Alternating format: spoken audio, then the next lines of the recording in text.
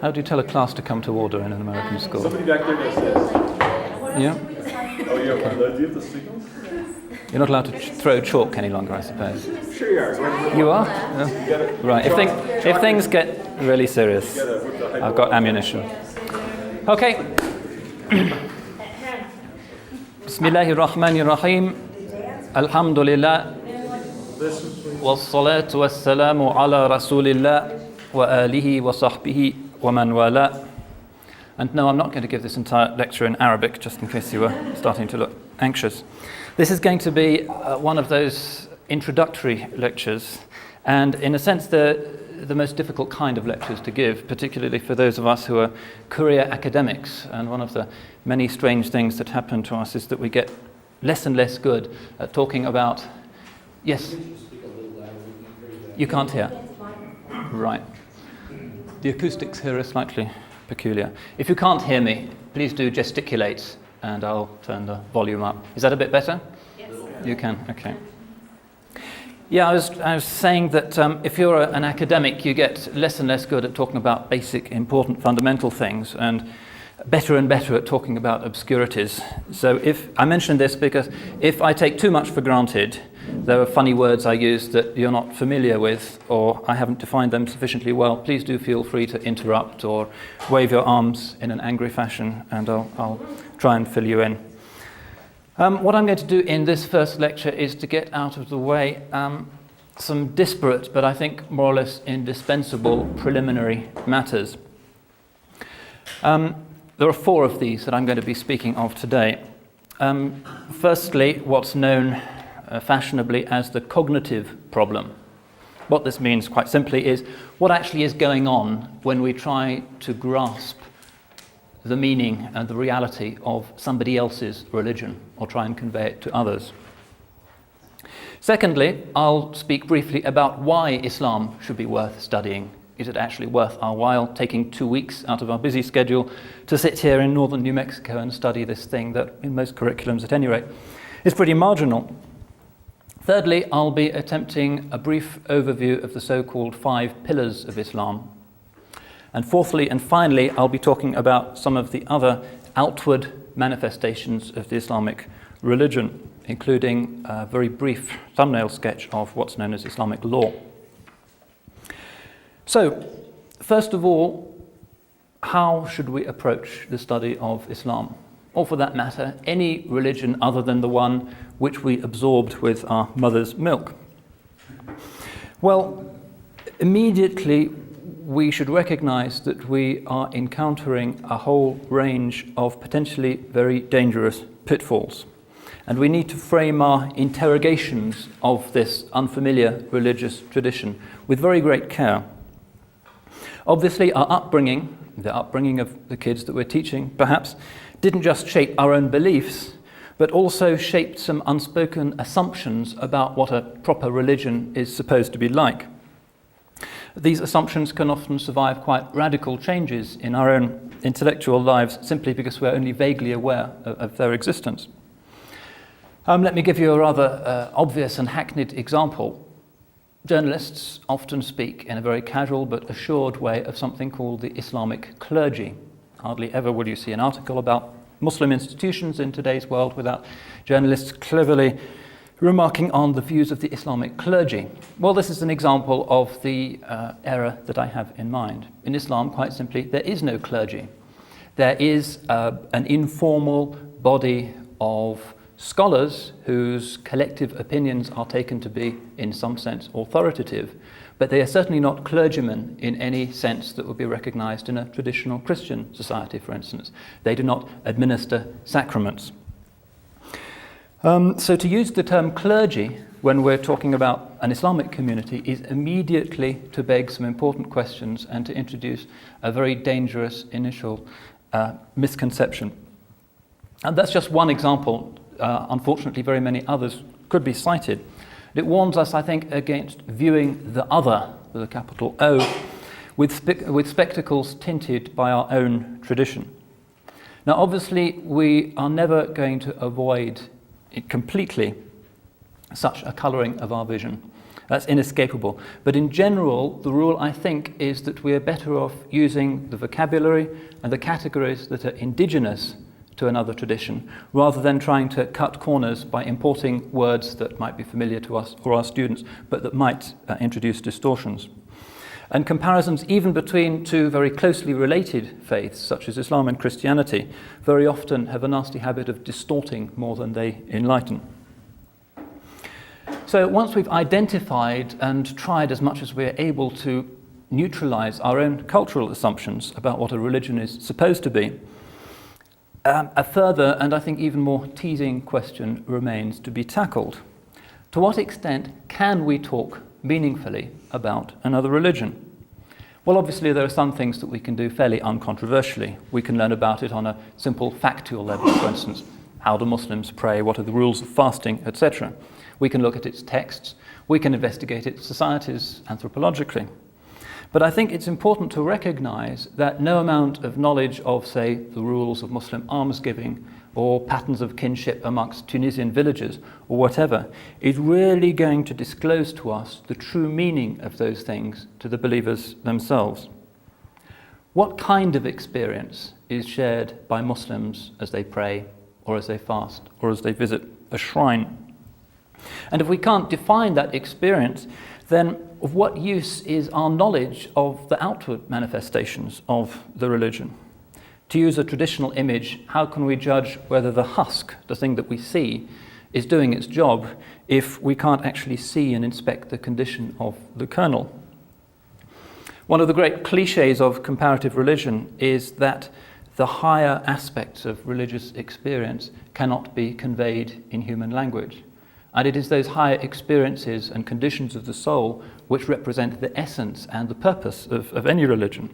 Perhaps some of you know that the first words of the Taoist scripture is that the Tao that can be spoken is not the true, the eternal Tao. And the same image is commonplace in all of the world's great spiritual literatures. So I think that this should inspire in us a certain due humility, that an academic course on religion, or anything that can be done in schools, has to recognize that we can't grasp the live, beating heart of the religion. We can admire its art and its literature, and I certainly think that aesthetics do represent a universal language, that we can authentically grasp something genuine in, say, the Taj Mahal or the Alhambra or any of the great physical manifestations of Islamic culture. I don't think that these things are purely relative. And the Taj Mahal, for instance, might hint to us in some intuitive, discursive language something about the nature of the Muslim soul that designed and commissioned and patronized that building. But a formal lecture such as this, or a class in a school, really can only convey those fairly limited aspects of religion that lie within the grasp of language. Now, I don't think this means that we should give up the effort altogether. After all, we comparative religionists would be out of a job if we said that we can't talk about other religions at all. So generally that's not a conclusion that we invite. Nonetheless, I mention this in order to hopefully induce a sense of humility, that when visiting somebody else's sacred space, we take off our shoes and we acknowledge that there may be things going on that are simply beyond us.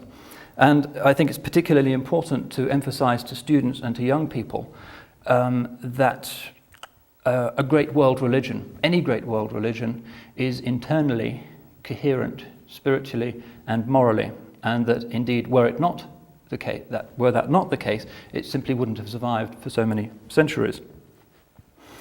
So my lectures are going to proceed in this, hopefully, spirit of humility.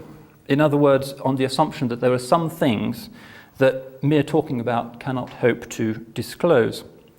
The core aspects of Islamic experience, whether we believe them to be of divine origin or some kind of psychotropic experience that even the psychologists, frankly, can't agree on. So it is those palpable things, I would suggest, that are the subject of our inquiry. The doctrines of the religion that can be measured and in a sense can be assessed for their internal coherence, and sometimes their philosophical validity can be judged from the outside. The ritual practices of the religion, in Islam's case paradigmatically the 5 pillars, social organization, and also hints at the spiritual reality of the religion through literature, art, and architecture. Anyway, these questions lead us on to the second large question we have to be asking ourselves. Why study Islam? Is it really worth it? Well, obviously, if you've chosen to attend this course, you've already formulated your own answer to that question. But let me just try and list some reasons, just in case, for instance, you have kids who are not particularly motivated to study it. The most obvious reason is that Islam is quite simply a major fact of world history. In fact, although it's not sufficiently acknowledged, between, say, the 8th and the 16th century, Islam was the dominant civilization on the planet. Dominant in the sense of its demography, of its economic prowess, of its cultural productivity, and also of its universal character. China and India obviously also developed great civilizations at that time, but they were limited within a particular geographical area, whereas Islam was a great sprawling civilization. Christendom, for that period, was confined essentially to the small European appendage to the Old World, while Islam's political orbit embraced a truly gigantic swathe of the planet. Half of Africa, the Middle East, the Indian Ocean, India itself, Central Asia, and Indonesia. Islam, in short, was the great success story of the Middle Ages. Christians, when they interacted with Muslims politically, invariably found themselves up against more powerful, very redoubtable, often palpably and embarrassingly more civilized Muslim neighbors. From Christian Europe, if you went south, you would come to Muslim Spain, whose population in the 11th century was actually greater than all of Christian Europe put together. The biggest city in Europe was Cordoba, under the Muslims, which had over 1 million inhabitants, at a time when the largest Christian city in Europe, Paris, had barely 60,000. To the southeast of Europe, there was, of course, the Middle East itself, and in due season, the very alarming Ottoman presence in the Balkans. It's easy to forget that only 300 years ago, the city of Budapest was a flourishing Muslim city. To the east, where nowadays one generally encounters parts of Russia, there were again powerful, flourishing Muslim states, those referred to by European historians as the Tatar Khanates, the Volga Bulgars, and the Golden Horde. And again, these were far more flourishing in their civilization than their Christian neighbors. Moscow was a fairly small city. Kazan, the great Muslim city on the Volga, was a great center of culture, civilization, etc. So Christendom was more or less encircled, and the only way it could go, of course, was west, which is one reason, of course, why it did just that. So that's one reason why Islam is certainly worth studying. It's of more historical importance to Europeans and to Christians than is any other civilization. Secondly, Islam is of intellectual interest. It's particularly interesting because, like Christianity, it sprang from the same Semitic soil, and it also allowed its dogmas to be shaped by the same categories of Greek philosophy. In fact, Islam is, for these two reasons, more closely related to Christianity than is any other religion, not excepting Judaism. And by seeing how the universal issues and problems raised by the premises of Semitic monotheism, questions of metaphysics, styles of worship, problems about the existence of evil in the world, for instance, mysticism, by looking at how these universal problems were addressed by Muslim thinkers, Christians have historically often found that they can acquire valuable insights and perspectives on their own tradition.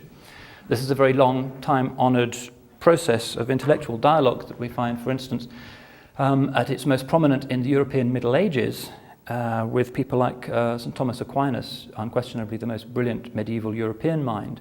And in his great work, the Summa Theologica, he refers to two individuals more frequently than anybody else. He talks about the philosopher, by whom he means Aristotle, and he talks about the commentator, by whom he means Averroes, who was, in Arabic, Ibn Rushd, the great pious Maliki judge and philosopher of Muslim Cordoba.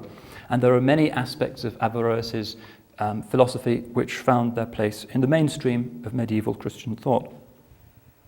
So in both of these ways, in terms of political history and intellectual history, Islam inhabits the world of Western Christianity. There has been a genuine overlap. Now this takes us on to the third reason why Islam is worth studying. Islam is a major fact of today's world, merely in demographic terms. At least 62 states now have Muslim majorities, and these include some of the world's most populous countries.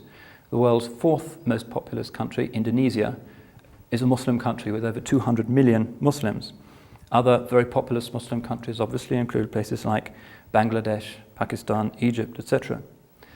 Although no statistics, especially in this area, should be trusted, generally it's assumed that around 1.2 billion human beings today follow the religion of Islam. Hence it's Christianity's nearest numerical rival. Now what's even more striking is that largely because Muslims are the inhabitants of the impoverished third world, this figure is growing rapidly. And demography is one of the great determining facts of the world's cultural and political history. According to one set of figures, specifically those set out, I think, on the basis of some very solid research in something called the Oxford Encyclopedia of World Religions, at the beginning of the present century, the Muslims represented about 12% of the world's population. In 1985, the figure had jumped to 17.1%.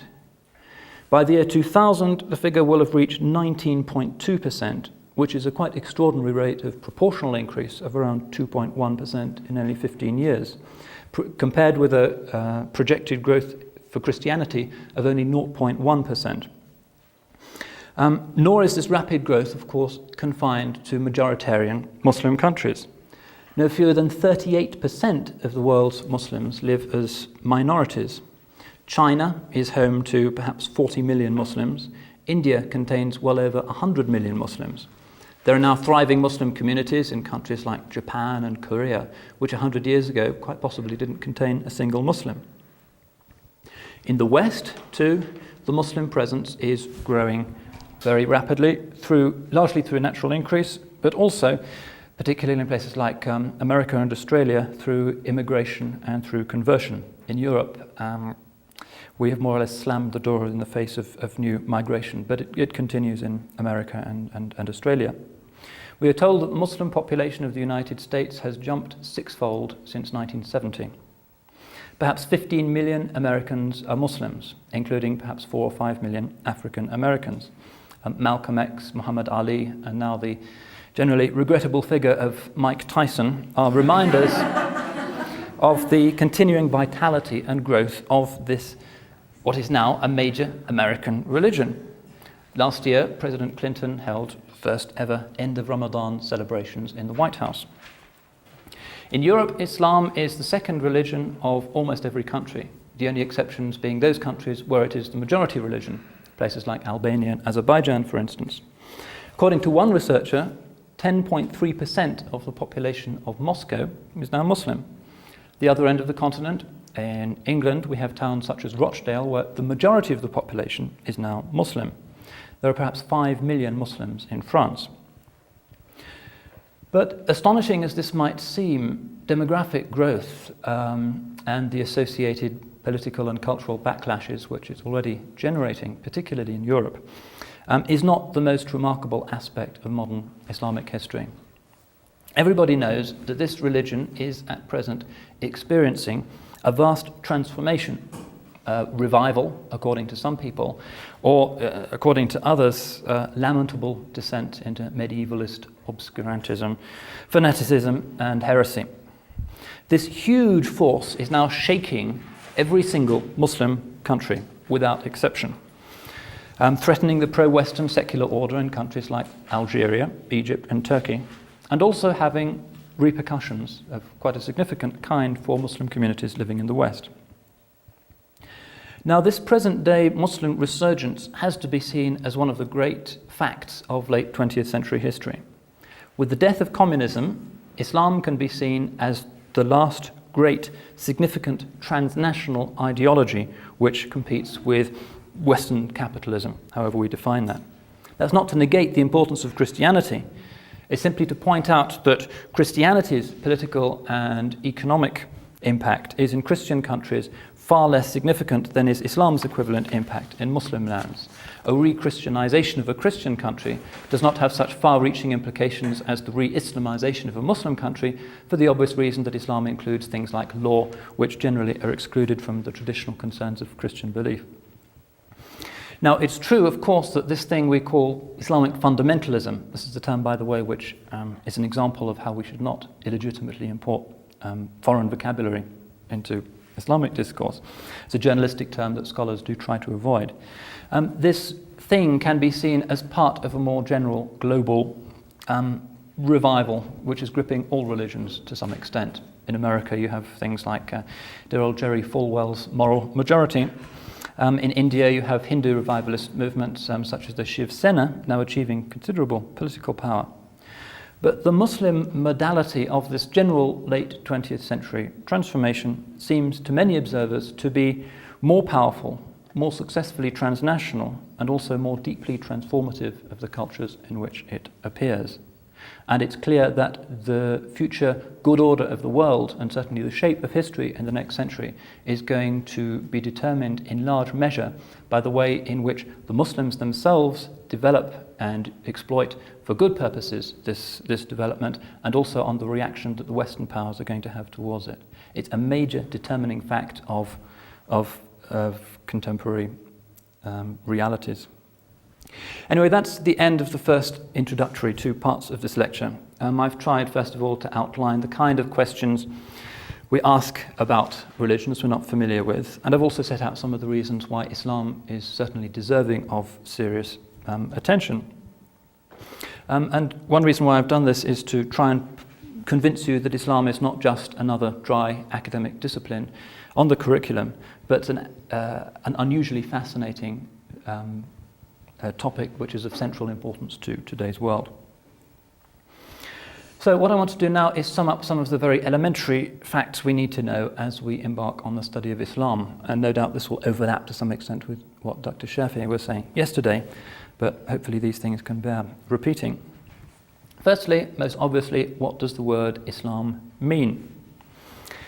Well, grammatically, it's described as the verbal noun of the fourth derived form of the Arabic verb salima, which means to be safe.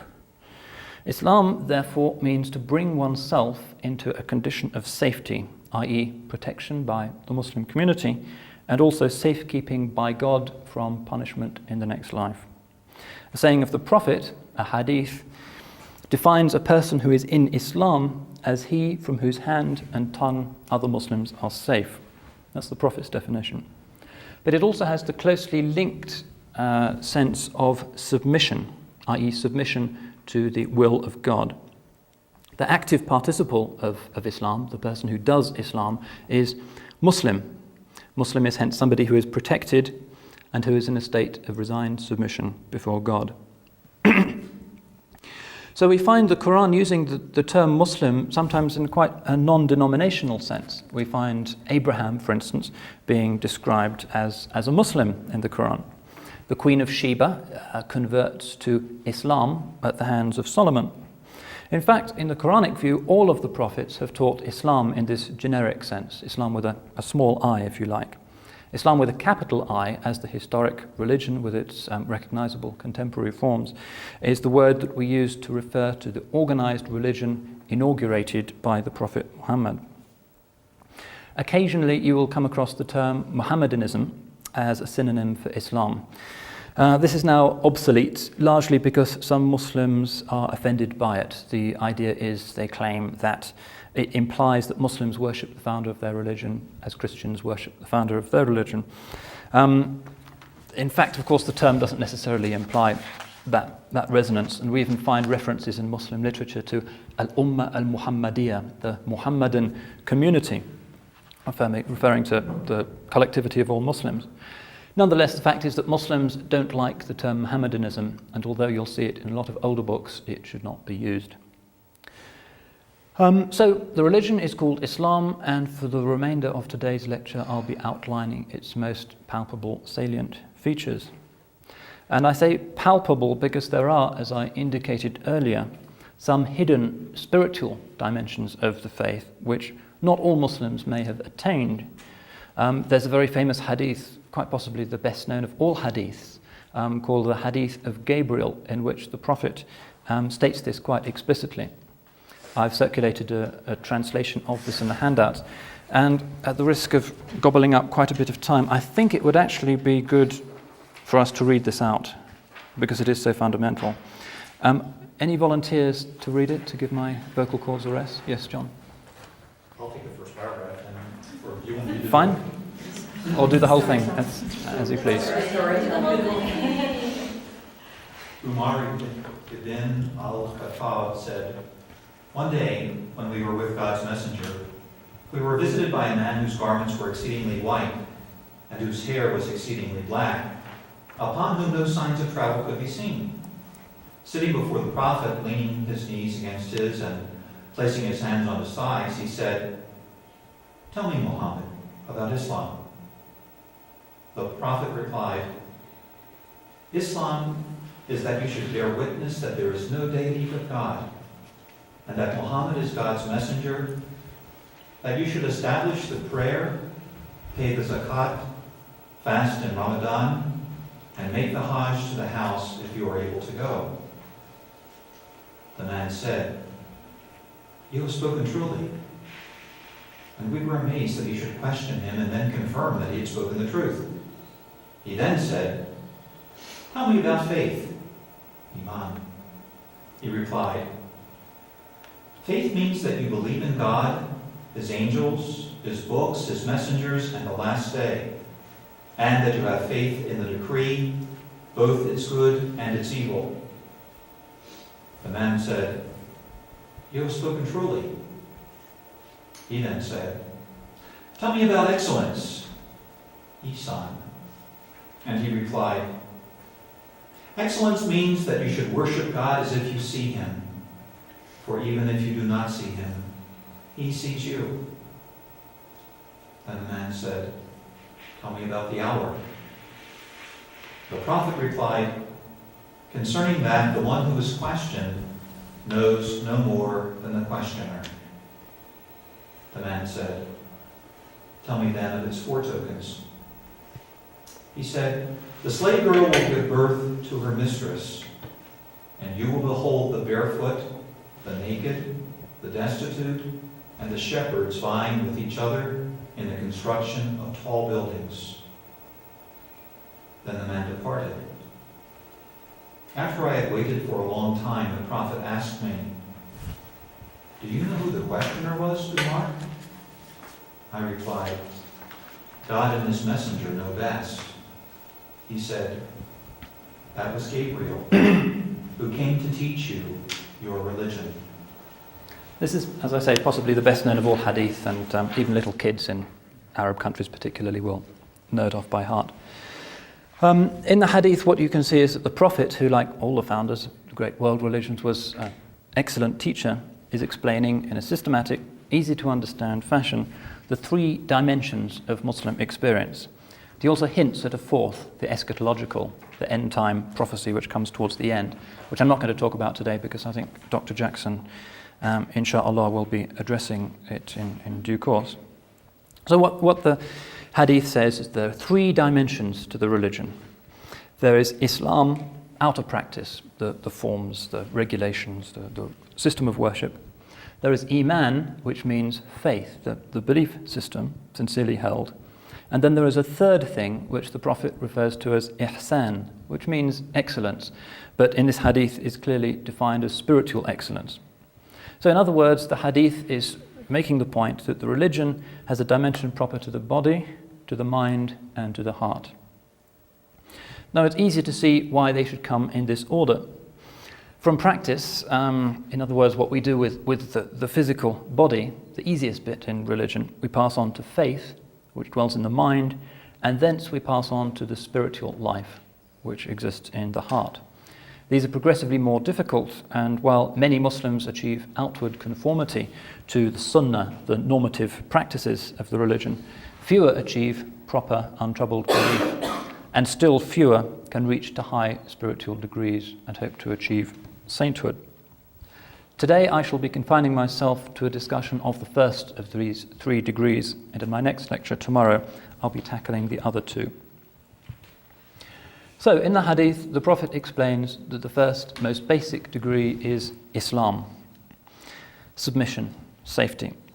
In another famous hadith, the Prophet defines Islam in this sense as a set of outward activities. The hadith, again I've circulated a copy, is Islam is built on 5 pillars. It is to bear witness that there is no deity but God, and that Muhammad is God's messenger, that you should establish the prayer, salat, pay the zakat, fast in Ramadan, and make the hajj to the house, i.e. the Kaaba, if you are able to go. And these are the so-called 5 pillars of Islam. And the metaphor indicates that these things do not constitute the essence of the religion, but merely its necessary supports and foundations. So let's take a look at these one by one. Firstly, the Shahada. Let me inscribe this for you, just in case your Arabic's a bit rusty. Shahada means testifying, bearing witness. Islam prefers to use this expression to say what might be the Christian equivalent of creed. This reflects the Qur'anic conviction that religious confidence is not something that is so much acquired as innate. One of the key differences between Muslim and Christian theology is that Islam doesn't accept the idea of original sin. Infants are not born in some sinful state. They are born pure. They are made sinful by their circumstances as they grow up. So to carry out the Shahada, to bear witness, is to testify to something that we knew as disembodied souls before we were breathed, as the Quran puts it, into the embryo in our mother's womb. Now this formula, which is probably the most frequently repeated set of words on the planet, is Ashhadu an la ilaha illallah wa ashhadu anna Muhammadan Rasulullah. More simply,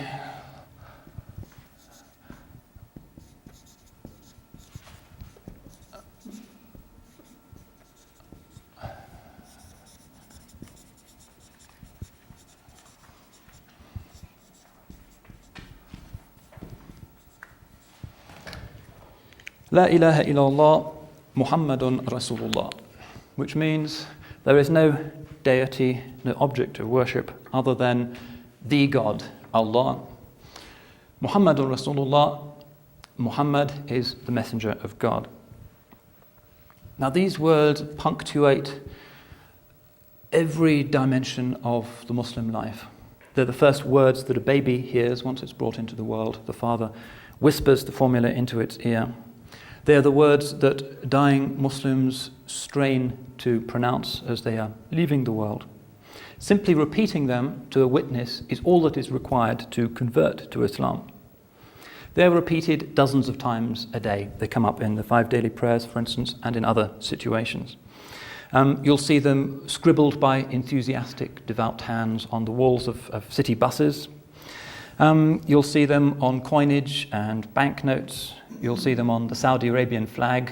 If you've seen it, you'll know it's basically a green flag with a sword and there's some Arabic script. This is what it says. You can see them in elaborate calligraphy on bumper stickers. Every Friday sermon begins with these words. Now you can see these, for those who like comparisons, as the Muslim equivalent of the Christian defining symbol of the Christian faith, which is of course the cross. The cross, one of the great symbols of world religions, denotes the intersection of heaven and earth, the vertical and the horizontal. And that's what the Shahada is doing as well. The first phrase of the Shahada affirms a metaphysical, almost hermetic truth. Only God is God. It doesn't attempt a definition of God. Language can't do that. It says there is nothing worthy of worship, nothing worthy of having divinity or ultimate reality attributed to it except the God, except Allah. That's the vertical, metaphysical dimension.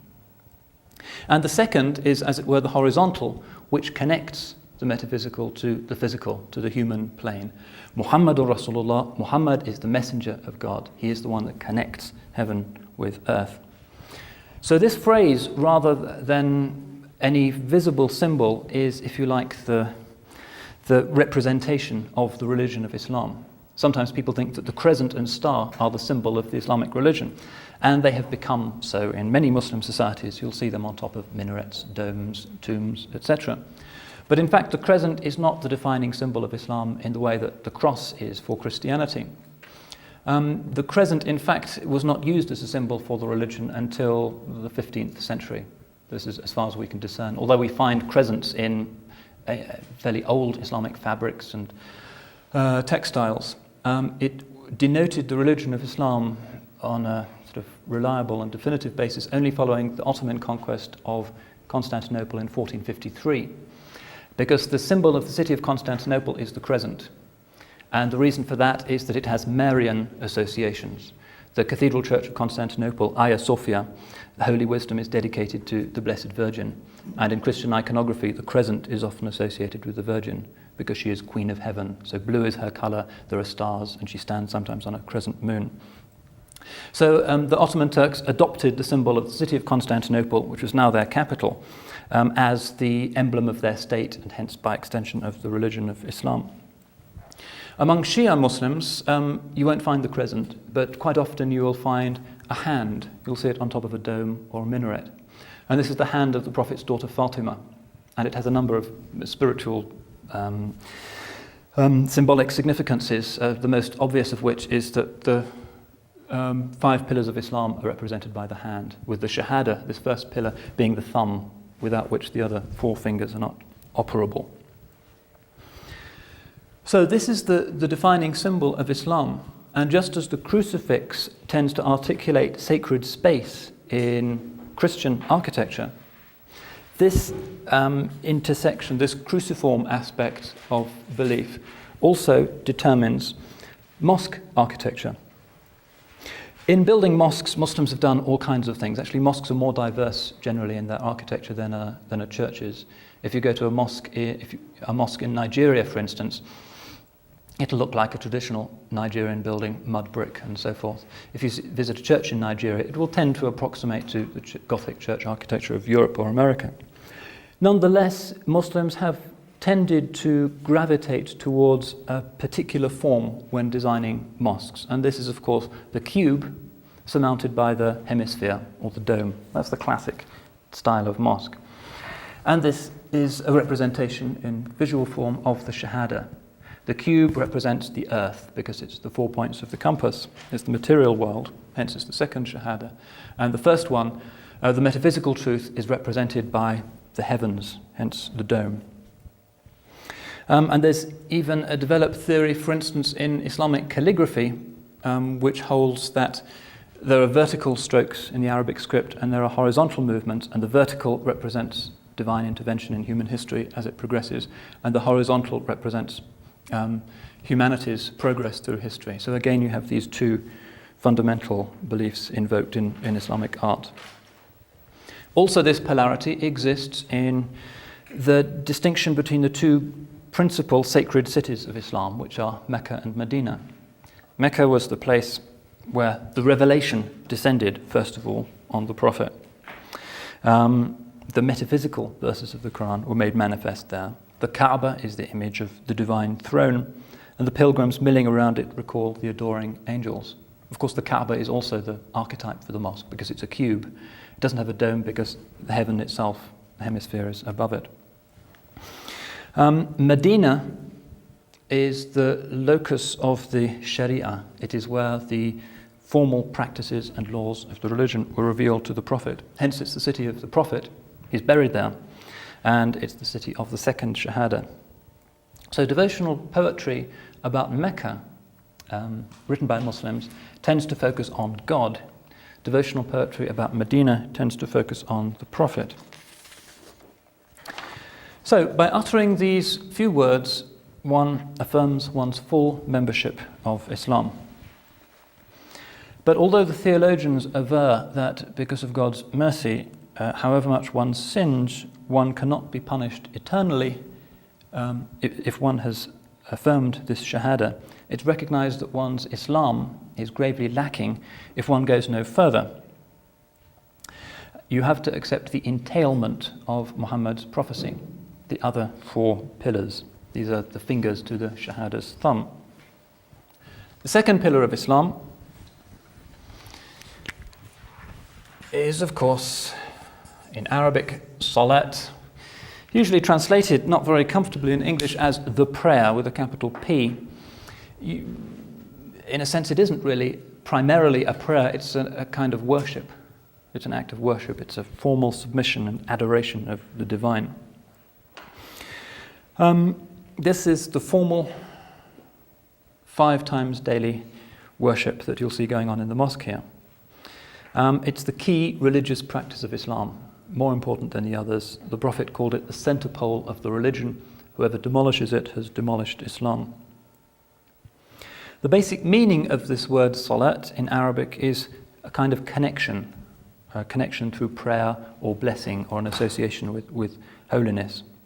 So in the Quran we find that God and his angels also engage in a kind of salat in the sense of blessing mankind. Surah 33 verse 43 says, "It is he, i.e. God, who performs the salat over you and his angels that he may bring you forth from darkness into light." In another passage, the Quran affirms that salat is actually the practice and the norm of all creatures. Surah 24 verse 41 says, "Have you not seen that everything in the heavens and the earth glorifies God, and the birds spreading their wings? Each one knows its salat and its glorification." And elsewhere, Surah 21 verse 73, for instance, the text declares that earlier prophets, such as Abraham and Lot, also performed salat. So this Quranic model shows that the term itself actually has a very wide application, and that the formal worship, which is instituted in Islam, is simply the Muslim extension of a universal cosmic pattern in which God, the angels, the creatures, and all earlier prophets have all participated. So what's the specifically Muslim form of this universal practice? Well, the hadith outline it in some detail. Generally, the Quran lays down guidelines and global principles, and the detailed working out of these principles are in the hadith. So you won't find a description of how to do the salat in the Quran. The objective is to pray as the Prophet himself prayed. And one of the interesting things about Muslim worship is that if you go into a mosque, the rituals you will see have remained unchanged for 1400 years. You are seeing, as it were, a glimpse of the distant past. Now, the characteristically Muslim form of salat is something that acknowledges the mutual interdependence of the body and the soul. These two things are in the Islamic vision closely intertwined. Islamic civilization has never accepted the Cartesian body-soul or mind-soul or mind-body dichotomy. What you do to the body has an effect on the soul and vice versa. And the Prophet said that man is closest to his Lord when in prostration. And this is the culminating rite of the salat, the act of touching one's forehead to the earth, this humble matter from which we were made and to which we will return. And in the Semitic tradition, generally the forehead is the symbol of pride. So this culminating act of the prayer represents the quintessence of Islam, submission to the omnipotent, majestic celestial king. This prostration, sajda, is the culmination of the salat.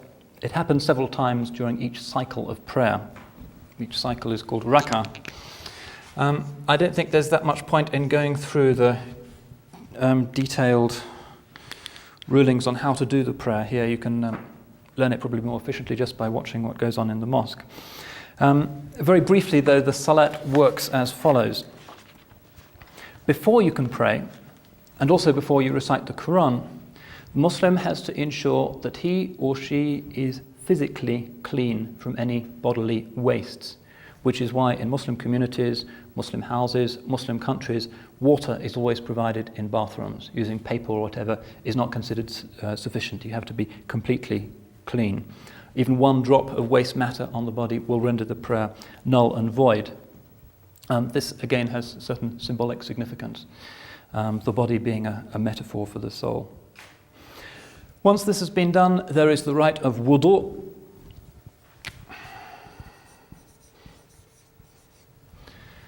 which is the formal washing that takes place before the prayer can be done. And this is a very brief, concentrated, stylized, almost Zen-like ritual in which the hands, the forearms, the face, the ears and the feet all have to be cleansed with pure running water. The symbolism of this obviously is obvious. As in Christianity, the rite of baptism uses water as an image of divine mercy, water being what comes from heaven. But the rite has a practical significance as well. Physical cleanliness in a mosque is extremely important because close physical proximity is normal. So to supply clean water for these ablutions, mosques have fountains in their courtyard, or at least they'll have a row of taps. Water is also required for the hammam, the public bath, which until very recently in Muslim communities was a very important feature of life, the famous Turkish bath.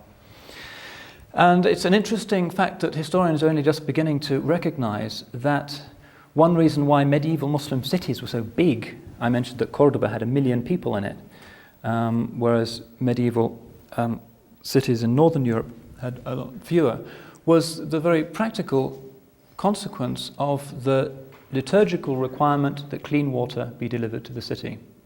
Whenever Muslims captured a town or founded a town, the first thing they had to do was to establish a place of worship.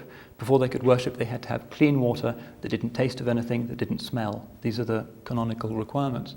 And the provision of clean running water was in Muslim societies a very important means of circumventing some waterborne diseases, so that cholera and various kinds of plagues were actually less common in medieval Muslim societies than they were elsewhere. It wasn't just Cordoba, places like Baghdad, Cairo, and a few other cities also had well over 1 million inhabitants. Anyway, that's by way of a footnote. Once the wudu is completed, one recites the Shahada, and then the Muslim is in the state of what's academically referred to as ritual purity. And this state enables him to approach the sacred. He or she can touch a copy of the Quran, can enter the sanctuary in Mecca, and can perform the salat. It's perhaps a Cambridge vice, by the way, that I use the male pronoun. But the important point to bear in mind is that the 5 pillars of Islam are equally incumbent on both of the sexes. Even the Hajj, which often is more difficult for women than it is for men, is just as incumbent for women as it is for men. So how does the prayer itself work? Well, it doesn't have to take place in a mosque. There is no rite of consecration. The prayers we do in the mosque here could just as easily be done outside in the car park. It's just that a mosque is a special place where it's easier to concentrate on the divine and excludes other more profane activities. The worshipper has to stand in a clean place, hence shoes which can bring in impurity. Sorry. I have a point of clarification. Mm-hmm. As a practical matter, I wouldn't think most people pray in the mosque 5 times a day. Is that correct?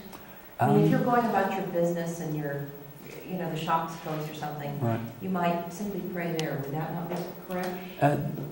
It depends very much where you are.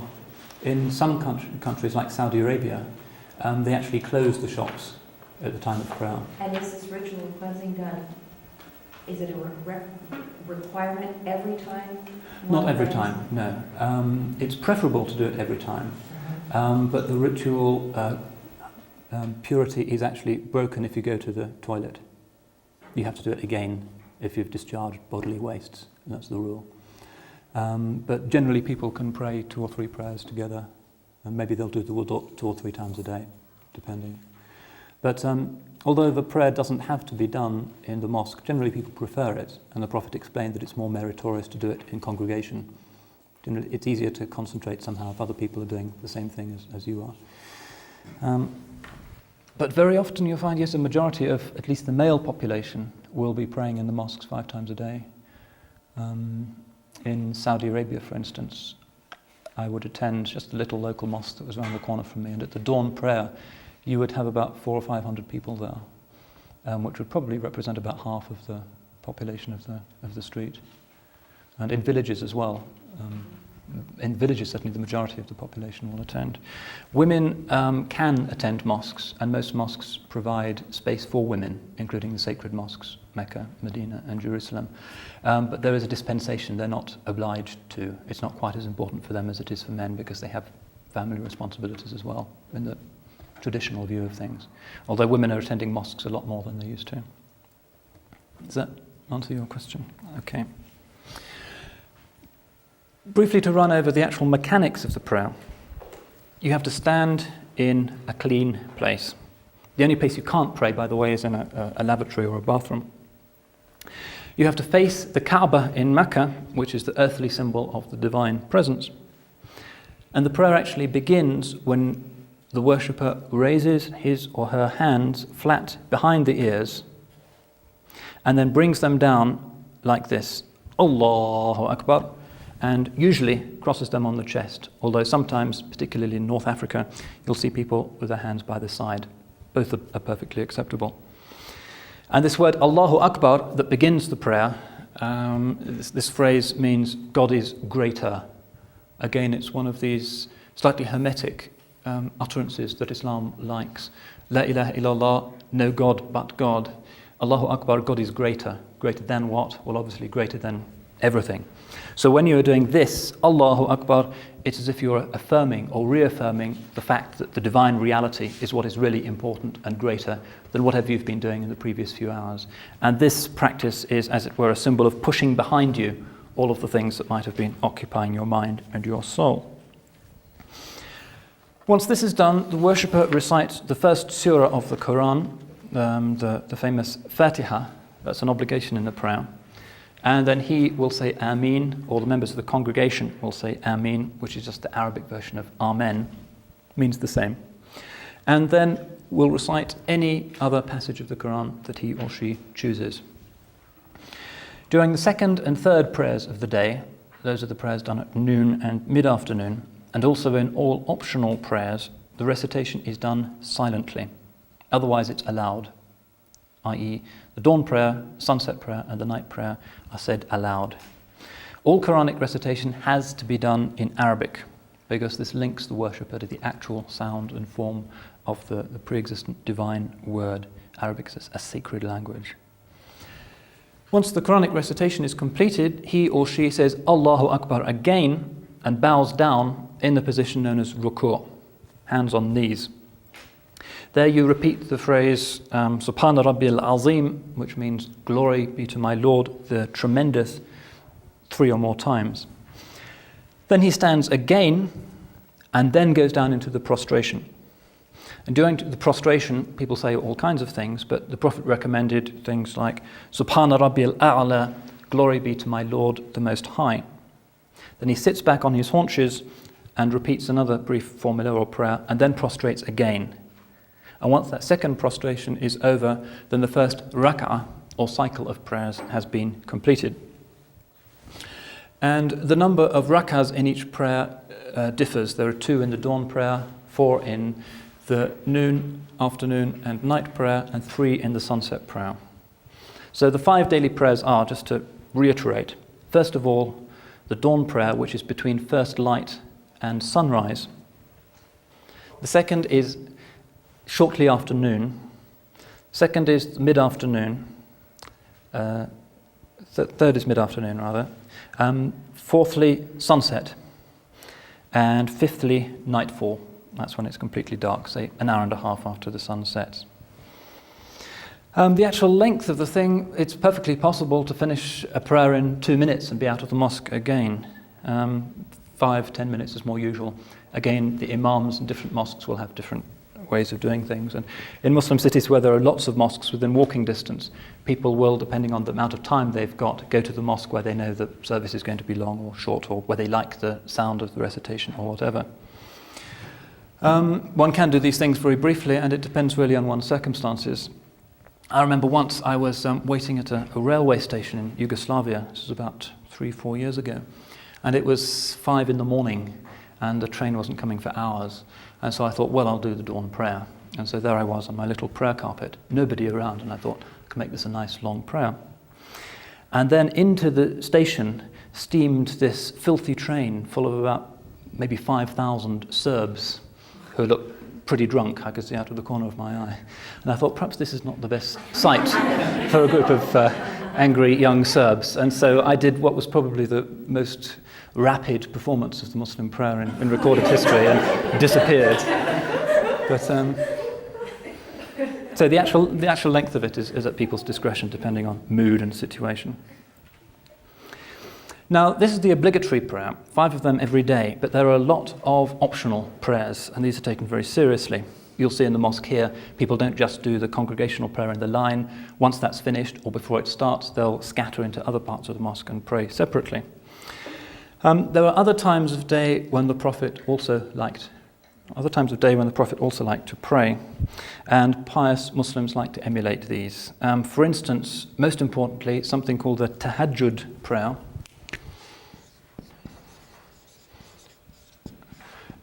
This is said in the middle of the night. People wake up for it. My mother-in-law, for instance, who's from Pakistan, I've lived in her house for some time and observed her movements. Every night she gets up at about 2 a.m, makes herself a cup of tea, and then prays this tahajjud prayer for a couple of hours, and then goes to sleep again for an hour or so before the dawn prayer. And in her social world, that's very normal. The tahajjud prayer can be a very large number of rak'ahs. You can recite very long surahs of the Quran. More or less you can do what you like. And this is generally the prayer that is taken most seriously by very devout, spiritually minded Muslims. The formal congregational prayers during the day are an important assertion of communal solidarity, the equality of believers, etc., etc.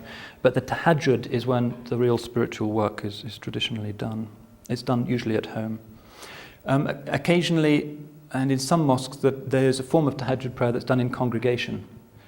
For mosques where there's a very strong interest in nocturnal vigils. And you'll see this during the month of Ramadan in the great mosque in Mecca. If you turn up there at about 3 a.m. during Ramadan, you'll see perhaps 500,000 people all doing tahajjud together. And it's actually very impressive. Most things about Mecca are just visually stunning. And I remember the first time I got there, I was pretty late and the prayer had almost finished. And I couldn't believe it, but I could hardly find a place in this mosque, which has, its official capacity is about 700,000. But in reality, it gets pretty crowded and probably you get 1 million people in there. And I could hardly find a place to stand. And I was there at 3 a.m, went up one of the escalators. There are 24 huge escalators that take you up to the roof because there's no room downstairs or on the first floor. So you have 250,000 people praying on the roof. Found myself a little space at the back, and I saw that the floor was actually wet, and I thought, it's been raining, that's pretty weird for Mecca. And after 5 minutes or so, I realized it was because so many people were crying. The force of the occasion, the awe that they felt before God's house, the holy month, the effect of the fasting, the recitation of the Quran overpowered people, and many of them were actually in tears. So it's a very, very powerful thing. Other optional prayers, there's something called the duha prayer, which some people do, that's D-U-H-A, which is said in the mid-morning. Another optional prayer. Another one called the awabin, which is said between the sunset and night prayers. On Fridays, there is the congregational prayer that comes complete with a sermon. Not to everybody's delight, but one listens to it. The Prophet said that this should be short, but in reality, it's sometimes longer than some people would wish. Some things, it seems, are common to all religions. And this is an obligation. While it's strongly recommended to attend the 5 daily prayers in congregation, it's an obligation to attend the Jummah, a Friday prayer. Jummah, yeah. That's the Friday. That's the Friday congregational prayer, which takes the place of the noon prayer. Jummah just means assembly or congregation.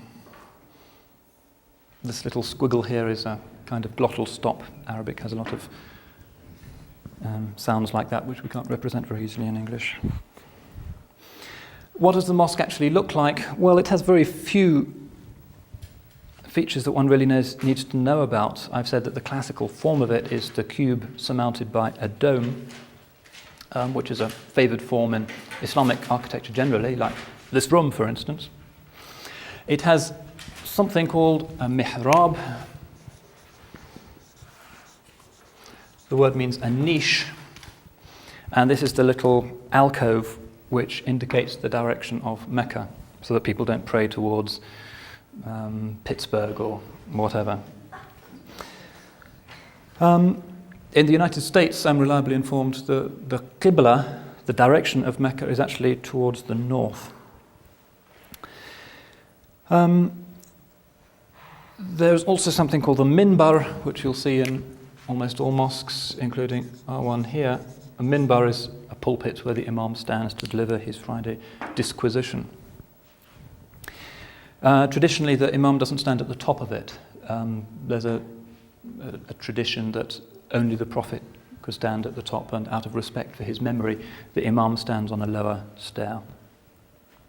Minaret is not necessary at all in a mosque, although it's traditional. In fact, the original mosque founded by the Prophet in Mecca didn't have a minaret. The aesthetic of mosques does vary hugely, as I've said. There are mosques in China that look almost indistinguishable from Confucian temples, and so on. The collective prayer has to be led by an imam. The word simply means somebody who goes out in front. So the word can also have political meanings. The imam of a state, for instance, is the head of the state, somebody who's in front of the rest. He is not an ordained minister in any sense, because there are no sacraments that he's administering, no communion, no baptism, or whatever. So any adult member of the congregation can serve as imam, as long as he can recite the Quran coherently. His function basically is largely to mark time, so that people are doing the same thing at the same time, to ensure the proper coordination of the movements of the congregation. But since part of his responsibility is to recite the Quran in a beautiful, mellifluous voice, which is something that the Prophet himself insisted on, usually somebody is chosen who has a good voice and has memorized a lot of the Quran. Very often you'll find it's somebody who's memorized the entire Quran.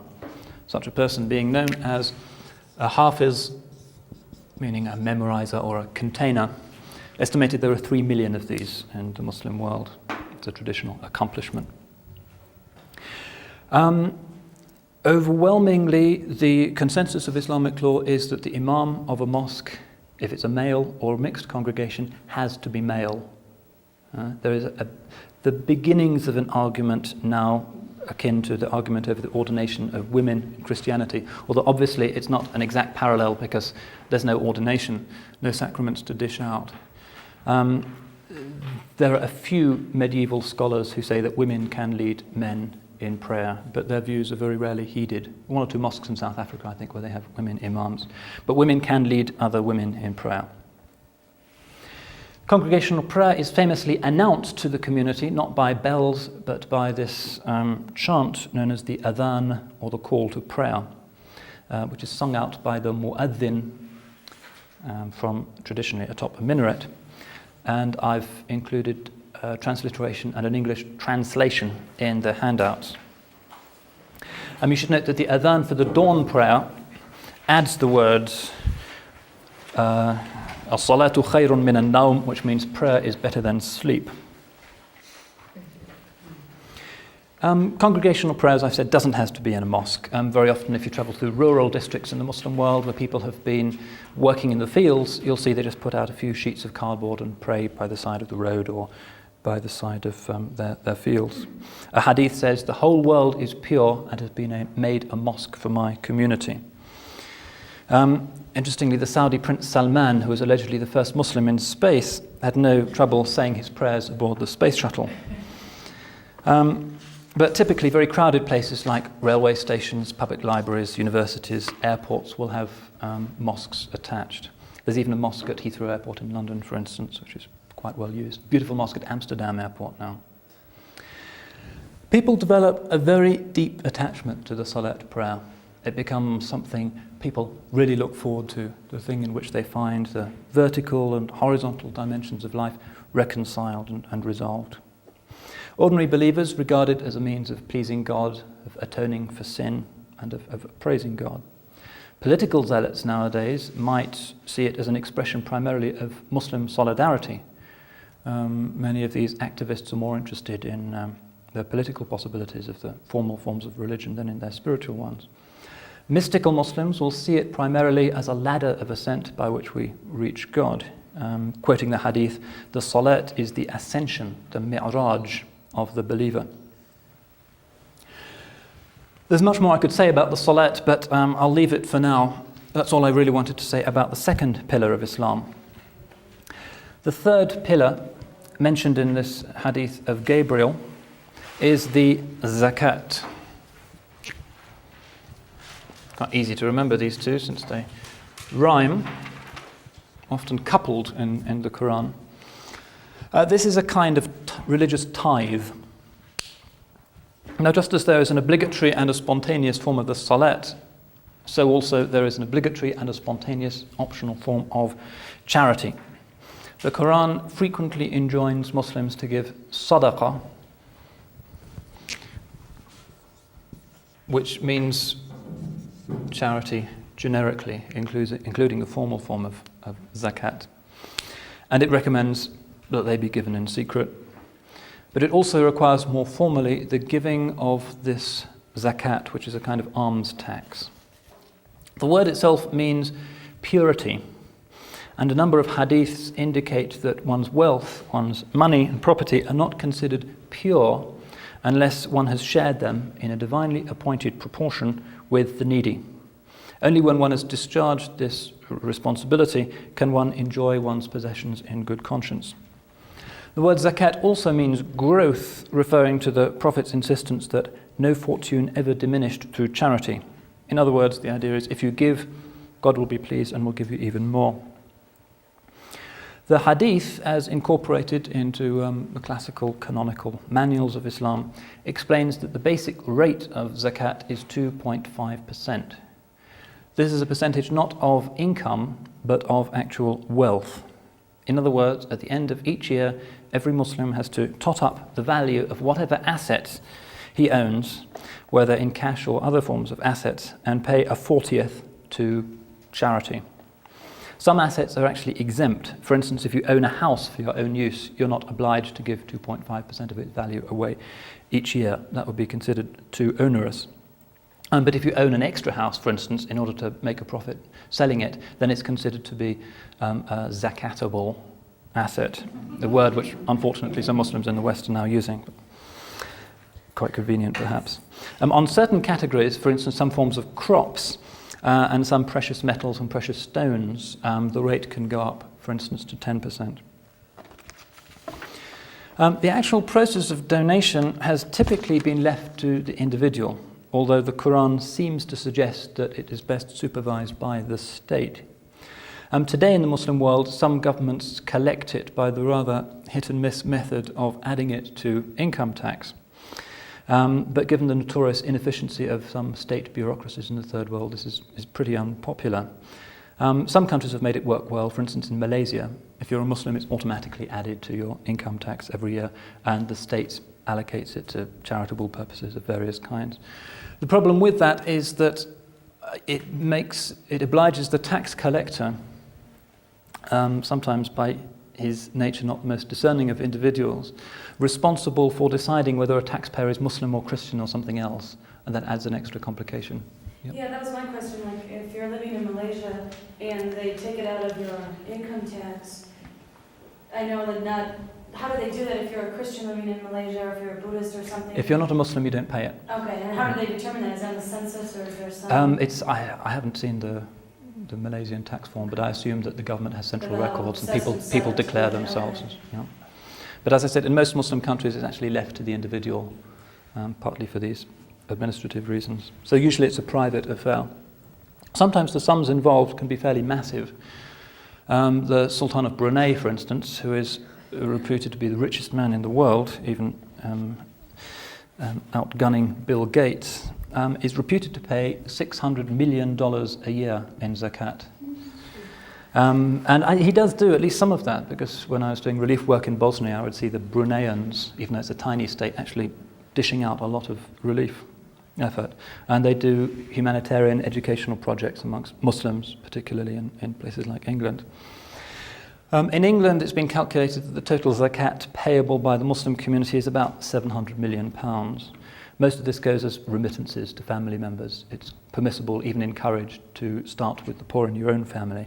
So this will go as remittances back to poor relations in Pakistan or Bangladesh. I'm sure the same kind of thing happens in the States. There are also Muslim charities which accept zakat. Many mosques in the West have their own zakat funds. You'll see a large chest with a slit in it in the mosque where people drop their checks or their cash. And needy individuals can apply to the mosque administration for a handout from those funds.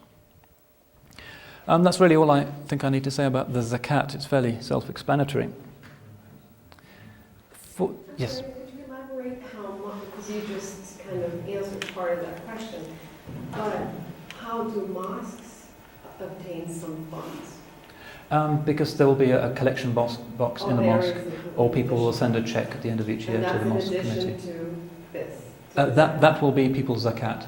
For instance, if my salary is $100,000 a year, I would be paying $2,500 every year, assuming that was my the sum total that remained to me at the end of the year, and I could give that to the mosque to be dished out in the local community. And Who administers the mosque? That's a question. okay, that's another useful point. There is no canonical guidance on how a mosque is to be administered. In a lot of Muslim countries, particularly nowadays, the state keeps an eye on the mosques and appoints salaried imams. For instance, in Egypt, 10 years ago, the government nationalized all of the mosques. The reason for this being not zeal for the propagation of correct doctrine, but simply to ensure that the government wasn't being criticized by radicals from the pulpit. So they dish out approved subjects for each Friday sermon, and that's regrettably quite common in the Muslim world nowadays. And I've seen in one mosque in Cairo, near the loudspeaker, mosques tend to be big, so they use sound systems, there's always a guy who obviously doesn't fit in because he doesn't quite know what to do. Obviously from the secret police, and he has a jacket, obviously some kind of automatic weapon under his armpit. And if he hears something he really doesn't agree with, it's known that he will pull the plug on the sound system, and the imam will probably go to jail, regrettably. But it is one of the traditional responsibilities of the imam of a mosque is to draw attention to official abuse and corruption. In the West, mosques are administered generally as private charities or trusts with a management committee and subcommittees and so forth, rather as any other small charity, or perhaps even as some small autonomous Christian denominations would be run. But there is no overarching hierarchy, for instance, in the United States, no hierarchy of bishops, an archbishop and so forth. Mosques and Muslim communities generally tend to be quite jealous of their own independence. They like to do their own thing, which has advantages and has drawbacks. It means that unity on any particular issue is difficult. When the media want to know the American Muslim view on such and such a subject, who do they turn to? With Christians it's easy, you just interview the bishop. With Muslims, well, you've got 10,000 different mosques probably all saying different things. So it's a drawback in that sense, but it also has the unquestionable advantage of ensuring a certain freedom of conscience. Mosques can do their own thing, and there's no orthodoxy being imposed from above. Yeah. Getting back to the money. In a place like Malaysia or Egypt then, where the zakat may be intermingled with tax revenues, is there any watchdog on the state to make sure they're not buying tanks and bombs and stuff like that rather than giving money to... Generally there is, yeah. It's something they do take seriously. For instance, in Egypt, the government has its own bank called the Nasser Social Bank or something, and that's where all of the zakat funds go when they're separated out from people's income tax returns, and they do social projects, and generally it's poorly administered, as such things tend to be in the third world. And most people wish that they could just give out their zakat according to their own consciences. But again, the governments tend to have an interest in not allowing that, because people might be donating for things that the government doesn't approve of. Radical groups, publications that don't support the regime, whatever. It's a regrettable fact of life in the modern Muslim world that everything is very politicized, and the government likes to get in on the act, even in these aspects of religion that are supposed to be individual or small community concerns. So this is really, I'm looking at this as, it's one of the disadvantages of not separating church and state in the Islamic system. I mean, since they don't have a separation, there's room for, well, lots of corruption, it would seem. Oh, there's room for abuses, Yeah. certainly. It's generally an oversimplification to say that Islam is a theocratic system. I'm not trying to say that. But Yeah, there's a common perception that there's no distinction between religion and the state, and the religion is the state. The head of state is like a great archbishop who defines doctrine as well as economic policy. Traditionally, Muslim societies haven't worked like that at all. The religious hierarchy, in as much as it has existed, which means not clerics but experts in the law and in theology, have often existed very separately from the state and even in an antagonistic relationship to it. And the state has always been regarded as a kind of rather vulgar thing, sort of fat sultans and corrupt people that religious people don't have much to do with. So the idea that Islamic civilization is naturally theocratic simply isn't borne out by the patterns of Muslim history. But it's a possible source of corruption, but also many Muslims would say that unless you have religious people supervising these things according to proper religious guidelines, everything's going to be done according to people's own personal interests, and so it's necessary that religion dirties its hands, as it were, with politics, because otherwise the public interest will not be served. Yeah. In the United States, Is the zakat collected only in the mosque? I think you said earlier there was a chest where people put their money. That would assume that there's an honor system that, for example, in your example where you said $100,000, $2,500, that would assume that you would give that much money without anyone checking on you or knowing, as you might have a country where there's a form where you fill it out on your tax return. But there's no system of checking, certainly not, and probably only a small percentage of Muslims here do pay the full whack. And then there really wouldn't be a list of the congregation, then, would there? Or would there? I don't know what the situation is here, but in England... They're very good at getting Yeah. lists and knowing who's there, and you get your little box of envelopes and In England, you'll find some mosques which accommodate very closely knit communities. For instance, if a whole village from Kashmir has moved to an area in Oxford, everybody knows each other. They will have a list of everybody. But I think Hakim... Perhaps Hakim could interject something. yeah, that's true, a place like that. In America, you'll find sort of variations on that. In some cases, people are on an honor system in which they give their zakat independently. And traditionally, there are 8 categories in which zakat is meant to be given, with priorities, categories beginning in your immediate neighborhood and so forth. And there are 8 traditional categories in which you pay your zakat. In some communities in America, you'll have more organized communities in which they actually collect the zakat, and they go up to the members of the community who are known and actually collect, and they will help them determine what their income is. And then that group that's appointed amongst them will pay out amongst the community to those 8 categories. So it's a little bit of variation. Generally, it's done independently. A few exceptions. Okay, do you want to? Is it one lump sum, or is it, can it be dispersed throughout the year? And also, if it is paid one lump sum, is there a specific time of the year in which it is paid? The traditional arrangement is that it's paid, usually people pay at the end of Ramadan. Sometimes people will do it according to the end of the Muslim year, at the beginning of the month of Muharram.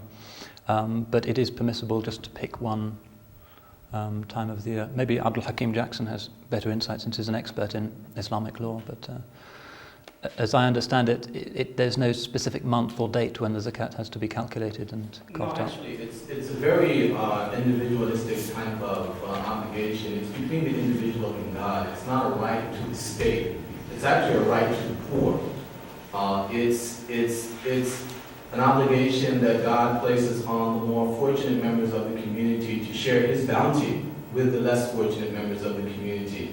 And so actually what happens is that it's not an income tax. It's a tax on assets, like he said. So for example, there's a threshold point. You have to have so much in savings that you sustain over a year. And at the end of that year, you pay 2.5% of those savings. So say, for example, I don't know what professor salaries are in England, but they're not $100,000 a year. But let's say I have a savings of $1,000 or say $5,000. Let's say I come to some money today. Well, I have to sustain and that money is over, I think the threshold level is about $150, between $150 and $175. So let's say I come into $5,000 today. If I sustain that over a year, on this date next year, I'll have to pay 2.5% of that. Okay? But if, for example, before that year expires, my kid falls down, chips a tooth, has to go to the dentist, then I have to spend that money for some legitimate need for my family, because my family comes first, then if that money drops below the threshold, then I'm not obliged to pay at the end of the year. And I have to wait till my savings goes back up above the threshold, it's sustained for the year, and then I pay. So it's not designed to, to be a burden on the community. It's designed really for those people whom God has blessed to have enough sort of disposable income over a sustained period of time, and they take from that to help out the poor and needy. Is this an individual or is it family? Per family or per individual? No, per individual. My wife's, in Islamic law, my wife's wealth is her wealth, and I don't have control over that. So she may end up paying zakat where I don't have to pay zakat, or I may end up having to pay zakat where she doesn't have to pay zakat, depending on what the situation might be. Can we move on now, perhaps? I want to get the other two pillars out of the way before. It's a useful intervention. Thank you for that. Before we break for coffee, I'll try and whiz through the last two pillars. Pillar number 4 is fasting in Ramadan. This is the 9th month of the Muslim calendar, and complicatedly enough, the Muslim calendar is a lunar calendar. Each month begins with the sighting of the new crescent moon. And this means that the Muslim year of 12 of these months is a little bit shorter than the Gregorian calendar. It's about 355 and a bit days. So what this means is that the month of Ramadan falls a little bit earlier each year. So sometimes it's in the summer, sometimes in the winter. At the moment it falls in the month of January. In northern latitudes, obviously, the fast is sometimes going to be a lot longer than it is in equatorial regions, because it's a dawn to dusk fast. In England, I remember 15, 16 years ago, the fast was in the summer, and we were starting the fast at 2:30 a.m., and then we would slump in front of the television watching cricket all day, and fortunately the test matches go on quite late in the evening. And then we would break the fast at 9:45 in the evening. Now that seems to be onerous, but in fact there's a kind of balance involved, because in equatorial regions the real problem is not the time but the heat. You get thirsty. Whereas in England, generally you don't get thirsty. So there's a kind of compensation now. Obviously there are exemptions if you're a quarry worker or you're a pregnant woman, for instance, or a number of other things. Or also, many people will say if you're about to take exams, you're exempted from fasting. And you can do various things like either making up the fast later in the year, or you can pay a cash equivalent to the poor. The actual sighting of the moon is a notorious controversy in Muslim communities, particularly in the West. The traditional schools of Islamic law insist that the crescent moon has to be physically sighted, and that the fasting month begins at dawn the following day. Increasingly in the Muslim world, people are using computer calculations and tables from observatories to work this out. But a traditional scene in a Muslim village, for instance, would be people going out after the sunset prayer and going up on top of a local hill, or even sitting on the roof of the mosque, and they sit around and drink tea and they look for the moon, and it's quite a festive occasion. Once one member of the community has sighted the moon, then Ramadan begins and the fast commences the next morning. The fast, as I said, is from first light, which is when the horizon first becomes visible, which is the time when the first adhan of the day is given. And it ends at sunset with the adhan for the sunset prayer. In a lot of Muslim countries, they have a canon that announces the exact moment when you can start drinking your can of Coke or whatever it is you wish to break the fast with. In Muslim cities in Ramadan, you can sometimes see large ceremonial cannons mounted in public parks and so forth, and they emit a satisfying bang at precisely the right moment. The rules of the fast are, While fasting, Muslim men and women equally are required to abstain from food, drink, smoking, and all sexual relations. But there are a number of other dimensions. The hadith also urge more rigorous observance of the rules of right conduct. For instance, we find a hadith saying 5 things break the fast: lying, backbiting, slander, swearing, and looking with lust. The purpose of fasting is really not different from the purpose of fasting in other religions, and I think all the major world religions have rites of fasting. The purpose is quite simply to briefly cut the believer off from physical ties to the world. Like the angels, the fasting person neither eats nor drinks. The aim is to create a sense of aloofness and independence from material passions and pleasures, enabling one to focus on God without distraction. More practically, it has the effect of teaching the wealthy what it's like to be hungry, thereby inculcating a sense of solidarity and charity. Partly for this reason, there's a special form of zakat which is given at the end or towards the end of the month of Ramadan called the zakat al-fitr. So we'll write this out. Again, an obligation, not onerous. It's calculated at approximately 3 litres of wheat or barley for every man, woman and child in a household. Literalist Muslims will say the Prophet gave it in wheat and barley, therefore we have to. So sometimes in Ramadan in Muslim cities you'll see people sitting out selling piles of wheat and barley. But increasingly nowadays people will just give a cash equivalent. In Ramadan, charitable and family activities are hugely important. The fast-breaking meal at sundown, the iftar, that's I-F-T-A-R, is a major social occasion.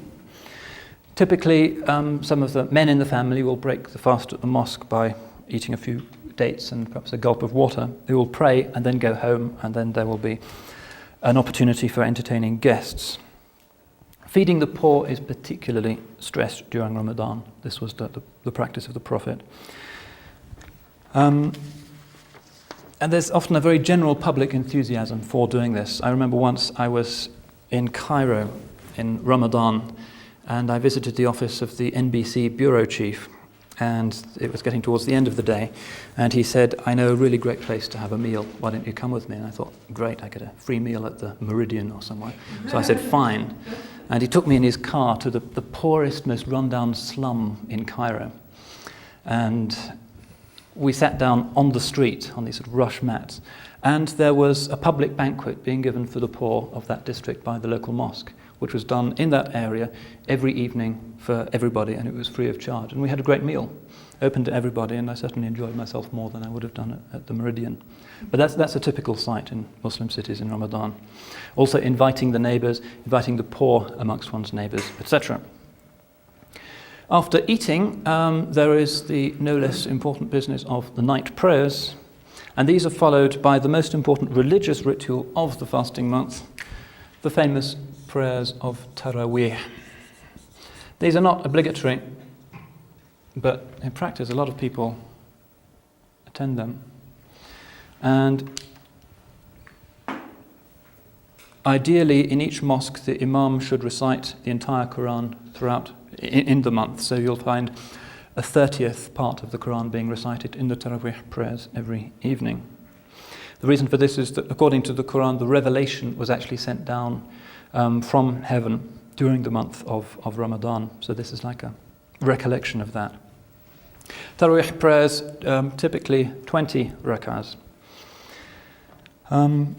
Devotional practices are also very much stressed. We are told that the nights in Ramadan are a time of particular holiness and spiritual potential. And there's something called the Night of Power, Laylat al-Qadr, referred to in Surah 97 of the Quran, which reads, "We have sent it," i.e. the Quran, "down on the night of power. What will convey to you what the night of power is?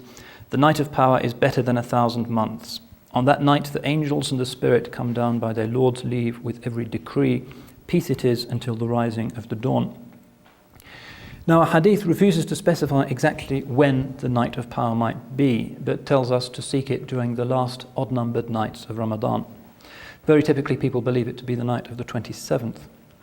This is a time of solitary, all-night vigils, Qur'anic recitation, meditation and prayer. Spiritually minded people believe that the fath, the spiritual opening, is most likely to be granted at that time.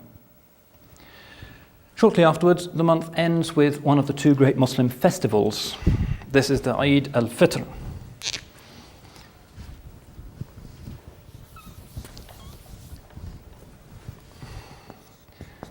Eid means a festival, and Eid al-Fitr is the one that happens the day after the last fasting day. And as with the other Muslim festival, which I'll talk about in a few minutes, this is canonically very simple. After saying the dawn prayer, people will go off to a large place, not necessarily just a local mosque, but traditionally it has to be the largest mosque of a city or even an open space. In English cities, we often use public paths, public parks. This will be, say, 7 or 8 o'clock in the morning. And theoretically, the entire community attends, men, women, and children. And there's a short sermon and a short prayer, and then people go back home, visit relations, take the day off. Presents are exchanged. Traditionally, people wear new clothes. Kids get new clothes on the Eid, and so forth. That brings Ramadan to a close, but one should be aware also that Muslims have other times of fasting. For instance, some pious people might follow the Prophet's example and fast every Monday and Thursday. Sometimes people fast the middle 3 days of each month.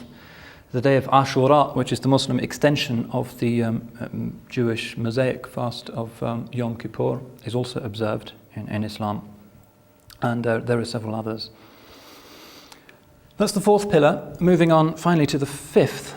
This is, of course, the Hajj, the Muslim pilgrimage. The Quran indicates that this is an obligation only for those who can afford it or manage it financially and physically. So if you're a poor peasant in Java or somewhere and you couldn't save up the money without seriously endangering your family, it's not one of the pillars of Islam for you. You're excused it, and there's no guilt attached to that. Otherwise, it's equally incumbent upon both sexes, has to be done at least once in one's life. Now, the Hajj is that dimension of Islam that most clearly binds Muslims to the Abrahamic origins of their faith. The Quran affirms that Abraham and Ishmael built the Kaaba as the world's first place of worship. And near Mecca, the pilgrims pass a place called Majra al-Kabsh, where it's believed that Abraham offered the sacrifice of his son in obedience to God's command. The actual rites of the Hajj are very complex, and they're actually very unfamiliar. They're not like anything else in Islam. Very briefly, they involve a 7-fold circumambulation, walking around the Kaaba, which represents disconnection from the 4 points of the compass and hence worldly attachments, and a focusing upon the presence of the divine, which is represented by the Kaaba. The pilgrims will also drink from the famous well of Zamzam, which I'll talk about in a subsequent lecture. They then progress rapidly 7 times between 2 tiny hills, which are called Safa and Marwa, which are sort of 300, 400 yards apart next to the great mosque in Mecca. They're connected nowadays by a huge walkway. And in the middle there's a channel for wheelchairs. These names mean respectively purity and humanity. And those who are interested in the symbolic significance of these rites will say that this 7-fold procession represents the polarity between the 2 aspects of man, the theomorphic and the animal. So you end up at the Mount of Safa. It also is an indication, and I'll talk about this a bit more later, of the Abrahamic origins of Islam, because it's said to commemorate Abraham's bondsmaid Hajar in her desperate search for water for her son. She went 7 times between these 2 hills. After that, the pilgrims go to the valley of Mina, about 3 or 4 miles outside Mecca, where there's a huge tent city that accommodates the 2 million or so people that do the Hajj every year. It is, of course, the world's largest temporary gathering of humanity, with the exception only of the great Melas of Hindu India. But it's different from them in as much as the Melas tend to be just Indian events, whereas the Hajj is conspicuously multinational. At Mina, they just pray and meditate until they move on to the culminating ritual of the Hajj, which is at a huge plain about 7 or 8 miles outside Mecca called Arafat. It's Arafat. Huge, very spectacular plain surrounded by bare mountains. And in the center of this, there's a hill known as the Jabal al-Rahmah, the Mount of Mercy. And tradition records that the Prophet preached his final sermon there, the so-called farewell sermon. Muslim tradition also believes that it was at Arafat that Adam and Eve were reconciled to God. The rite itself at Arafat is very straightforward. It's simply called the wuquf, or the standing. People stand before God and they pray. So you find this huge tent city filled with every conceivable ethnic group. Very spectacular event. All listening to and following prayers, typically in their own language. Various religious orders will hold ceremonies in their tents. And it's an authentic microcosm of the Muslim world. And the sense of equality is reinforced by the requirement on men not to wear their ordinary clothes, but to wear 2 seamless white garments, which recall the shrouds, which is all that we will wear when we are raised up to face the final judgment. And in fact, it's a common Muslim tradition to keep hold of these shrouds, these towels, which are called ihram, I-H-R-A-M, and you keep them for the rest of your life, and you're actually buried in them when you die. So this standing at Arafat goes on all day, and then when the sun sets, everybody simultaneously rushes back towards Mecca, because it has to happen simultaneously. It's a great logistic problem, and the Saudis have built 9 superhighways parallel to each other that take people in vehicles or walking, traditionally, of course, on camels and donkeys, from Arafat back to Mina. At Mina, the pilgrims submit to the ritual known as the stoning of the pillars. These are simply bare white pillars that represent the 3 places where the devil appeared to tempt Abraham. After this has been done, they have their heads shaved if they're men, or if they're women, they can just have their heads clipped, their hair clipped, and there's a final rite of circumambulation of the Kaaba, and essentially that's the obligations of the Hajj completed. Some people will travel on to the city of Medina, 280 miles to the north, to pay their respects to the Prophet, although that's not strictly speaking a component of the Hajj. So the Hajj is the 5th and in a sense the culminating rite of Islam.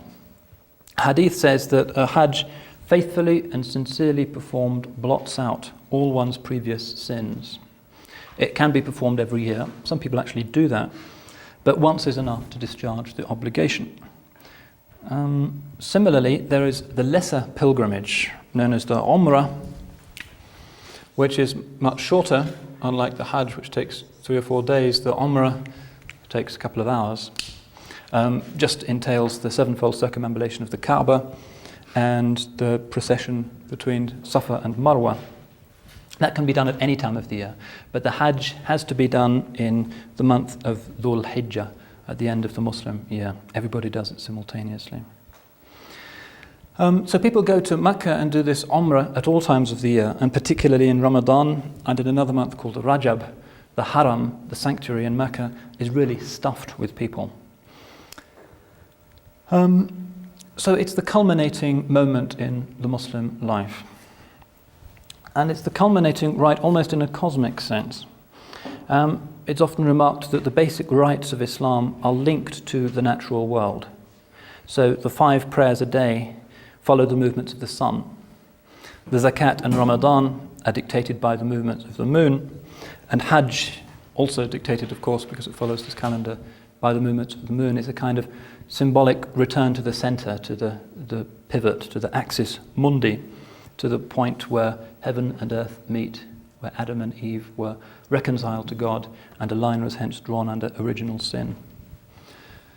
And this reminds us that the whole Muslim life is permeated by this principle, which I'll speak of in more detail tomorrow, of dhikr, which means remembering, remembrance, remembering the reality from which we came. Every one of these pillars is designed to remind us. So there are 5 prayers a day, 1 congregational prayer a week, a fasting month once a year, and 1 Hajj in a lifetime. These rites punctuate the entire Muslim life. And their purpose is clear. Islam believes that without constant dhikr, without being reminded, we will fall prey to our own selfish, self-centered tendencies and forget the divine reality. The human capacity for distraction and self-involvement is that strong. But as the hadith of Gabriel, with which I started, makes clear, all of these 5 pillars are no more than the pillars of Islam. They are the support, they are the first stage, they're indispensable. However, they are not the summation of the religion itself. The building itself is another matter, and that's what I'll be talking about tomorrow. I think you're well overdue for your coffee break. When we come back, I'll talk a little bit about some of the other collective aspects of the outward side of Islam, including Islamic law.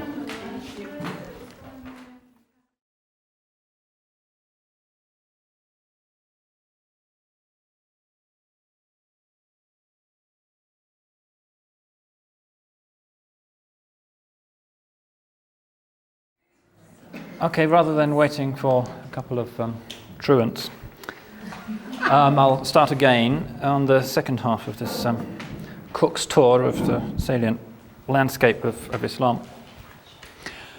I've told you about the 5 pillars, but the outward aspects of the religion of Islam, this first level of the 3 that are mentioned in the hadith of Gabriel, are not confined by any means to these 5 pillars. They overflow famously into every other dimension of the believer's life. One of the great cliches about Islam is that it governs not just one's devotional life or one's moral life, but in fact seeks to influence and guide every other aspect of human existence, individual and collective. Now, in a sense, this totalizing aspect of Islam might seem a little odd or paradoxical. I mentioned earlier that Islam does not believe in original sin. In fact, it takes a fairly optimistic view of human nature and of the human capacity to discern right from wrong without too much external assistance. We are not born into sin, the Quran says. We don't need the intervention of a divine saviour to pull us out of our categoric sinfulness. So the question arises, if the human nature is essentially decent, why should Islam bother to give such detailed guidance on so many things? What's to stop us from making our own decisions? Well, the answer is actually quite an important one. Let me give you a concrete example. Muslims are frequently asked why they should submit to a discipline of 5 daily prayers at set times. Surely one should pray when one really feels like praying. A prayer said in the middle of a busy session in the office, for instance, is hardly likely to be very concentrated or profound. Well, it's a good question and it has a good answer. Quite simply, when we least feel like praying is often when we most need to pray. Islam sees its practices as divinely tailored to the circumstances of this present age. Part of Islam's self-understanding is that it is the eschatological religion, the one ordained and designed by God for our modern needs. And this is an age, famously, of haste, deadlines, complexity. So to leave something so important as prayer to the end of the day, when one has done everything else, or to attend a place of worship only once or twice a week, is, in the Muslim view, simply not enough to keep the soul on God's frequency. We need reminding, and we need reminding constantly. The reminders don't need to be long. The prayer, as I said, takes perhaps 5 to 10 minutes. In fact, Islam's philosophy seems to be that regular snacks are better than occasional square meals. And in the light of our generation's steadily deteriorating attention span, I think there's probably a lot of wisdom in that. Everything else in Islam's pattern of practice can be seen with the same insight. We need to be reminded, and we need to be reminded all the time. In fact, it's said that the Arabic word for man, insan, is connected etymologically to the word for forgetfulness, which is nisyan. That's what we do, we forget. That's our defining characteristic. The centrifugal forces in today's world are simply too powerful for us to work out our own salvation, for us to be able to rely on our own devices. If we really wish to live our lives focused on God, but don't wish to retire from the world to live in a monastery or an equivalent, we have to have a pattern of guidance to follow. So Islam has instituted this thing called the Sunnah, which, as you'll remember from Dr. Jackson's lecture yesterday, means the normative practice, the blueprint for life exemplified by the Prophet. Sunnah is a word which means a norm or a wont. Slightly old-fashioned word, but it's the one that comes closest to it, I think. It denotes, as I said, the norm of practice exampled by the Prophet and also by his companions. And rather, as medieval Christians often sought to improve themselves by modelling themselves after Christ, the famous principle of imitatio Christi, so also devout Muslims have consciously sought to sculpt not just their souls, but also their outward pattern of behaviour on the model laid down by the Prophet. Now, this thing called the Sunnah includes the 5 pillars, but as I've said, it's not limited to it. They are its backbone. They are the basic warp and woof of the Muslim life, if you like. But Islam does go much further, and the Sunnah provides a complete blueprint for the significant aspects of human life.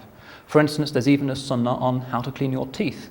This kind of thing often seems strange to people nurtured on Western ideas of religion, which say that there's a secular and a sacred realm, and the sacred doesn't necessarily have much to say on the little mechanics of life. But we know that the Prophet used a particular type of toothbrush that was made from the arak wood, which has some herbal antibiotic properties. And very many Muslims nowadays will insist on using a toothbrush made of the same kind of wood, and cleaning their teeth when the Prophet cleaned his teeth, which was after every meal and before every prayer. One of the sights that seems strangest to Western visitors to mosques often is the sight of men and women quickly scrubbing their teeth before they start to pray. But the Sunnah, obviously, given the diversity and unpredictability of human life, cannot always take the form of specific rules. Very often, the Prophet simply issued general patterns, general paradigms of guidance. For instance, there's no immensely detailed body of hadiths on how to bring up children. Instead, we have global guidance in hadiths which say, for instance, that there are general moral principles. Famous hadith often cited is that a rough Bedouin from the desert once came to the mosque and saw the Prophet allowing his grandchildren to play on him, to climb on him when he was praying, and when he'd finished, he kissed them, and the Bedouin thought this was ridiculous, and he said, "You kiss your children? We never do that in our tribe." And the Prophet just looked at him sadly and said, "Man la yarham la yurham," which means whoever shows no love and compassion can be shown no love and compassion by God. So that's a general injunction, and the actual nitty-gritty of how you would extend that to your children is left to individual circumstances. Similarly, there are hadith which commend showing compassion and love to the elderly. I noticed that Syria's first old people's home opened only last year and was regarded not as some wonderful sign of progress, but as a very lamentable indication of the moral state of the Syrian nation, that there were some old people who simply weren't being looked after by their families any longer. I've seen this in my wife's family, because my father-in-law has Alzheimer's disease quite badly, and in most English families he would have been hospitalized long ago because he simply cannot care for himself in any way. He can't get out of bed and so forth. But the extended family has risen to the occasion and regards it as a point of honor that the head of the family should be looked after, taken to the bathroom and so forth, fed for the rest of his days. And institutionalizing him would be regarded as very shameful. But again, detailed rulings on that can't exist. It's a general principle that's been laid down by the Sunnah. Very often also the Sunnah takes the form of prayers. I mentioned this thing called the Salat, conventionally translated as prayer, but really no less importantly for the spiritual economy of the Muslim life are the optional, more informal prayers known as dua in Arabic. Again, one of these not quite pronounceable words. Dua means prayer more in the Western sense, i.e. a petitional, improvised prayer for your own circumstances, for your family's health, etc. The usual things people pray for. Sometimes people will make up their own prayers to suit the moment. Very often they will use prayers that have been handed down from the Prophet or from his companions or from some of the great saints of the past. And I've included, I think, 3 or 4 of them in the handout, just so you can get a brief insight into the kind of prayers that the Prophet gave us. There are some prayers which one can say at specific occasions, and again it's part of Islam's concern to sanctify every aspect of human life, that there are often prayers from the Prophet for even quite trivial things. For instance, if you drink a glass of milk, the Prophet we know said, "O Lord, bless us in this and grant us an increase in it," as you drink a glass of milk. And so you'll see pious Muslims whispering this as they raise a glass of milk to their lips. Now, there are prayers for all kinds of circumstances. There are even prayers to be said while having sex, for instance. So the Sunnah is often stereotyped as some kind of formalistic grid that reins people in, that imposes a straitjacket which cramps the human life. But in fact, large areas of human life are subject only to general global injunctions and are not laid down in detail. It is overwhelmingly a voluntary mechanism. The 5 pillars are obligations. Most of these other things are simply optional. And optional in the formal axiology of Islamic law means something that you are rewarded for doing, not punished for not doing. And Islam assumes that there's a right and a wrong way of doing everything, rather in the way that, say, traditional lifestyles in the Far East have tried to formalize and turn everything into something beautiful, even fairly profane things like the famous Zen tea ceremony in Japan is an example of how a fairly profane, ordinary action can be turned into something that's even quite beautiful and artistic. And Islam tries to do this, to celebrate the potential nobility of human life. So Islam assumes there's a right and wrong way to do everything. And to consciously choose the right way, as explained by the Prophet, reminds us of God. That's why we do it. It's a reminding which is cemented and often represented by one of these short prayers. So that's this thing called the Sunnah. The Sunnah forms part of an even larger body of guidance called the Shari'ah. And the Shari'ah is what I'll be talking about for the rest of this lecture. Characteristically, the word Sharia is translated by journalists as Islamic law. In fact, it doesn't really mean Islamic law. There are Islamic laws that are included in it, but it also includes this thing called the Sunnah, which includes systems of worship, which nobody would describe as forms of law. The word Sharia means a way or a path. The path of the Prophet, the path to paradise.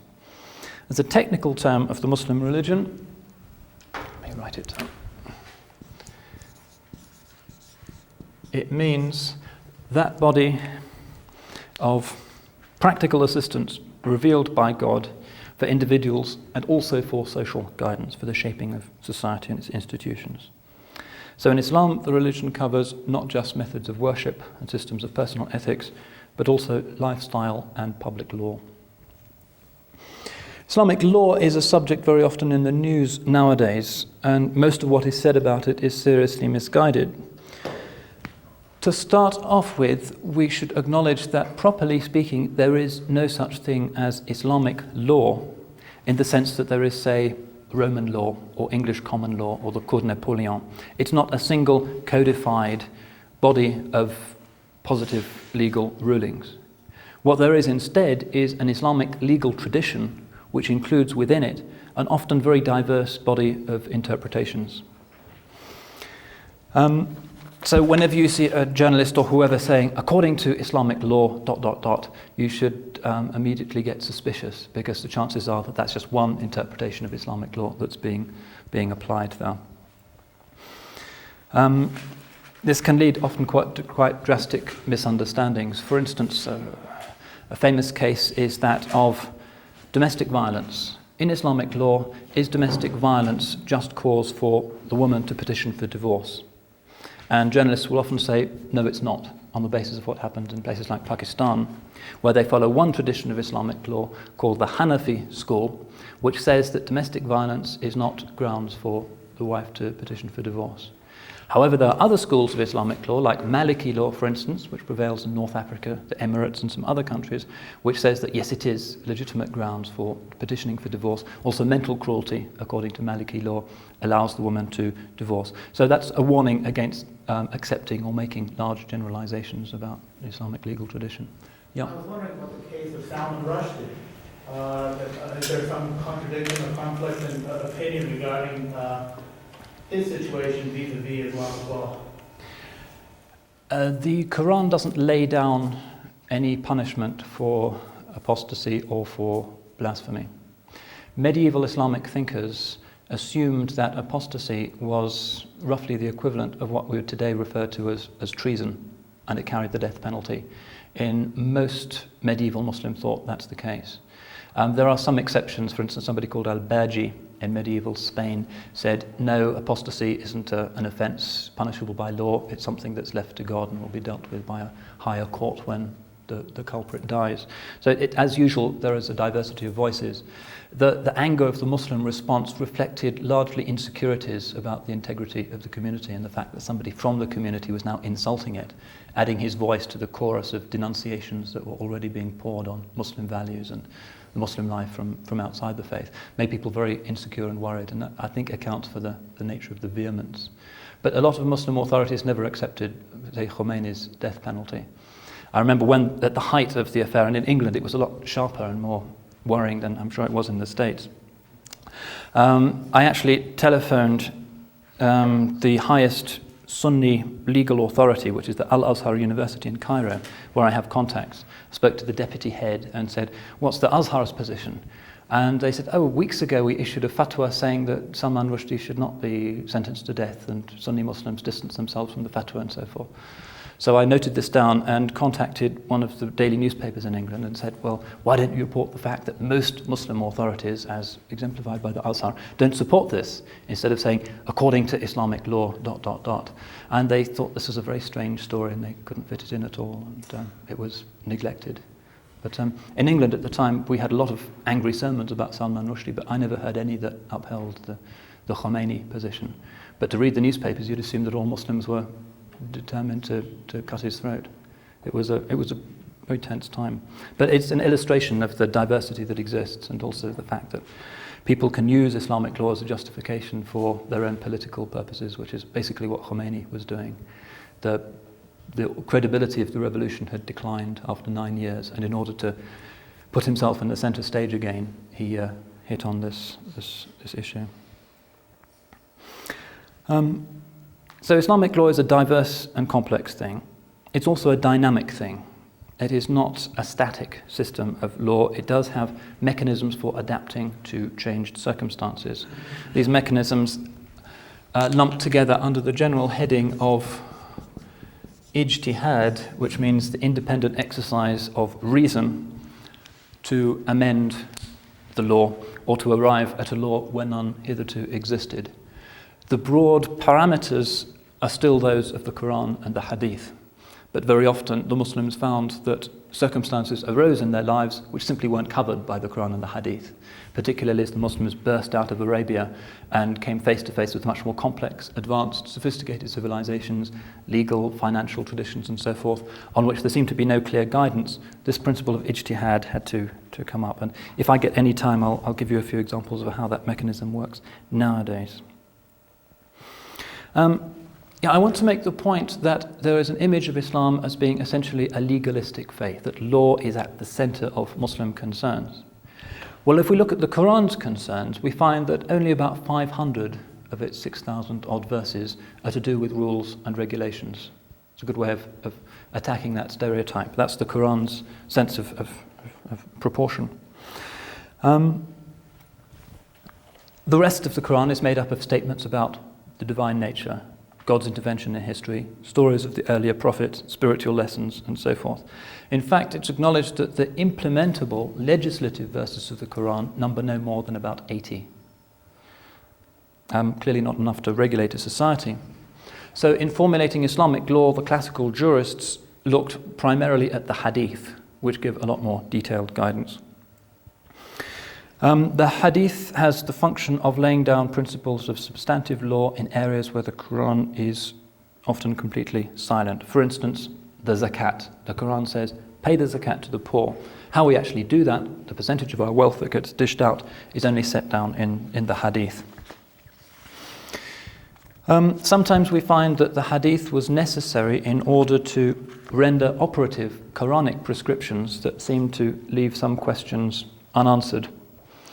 For instance, Islamic inheritance law an important aspect of traditional Muslim life. In the West, one's estate is dished out by testamentary disposition. You write a will saying, I give half of my wealth to my daughter or to the Battersea Dogs Home or whatever, and you have the absolute right to do that.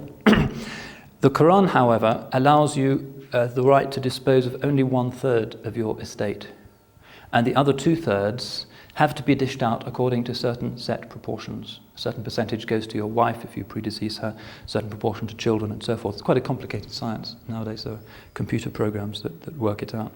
Now the Quran only says that some of a deceased person's assets could be distributed by testamentary disposition, i.e. by making a will. But it doesn't say what proportion. The actual key figure of 1/3 is only to be found in the hadith. So the Quranic verse on its own is inoperative. It needs the hadith to put it into effect in society. Now there are a lot of other sources of Islamic law, and Islamic civilization developed a very original, often very brilliant legal tradition, system of jurisprudence. The two basic sources of Islamic law are the Quran and the hadith, but there are others. I'll mention just the two most important. Firstly, there is something called ijma'. Ijma' means consensus. The idea is almost a democratic principle, that if you can't find a clear ruling in the Quran or the hadith, you look at what the majority of Muslims consider to be morally correct in that situation. And that conclusion has the force of law. It's increasingly important nowadays with improved communications. We can actually know what the majority of Muslims are thinking about a given subject. In the medieval ages, it was largely a theoretical principle. The fourth one is qiyas, which is analogy. Quite a technical area of jurisprudence. If you can't find detailed guidance for a legal problem in the Quran or the hadith, or nothing forthcoming immediately in the ijma', then you can derive God's law by a process of analogy with an existing law. And again, I won't go into that into great detail. And there are other sources of law. For instance, maslahah, public interest, that which is in the public interest as understood and defined by the jurists, is also considered to be one of the sources of Islamic law. There's also recognition accorded to customary law, i.e. traditions, practices, conventions which are normal in society and do not contradict any of the other scriptural sources of Islamic law, are also regarded as being normative. So for instance, if a girl complains that she is not being given enough dowry, remember in Islamic law the girl gets the dowry, not the husband, that's the deal. If she says she's not getting enough and it goes to the court, then the judge will base his decision on what is normal in that particular society, on what is customary law, and will rule on that basis. Does that mean within that particular Muslim society? I mean, because like an American Muslim, they're not going to base it on typical American society. They would base it on typical American Muslim society. Mm-hmm. Here it would be a lot more complicated. Normally Muslim societies are quite static, and you would judge what would be conventional for a woman's social background and what other comparable cases were receiving. Here it would be a lot more difficult, it's true. But then again, there are no Islamic courts here that would have to make the decision. It's very much ad hoc. I think Dr. Mir is going to be talking about gender issues, so I don't really want to steal his thunder, but this is an interesting reminder of the fact that Islamic law, really uniquely amongst the world's legal systems, attributed independent juridical personality to women. In England until the beginning of the present century, and in France until 1938, a woman lost her separate legal status when she married, and it was assimilated into her husband's. So she no longer had authority over her own wealth. In Islamic law, in all of the schools of Islamic law, a woman has absolute rights over her own property, and whether she's married or not is completely indifferent. In fact, I remember when I was working in a law office in Jeddah in Saudi Arabia, and we would have cases of husbands who were going to go to jail for non-payment of debt, bankruptcy and so forth. And at the last moment, the wife would stride into the court and write a check and stride out again, and he would be released. And the judge has absolutely no right to force the wife to do that. She's an absolutely independent financial entity. Now, the history of Islamic law, something that I will have to skate over rather briefly. The important thing to remember is that there are divergent interpretations, and that within 200 years of the Prophet's death, these coalesced into 4 broad traditions of interpretation, which are known as madhabs. I spelled this incorrectly. There's 2 H's there. A madhab, sometimes translated as a rite, R-I-T-E, because obviously it includes patterns of worship. The type of prayer done by a Maliki might be different to the prayer said by a Hanafi, in small details, whether you hold your hands like that or like that. In about 30% of the rulings of Islamic law, there are differences from madhab to madhab. There are 4 of these in Sunni Islam, and all 4 of these exist today, and they prevail in different countries. I'm not sure it's necessary for me to go into great detail there, except to say that in North Africa, for instance, the Maliki madhab prevails. Why don't I just write down their names, since it's fairly important. They are named after the founders of these particular schools, who were 2nd and 3rd century. Got this wrong. Jurist Shafi'i, Hanbali, last but not least, Hanafi. And they represent different styles of interpretation. For instance, the Maliki madhab attributes more importance to the practice of the city of Medina, the city of the Prophet, as an indicator of the Prophet's Sunnah than it does to hadith. And so some of the rulings in the Maliki madhab will be different. The Shafi'is and the Hanbalis emphasize very much a literal adherence to the hadith, even if a hadith has been transmitted only by one person. The Hanafis use reason and also the consensus of the early Iraqi jurists more than do the other schools. But as I said, only 30% of the rulings differ between them. All are considered to be equally authoritative and legitimate. They're not sects. They don't differ in doctrine. They differ just in the little details of practice. They differ in terms of the number of their adherents. The Hanbalis are very few. There's probably only about 5 or 6 million nowadays. It's the official madhab of Saudi Arabia. There are some in Syria as well. The Malikis prevail in North Africa and West Africa. Nigeria is largely Maliki. Shafi'is are in Egypt, Syria, Uzbekistan, and Malaysia and Indonesia. And the Hanafis, who are the most numerous, perhaps 60% of all Muslims are Hanafis, prevail overwhelmingly in the subcontinent and in Turkey. And Bosnia is also Hanafi. So those are the 4 madhabs that are considered normative in Sunni Islam. And I want to use this as an opportunity to talk a little bit about sectarian divisions. In Islam, sects originated over disputes over political succession and over points of law, and doctrinal differences only crept in much later. Sunni Islam, made up of these 4 rites, accounts today and in most periods of Muslim history for around about 90% of all Muslims. So Islam has been comparatively lucky in not being too divided by schism. 90% of Muslims are Sunnis. There is a small sect which originated right at the beginning of Islam called the Kharijites, to whom you will occasionally see allusions. Nowadays, there's only perhaps 500,000 of them left. Kharijites. A few villages in Algeria, and Oman is officially a Kharijite country. These are rigorists who originated for political reasons. Because they refused to accept the authority of the 4th Caliph, Ali. They thought he wasn't pious enough, so they withdrew from him. In practice, you're very unlikely ever to meet any. Much more successful were the other great schismatic group in Islam, the Shia. That's the plural. The name of the denomination, a singular, one individual person from the Shia is called a Shi'i with an I at the end, sometimes partially anglicized to Shiites. Famous because the Shia are the prevailing denomination in Iran. They also account for about half of the population of Iraq, maybe a third of the population of Pakistan, the majority of the population of Azerbaijan. Those are the four places really where you'll find Shia.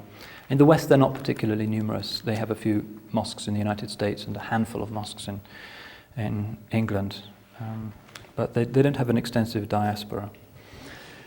The point of dispute between the Shia and the Sunnis, again, is not basically doctrinal.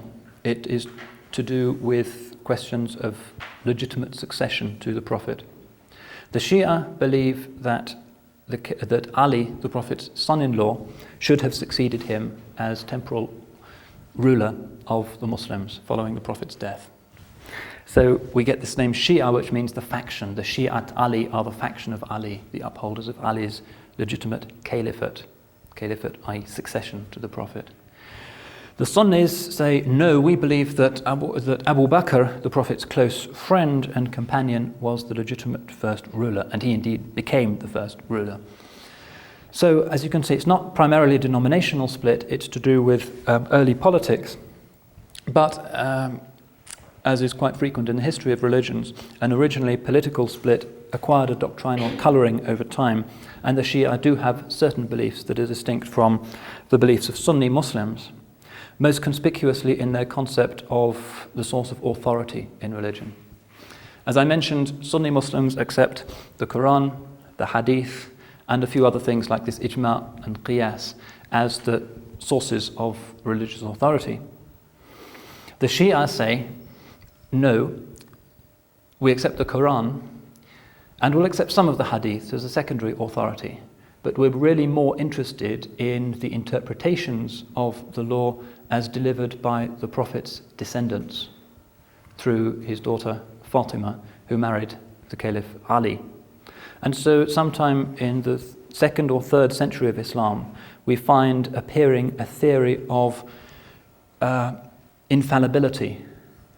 12 imams, descendants of the Prophet, who were regarded as infallible, rather in the sense of contemporary papal infallibility, if you like, that their every utterance and form of behavior was guided by God and hence formed part of the Sunnah, was an authoritative source of law and doctrine.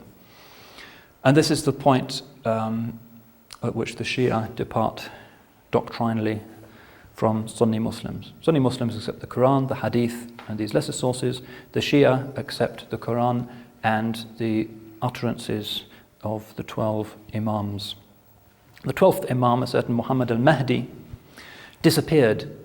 He went into a state of occultation. Again, one of these slightly uncomfortable Orientalist translations of the Arabic word ghaiba, which means disappearance. He just vanished. And according to mainstream Shia belief, he didn't die. He merely was occulted, entered the hidden realm, and he will appear as the eschatological savior of the Shia and of the Muslim world at the end of time. He will be the Mahdi, the divinely guided savior. And the mainstream Shia belief is that the hidden imam, who is in the state of occultation, is in mystic communication with the appointed hierarchical leadership of the Shia Muslims. I mentioned that Sunni Islam doesn't have a hierarchy, doesn't like hierarchies, it's against the mentality. Shia Islam is more Christian in a sense, in as much as it has this idea of an ultimately infallible hierarchy inspired by God that mediates authority. Christianity's case, the church being the bride of Christ. In the case of the Shia, the hidden imam being the sort of quasi-divine figure who inspires the living representatives of the denomination with infallible guidance. Also, the emphasis on the idea of a savior at the end of time, much more important for the Shia than for the Sunnis, suggests that there's a parallel between Shiism and Christianity, which is perhaps interesting. The 12 Shia, those who accept these 12 imams, account for the great majority of the Shia. There's also a smaller denomination called the Ismailis. They're called Ismailis because they follow the elder son of the 7th Imam Ja'far as-Sadiq, the 6th Imam Ja'far as-Sadiq, and his descendants, which the 12 Shia don't. And they don't accept there are 12 imams. They say that the succession of imams continues to the present day. And the main Ismaili denomination now recognizes the Aga Khan as the present imam. He is the divinely inspired, immaculate leader. You've heard of the Aga Khan, presumably? Yeah? It's a kind of international banker with associations with the UN and big business interests, very wealthy. There's perhaps 3 or 4 million Ismaili Muslims in the world today, mainly in fairly remote places. There are quite a few amongst the Asian community of Kenya. You'll find quite a few in rural areas of India. You'll find them in Badakhshan, in northern Afghanistan, and so forth, and quite an extensive diaspora in the West. So that's the sectarian situation. As you'll see, it's complex, but not so complex as it is, say, in Christianity, for reasons that scholarship is not entirely clear about, despite the absence of a hierarchical organization that can define and, if necessary, impose an orthodoxy. Islam has been less subject to schism than has Christianity. So that the practices and beliefs taught and followed in a little mosque in Senegal, in West Africa, really do not differ from those that you'll find in a mosque in Sumatra, at the other end of the Muslim world, despite the absence of a hierarchy to hold the show together.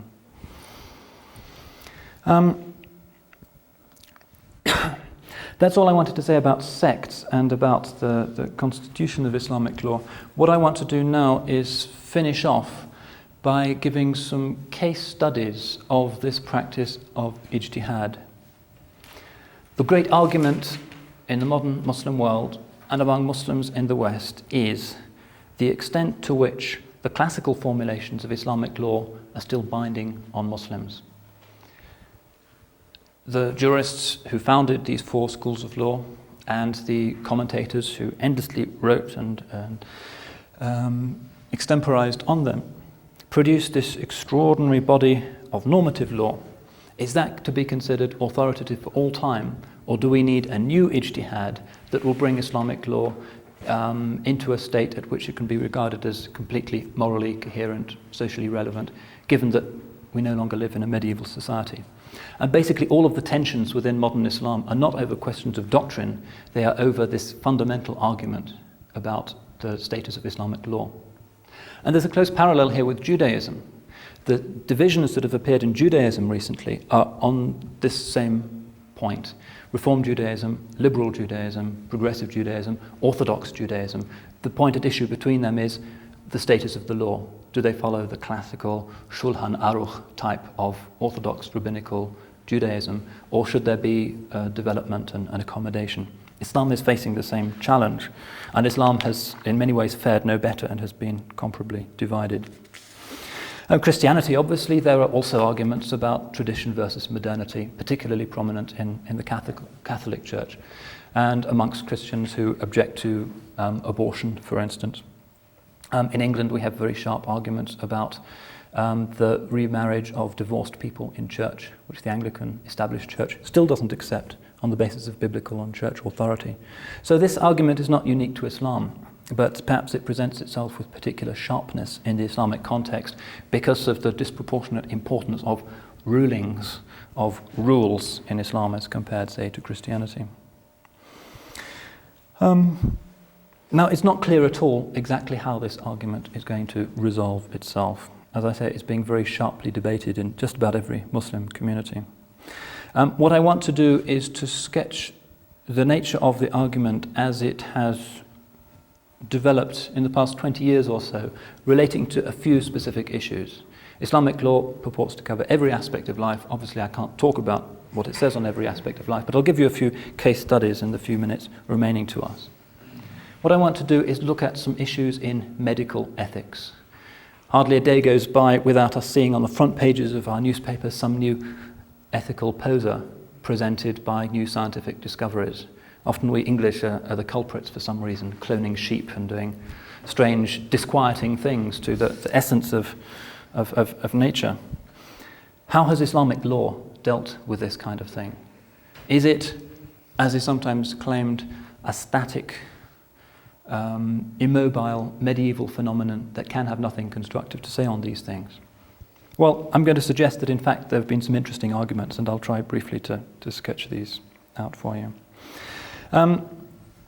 Medical ethics are nothing new. The Prophet very much emphasized the importance of a healthy lifestyle. He recommended certain types of sport.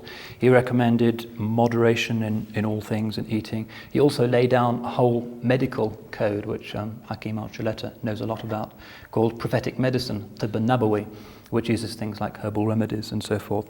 Still very important in the Muslim world.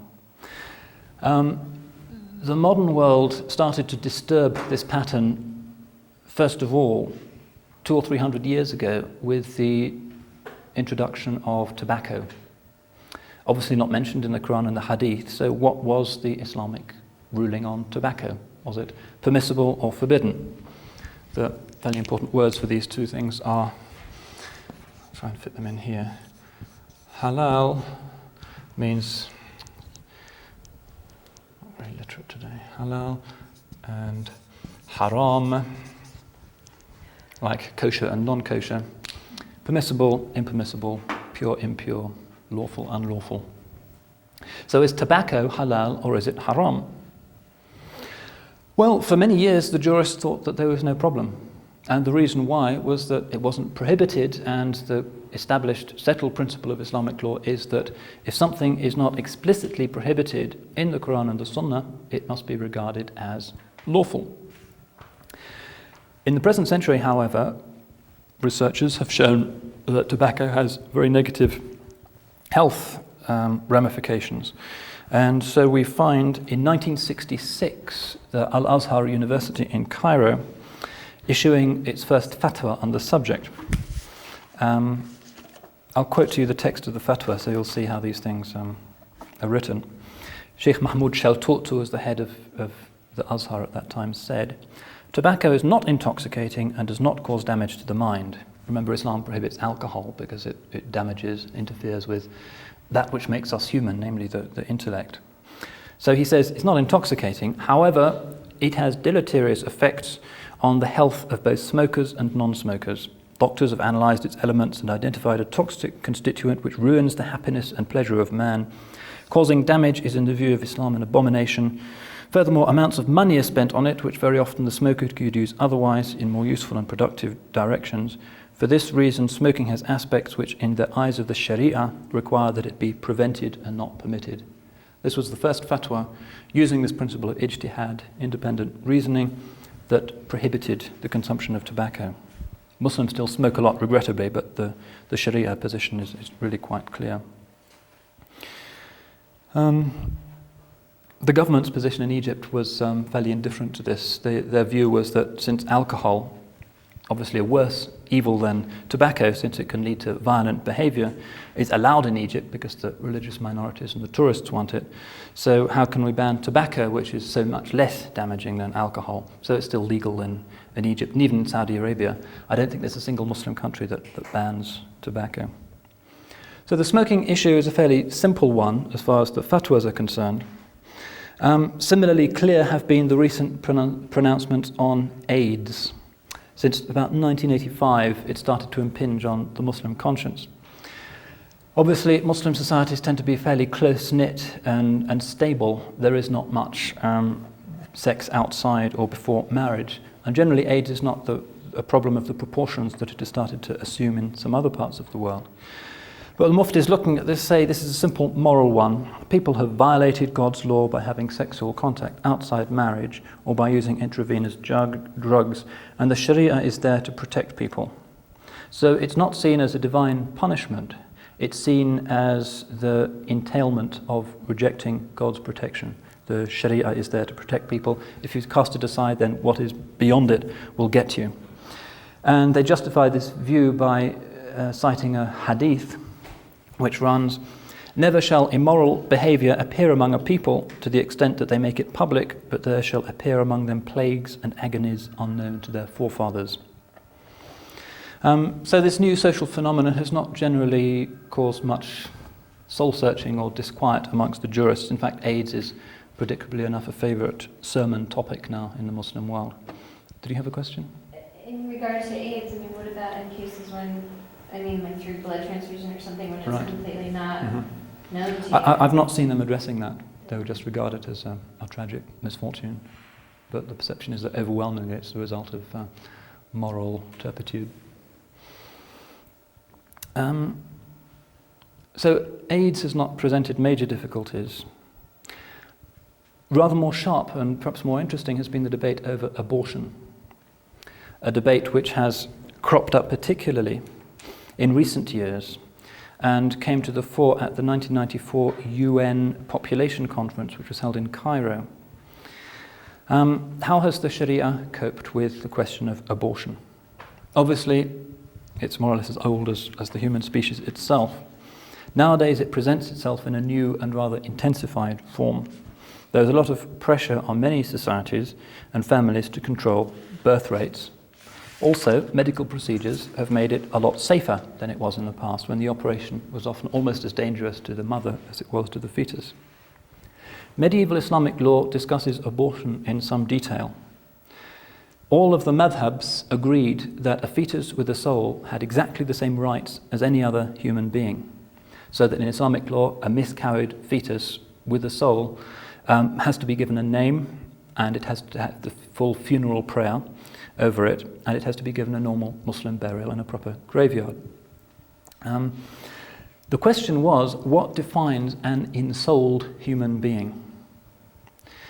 And most of the jurists held that the moment of ensoulment, nafhu ruh, which is the Qur'anic term, the breathing in of the spirit, when God breathes the soul into the child, takes place in the 16th week of pregnancy. And the usual proof text here is a hadith that runs, "Each one of you has his creation gathered in his mother's womb for 40 days. Then he becomes a clot for a like period. Then he becomes a piece of flesh. Then God sends the angel who breathes in the spirit."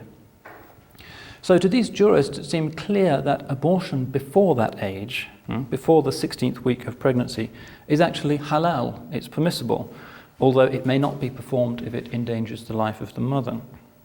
The jurists compare abortion to violence, abortion to the crushing of a date stone.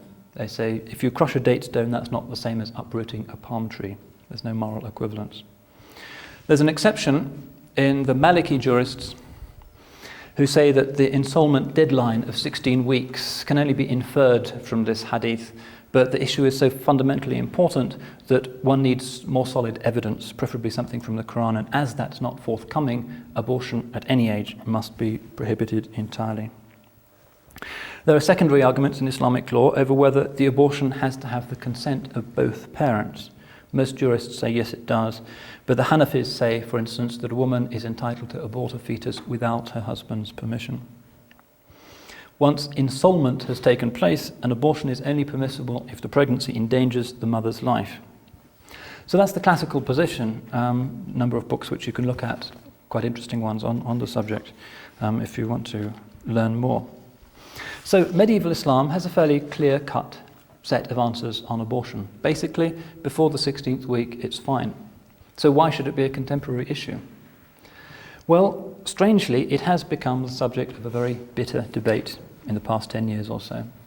Interestingly, we find some ulama challenging the medieval tolerance of it and proposing its complete or almost complete prohibition.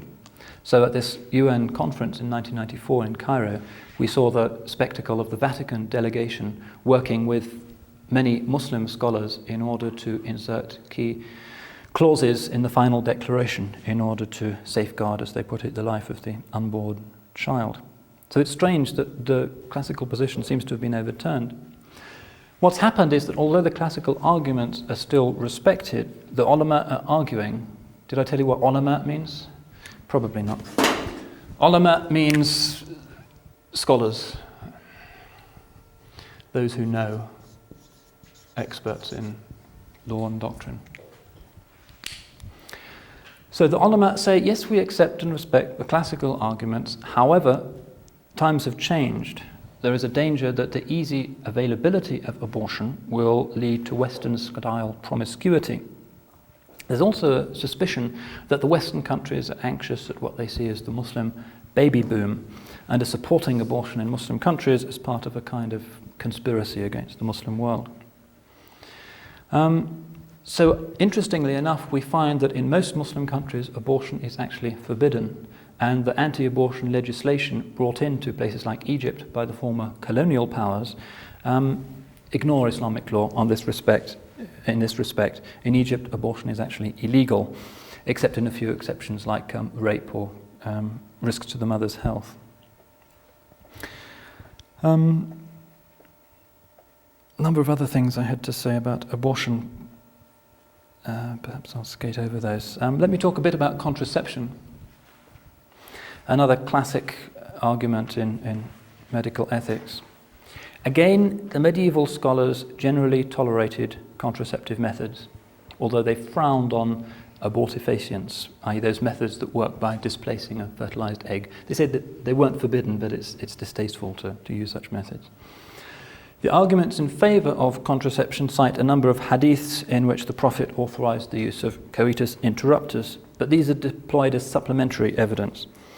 Ghazali, the great medieval scholar who defined the classical position on this issue, grounded his argument mainly in maslaha, which you recall means public interest, medical and economic arguments. He says that according to the anatomists, the human form only takes shape following fertilization, hence to destroy a male or female seed has no moral significance. And this contrasts with medieval European understandings. In Europe, arguments were derived from the Bible, which, unlike the Quran, does refer to contraception, particularly the famous passage in Genesis 38. But European arguments were also borrowing from medicine, and this was dominated by Aristotle's notion of how conception took place. For Aristotle, it was the male seed that was all important. It was the male seed that contained the pneuma, the spirit, and that the female egg was merely a passive soil and had no positive role in the determination of the child. And some Europeans even held that each sperm contained a complete human being in miniature. So the role of the woman in this Aristotelian view is purely passive. Hence, to terminate the sperm in any way was considered to be a form of murder. And Aquinas and the medieval church tradition unanimously hold this. The Muslims, however, had inherited a rather different version of the Greek tradition, specifically that associated with Galen. Galen said that fertilization entails a more or less equal contribution from both the male and the female. And this Galenic view was reinforced and conceivably even influenced the relevant body of hadiths. So we find the Prophet saying, "Man is created of both, the semen of the man and the semen of the woman. The man's semen forms the bones and tendons, the woman's semen forms the flesh and the blood." So medieval Islam recognized legitimate theological and medical arguments in favor of most forms of contraception. There were also economic and social arguments that were deployed. Modern conditions in many ways have actually strengthened these medieval arguments. And in most Muslim countries today, contraceptives are very freely available. In Iran, for instance, they're dished out for free by the state. However, again, in some Muslim countries, there has been a slow shifting away from the medieval position, again because of the claim that the ready availability of these things leads to premarital sex and hence endangers the family. So it's an interesting case, and not unique, of the impact of modernity actually pushing Muslim societies into a more conservative rather than a more liberal and perhaps up-to-date view. Let me talk about a few other issues in medical ethics very briefly. Artificial insemination, again a live issue now in the Muslim world. Fertility is highly esteemed in Islamic cultures, as it is in all traditional cultures. Infertility is a calamity which challenges one's place in the order of society. Traditional Muslim societies did recognize that infertility could be a male as well as a female problem. in a hadith we find the Prophet reproaching a man who had not informed his wife of his sterility prior to marriage. The hadith goes on to tell us that the Prophet then gave the woman the right to divorce him if she chose. The desire for fertility is also intensified by the Quran's prohibition on adoption. You can foster a child, and indeed this is strongly recommended as a virtuous act, but adoption, i.e. bringing up another's children as if they were one's own, giving them one's own surname, is seen as a threat to genetic integrity and a denial of the natural father's rights, and hence the Quran prohibits adoption. So against this background, it's fairly unsurprising that in Muslim cultures nowadays there's very lively interest in the question of artificial insemination, and the ulama exercising this principle of ijtihad have worked quite hard. Sometimes they found themselves palpably bewildered by the difficulties because of the rapid changes in medical science. Even in the West, obviously, many of these issues have not been satisfactorily resolved, either by religious or secular ethical thinkers. Test tube babies, surrogate motherhood, lesbian parenthood, many of these things are still live issues, and it's not entirely clear what the final consensus is going to be. In the Muslim world, these arguments have been a lot more sharp, and the results have generally been, to date, a lot more cautious. Let me give an example of the famous Baby M case. 1986, you've all heard of this first surrogate motherhood case. A surrogate mother was artificially inseminated from a married father, accepted payment on the understanding that the child would be handed over to the biological father and his wife. The surrogate mother then decided she wanted to keep the child, and one of America's longest legal battles ensued, resolved after only 32 court sessions. A reminder of how intractable these contemporary issues are. I think the judge finally decided that the contract had been invalid, but he allowed the natural mother to keep the child. I think that was how it fell out. How does Islamic law deal with this? Well, actually, in the Muslim press, there was a lot of interest in the Baby M case. The jurists typically have invoked two principles in this discussion. First of all, classical Shari'ah textbooks acknowledge the possibility of pregnancy without actual physical contact. There are discussions, for instance, on a woman who fertilizes herself with seed that she believes to be her husband's, but in fact was not. Slightly freakish circumstance, for instance, but it's there in the classical text of Islamic law. And it says if she conceives as a result of a genuine error of this kind, then she's not committing a sin. Secondly, the jurists recognize that there is simply nothing in the Quran or the Hadith that suggests that conception is only religiously sanctioned if it takes place in the usual biological way. They also assume that bringing about pregnancy through a means other than sexual contact is not an interference with the Creator's acts or an attempt to change his decision that a given couple will not have children. The egg and sperm are God's creation, and how they come together is not of fundamental religious significance. If God wishes a couple to be infertile, after all, they're going to be infertile, whatever means they might employ to try and circumvent his decree. So using these two arguments, following the principle of ijtihad, the use of the mind to work out new Shari'ah rulings, the jurists have overwhelmingly accepted the validity of artificial insemination in Islamic law. The conditions are: A, the sperm must belong to the husband; B, it must be transferred to his own wife; C, they must be neither divorced nor separated. Artificial insemination from another man, from a donor bank, for instance, is regarded as forbidden.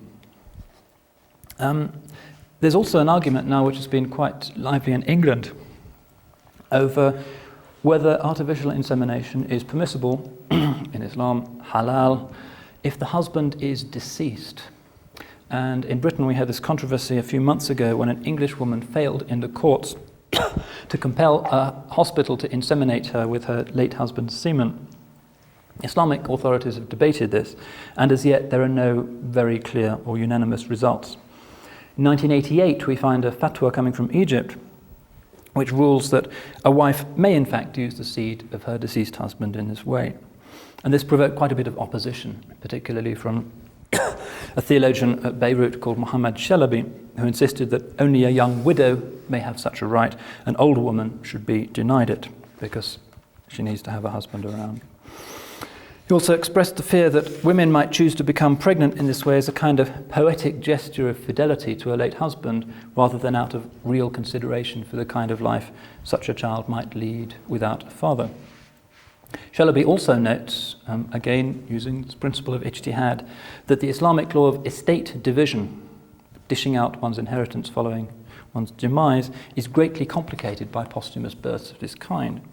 If a child is born 10 years after his father's death, he was going to be denied any inheritance because the inheritance has already been distributed. So one of his fundamental rights is being denied.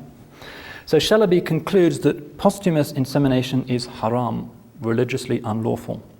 This is not an official fatwa from an accredited institution. Nonetheless, this view has now gained wide currency. And as yet, it's simply impossible to predict where the consensus, the ijma', is going to lie.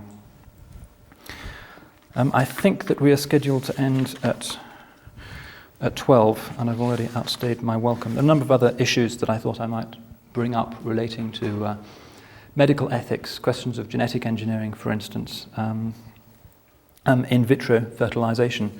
But hopefully what I have discussed briefly is sufficient to show not just the interesting arguments that are taking place over these contemporary issues, but also to remind us that Islamic law is not a static, fixed, closed, medieval corpus of rulings, but is something that does have a demonstrable capacity through consensus and debate and argument to provide morally coherent but still Qur'anically sensitive guidance for contemporary issues undreamed of by the medievals.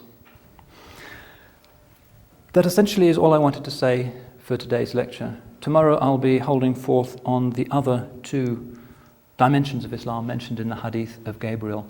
Iman, namely faith, what Muslims believe, that is Muslim theology, and then the highest degree of ihsan, spiritual excellence, which includes the spiritual life, mysticism, some aspects of Islamic sacred art.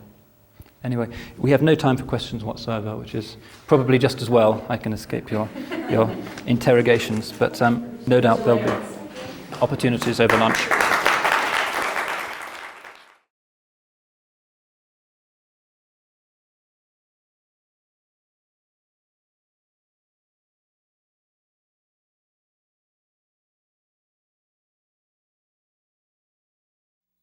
Assalamu ala Rasulillah wa alihi wa sahbihi wa man wala.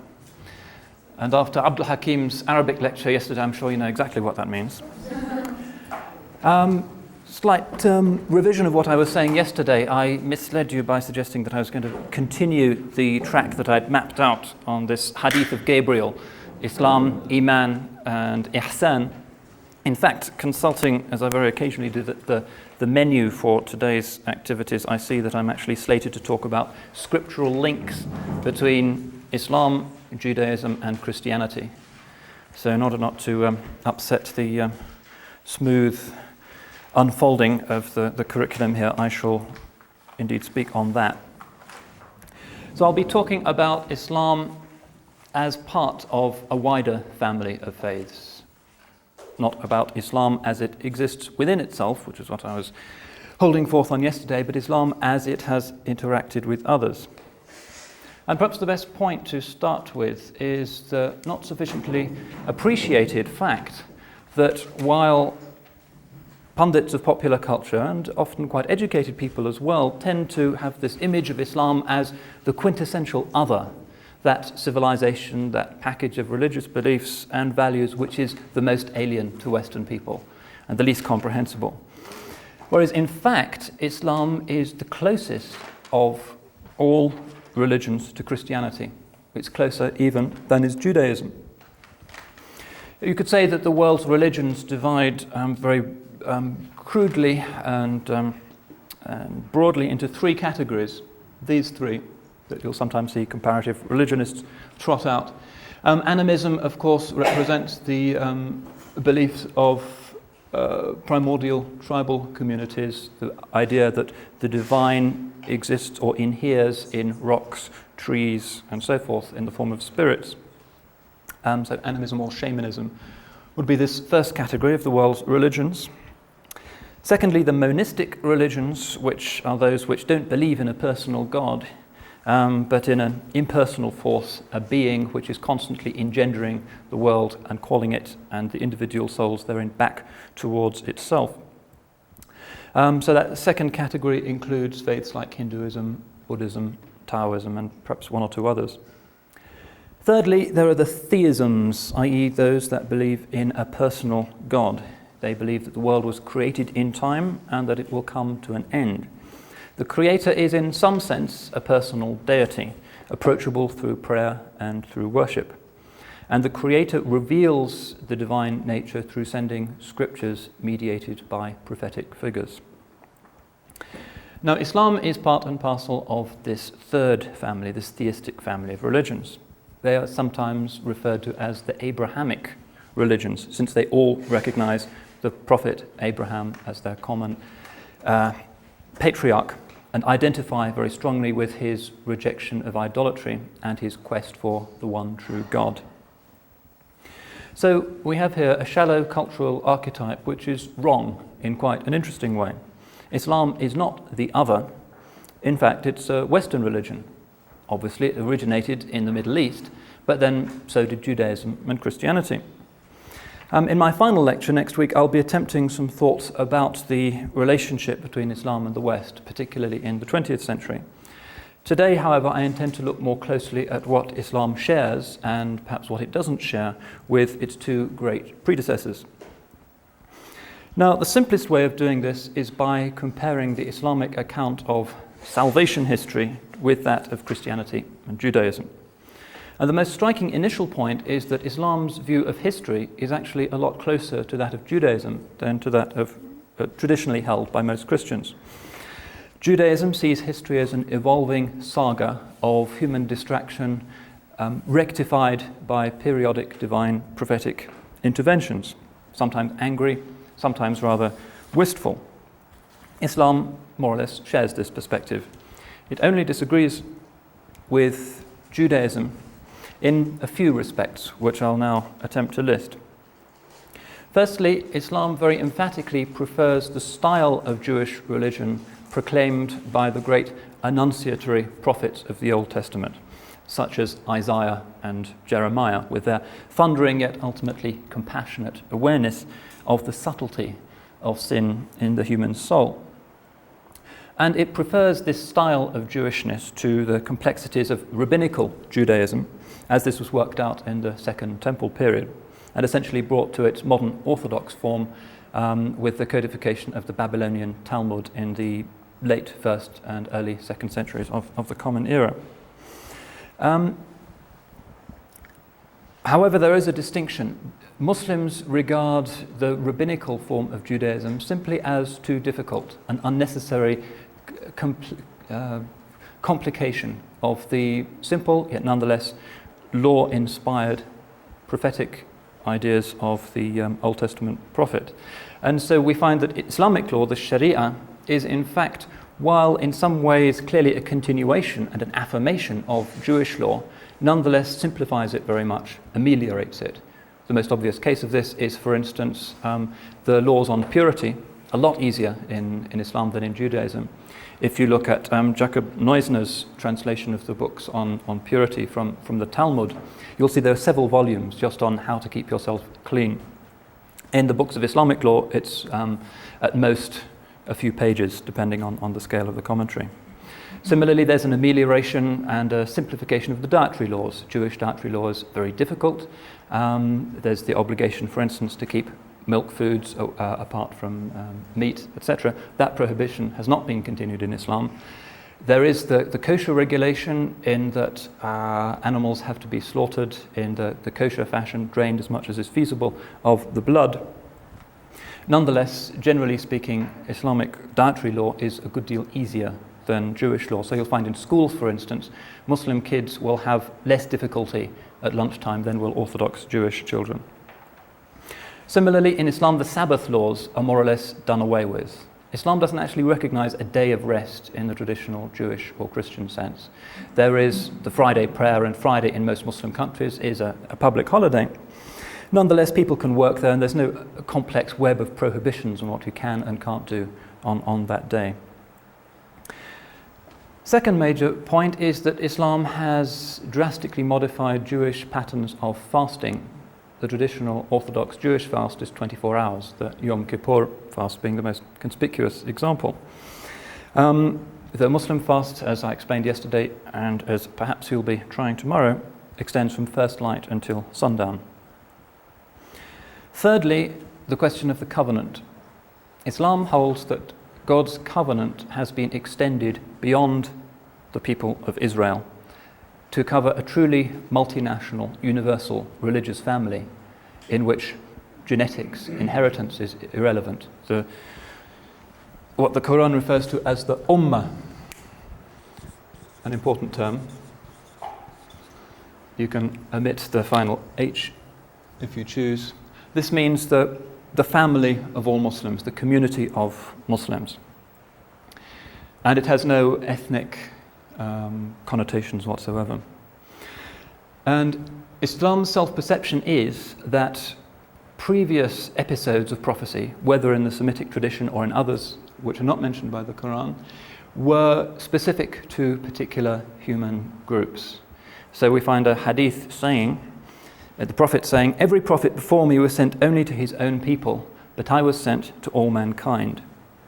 And another illustration of this is a famous hadith in which we learn that on the day of judgment, every prophet will intercede for his own community. Moses will intercede for the Jews, Jesus will intercede for believing Christians and so forth, but Muhammad will intercede not only for the sinners in his own community, but for sinners in other religious groups as well. Now this idea clearly sets Islam at a considerable distance from traditional Jewish ideas of a chosen people. In fact, Islam has theologically been unable to accept such an idea, at least in its Orthodox Jewish formulation, because it seems to impugn the ethical nature of God. If one people is chosen, that seems to imply that other peoples are rejected or are seen as less deserving of the divine intervention, and that is not in keeping with the Quranic ideal. The fourth great difference between Islam and Judaism is, of course, and this is the most difficult one when it comes to dialogue, the acknowledgement of post-Old Testament prophecy. Orthodox Judaism does not accept that Jesus and Muhammad were authentic messengers of God. In fact, there are rites in Orthodox Judaism for the ritual cursing of both of these prophets. Recently in the West Bank settlement of Kiryat Arba, for instance, in occupied Palestine, the rabbis held a ritual cursing of the Prophet Muhammad, which was reported in the British press.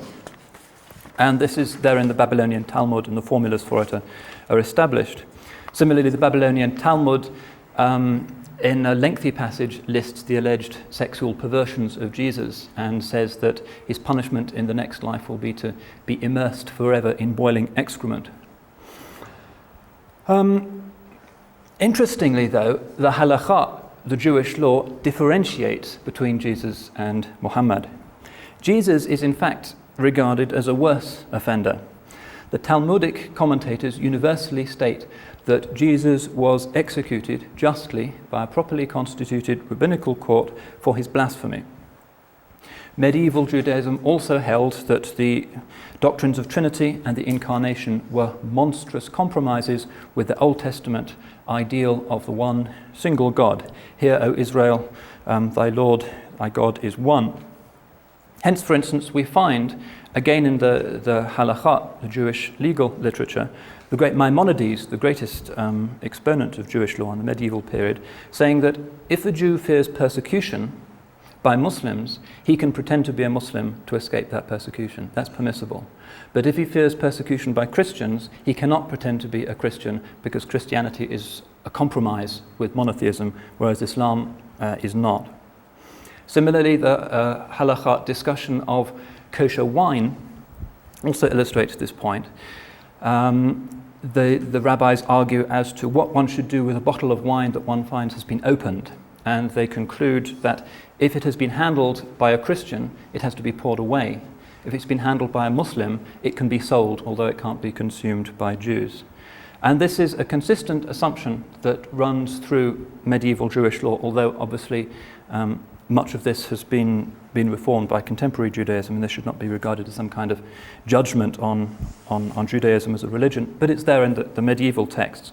And I cite it to illustrate this distinction that Judaism traditionally made between Christianity and Islam. Now, this relatively positive attitude, or comparatively positive attitude towards Islam as compared to Christianity, probably also reflects the social conditions of the Jewish experience of life in the medieval period under followers of Islam and Christianity. Christianity, until living memory, included in its official doctrinal formulations the principle that the Jews were collectively responsible for the death of Christ. The Vatican only formally abandoned this position just 20 years ago. And the Gospel texts, particularly the Gospel of John and also the letters of Paul, accuse the Jews collectively of murdering God himself, of deicide. A German New Testament scholar called Gerd Ludermann has recently published an in-depth study of this, a book called The Unholy in Holy Scripture. And it confirms the general, although very shamefaced, realization that 2,000 years of quite hideous European anti-Semitism has roots in the New Testament itself. He quotes, for instance, just to take one example, from Paul's first epistle to the Thessalonians, chapter 2, verses 14 to 16. "For you, brothers, became imitators of the churches of God in Jesus Christ which are in Judea. For you suffered the same things from your own countrymen as they did from the Jews, who killed both the Lord Jesus and the prophets, and drove us out, and displeased God and oppose all men. But God's wrath has come upon them at last." And Paul's attack here on the Jews for having killed God himself is here simply drawing on the anti-Semitism which is prominent particularly in Acts and in the Gospels themselves. Recently, a British bishop, Hugh Montefiore of Birmingham, who's himself from a family of converts from Judaism, caused a controversy when he said that the Gospels are anti-Semitic documents and certain portions of them should not any longer be read in churches. He cites, for instance, the passage in Mark's Gospel where we have the parable of the wicked husbandmen.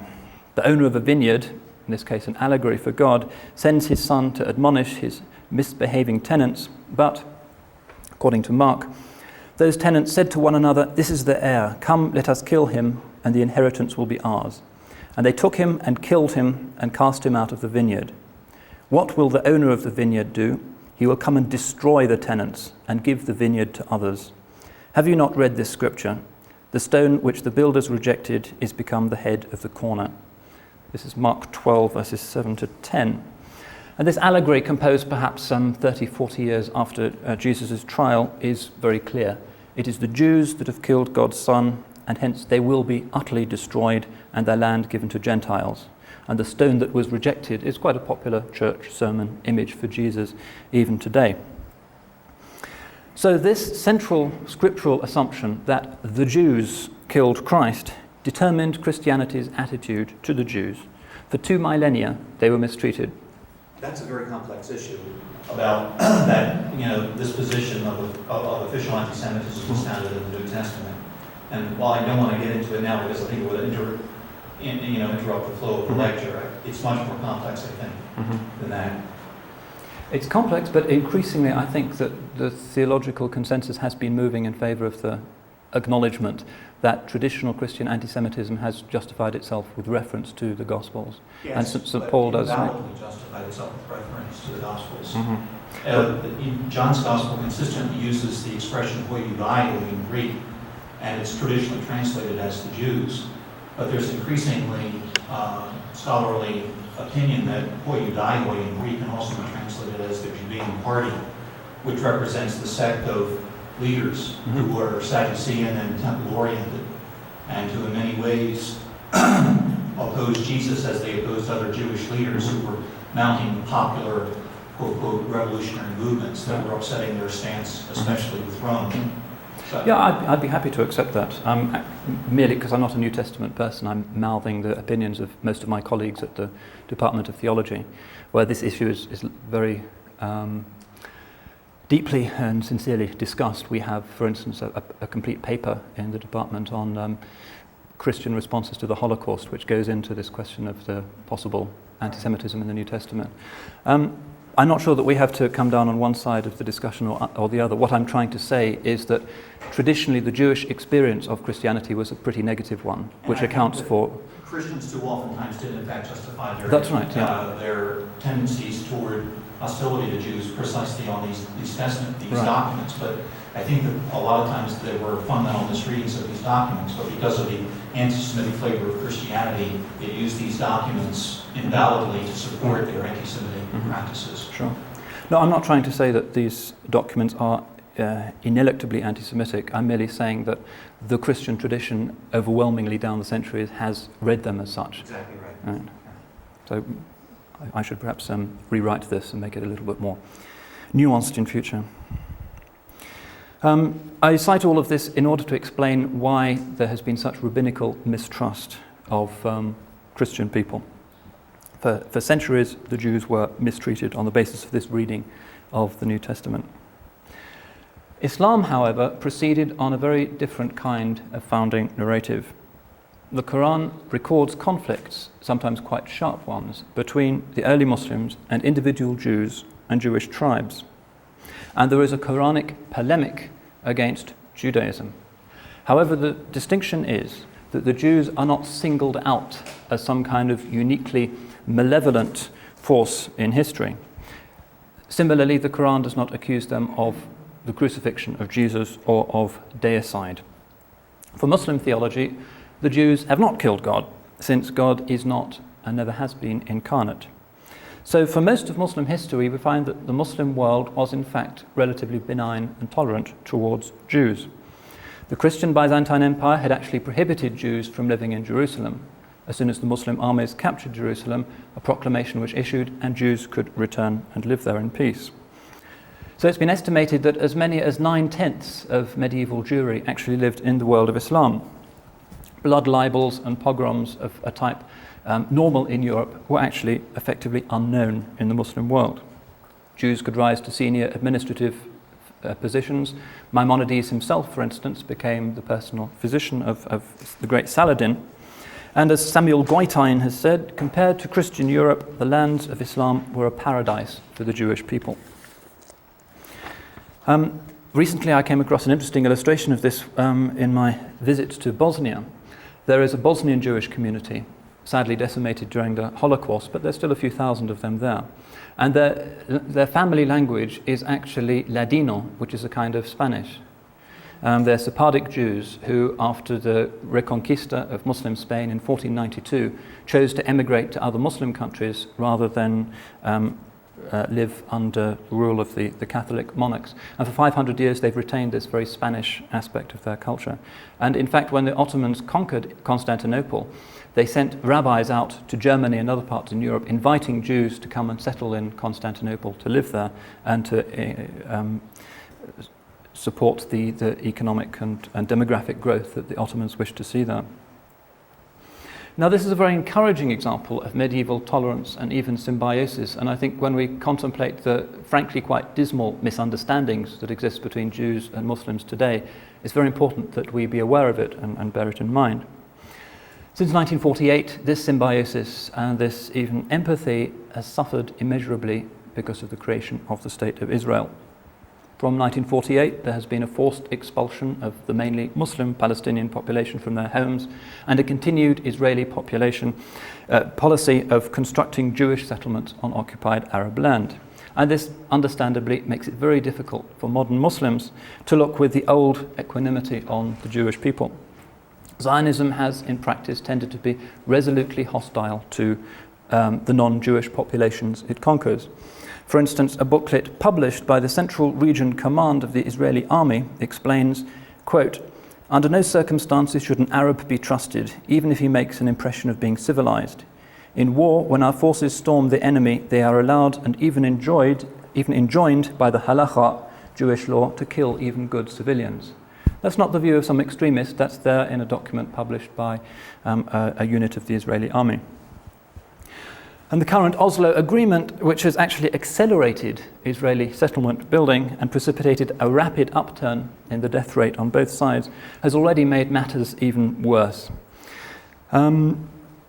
So the situation in dialogue between Muslims and Jews is a very fraught one. In fact, there are very few contexts, at least in Britain, where there is serious dialogue taking place. Anyway, so much for the historical background. The message is quite simple. Despite superficial complexities, recent hostility among Muslims is the result of political circumstances, not the result of any fundamental clash in doctrine. Jews and Muslims, in their understanding of God and in their methods for achieving salvation, actually more or less speak the same language. And historically, the coexistence of Muslims and Jews is one of the most encouraging examples of religious toleration. What I want to do now is to look at the basis for this successful, although albeit sadly forgotten, coexistence, namely the scriptural overlap between the Hebrew Bible and the Quran. This obviously records and includes an important overlap between Islam and Christianity as well. Of the 26 or so prophets mentioned in the Quran, all but 5 appear in the Hebrew Bible as well. So that's a major overlap. The remainder are Arabian prophets. For example, the prophet Hud, H-U-D, one of the Quranic prophets who was sent to the people of Ad, A-D, in what is now South Yemen. And in fact, the annual festival of the prophet Hud is one of the biggest annual events in South Yemen. His tomb is known, visited, part and parcel of the Islamic view of prophetic history. The people of Ad, the Quran explains, rejected his message, persisted in their vice and idolatry, and so God destroyed them with a roaring wind. This is Surah 41, verse 15. There's no trace of this, or in fact of any non-Jewish prophet in the Bible. But in fact, this fact not so significant, because the tales of these Arab prophets that we find in the Quran and the divine response to them are not in fact categorically different to the stories that are told of the Hebrew prophets in the Bible. All that is unfamiliar simply is the idea that a prophet doesn't have to be a Jew. And this is, of course, cited in the Quran as a prop to Muhammad's claim to prophecy. He himself was also reproached by the Jewish communities he was in contact with for not being a Hebrew. So these Arabian prophets appear in the Quran partly to support the Prophet Muhammad's own claim. In the same light, I think we can appreciate that Muhammad's own self-understanding as a prophet really is very similar, perhaps even identical, to that of the biblical prophets. The criteria by which a man is regarded as a prophet in the Old Testament also apply fully to the Prophet Muhammad. And this is, by the way, one of the most familiar complaints that Muslims make when they are in dialogue with Jews or Christians. On what basis, for instance, does one consider Jeremiah to be a true prophet of God, but does not extend the same status to Muhammad? What did the one have that the other lacked? So the Muslim image of a prophet is not significantly different to the Christian or the Jewish one. But does this mean that the stories of the prophets that we find in the Quran are identical to the equivalent narratives in the Bible? Well, in some cases, we can say yes to that question. For instance, in due course, we'll have a lecture here on Surah 12 of the Quran, which is entirely dedicated to the prophet Joseph. And there are a few minor details which appear differently, but effectively it's a reiteration of the picture so beautifully portrayed in Genesis. There is one difference, however, which is a significant one. In Genesis, it seems that Joseph is actually tempted by Potiphar's wife, whereas the Quran seems to insist that he was not. This is because the Quranic idea of prophecy insists that a prophet, to be deserving of the mission with which God entrusts him, has to be ma'asum, that is, divinely secured from major sin. Ma'asum means inerrant, impeccable. So this is really the significant difference that one can locate between the Old Testament view of prophecy and the Quranic one, the only significant one. The Old Testament prophets can sin and repent, that's part of their greatness. The Quranic prophets are infallible. Other examples, for instance, the story of Job, told very briefly in the Quran. This is Surah 4.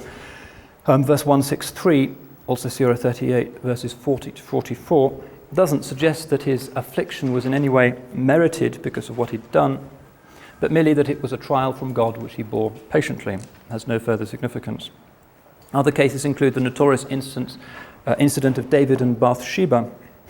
I'll just read to you the biblical account. This is 2 Samuel chapter 11, verses 2 to 4. And it came to pass upon an eventide that David arose from off his bed and walked upon the roof of the king's house. And from the roof he saw a woman washing herself, and the woman was very beautiful to look upon. And David sent and inquired after the woman. And one said, Is not this Bathsheba, the daughter of Eliam, the wife of Uriah the Hittite? And David sent messengers and took her, and she came in unto him, and he lay with her. Now there was no way this story could form part of the Qur'anic idea of what a prophet is supposed to be. In the Qur'an's view, a prophet can't steal another man's wife. So we find this story simply censored out. It's not there in the Qur'an, not there in the Hadith, and forms no part of the Muslim image of David, who is regarded instead as a perfected human being. Other incidents from the life of David also pop up in scattered passages of the Qur'an, which are familiar. For instance, David killed Goliath, became a king, who received both knowledge and wisdom from God and the ability to do justice. God gives him a scripture, the Zabur. I'll write this up. Hence, he's one of the great prophets who actually receive written revelation. Whether this can actually be identified with the present day Psalms is something that the Muslim theologians haven't agreed on. David has the ability to make the birds and the mountains his servants so that they unite in his praise. God also teaches him how to fashion chainmail out of iron. In the Hadith and in subsequent Muslim legend, which often drew on Midrashic and other Jewish material to create a sort of luxuriant legendary material around the bare bones of the story sketched by the Quran, we find other ideas. We're told that David had this miraculous ability to sing the Psalms in a beautiful voice, so that he was able, through singing them, to tame the passions not just of human beings, but also of animals and even inanimate objects. So that's a brief thumbnail sketch of Islam's take on the Prophet David. Much more significant, however, for the Quran's purposes is its narrative of the great prophet Moses, known to Muslims as Musa. The Quran frames its narrative with a polemical point in view, namely to show the very close parallels between the ministry of Moses and that of Muhammad. It states explicitly, for instance, that the two shared the same doctrine. This is Surah 43, verse 11. Like Muhammad, Musa is accused of being a magician by the idolaters. Like him, also he has been given a book. In Moses' case, this is the Torah, in which, as the Quran says, there is illumination and guidance. That's the Quran's description of the Pentateuch. The biography of Moses in the Quran more or less follows the Exodus account, although, as always, it's told only in summary. You have to remember that the Quran is not a history book. It's not the heroic narrative of a people, like the Hebrew Bible. It invokes earlier prophets, but only in a summary way in order to make a particular point. It's not interested in merely supplying historical facts. So in the Quran we find narratives about the infant Moses and how he was cast into the river Nile, and miraculously a member of Pharaoh's family finds him and raises him. As a youth, he accidentally kills an Egyptian and has to flee, and in the desert of Midian, we find him watering the flock of an elderly man, sometimes identified with the prophet Jethro. He marries one of his daughters and serves him for 10 years. He then encounters the burning bush and hears a voice commanding him to go back to Pharaoh, and the voice confers upon him the ability to work two miracles, turning the staff into the serpent and his hand turning to light. So he does this and he confounds the magicians at Pharaoh's court, and they recognize his prophethood, and Pharaoh has them crucified. Then Pharaoh declares himself to be divine, orders the construction of a high tower from which he can, he says, look out over the God of Moses, and God punishes him by granting further empowering miracles to Moses. Then we get a brief sketch of the Exodus and the drowning of Pharaoh and his hosts in the Red Sea. Moses spends 40 nights on Sinai, bringing back the tablets. Today you can visit Mount Sinai. I think one or two have actually done that amongst you. And at the top you'll find a little church and a little mosque happily sitting side by side. But the Israelites, of course, have built the golden calf, and they're punished by having to wander for 40 years in the wilderness. So all of this is more or less familiar from the biblical account. The Quran isn't really saying anything massively new here, but there are minor revealing differences. For instance, the infant Moses is rescued not by Pharaoh's daughter, but by Pharaoh's wife, whose name is Asiya. And in a famous hadith, the Prophet praised Asiya as one of the 4 women, the 4 supreme saintly women who've been given perfection by God. Asiya. There's even a hadith in which the Prophet says that a wife who is mistreated by her husband will be rewarded by God on the Day of Judgment with the same reward that God has stored up for Asiya, the wife of Pharaoh.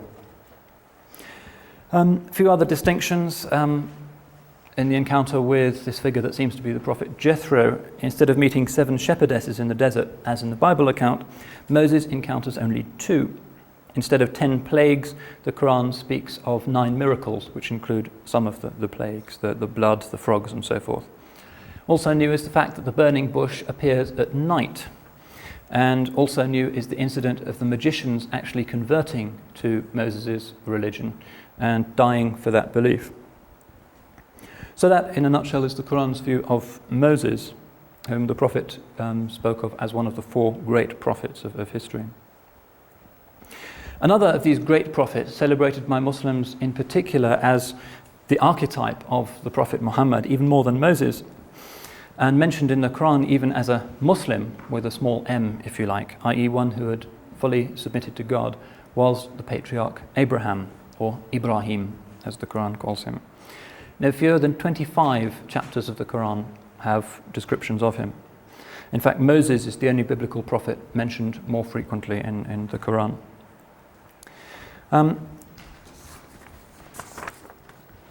There are 1 or 2 interesting passages in the Quran that illustrate its own specific view of Abraham that I'd like to share with you. I don't know if there's another volunteer to read this time a passage from the Quran. We had John yesterday, perhaps. Yeah, thank you. It's not, no, this is something new. Yeah. And gave Abraham his right guidance before the time of Moses, and we did know him. When he said to his father and his people, "What are these idols to which you are devoted in worship?" They said, "We found our fathers worshiping them." He said, "Verily, you and your fathers are in plain error." They said, "Have you brought us the truth, or are you jesting?" He said, "Nay, your Lord is the Lord of the heavens and the earth. He created them from nothing, and I testify to that truth. By God, I shall outwit your idols after you have gone away and turned your backs." Then he smashed the idols into pieces, all except the large one, so that they might turn to it. And they said, when they had returned, "Who has done this to our gods? Surely it must be some mischief maker." They said, "We have heard a youth talk of them. His name is Abraham." They said, "Then bring him before the eyes of the people, so that they might bear witness." When Abraham was there, they said, "Is it you who has done this to our gods, O Abraham?" He said, "Nay, this idol, the greatest among them, has done it. So ask them if they can speak." At once they turned to themselves confounded and said to each other, you are the real wrongdoers." Thank you. A story about Abraham that appears nowhere in the Bible. A little anecdote about how he convinced his people when he was still very young that the idols to which they were devoted actually had no power. He smashed them up except for one, and when they came in the morning, horrified at this sight, he said, "Why did you ask the big one if you think that they're so powerful?" And of course, they were confounded. Interesting account, perfectly in the Bible spirit. There's no reason why it shouldn't be in the Bible, but in fact, it appears only in the Quran. But really the Quran's main interest in Abraham revolves around his foundation of the primordial house of divine worship, the Kaaba in Mecca.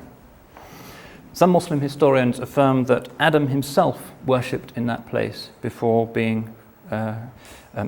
after being forgiven by God for having eaten of the forbidden fruit in paradise. There are a number of Muslim legends that affirm this. But Abraham was the first actually to build a temple on that spot. How on earth did Abraham fetch up in Arabia? Well, Mecca was on the trade route from Palestine down to the spice cities of the Yemen. There was a good deal of traffic backwards and forwards, and it's not an unreasonable place for him to have visited, although obviously his visit to Mecca is not unambiguously explained in the Bible.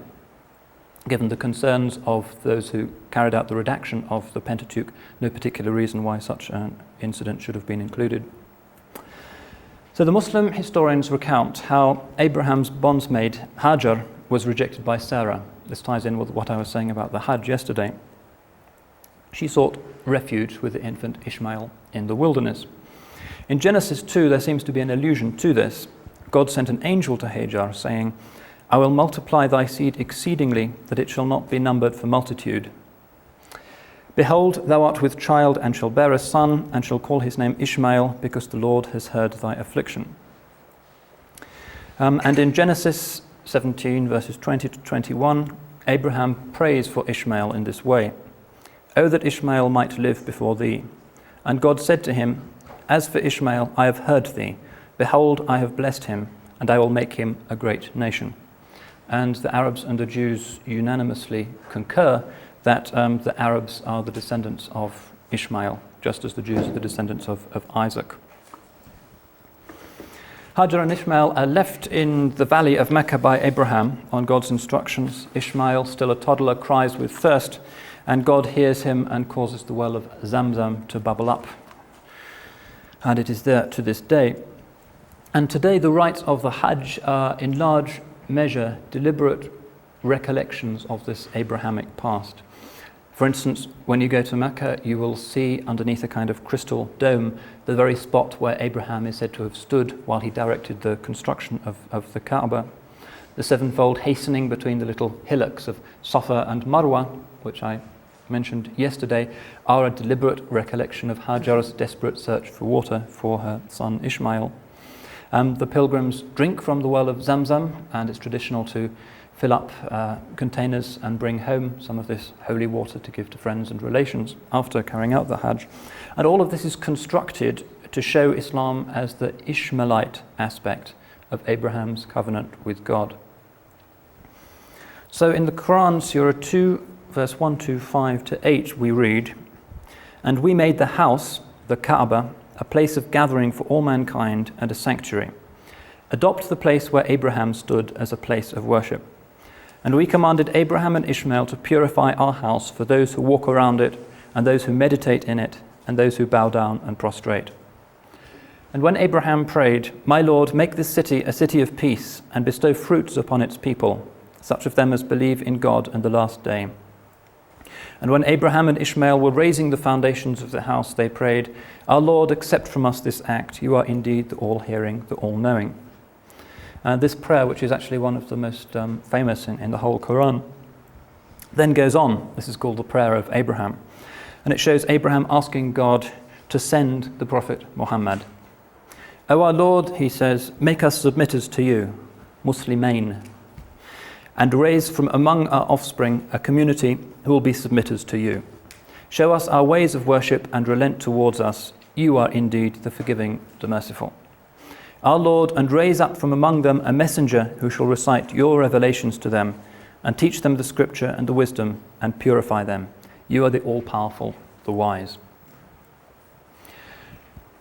Another explicitly Abrahamic sign of this covenant is, of course, the rite of circumcision. Without exception, the prophets have been circumcised. It's the sign of the unbroken, unviolated covenant with God. In Islam, as in Judaism, it's actually an obligation, although whereas in Judaism it has to be done on the 8th day, in Islam it can be done any time during the youth of the male child. In places like Turkey, for instance, it's done almost at the age of adolescence. And in such cultures, it can become a kind of initiation rite into manhood, although it's generally preferred to do it when the child is a baby. Adult converts in several schools of Islamic law are excused. I've spoken about some of the prophets that link the three Abrahamic faiths. So I've talked about David and Moses and Abraham in particular. You can read for yourselves about others by the simple expedient of looking them up in the index of any translation of the Quran. What I want to do now is move on and investigate the rather more complex question of the last of the biblical prophets, Jesus of Nazareth. As I mentioned, Judaism has rejected his claims to messiahhood. Islam has accepted them. However, Jesus is viewed very differently by Islam and by traditional Orthodox Christianity. In fact, a couple of years ago, in the Islam paper in my faculty in Cambridge, one of the questions for the students was, is Jesus a unifying figure for Christians and for Muslims? And I think probably the examiner bowled a googly on that one. Is that a familiar expression, to bowl a googly? Right. It means to throw the ball throw a curveball. Okay. So, sometimes I need subtitles. Could you write that on the board? Yeah. Oh, really? You mean I've actually said something interesting this morning? Okay.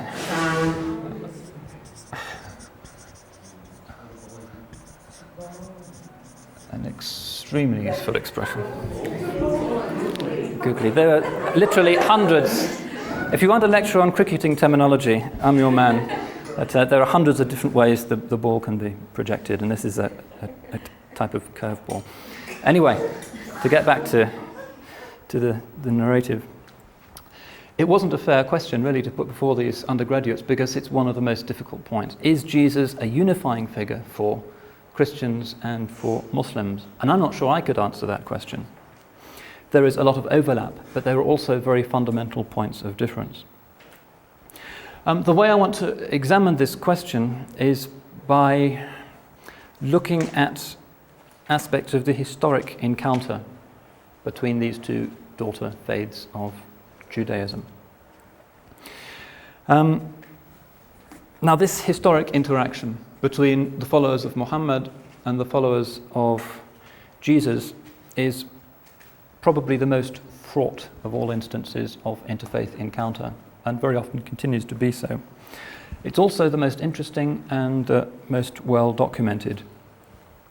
3 centuries ago, the great Dr. Johnson could say, civilization is twofold. There is Christianity and Mohammedanism. All the rest may be considered as barbarous. Nowadays, of course, we'd want to include Chinese, Indian, and other great civilizations in the rank of major cultures. But Johnson's comment is, in a sense, a summary of history as many Europeans have traditionally seen it. The Muslims are the only other people worth talking to, worth dealing with. Thanks to its geography, medieval Christendom had little experience with most world religions. As I said yesterday, if you went south or east from medieval Europe, you bumped into Muslims. Islam, however, was a lot better placed. Islam was at the center of the ancient world, and Muslim scholars very soon had interesting encounters and discussions with Buddhists, with Indian Hindus, with Zoroastrians, with Christians, with Jews. So we find, for instance, one of the first great works of objective comparative religion is the work of the great Baghdad scholar al-Biruni, who wrote in the 10th century, who went to India and actually taught himself Sanskrit and debated with the Hindu Pandits and wrote a huge 3-volume work called Tahqiq Malil Hind, an ascertaining of what is in India, in which he says that although superficially Hinduism might seem to be a form of idolatry, in reality, in its higher forms, it believes in the absolute unity of the divine and should be respected and dealt with on that basis. It's a very interesting book. I'm not sure there's an English translation, but there's one in French if you want to look at it. Very objective, very, very scholarly. So I cite this as an example of Islam's really strategic advantage. It was easier for Muslims to write about other religions than it was for medieval Christians. Nonetheless, it's still the case that the other religion that most interested medieval Muslims was Christianity. This was, I think, for three main reasons. Firstly, Christianity was Islam's great militant rival across the border in Byzantium. Secondly, Christianity was far and away the largest minority religion in the core territories of the Muslim world. In fact, the Muslims were only a majority in the lands they ruled 3 or 4 centuries after the initial conquest. Before that time, the population had been mainly Christian. In Egypt, the Muslims only overtook the Christians sometime in the 13th or 14th century. Thirdly, Christianity figures very largely in the Quran. And it was this that prompted, amongst the Muslim theologians, further, often quite searching inquiries about Jesus of Nazareth, who was he, and about Christian belief. We find this in particular amongst the authors of the very voluminous Qur'anic commentaries. Whenever there's a reference to Jesus, the commentators illuminate it. So we can conclude that in the pre-modern period, at any rate, by far the most consistent and detailed dialogue or literary interaction between two religious cultures has been that which took place between Christianity and Islam.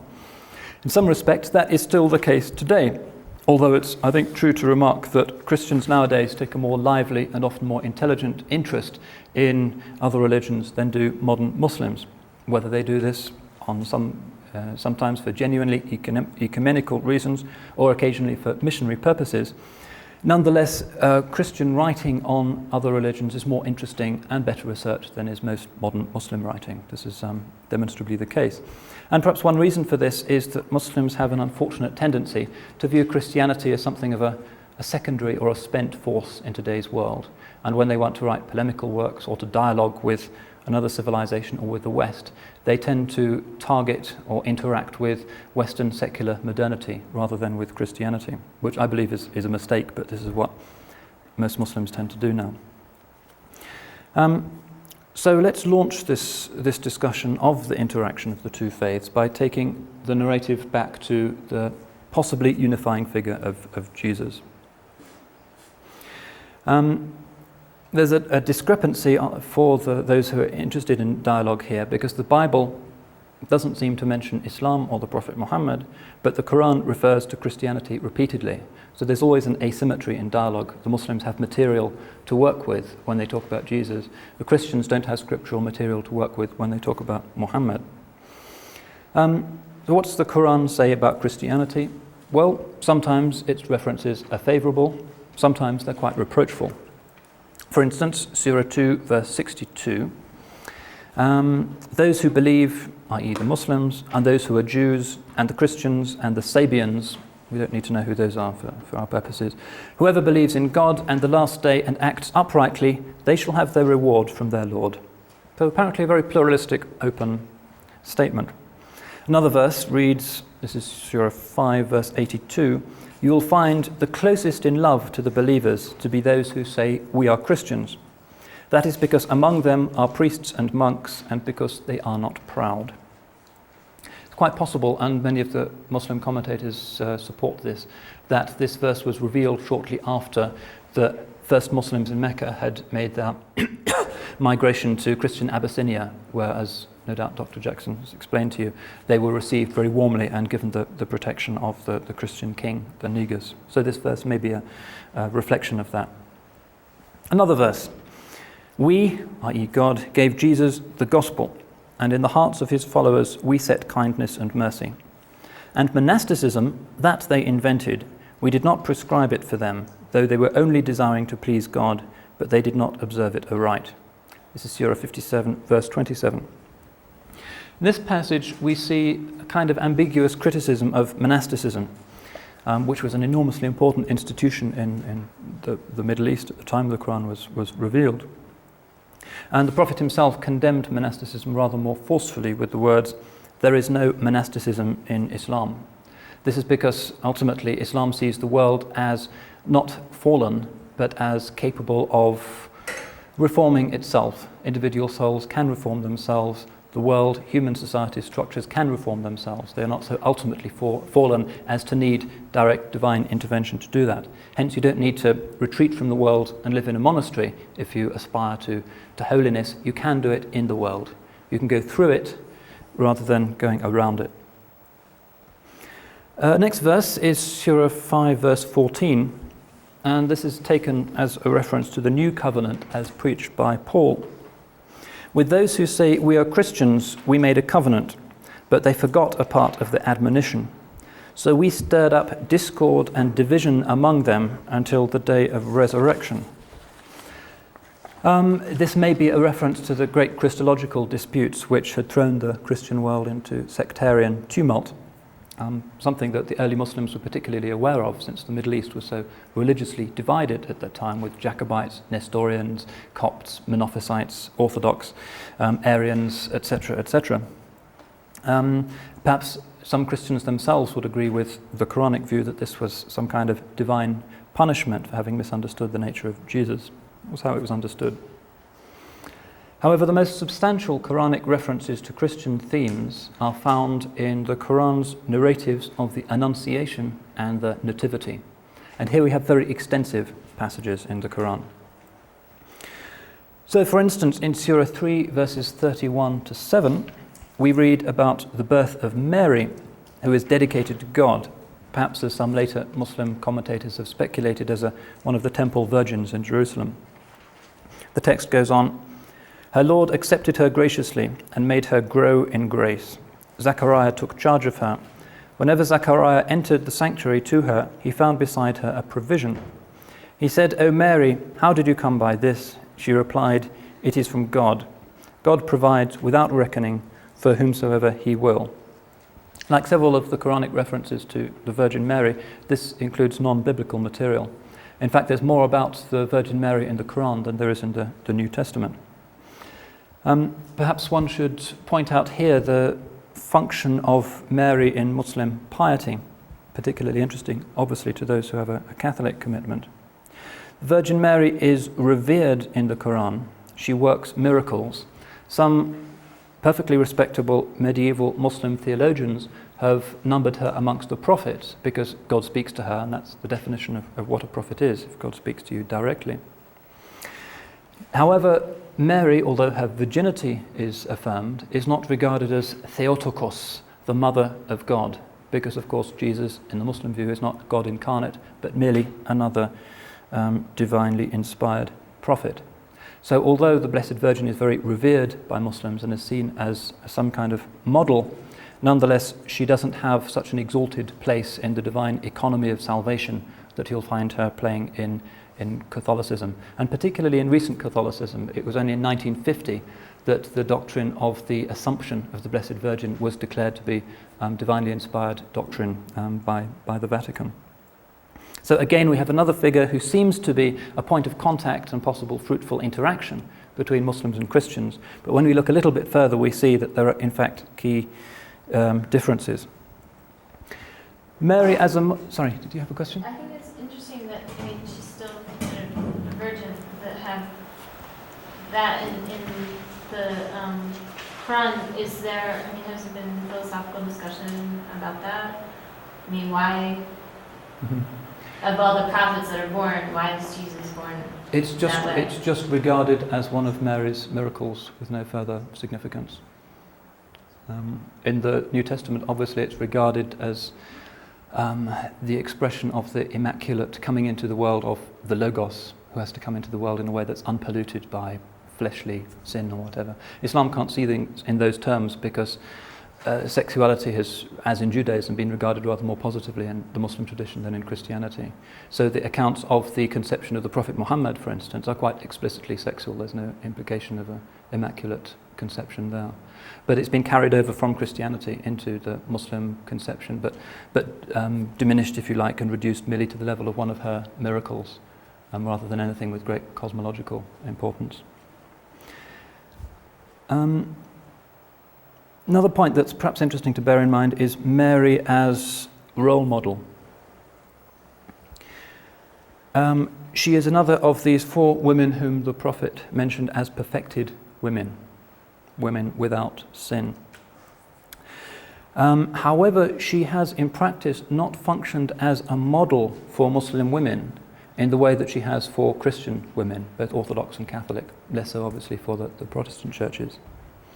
And the reason for this is precisely that her virginity is not, in the Muslim view of things, esteemed or esteemable in the Muslim context in the way that it can be in Christianity.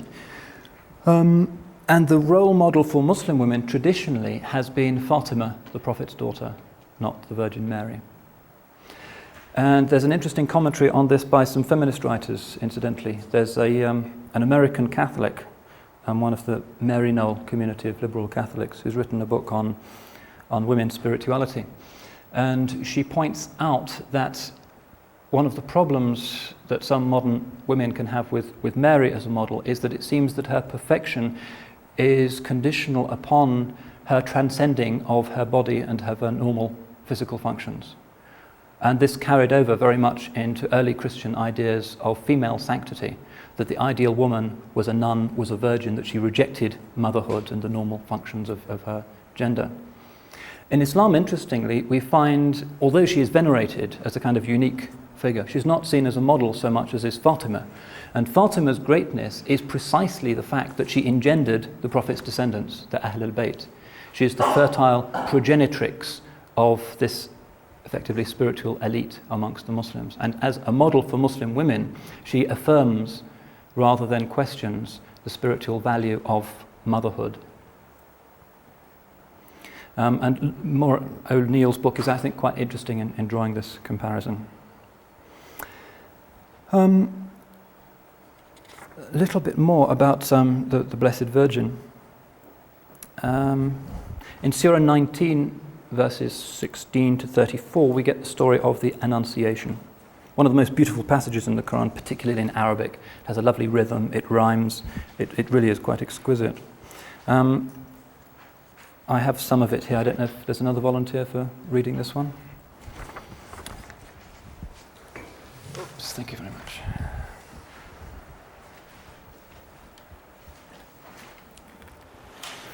Mentioned in the book Mary, when she withdrew from her people to an easterly place, she took in front of them a veil. Then we sent her to our Spirit, who appeared to her as a man without fault. She said, I seek refuge in the merciful God from you, if you fear God. He said, I am but the messenger of God to bestow upon you a pure son. She said, how may I have a son when no man has touched me and I was not unchaste? He said, thus shall it be, your Lord has said, it is easy for me, that we may make him a sign unto the people and a mercy from us. It is a thing decreed. Okay, so that's quite familiar to Christian readers. It's very similar to the biblical account, although there are a few differences. But then we get the story of the Nativity, which is very different and more or less completely unfamiliar. You want to read the last bit? And the pains of childbirth drove her to the trunk of a palm tree. She cried, would that I had died before this and had been a thing forgotten. Then he called her from beneath her. Grieve not, the Lord has set before you a stream. Shake towards you the trunk of the palm, and it will drop moist, ripe dates upon you. Thanks. The narrative continues to describe her bringing the child to her people, and they accuse her of unchastity. She demonstrates the supernatural nature of the happening by pointing to the infant Jesus, who miraculously speaks from his cradle. And he says, Inni Abdullah, I am God's servant. He has given me the book and made me a prophet. He has made me blessed wherever I may be.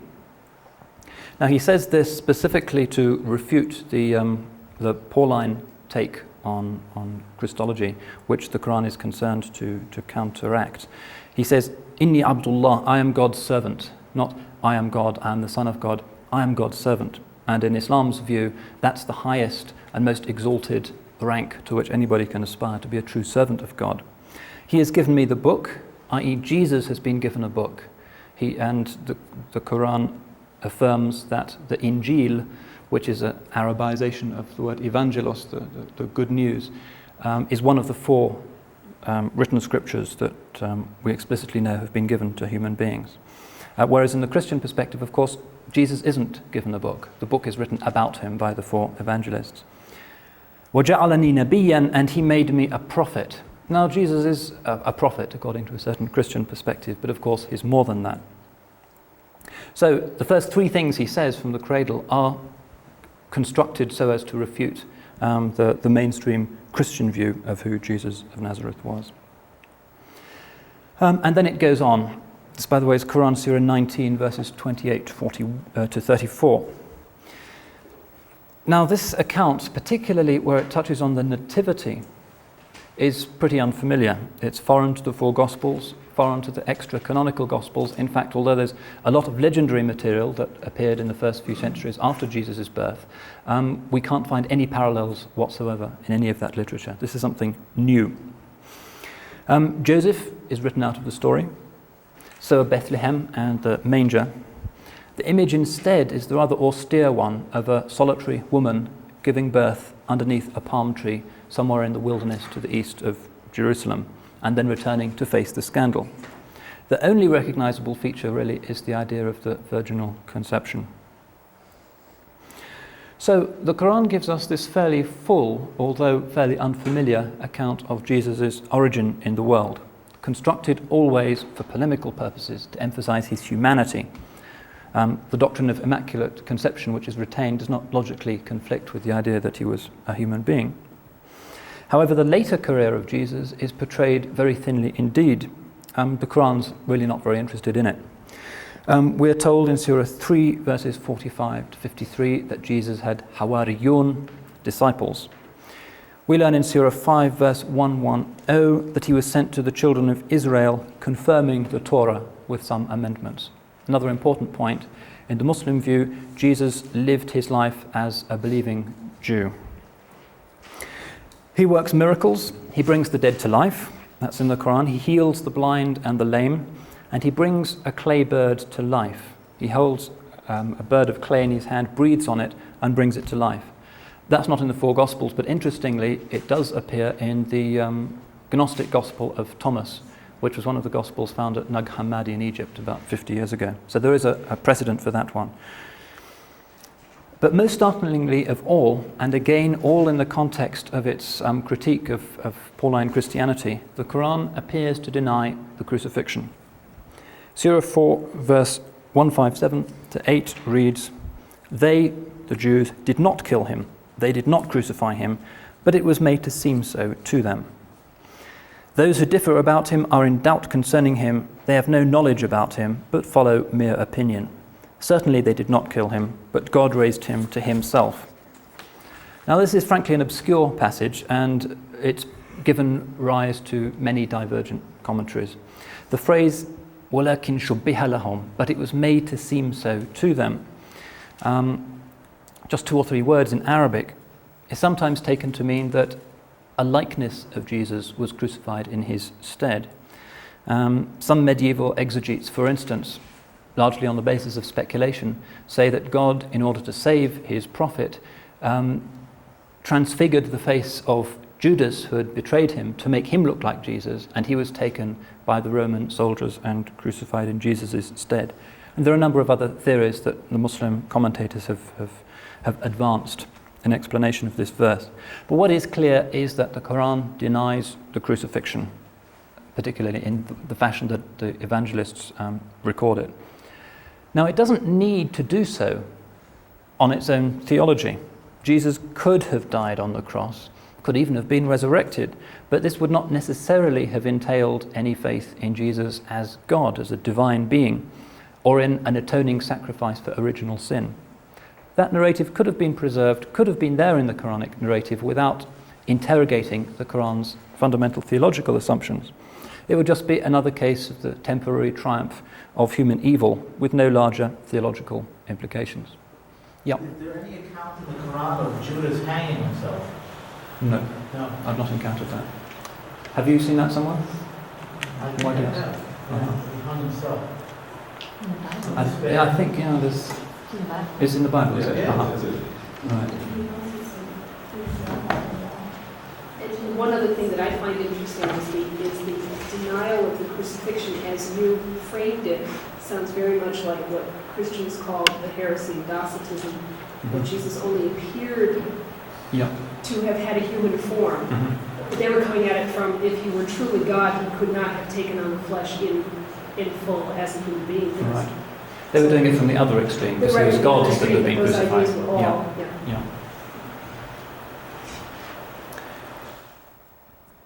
Okay, so I was asking the question, why is it that the Quran denies the crucifixion, if to include that narrative would not have questioned its basic assumptions? Well, it is probably the case that the Quran does this as a rhetorical device to deny the doctrine traditionally held by Pauline Christianity.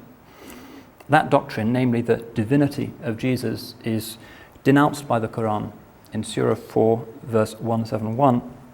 O people of the book, this means Jews and Christians, be not extreme in your religion, and speak of God only the truth. The Messiah, son of Mary, is only the messenger of God, and his word which he placed in Mary, and a spirit from him. So believe in God and his messengers, and do not say three. Cease, it is better for you. God is only one God. Far exalted is he above having a son. And on the basis of this verse, majoritarian Islam has traditionally attached the rather opprobrious label of shirk, of compromising the principle of the divine unity to Christianity. It's a grave accusation, since precisely the same term is used in the Quran's polemic against the idolaters of Quraysh in Mecca. The Quranic Jesus, of course, himself denies this. As I mentioned, he says, Inni Abdullah, I am the servant of God. So to sum up then, the Quran affirms Jesus, but as prophet and as Messiah rather than as God. Key aspects of his gospel ministry, like his preaching of the imminence of the Basileus to Theon, the imperial rule of God or the kingdom of God, are absent entirely. The picture is fleshed out somewhat by hadith narratives and a lot of ascetic stories which filtered into the early Muslim community following contact with Christian anchorites or the conversion of Christians to Islam. But Islam's Jesus is always Jesus the man, the wandering ascetic prophet of Galilee who affirms the law and is sent only to Israel, sent only to the lost sheep of the children of Israel, and does not believe himself to have a universal mission. So the Johannine and the Pauline Jesus has vanished without trace. Anyway, that's the Quranic understanding of the prophet Jesus. What I want to do now is sketch something of the subsequent history of Muslim-Christian interaction. The Muslims, armed with this new scripture, immediately and apparently miraculously conquered most of the Christian world within a few decades. And they found themselves suddenly ruling not just one, but very many Christian denominations. So throughout the medieval period, when you read Muslim discourses on Christianity, you have to remember that they were encountering different Christian denominations. You have to know exactly what concepts of Jesus, for instance, they were discussing. The great Church of Byzantium, the official denomination of the Byzantine Empire, which had ruled most of these countries before the Muslims appeared on the scene, upheld the formula that had been agreed on in the early 5th century at the Council of Chalcedon, which was the formula of God having one substance but three hypostases. I won't go into the details of that. It's a complex subject. However, but in much of the Near East, this great church was actually a minority creed. Most Christians didn't accept it. Most Egyptians and a lot of Syrians, these are the Copts and the Jacobites respectively, followed Monophysite doctrine, which held that Christ's divine and human nature were completely fused. And this position was frequently subjected to official persecutions, as was also the Nestorian doctrine, which emphasized the human nature of Christ.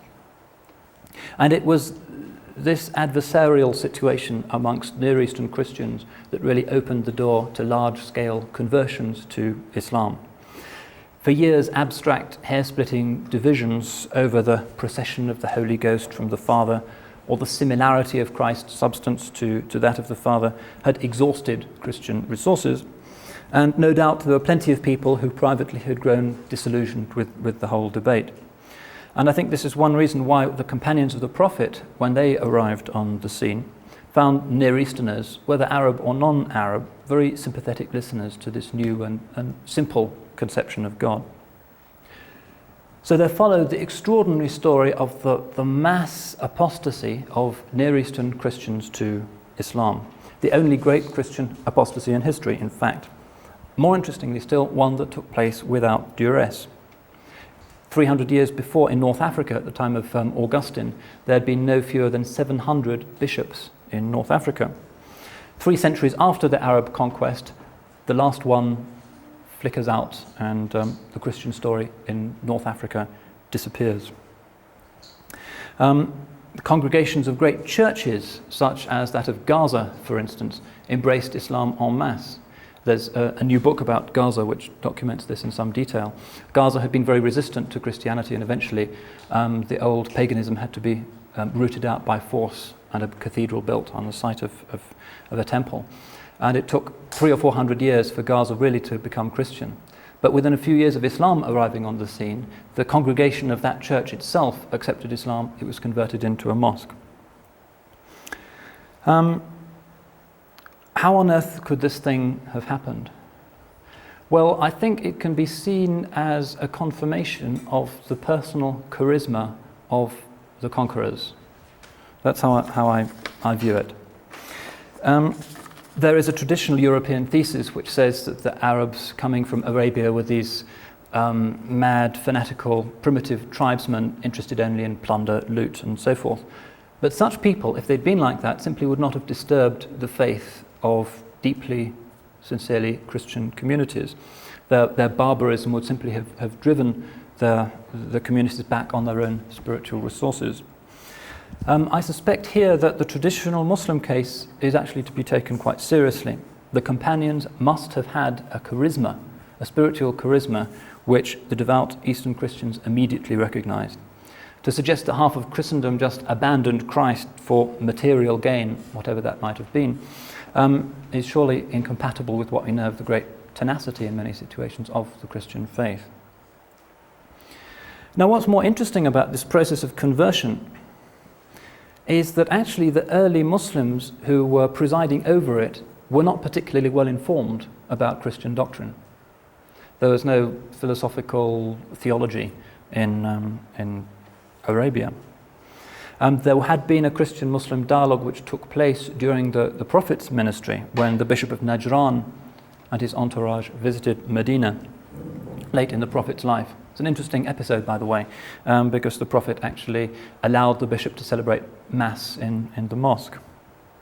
But despite this kind of early contact, we find Muslim theologians writing about Christianity for several hundred years really not understanding Christian doctrine particularly well. For instance, there's somebody called Gordon Newby who in 1989 produced a book called The Making of the Last Prophet, and he examines in depth the early sections of Ibn Ishaq's biography of the Prophet. Ibn Ishaq assumed that, for instance, the prophets Jonah and Samson actually came after Jesus. That was the extent of the lack of knowledge about Christianity and Judaism that many of the Muslim conquerors had. But this book was very widely accepted, and we can only conclude from this that the Muslim intelligentsia really didn't have a particularly detailed view of the biblical narrative. It also presumes that there wasn't too much dialogue going on. All these egregious errors would have been corrected. Seems to be the case that the early conquerors didn't have that much of an interest then in the religion of their subjects. It's only in the early Abbasid period, that's say 150 years or so after the Prophet's death, that we find detailed dialogues first appearing. One of the best known of these that's been preserved is an encounter between the Abbasid Caliph al-Mahdi and the Nestorian Catholicos, the head of the Nestorian church, who was called Timothy. I'll briefly sketch the outlines of this debate. The Caliph kicks off by remarking that Jesus can't be divine since he was born in time. Quoting John's Gospel, "I go to my God and your God," and pointing out that if Jesus himself worshipped God, was he thereby worshipping himself? He goes on to complain that the process by which the 4 Gospels were compiled is poorly documented, so that clear references to a post-Christian prophet, Muhammad, supposedly present in the original Gospel given to Jesus, are removed. The only relevant prophecy he does speak of, and this is a recurrent feature of Islamic discussions, is Jesus' promise of the future presence of the Paraclete, who is traditionally associated in Christianity with the Holy Spirit, but which Muslims identify with the Prophet Muhammad as the Spirit of truth who will come. The Caliph also cites the image of the rider on the camel who will come to deliver Israel. This is in Isaiah, but Timothy in his riposte says that this refers to the fall of Babylon to Cyrus. And then there's a very complex discussion which revolves around the Trinity, which the Caliph insists is a form of tritheism. And it seems that the contest ended in stalemate. So this debate between the Catholicos Timothy and the Caliph al-Mahdi is the first detailed account we have of an intelligent, informed encounter between Muslims and Christians. The early medieval period also witnessed the steady growth of a Muslim polemical literature about Christianity. And one of the most influential of these was a work attributed to the famous al-Ghazali, who died in 1111, easy date to remember. And he wrote a book, or it's traditionally ascribed to him at any rate, which he called The Beautiful Refutation of the Divinity of Christ Using the Gospel Text. And here the author recognizes that it's pretty difficult persuading Christians of the Muslim doctrine on the basis of the Quran, and so he uses the Gospel, translations of the Gospel, in order to refute the idea that Jesus considered himself to be divine. Another polemicist was someone called Ali ibn Rabban al-Tabari, who wrote an important book called The Book of Religion and Empire. He was a convert from Christianity, and he lists what he considers to be biblical prophecies about Muhammad. But more influential still was the Cordoban theologian and jurist Ibn Hazm.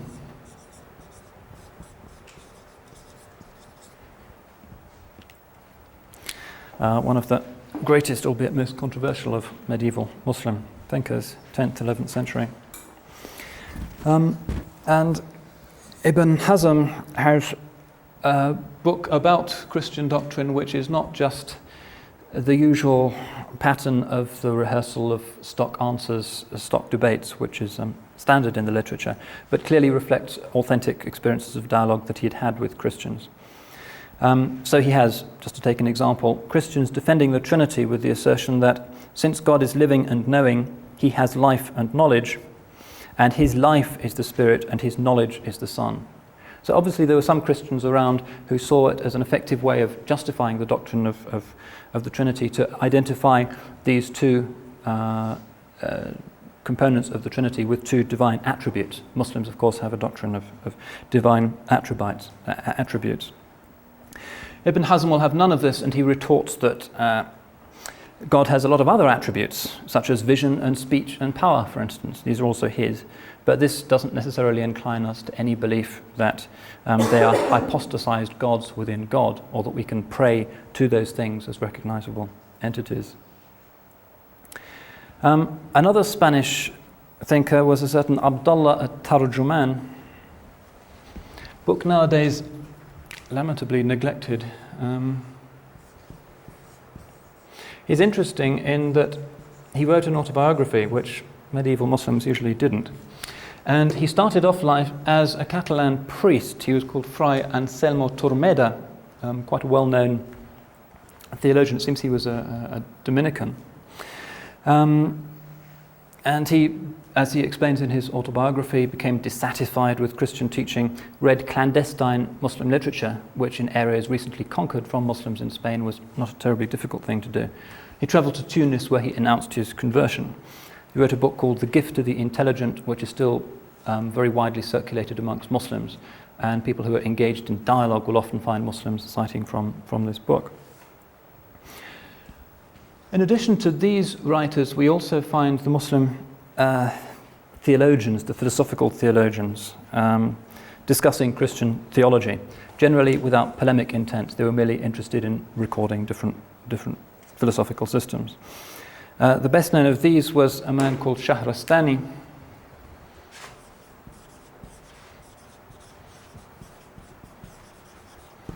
He died in 1153, who wrote a book called Kitab al-Milal wal-Nihal, the book of religion and sects, in which he lists and describes, really quite objectively, the different religious views of his time. So there's a section on Buddhism, for instance, Hinduism, Judaism, and Christianity. And he does the conventional thing by blaming Paul for distorting the pristine teachers of Jesus. He says he mixed them with the teachings of the philosophers and the wicked suggestions of his heart. And then he goes on to describe the main Christian denominations which were available to him, the Orthodox, the Nestorians, Jacobites, and he provides an Arabic translation of the Nicene Creed. And Shahrastani's long account of Christianity is probably the most sophisticated and balanced account that medieval Muslims came up with. And it's fairly, I think it's a fairly objective one, and it was influential until the contemporary period. After his time, discussions became more or less repetitive, and I think we can pass over later contributions in silence. Since it's 10:30, we might as well take a break here if you're agreeable. What I want to do in the second half of this is to look at the mirror image of this discussion, namely the traditional Christian understandings of Islam. Okay.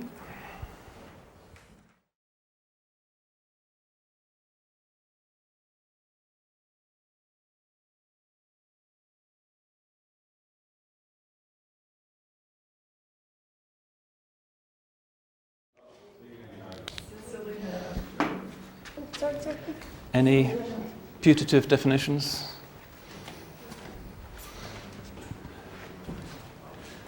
Is that another cricket term? It's a cricket term, yeah. It's an area of the field, the pitch, just behind the batsman to his left. Every little corner of a cricket pitch, even though it's enormous, has a stupid name. Anyway, back to work. What I've been doing has been to attempt to outline the Qur'anic understanding of Christianity, both what Christianity was and what it should have been in the Qur'an's view, and then tracing in outline the story of Islam's historic understanding of the Christian religion. And I mentioned that it got off to a slow start, that the early Muslims, when they first encountered Christians, they were basically on a lower civilizational level. And when they started to debate with Christian theologians in places like Damascus, they immediately found themselves outgunned because they knew no dialectical Aristotelian logic which the Greeks and the Christians were deploying against them. And in fact, it's generally accepted now that the great trigger that kick-started Muslim philosophical theology was actually these early encounters with intellectually more advanced Christian thinkers. That's what made Muslims get into systematic theology.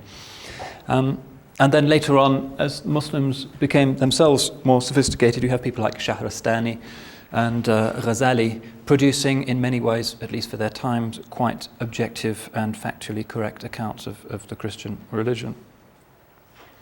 What I want to do now is look at the story from the other side of the frontier.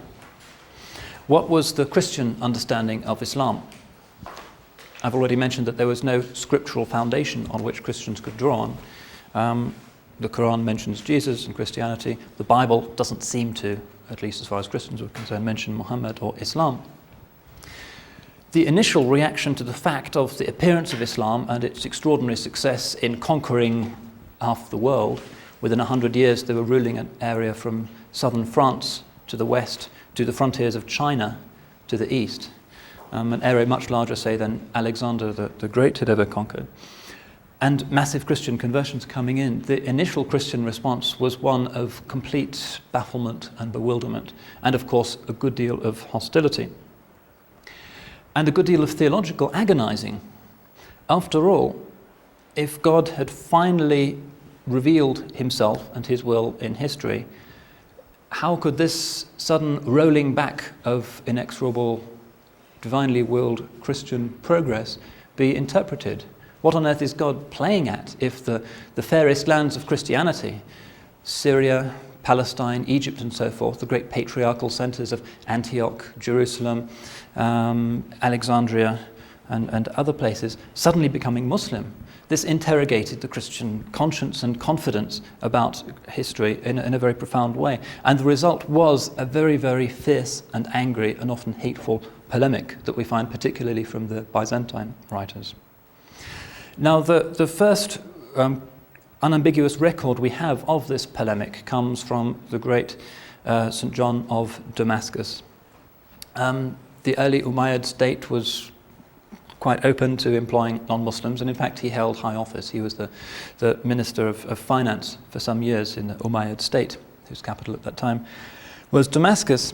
But this seemed not to have hampered his polemical activities. He was hobnobbing with the caliph by day and at night writing polemic against Islam, and there didn't seem to be a problem.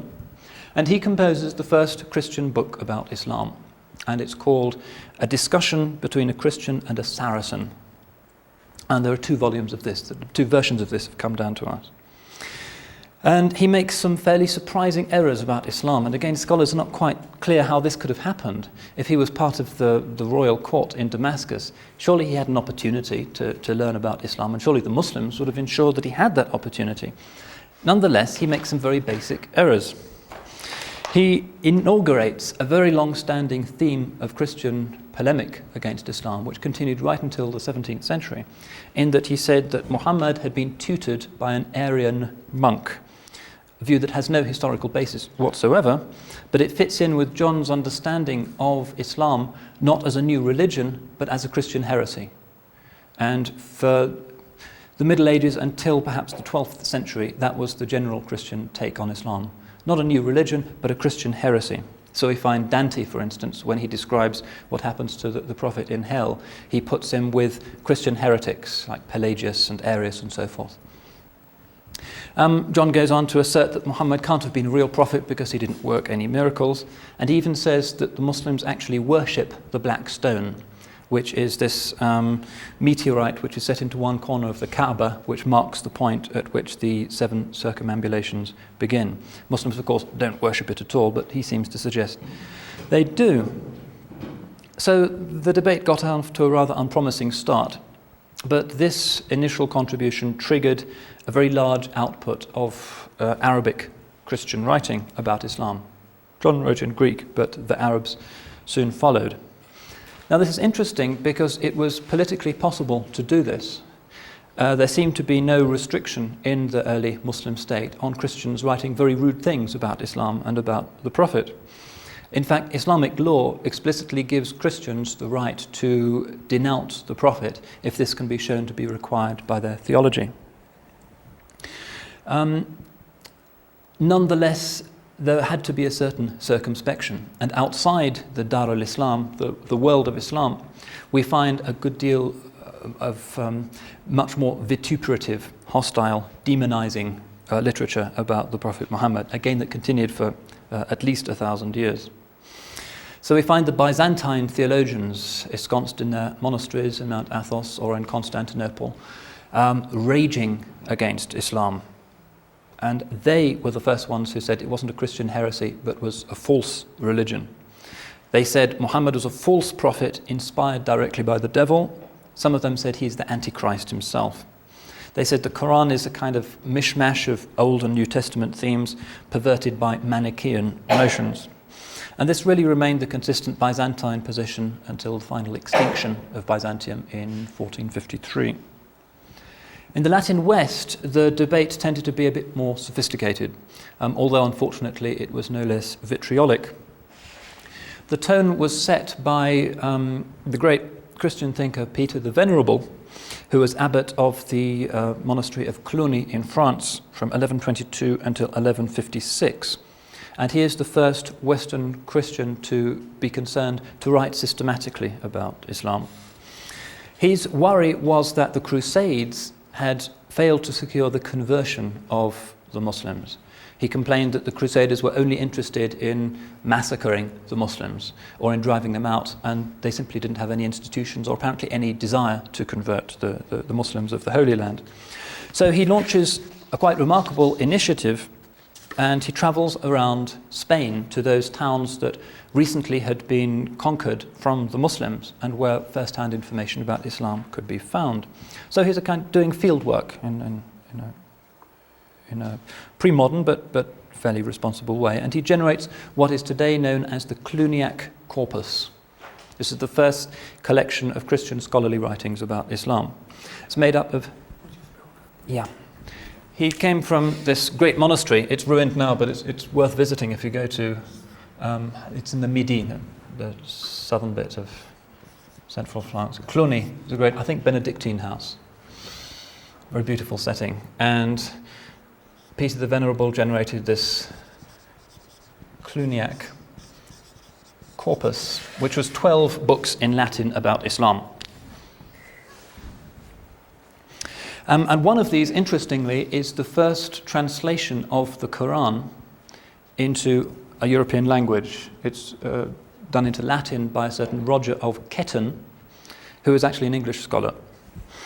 Peter the Venerable himself contributed 2 books about Islam, one of which, a particularly influential one, he called Summa Totius Haeresis Saracenorum, a summary of all the heresies of the Saracens, which remained a kind of set text for Christian studies of Islam for several centuries.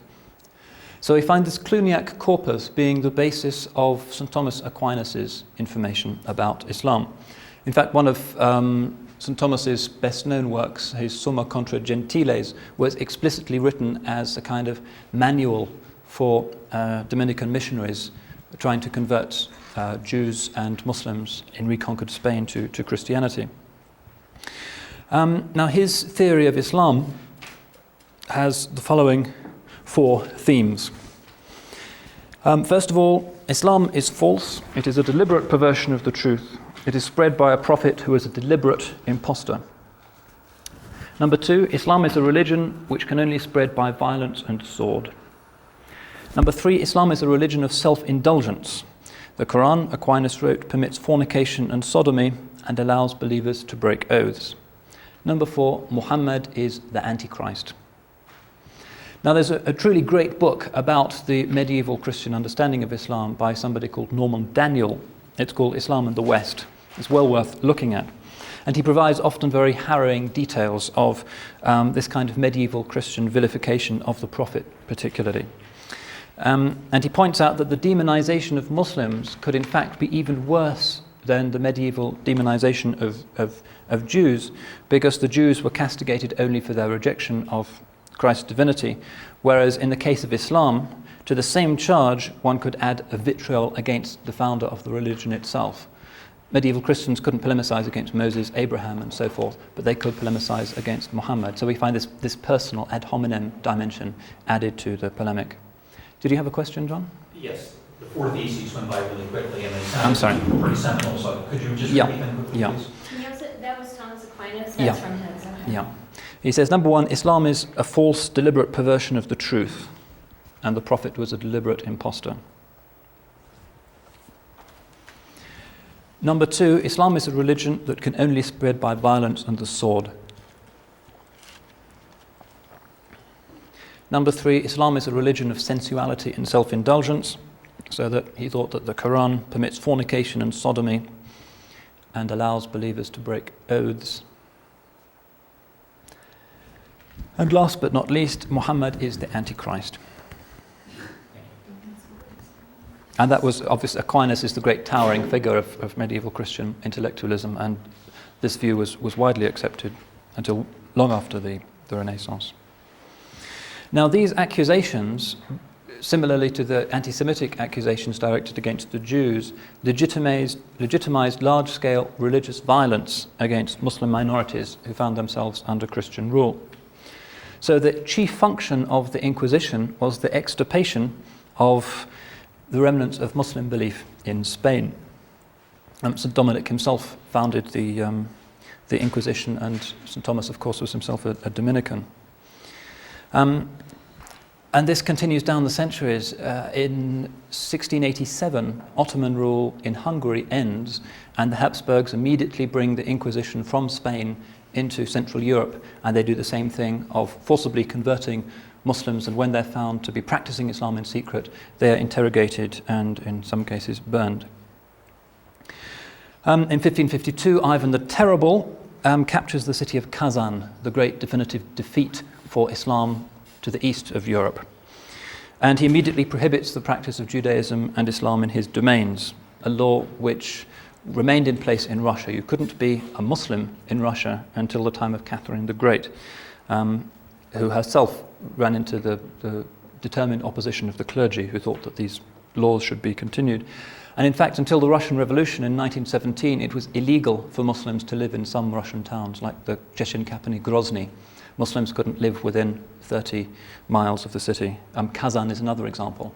If you go to what's left of the Muslim city of Kazan, capital of Tatarstan, on the Volga, you'll find that most of Tatarstan is Muslim, but the capital itself is Christian, because Muslims were not allowed to live in the city, and it poses various electoral and political problems now.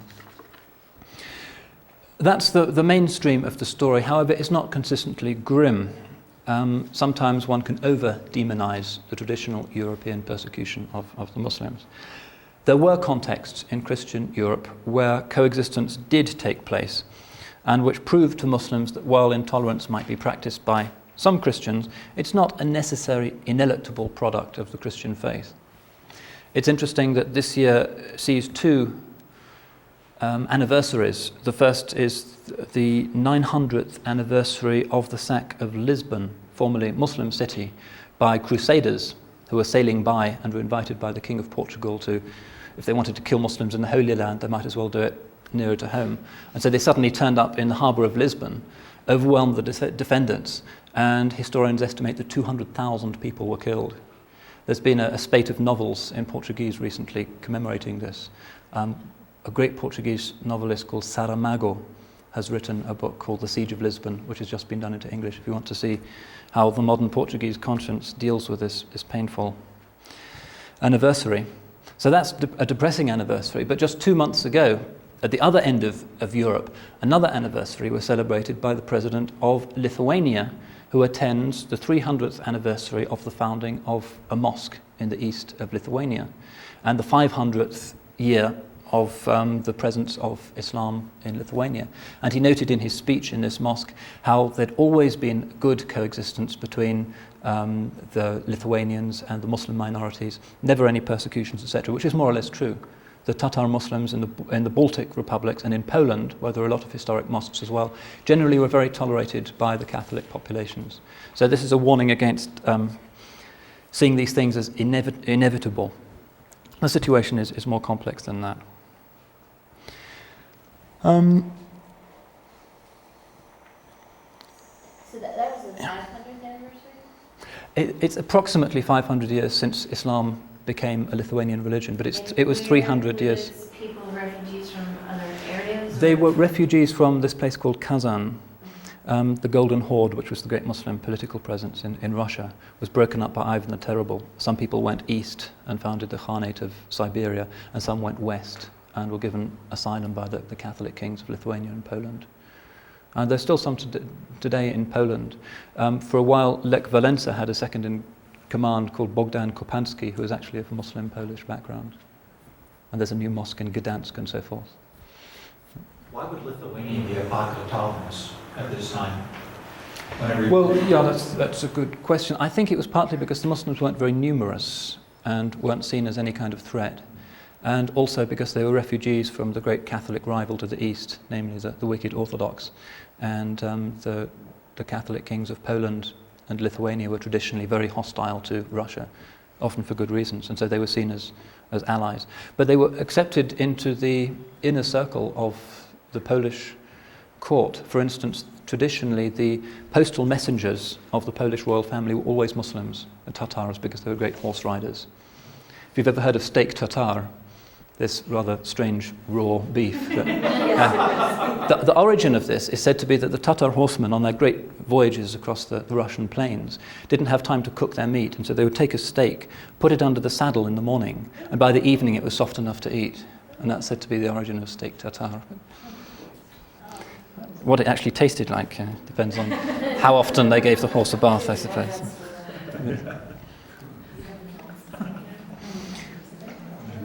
Anyway, so these communities were relatively insignificant numerically, but I think it's important to bear them in mind in case, as sometimes happens in dialogue context, Muslims seek to tar all Christians with the same brush and said it was not possible for traditional believing Catholics, for instance, to tolerate Muslims. Sometimes it could happen.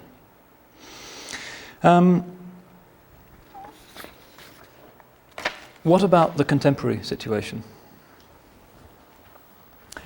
Present-day dialogue between the three Abrahamic faiths.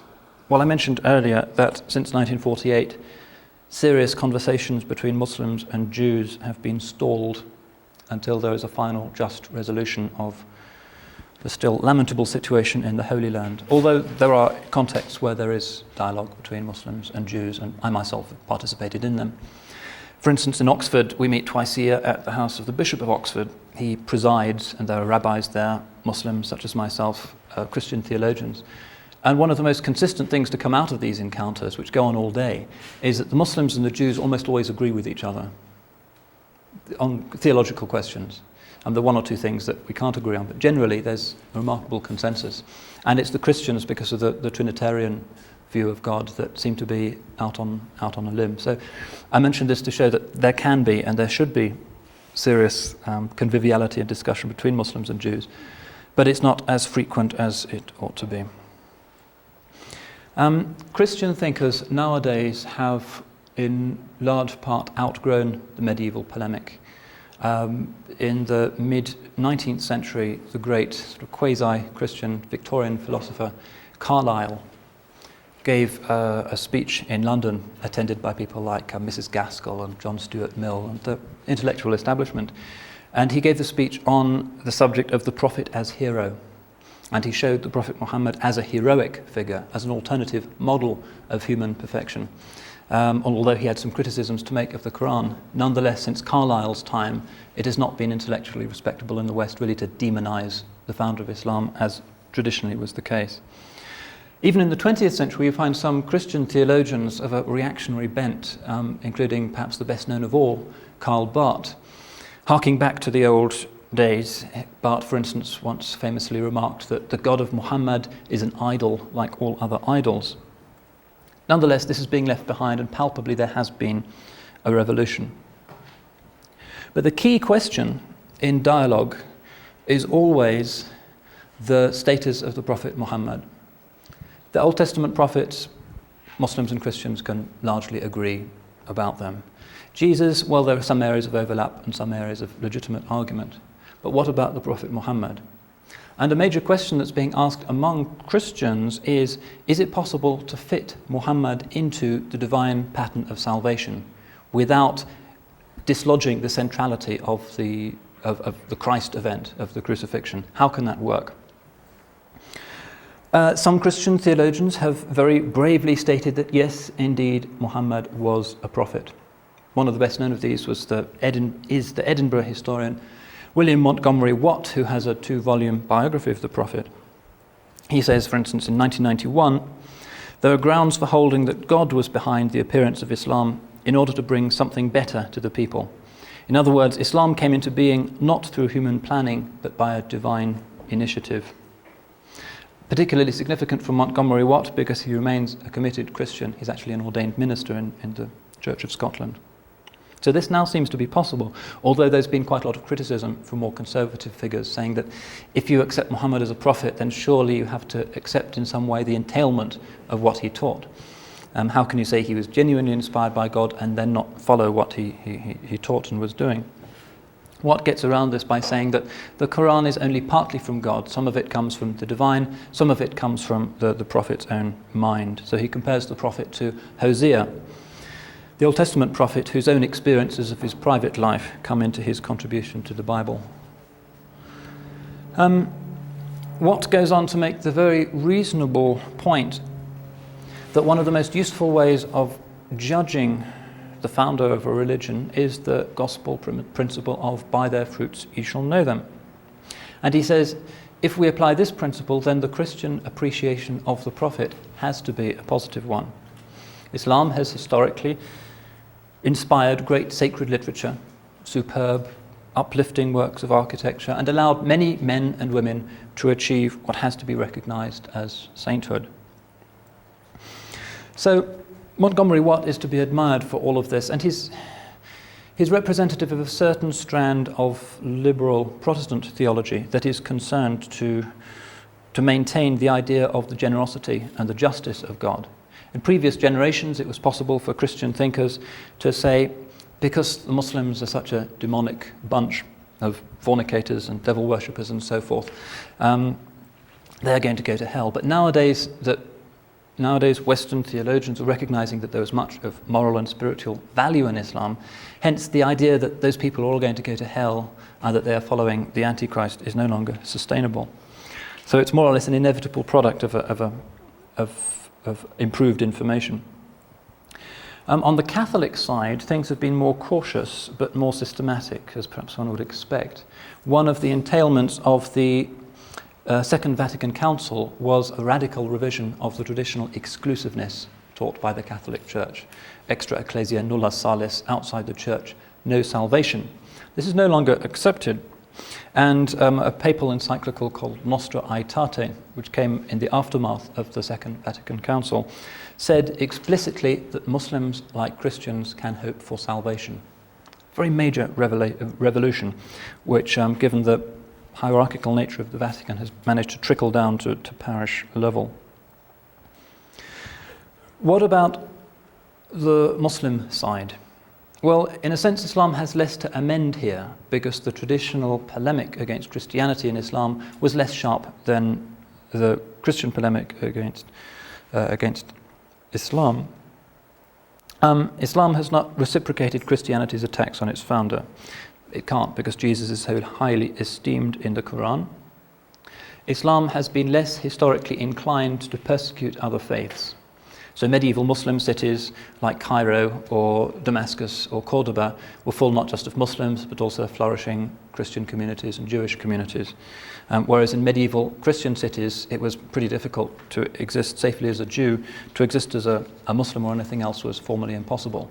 We find, for instance, that when the first Ottoman embassy came to Britain in the rule of Henry VIII, they were forced to submit to baptism before they were allowed ashore at Portsmouth. It was just inconceivable that there could be any Muslims in England.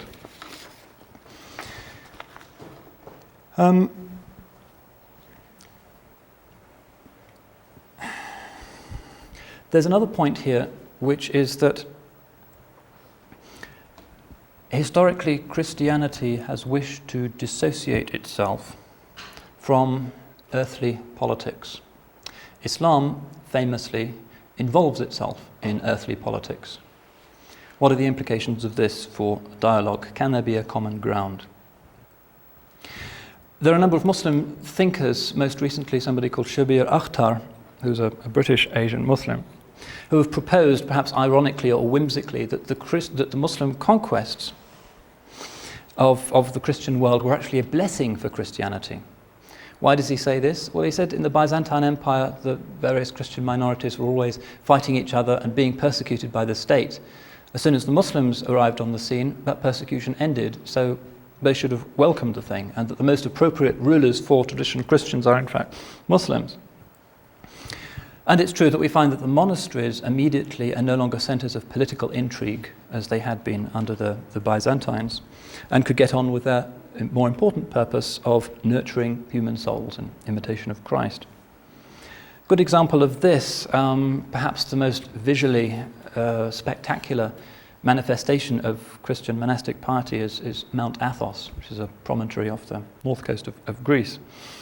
And this superb summit of Eastern Christian spirituality, which produced such spiritual movements within orthodoxy as the Hesychast movement, has about 20 monasteries, still very much flourishing.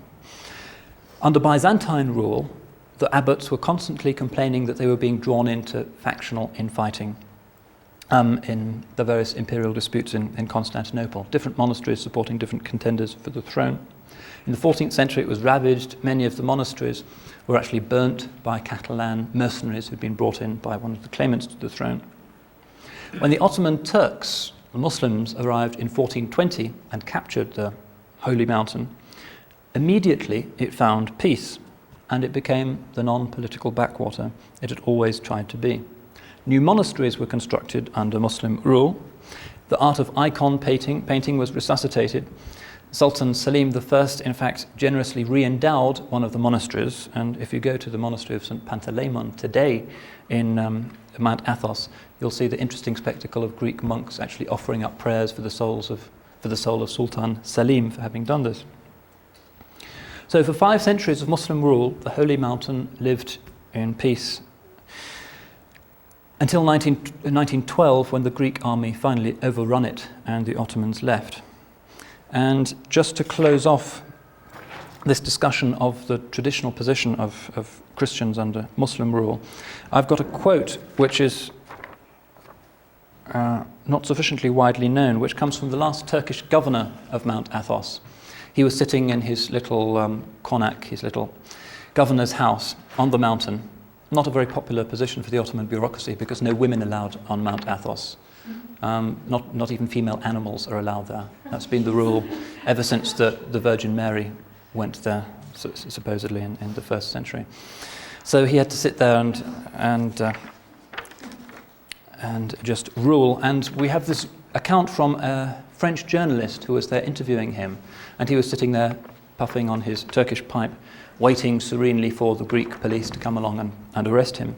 He gave a very interesting interview, and I've translated a little bit of it, which perhaps somebody could read. Do you want to have a go? Okay. This is what he said to the journalist. Look around you. Look at these thousands of monks. Visit their monasteries. Question them yourself. Of what, in reality, can they complain? Have we touched their rules? Have we violated their property? Have we forbidden their pilgrimages? Have we altered even a little of their secular constitution? What race, I ask you, what conqueror could have treated these people with greater humanity, greater moderation, greater religious tolerance? Under our law, they have remained no less free, indeed freer, than under the Byzantine emperors. And they have not had to endure under our domination 100th part of the devastations you have imposed on your monks in France. Allez, monsieur, we will regret our passing. Greeks, Russians, Serbs, Romanians, Bulgars, all these monks eat each other like poison. They are bound together only by their common loathing of Islam. When we are no longer there, they will tear each other to pieces. So that was the Muslim perception of their role, particularly in the Balkans. These Christians would be at each other's throats if it weren't for the generous, tolerant Muslims holding the show together, rather as the British perceived their role to be in India. Incidentally, I should correct what I said earlier. One woman is known to have visited Mount Athos in the past 2,000 years. She was an enterprising French journalist who went there in the 1880s, and in order to carry off her disguise as a man successfully, she had her breasts surgically removed before she went. And she wrote an account of the Holy Mountain, which is in the libraries you can look at if you like. But the rule today is still no women. What I want to do in the last half an hour, having talked about the historical interaction, sometimes encouraging, sometimes frankly pretty dismal on both sides, is to look in more detail at the most central issues that invariably come up between Muslims and Christians in dialogue. I've already talked about the problem that is really an internal Christian subject for Christian reflection on the status to be attributed to the Prophet Muhammad. But the other things that invariably come up in these encounters relate to the understanding of God. Islam and Judaism see themselves as upholders of the purely monotheistic Abrahamic conception. Mainstream Christianity has upheld a Trinitarian model of God, which it nonetheless holds to be an essentially monotheistic conception. How have the Muslims understood this? Well, there are going to be a number of difficulties which beset any attempt by Muslims to define the Trinity. Muslims, hopefully with goodwill, should attempt to see the Trinity as an expression, a way of understanding the divine unity. But how can they do this? And one of the problems is that there are different Christian understandings of the Trinity. In fact, one of the key issues, if not the key issue, that divided early Christianity was Trinitarian doctrine.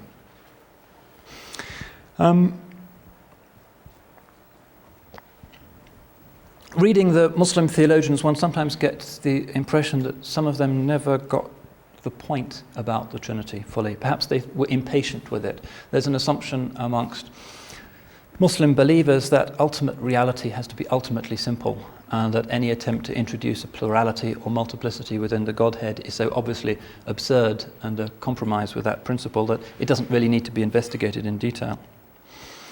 But we also find amongst Muslim writers, even in present times, a quite sharp hostility, that Muslims are very impressed by Christian ethics, by the life of Jesus, but they really don't like the Christian understanding of God.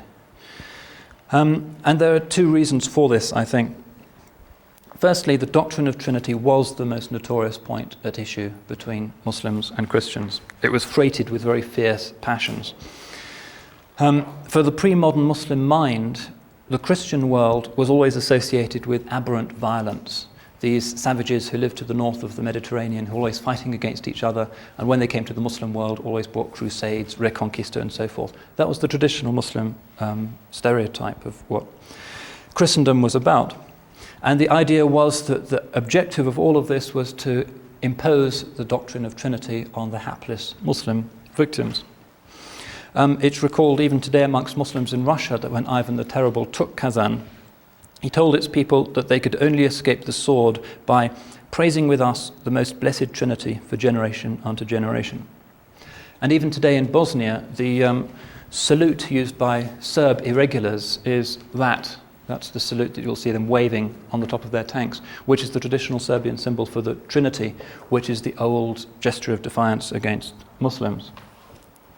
So a lot of Muslim theologizing about Trinity has not been able to be particularly objective. It's always taken place against this very powerful polemical background of fear and often outright hatred. The Trinity as the very symbol of the violent, unknown other. To this distortion, I think one has to add some problems implicit in the doctrine of the Trinity itself.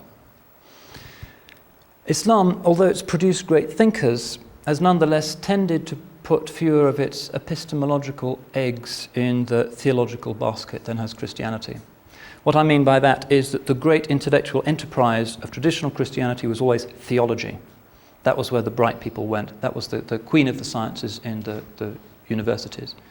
In the Islamic world, and also I think for most pre-modern Jews, theology was important. But a lot of great minds also went into areas such as law and jurisprudence, and also into mysticism.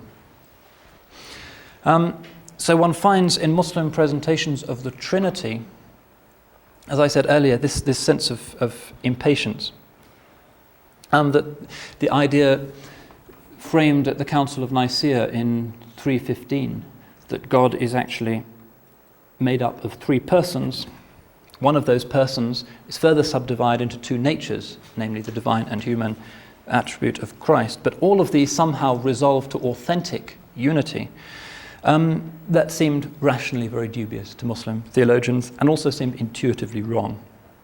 God, as the final ground of all being, simply has no need of being so complicated. Why can't ultimate reality be ultimately simple? So these are two obstacles to a correct understanding of the Trinity. First of all, the historical political background of fear and mistrust, and also a kind of Muslim impatience with over-elaborate metaphysics. There are sophisticated metaphysical thinkers in Islam, but as I said, the great thinkers have tended to gravitate towards law and towards mysticism. Did somebody have a question? I thought I saw a disembodied arm waving. I was hallucinating. Now, these two obstacles to some extent do persist today. However, they have been dissolved to some extent. But a greater and more recent problem is that the traditional diversity of Christian understandings of the Trinity, which always made a Muslim understanding of the central jewel of Christian theology, traditionally understood, much more difficult, namely that the pluralism, that the plurality of Christian ideas of the Trinity has actually been exacerbated. One of the central debates of Christian theology in the past 100 years has been the Trinity itself. Once again, it's in center stage. And the old Chalcedonian consensus, however fragile, about the Trinity, that was shared more or less by Catholic and Protestant theologians. The Orthodox have their own their own views, which differ somewhat, that has now been lost. And so Muslims, looking at the incredible richness and often brilliance of contemporary Christian theological output, can simply be bewildered. What is now the normative Christian understanding of God?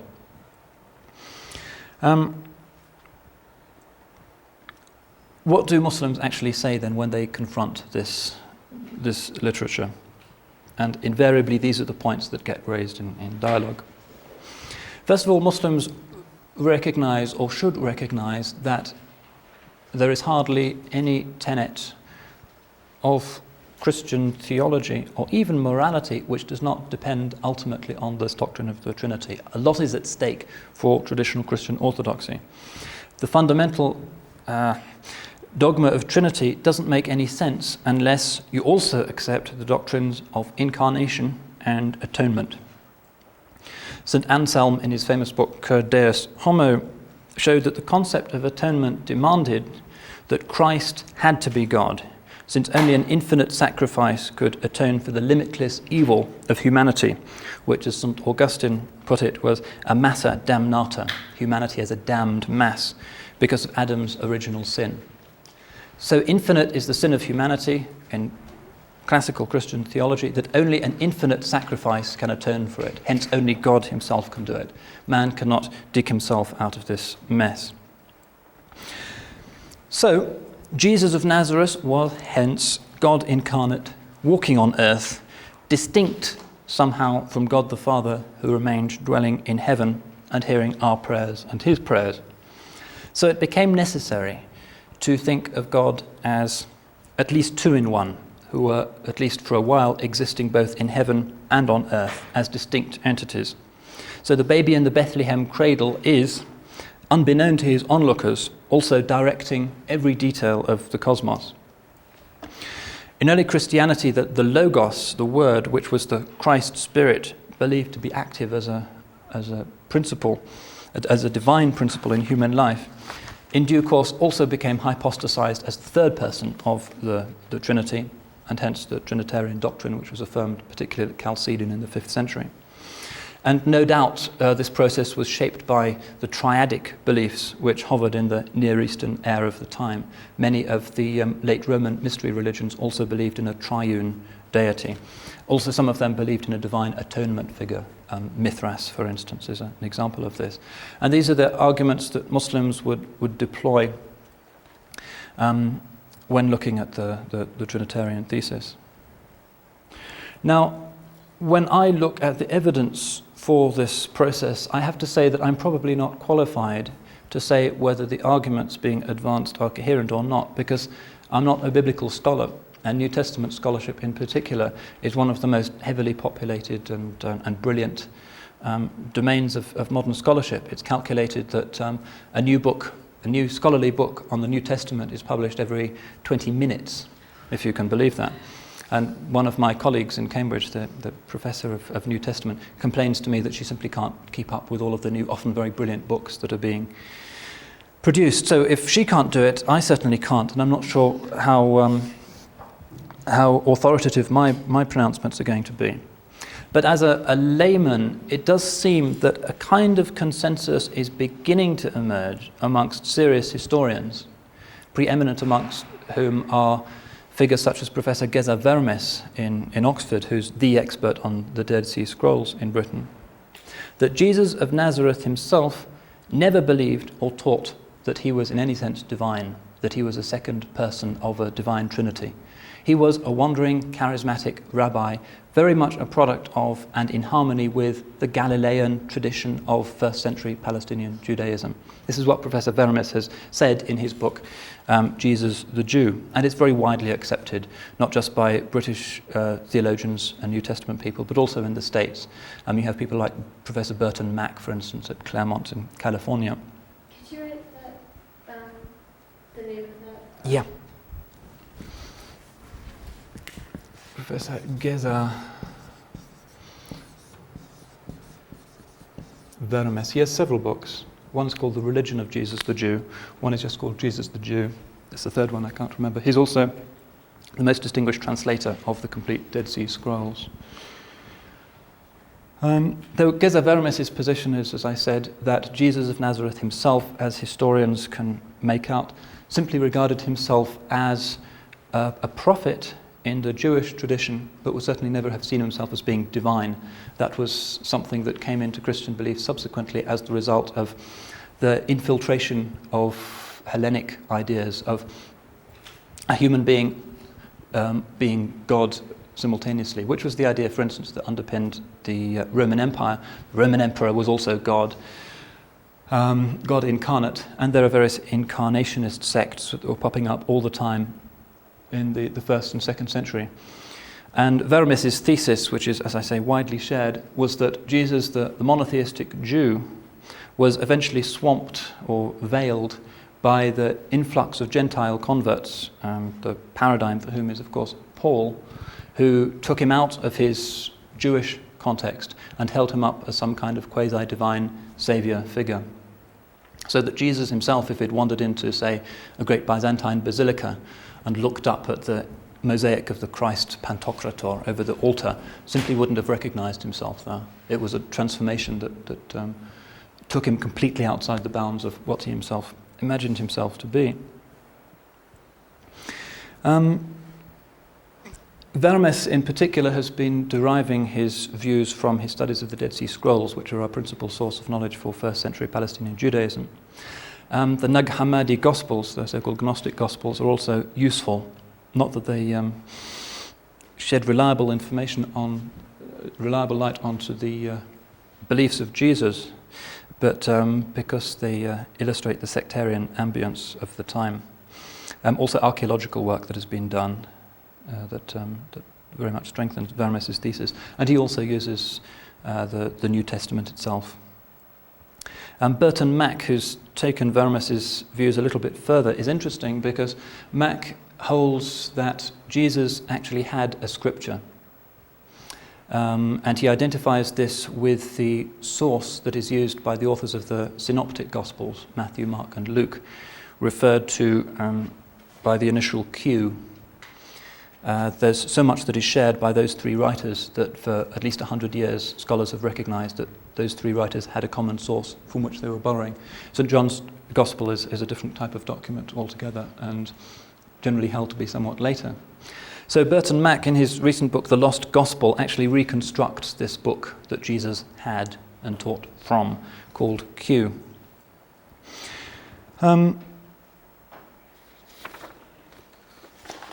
Now, why do I mention all this? Well, because I think it heralds a possible new and more hopeful chapter in the sometimes dismaying story of Christian-Muslim dialogue.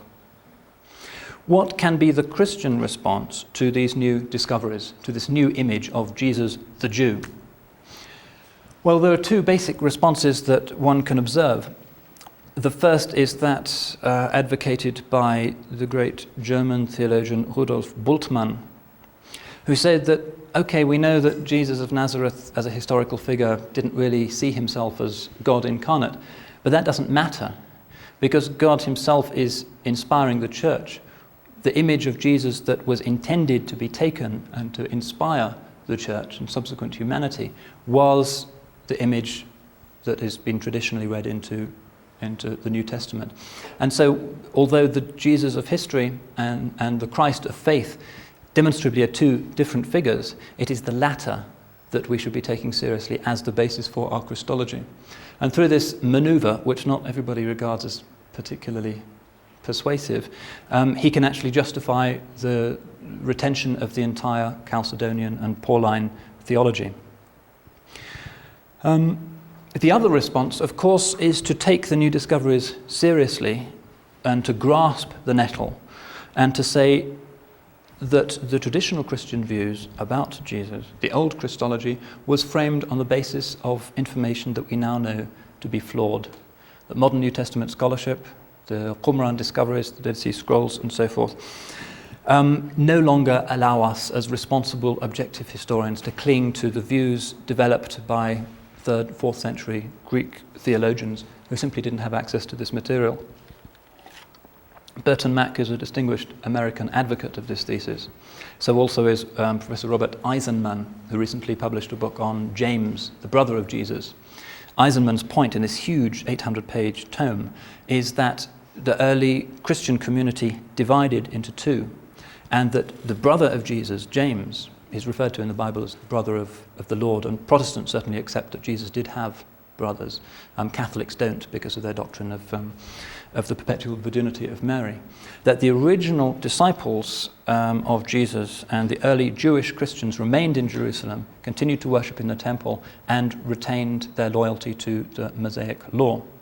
Whereas St. Paul, when he travelled out to the Jewish diaspora and eventually converted Gentiles as well, introduced Greek styles of religion, deified, divinized Jesus, and this was the reason for the tension which we know, even from the epistles of Paul, existed between him and the Jerusalem Christians. And Eisenman goes on to point out that in the year 70, when the temple was sacked and Jerusalem was razed to the ground, that the original Jewish Christian community in Jerusalem was more or less wiped out. Although we find people like the Ebionites in the 1st and 2nd century, and as late as the 5th century, who continued to believe that to be a Christian you had to be loyal to the Jewish law, as Jesus himself had taught. But following the destruction of the temple, the initiative in Christianity shifted to the new Gentile believers who rejected the law, didn't see the need for circumcision or the respect for the Jewish dietary laws and so forth, and that became the form of Christianity that eventually prevailed in history and was imposed by the Byzantine Empire. That's Eisenman's view. It's also upheld by somebody called Bernheim, who's a French scholar, who provoked quite a bit of controversy in Catholic circles in France a couple of years ago, and he produced a book also called James, the brother of Jesus, which makes the same point. And it's a very good case, and many Christian theologians are now figuring out what the correct response should be. Some, such as the British thinker John Hick, have said the old images of God and of the incarnation have to go. Clearly they are a historical product. Clearly it is illegitimate to project these Greek ideas back into the mouth of the very Jewish Jesus. We can retain Christianity, but we need to see the Trinity as some kind of symbol, poetic metaphor, rather than a realistic description of the divine nature. And John Hick, other theologians such as Don Cupid, and some Americans, to some extent somebody called Paul Nitter has been doing this as well, have been charting a post-Trinitarian Christology, which ties in, of course, with what the Unitarian movement has been saying for some years anyway. Now, I've talked about this in some detail because I think it is going to determine the tenor of Muslim-Christian relations in the decades to come and the new millennium. And I think it's a very hopeful sign, because this great stumbling block between Muslims and Jews on the one hand, Christians on the other, namely the idea of the incarnation, which Muslims simply can't digest. God cannot inhere in anything he has created. He is outside the world, transcends the world. If that doctrine is jettisoned, if the Trinity is reformulated and regarded just as a poetic rather than a literal statement, well then there really isn't too much to divide Muslims and Christians, and a new era of understanding and dialogue can hopefully unfold.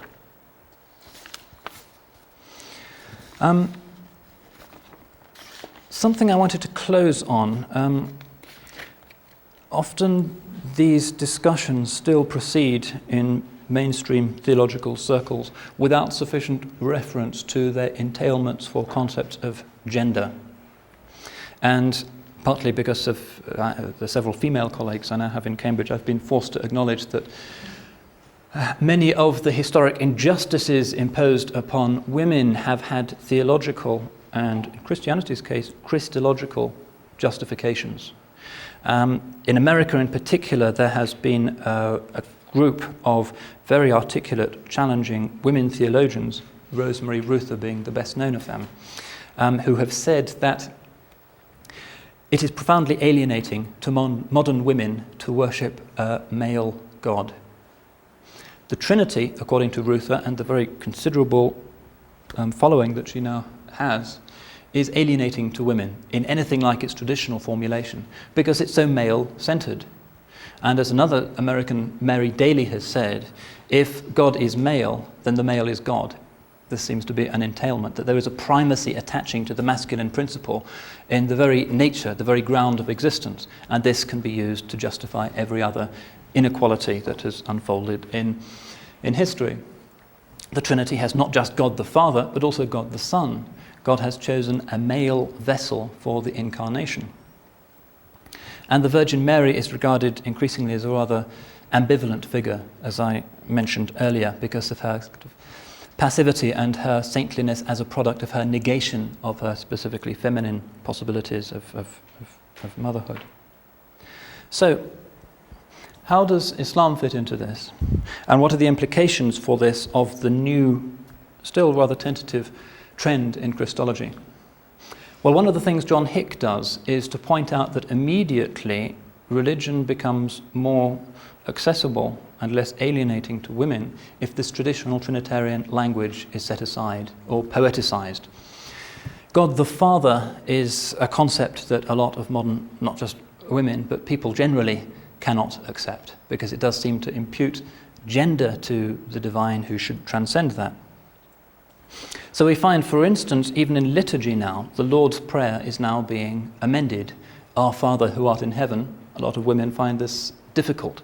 And there's a new inclusive language lectionary produced, I think, by the Episcopalian Church here, very widely used, which amends this and tries to get Father out of the equation. I think that the rather infelicitous alternative they propose is, O you to whom as loving children we belong, which gets around the gender specificity, but perhaps sounds somewhat sententious and absurd. But it's being used in a number of churches. This is a live issue. What John Hick is saying, what Ruther is saying, is that we need to redefine God so as not to attribute gender to God. And where this ties in interestingly with Muslim theology is that Islam never did that in the first place.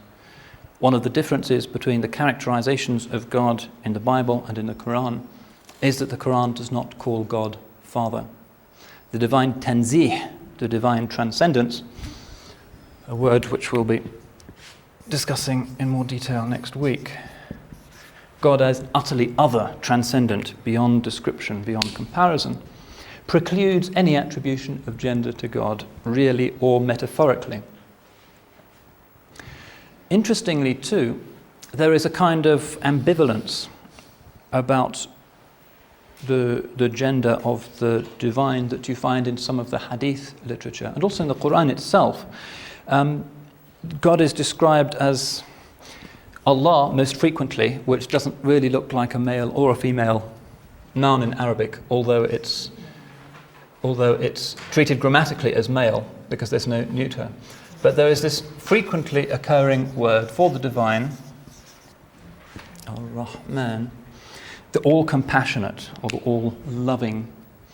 And at the beginning of the Quran, you get these words, Bismillah, Ar-Rahman, Ar-Rahim, in the name of God, the compassionate, the merciful. So this is how God chooses to describe himself right at the beginning of the Quran. Now, Rahman is interesting because the Prophet himself said that this name has been derived from Rahma. Ishtuqqat min al-Rahma. And Rahma is min al-Rahim. And Rahim is the Arabic word for a womb. Ar-Rahman is God in the creative aspect. Why did God create the world, according to the Muslim mystics? Well, it wasn't because he needed to, as such, but because of his compassion. Muslim mystics say that he looked out upon the possible things that could exist, that were crying out to him inarticulately for him to bestow upon them the blessing of existence, and because of his rahmah, his compassion, he breathed out and the world was born. And this is called the nafas al-Rahman, the breath of the compassionate God. That's another way of seeing the created world. In Muslim mysticism, the breath of the compassionate God is what the world is. And Rahim has a specifically womb-like connotation. As I said, it's the usual Arabic word for a womb, and so some of the theologians explicitly aver that this is a feminine possibility within the divine. God's engendering, his maternal bringing into existence of the world.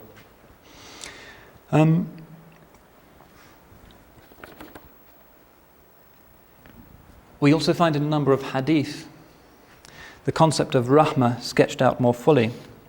One of the points that sometimes arises in Muslim-Christian debate is that Christianity is a religion of love. Islam and Judaism are religions of the law. And this stereotype can also be tackled by looking at this term. It's conventionally translated as the compassionate. However, it's not a very good translation. If we look at the hadith, we find that something more intimate, more warm, more loving, more maternal is definitely implied. A famous hadith describes how when the Prophet finally conquered Mecca, and there was a scene of absolute confusion, people running everywhere, fearing a massacre, which of course didn't occur, he and his companions spotted a young woman who was running around crying, my child," because she'd lost her baby in the crush. And then she found the child and picked it up and hugged it to her breast. And the companions of the Prophet were so delighted to see this beautiful scene that some of them even wept with joy. And the Prophet looked at them and he was overjoyed to see their joy, and he said, Are you amazed at this woman's rahmah, her compassion for her son? I swear to you, by him in whose hands lies my soul, God shall show more rahmah to his believing servant on the day of judgment than this woman shows to her son. So again we find a kind of feminine possibility here, and again we find that rahmah is not legitimately translated or sufficiently translated just as compassion. It has this sense of personal love as well. And you won't read the Quran fully or correctly unless you recognize that this mistranslation needs to be corrected. There are other points that could be made in response to that particular point, such as there is a divine name, al-Wadud,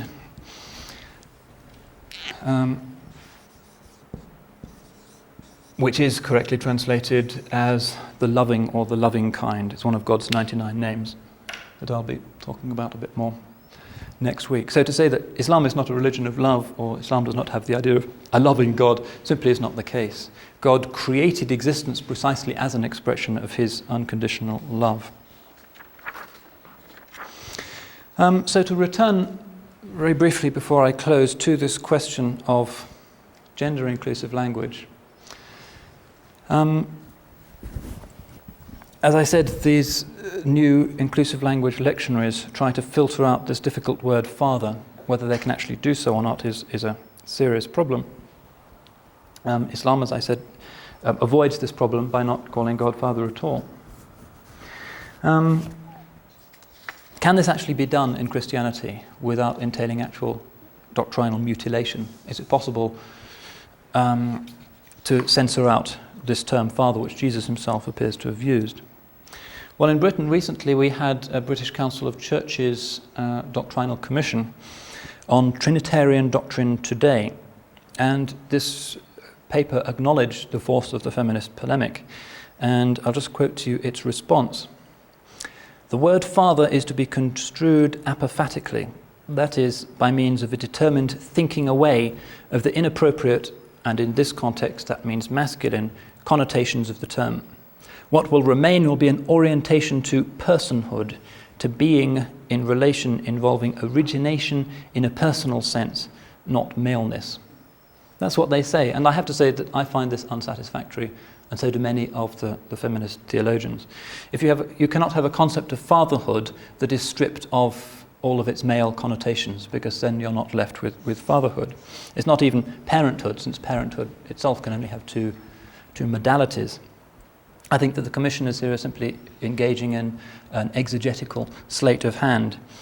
And this again may be something that's required by the whole structure of this belief system, which, as the great British Unitarian John Biddle put it, this theory is fitter for conjurers than for Christians. I think that this kind of talk, his days are numbered if Christianity is to remain morally and intellectually coherent.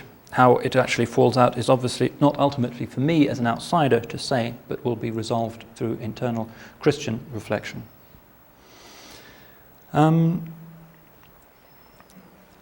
Essentially, that's all I wanted to say about this obviously complex discussion that has unfolded between these two great religions, continues to unfold, and will continue to unfold. Perhaps it's appropriate to conclude by summarizing my own personal view on this. I myself think that it is time for the religions to grow up and to transcend the old, disreputable record that they have all acquired of sniping, of polemic, of mutual demonization. The great Catholic theologian Hans Kuhn has pointed out that there can be no world peace without peace between the religions. And I think there will only be peace between the religions when we recognize that we are no longer each other's enemies. Christianity is not a major threat to Islam. Islam is not a major threat to Christianity, and so forth. The real threat that equally threatens all of the world's religions is the common spirit of negation, selfishness, materialism. That is what is really endangering religious faith in today's world. And once this realization has been made, and we have the maturity to acknowledge that we are no longer each other's enemies, when we recognize that we have our backs up against the same wall, then we will be able to use what we have in common, which is quite considerable, as a basis for creating a common front against this spirit of greed and negation which is causing so much suffering in today's world. And it's my hope and my prayer that all of us here will have the generosity of spirit and the vision to make this very important project a reality. Yes? Is in the Quran, like when you say Allah, you use the pronoun he, but I mean that's just a way of saying it. In that's the Quran, right. How's he, how's Allah termed? I mean, in this translation you have we and our. How? Yeah. The male personal pronoun is used for God, for Allah, but the theologians and the commentators all unanimously say that's not because God is male, but because Arabic has no neuter, and it's conventional in Arabic to use the male gender for what is neuter, unless it's something neuter and plural, in which case you use the female. But I can point to you hundreds of texts, and no doubt Quranic experts like Dr. Mir can do the same, in which the theologians go out of the way to say, no, God is not male, Allah is not male. What is this our and we? Well, this is part of the specific nature of the Quranic discourse, that God often changes his manner of speech. Sometimes he calls himself I, sometimes we or are, sometimes he. The Quran comes at its issues from different perspectives. It's sometimes one of the confusing things for people who come to the Quran for the first time. They expect to see God always as he with a capital H. Sometimes God speaks in the first person, depending on the kind of point that's being addressed.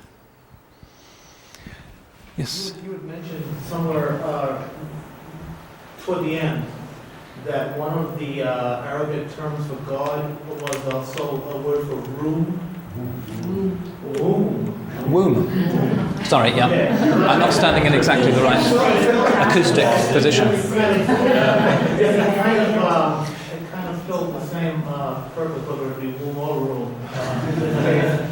Because when you said that, I kind of flashed on the Dalit Chain, chapter 11, where he talks about the usefulness of a cup is in the empty space, and the spokes of the wheel are really not as useful as the space that supports them, and how perhaps it's the energy between things that is the God self, or the God energy, or the creative force, and maybe that is the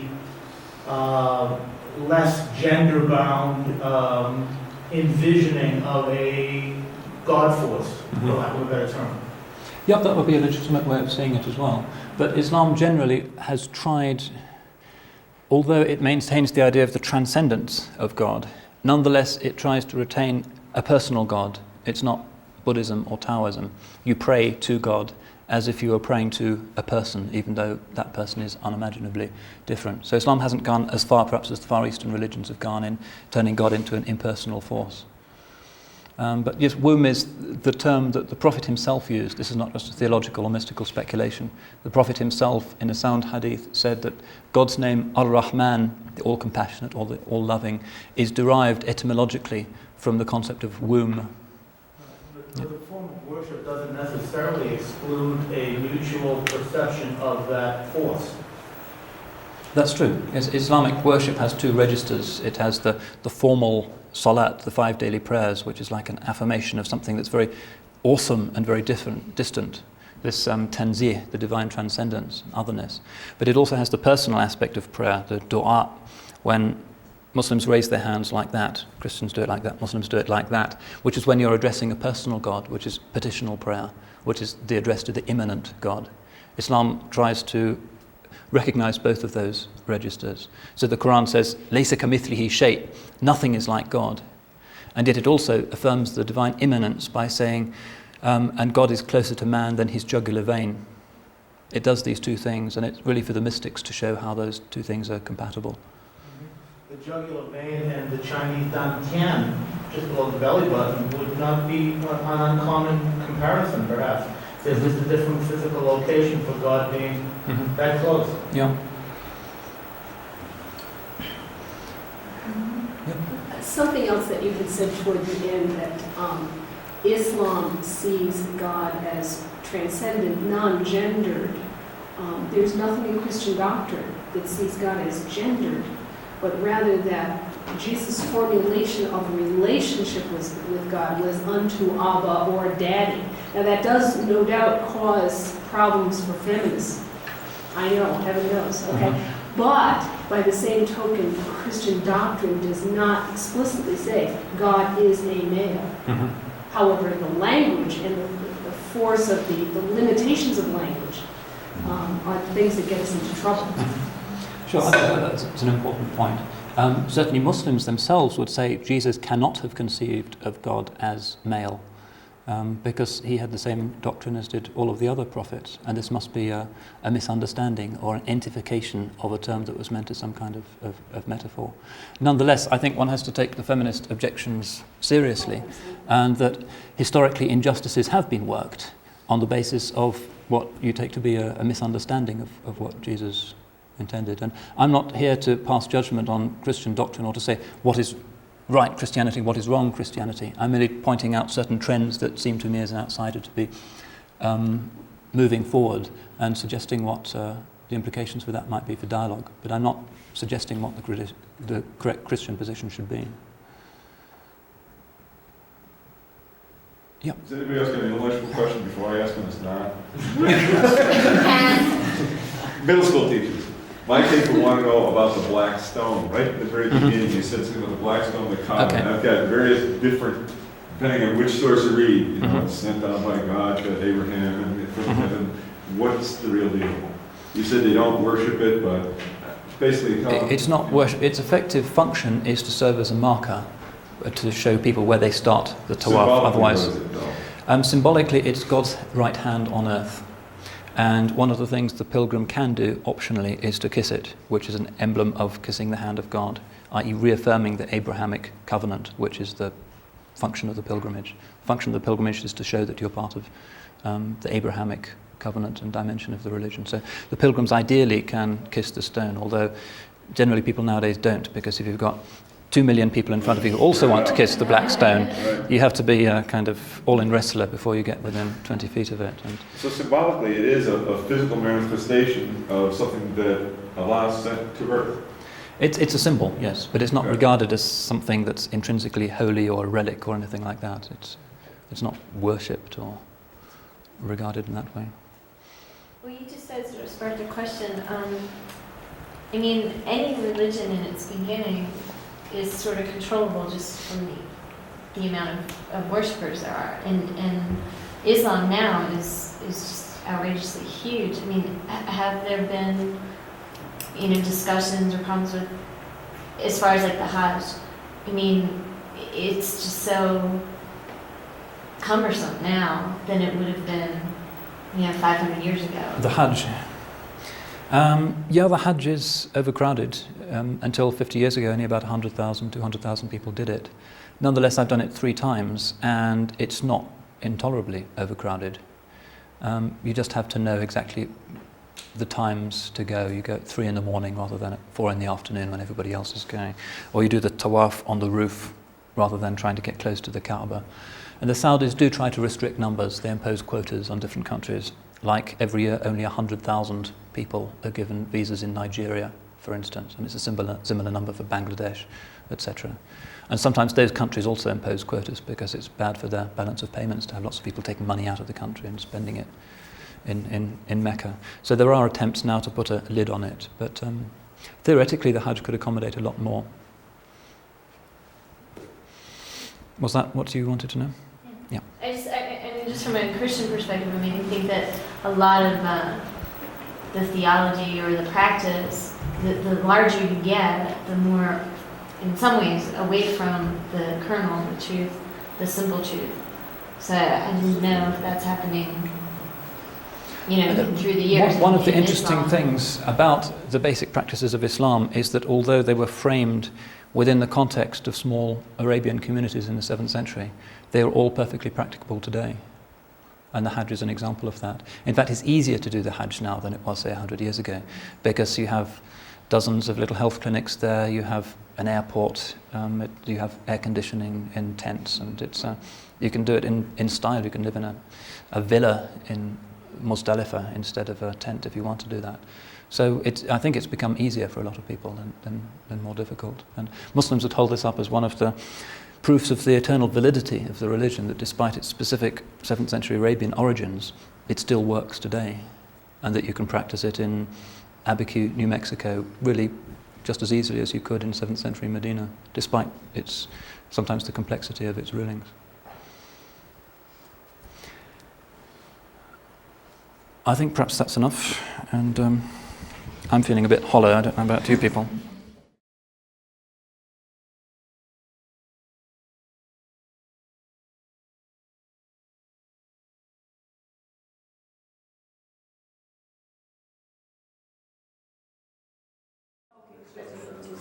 Have you all made an announcement? Okay. Yeah, with your permission. Okay. Bismillahirrahmanirrahim.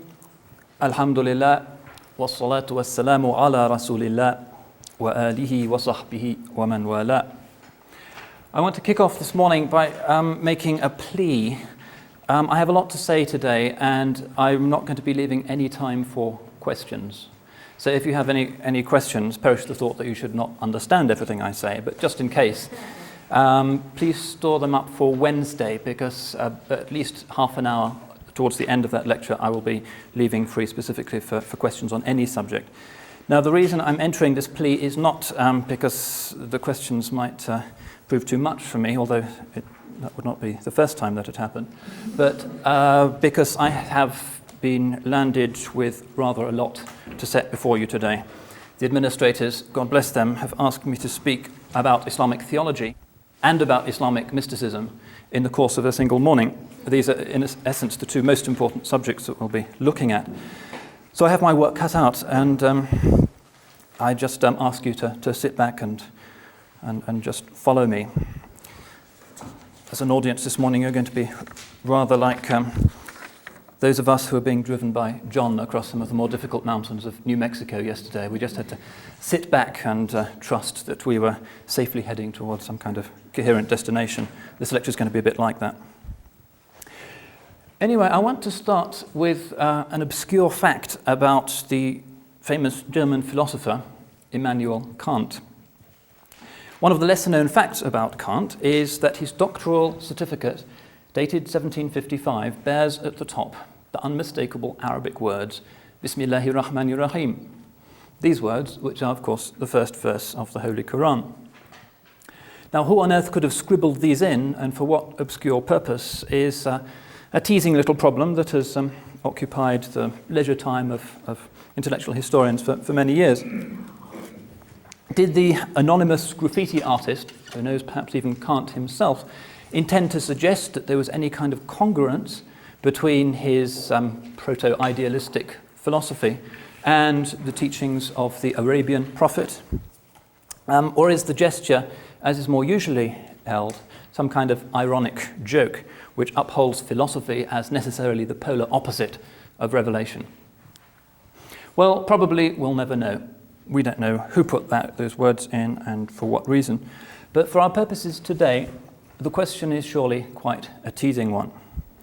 If God has defined reality in the Quran, with the hadith providing, as it were, an apparatus of detailed footnotes. What use could anybody have for reason? After all, if God had intended and created the reason in order to penetrate the ultimate secrets of existence and the heavens and the earth, he wouldn't probably have bothered to provide revelation in the first place. Put more simply, can there be an Islamic philosophy or an Islamic philosophical theology?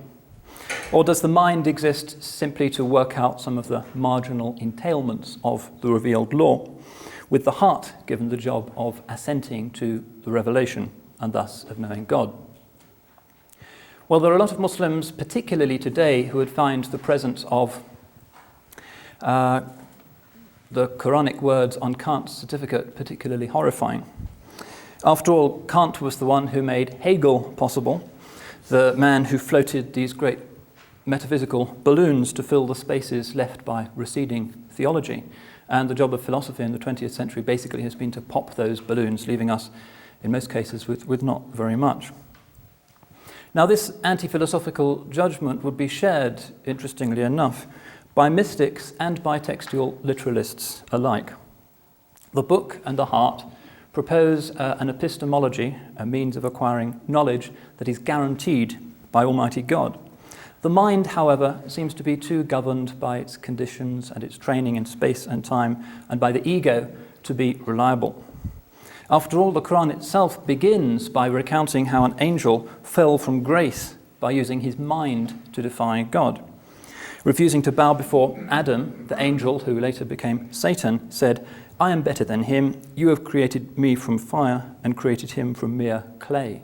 So the very existence of the principle of evil in the world, this Quranic text seems to be suggesting, comes from the use or the abuse of the intellect. It's an interesting comparison, incidentally, that the Bible starts out with the narrative of the physical creation of the world, whereas the Quran, if you set aside the preliminary first chapter, which is essentially a kind of introductory prayer, the second chapter of the Quran begins with the narrative of the creation of the human soul and the human being. It's in the first 30 or 40 verses of the second chapter, if you want to check it out. And this view has been quite widespread. You can't really use reason to determine ultimate truths. For instance, there's a very famous Syrian theologian following the literalist Hanbali school of law called Ibn Qudama. He died in 1223. Very representative of this literalist tendency. And he wrote a whole book called The Censure of Dialectical Theology, which was all about how wicked and blasphemous it is to use the mind in order to attempt to penetrate the divine secrets. So he says, we must renounce the evilness of theology as shown in its condemnation by our religious leaders, who are universally agreed that its advocates are partisans of heretical innovations and abominable error. Good piece of medieval rhetoric there, but fairly characteristic of a certain type of literalist polemic against any use of reason in religious discourse. That kind of attitude was fairly common amongst the ulama, the religious scholars, and we can clearly see that it was even more common amongst the pretty non-intellectual masses. God and his prophet didn't use philosophy, so how can we have the temerity to do so? So perhaps we should acquiesce in the polemical Muslim position that you often hear in sessions of dialogue, for instance, that blames the modern world, seen as godless hubris, on a readiness to follow the mind that grew from medieval Christian intellectualism. One of the big contrasts between the intellectual history of Christianity and that of Islam is that in Christianity, the crown of the intellectual disciplines was always theology. That was the central Christian intellectual concern. Whereas in Islam, although there was, as I'll go on to explain, forms of sophisticated theology, nonetheless their existence was always somewhat marginal. They were taught and continue to be taught in the great orthodox faculties of learning. But the principal Muslim intellectual endeavor has traditionally been mysticism rather than theology. So in classical Christianity, again, these are huge generalizations, but in this context we have to rely on them. In classical Christianity, theology is at the center of our struggle to know God. In classical Islam, mysticism is at the center, and the sheer volume of the literature generated by each tradition bears this out. So, to get back to this polemical point that you'll sometimes hear, you'll find a lot of Muslims today contemplating the lack of intellectual moorings of modernity, or what we nowadays term postmodernity, and hurt also by the paradox of the brazen triumph of modernity, point to the huge intellectual energy which Christians traditionally invested in philosophical theology as the clue to the emergence of that Enlightenment rationalism which ultimately let the Greek genie out of the bottle. It was the Christians, according to this view, that released the genie. The Muslims always kept it corked up. So the Muslims were the wise ones who rejected the excessive use of pure reason, following either the scriptures or the delights of mystical speculation, or quite frequently, both put together. Now, obviously, you don't need to know too much about medieval Christian intellectual history to realize that this polemic actually misrepresents the classical Christian scholastic position. It is true that they relied on the intellect, but their definition of the term intellect was quite different to the one we use today. For them, ratio, the use of ratiocination dialectics taking place in the mind, was a path principally to the articulation and not to the discovery of truth. The truth for the Christian scholastics was located in the thing that they called the intellect, which, unlike our modern definition, actually included several other phenomena, notably the intuitive, divinely inspired capacity to discover truth, providential intuition as part of the faculty of intellect. Nowadays we exclude it. So we find, for instance, in Dante, he tells Beatrice towards the close of the Divine Comedy, "Now do I see that never may the intellect be sated unless that truth do shine upon it." So philosophy in medieval Christendom was famously the handmaid of theology. There were some who tried to promote it beyond its ability. The medieval Averroists, particularly of Padua, were those who thought that if revelation and reason collide, then reason has to be given priority. A number of Averroists, such as Siger of Brabant, great medieval Christian theologian, were actually smacked down for doing this. And interestingly, the Averroism that they were bringing in came from the Islamic world. Averroes was, of course, Ibn Rushd, the famous philosopher and Maliki jurist of Cordoba. Anyway, so what I'm saying is that this traditional Muslim critique actually misunderstands what the scholastics were doing. But it does reciprocate in quite an interesting way the mirror image of this, which was the classical or early modern Christian repudiation or interrogation of Islamic reason. We're told, particularly by 19th century Orientalists such as Ernest Renan, one of the great intellectuals of 19th century France, and also by a number of Orientalists in the present century, that Islam cannot foster a reason-based theology because Islam emphasizes practice and not thought. The very word Islam itself, these people would tell us, implies a kind of blind, unthinking submission to the inscrutable will of God. And what the religious leaders require is not orthodoxy so much as orthopraxy, in other words, practicing in the right way, not believing in the right way. Orthodoxy in Islam being limited to assent to a very few elementary propositions, perhaps even just the two propositions enshrined in the Shahada itself. Now, this traditional European assumption is, I think, that Islam is a kind of regrettable lapse into Judaic formalism. And it has a Judaic type of God who is so transcendent that the mind simply cannot reach him, and hence this kind of religion is suited to less intellectually gifted people, desert dwellers for whom the image is that the sky is very clearly distinguished from the earth. The triune Christian God is an intellectual stimulus and a challenge, whereas Allah or Yahweh is unknowable, and hence all his devotees can do is to busy themselves with discussing the laws in some kind of casuistic or even Pharisaic fashion. So we have a kind of double smugness in recent debate between Islam and Christendom, some Muslims and some Christians purveying the image of a uniformly non-intellectualist Islam. However, recent scholarship, very thankfully, has managed to overturn this image. And this overturning has come about in two ways. Firstly, we have, thanks to research in the archives, a growing realization that medieval Muslims did, in fact, do a lot of genuine and profound theologizing, but that given the way in which knowledge was ordered in classical Islamic civilization, this theology doesn't always appear where a Westerner would expect to find it. So books on theology might be quite small creedal statements, but in fact you find a lot of what Christians would regard as theological issues discussed, for instance, in books on jurisprudence. The preliminary chapters on Islamic jurisprudence often contain issues on what is the nature of man, who is actually required to follow the law, who has a soul, who doesn't, and so forth. Similarly, of course, a lot of theological discussion took place in the flourishing traditions of Islamic mysticism. Secondly, there has been a lot of research being done into Islamic formal theology itself, which goes under the name of kalam. This is one of the key technical terms in Islamic studies. Kalam, K-A-L-A-M, which simply means speech, and it became applied to theology because one of the early discussions that the kalam theologians were interested in was the question of God's speech, i.e. the Quran. Is it created in time or has it always existed? So kalam means systematic theology, rationalizing theology.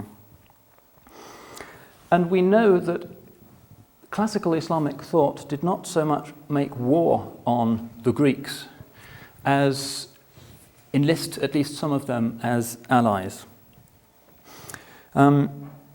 So this medieval kalam tradition is not just some kind of scripturalist piety, platitudes, rephrasing the truths of Scripture, but actually builds, in many cases, a very sophisticated and internally coherent metaphysical superstructure, which in many ways operates in a kind of register that's not too far from that of medieval Christian scholasticism.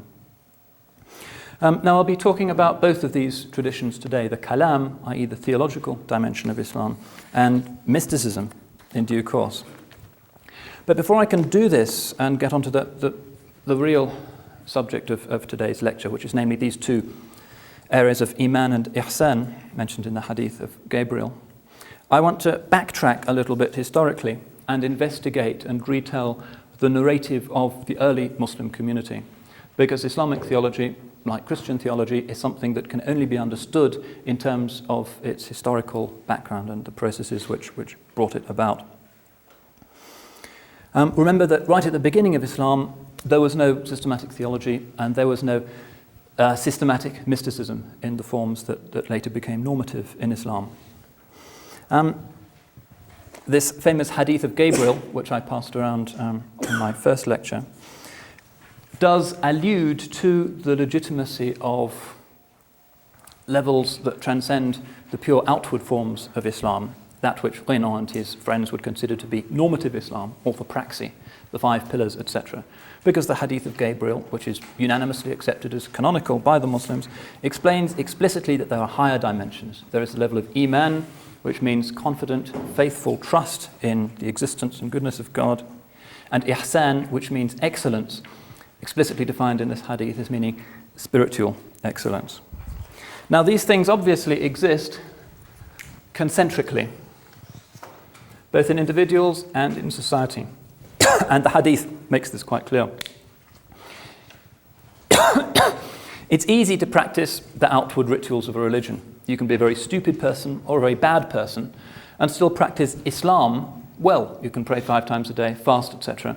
So you can exist in this realm.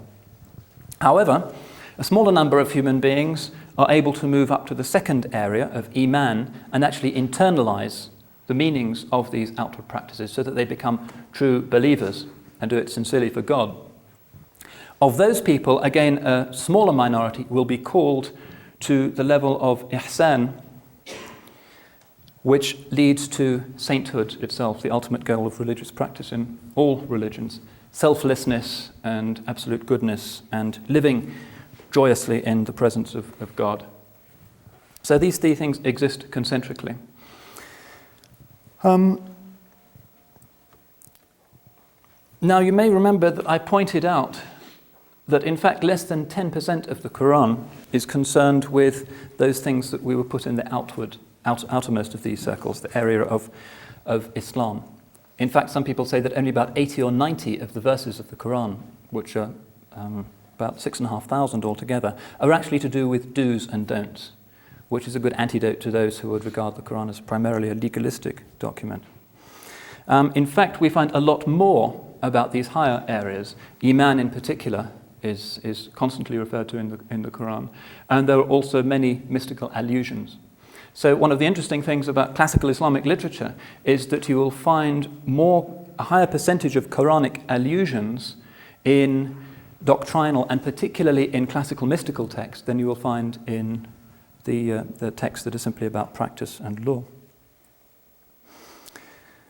So the source for all of this is, of course, the Quran itself, and I want to go back and see what the Quran itself has to say about these two higher types of knowledge.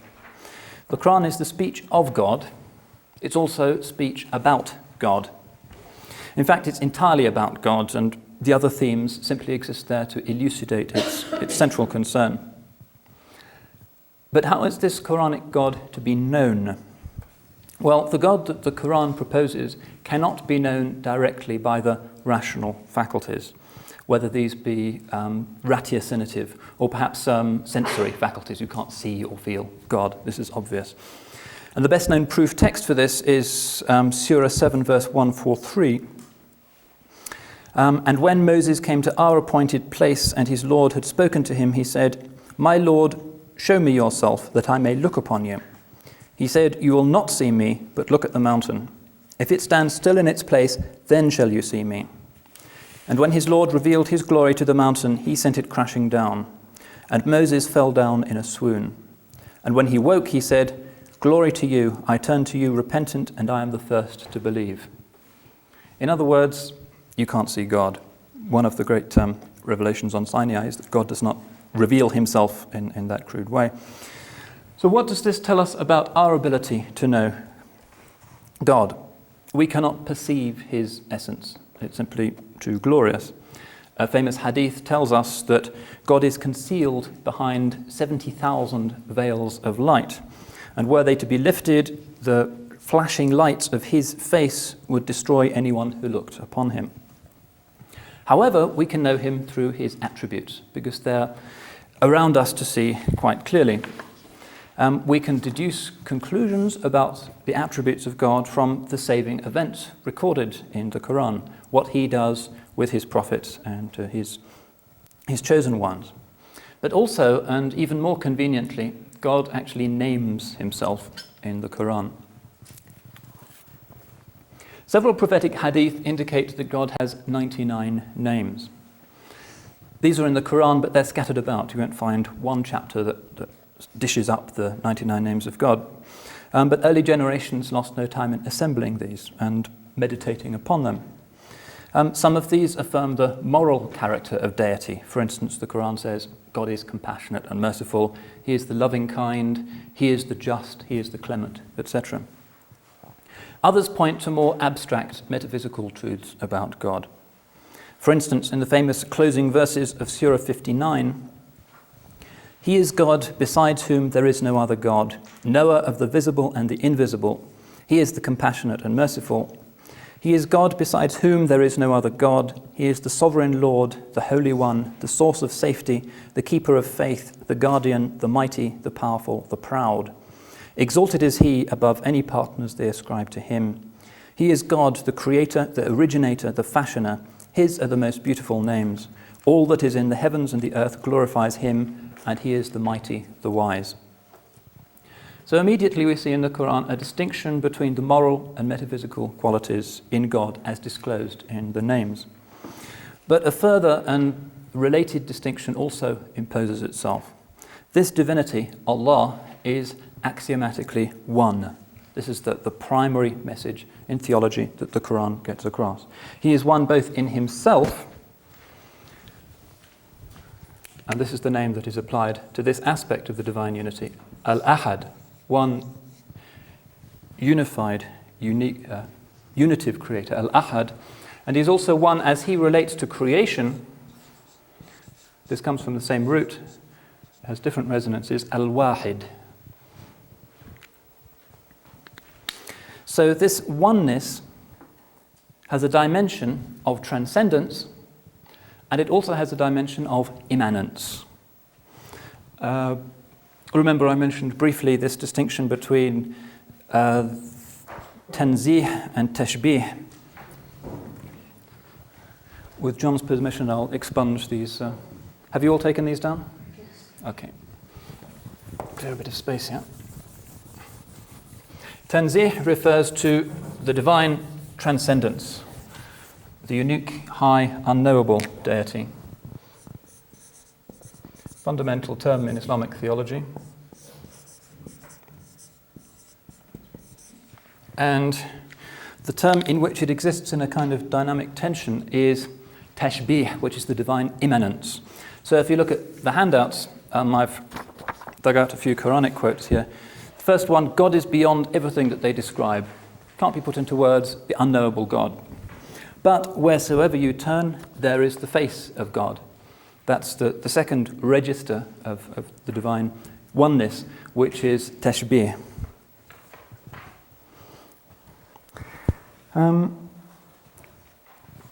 So we find in this first register, tanzih, that the prayer, the 5 daily prayers of Islam, the salat that happen in the mosque, emphasize this first register.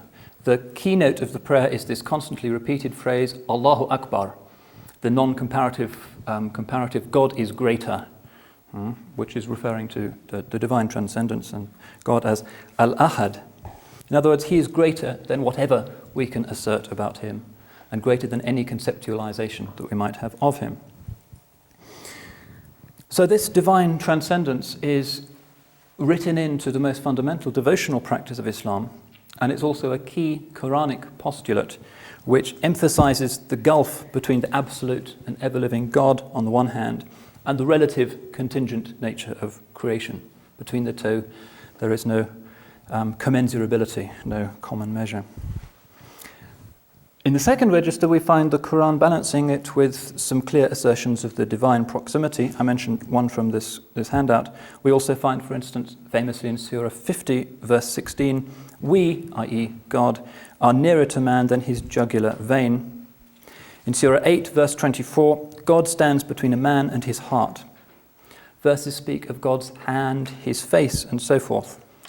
These anthropomorphisms are, of course, to be understood only metaphorically. And the Quran also introduces a concept which is the unfolding of the tashbih, of the immanence, which it calls barakah. I don't know if some of you got to see a movie that appeared 2 or 3 years ago by Coppola, which is called Barakah. It was shot in 70mm, and really to get the impact of it, you have to see it on a proper big screen. And it's a narrative-less sequence of incredibly beautiful images that attempt to convey, in as much as the silver screen ever can, the sense of the sacred. This idea, as we look, for instance, out of our windows here at Dar al-Islam and see this staggering scenery, that there is something infused into the natural world that is not of this world, but that recalls the presence of the divine and invites us towards it. And this concept of barakah is a key Quranic term. And in fact, Coppola noted that he'd borrowed this term specifically from the Quran and from Islamic spirituality. The usual translation of this term is blessing or grace, but that doesn't exactly get across the almost electrical quality of this force. Now, the Quranic view of the natural world is precisely that it is a locus of barakah and a locus of theophanies, of manifestations that recall and point to the divine source of everything. The world is an endlessly complex, exquisite unfolding of the 99 names. The existence of the world is other than God. Islam does not go in for Hindu-style pantheism, equating the world in any sense with God. No, the tanzih is always recognized. However, the wujud, the being of the world, does partake in an ultimately inexpressible way in the divine nature, inasmuch as the world is a kind of shadow of God. That's the most that can be said. So we find, again, in this surah that I pointed out, wheresoever you turn, there is the face of God. So this tension between the moral and the metaphysical attributes of God, seen differently, the divine transcendence and the divine immanence, is the most fundamental of all of the Quranic postulates. And it underlies most of subsequent Muslim theological and also mystical reflection. Theologians obviously focus their attention on the register of tanzih, the divine transcendence, whereas mystics are interested in the divine immanence. But in fact, if you look at the literature, you'll see that neither was fixated on one to the exclusion of the other. And it was typical in medieval Islam for mystics also to be theologians, theologians also to be mystics. Ghazali was the most obvious example of this. So you'll find in the theological tracts, flashes of mystical insight come in. Also, the mystics will be happy to introduce formal theological themes. Now, this tension dictates the key features of Muslim theology, and you won't understand why Muslim theology is the way it is without understanding this dialectic. And I want to look now in a little bit more detail at the best-known early controversy in Islamic theology, which manifests very clearly this key distinction. And this controversy ranged believers in free will, on the one hand, those who upheld God's moral nature, against determinists, people who believed everything is predetermined in order to preserve the stress on God's more metaphysical qualities, the divine omnipotence and so forth. What does the Quran itself have to say as a basis for this discussion? Well, the Quran says that God is powerful over all things. He is preeminently an omnipotent deity. He has a qudra, the divine power, which is constantly, incessantly manifested in every movement, every stillness, every event in the created world. And this qudra is so powerful that it seems, at first sight, to overwhelm any contingent potency or power that individual people might think they have. So we find the Quran saying, God created you and created what you do. Seemingly quite a determinist statement. The problem for the early Muslims as they tried to frame a theology was that God also has to be morally consistent. So we find in Surah 4, verse 49, God shall not wrong a man so much as the weight of the hair on a date stone. And in Surah 45, verse 22, God created the heavens and the earth with the truth so that each soul might be recompensed according to what it has earned with no one wronged. So the first great doctrinal problem in Islam, and really the most recurrent one in our theology, involves the evident tension between these two rival, almost, registers of the divine perfection. The Quran juxtaposes them. But how can God be just when he rewards or punishes human actions which he himself, through his qudra, has known were going to happen, has actually determined anyway? So in Surah 2, verse 7, we read, concerning those who willfully deny the truth, God has sealed up their hearts, and a heavy covering lies over their eyes and their ears. Now, if God himself has sealed up their hearts, how can he punish them in consequence when they sin? Well, this apparent contradiction is, of course, simply the Islamic form of the most taxing difficulty which besets any theistic religion. Judaism and Christianity famously experienced their own disputes here, with the libertarians, those who emphasized human free will, particularly in Judaism, generally getting the better of the argument. In Christianity, the determinist position lingers on today in some churches with a strong Calvinistic influence. Some of the Scottish churches, for instance, influenced by Knox, do very much believe in a form of predestination. And the coherence of predestinarian ideas is still at least tacitly recognized by many others. In Islam, both positions seem to be vindicated by the revelation itself. God is perfect, both morally and metaphysically. First believers accepted this on trust and were content to leave the paradox unexplained. However, as the early Muslims started to debate with philosophically much more sophisticated at that time Christians, particularly in places like Damascus, this simply led to embarrassment. The apparent tension couldn't be explained. And the two rival positions, voluntaristic and deterministic, soon became identifiable dogmatic tendencies within the early community of believers. So some people felt themselves inclined to belief in free will, others were more interested in deterministic ideas. And the hardest line of all of the determinists were people called mujbira. These were absolute determinists. They said everything you do has actually been decided upon not by you, that's just an illusion, but by God himself. These people seem to have been supported by the ever cynical Umayyad regime in Damascus for the simple reason that it was politically useful. If people thought that everything in the world was determined by God anyway, then they would be less inclined to challenge the corruption of the regime. So it had political backing. Opposed to the mujbira, you find believers in free will, and these people are called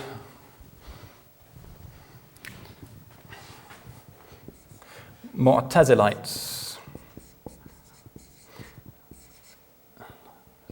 Now these distinctions, believe it or not, continued to endure because Shia Islam, which accounts for maybe 10% of the world's Muslim, is still, for the most part, get rid of that, strongly influenced by later Mu'tazilite thinking. And a later scholar describes the view of the Mu'tazilites as follows: man is the creator of his deeds, good or bad, and hence is deserving of reward or punishment in the afterlife for whatever he does.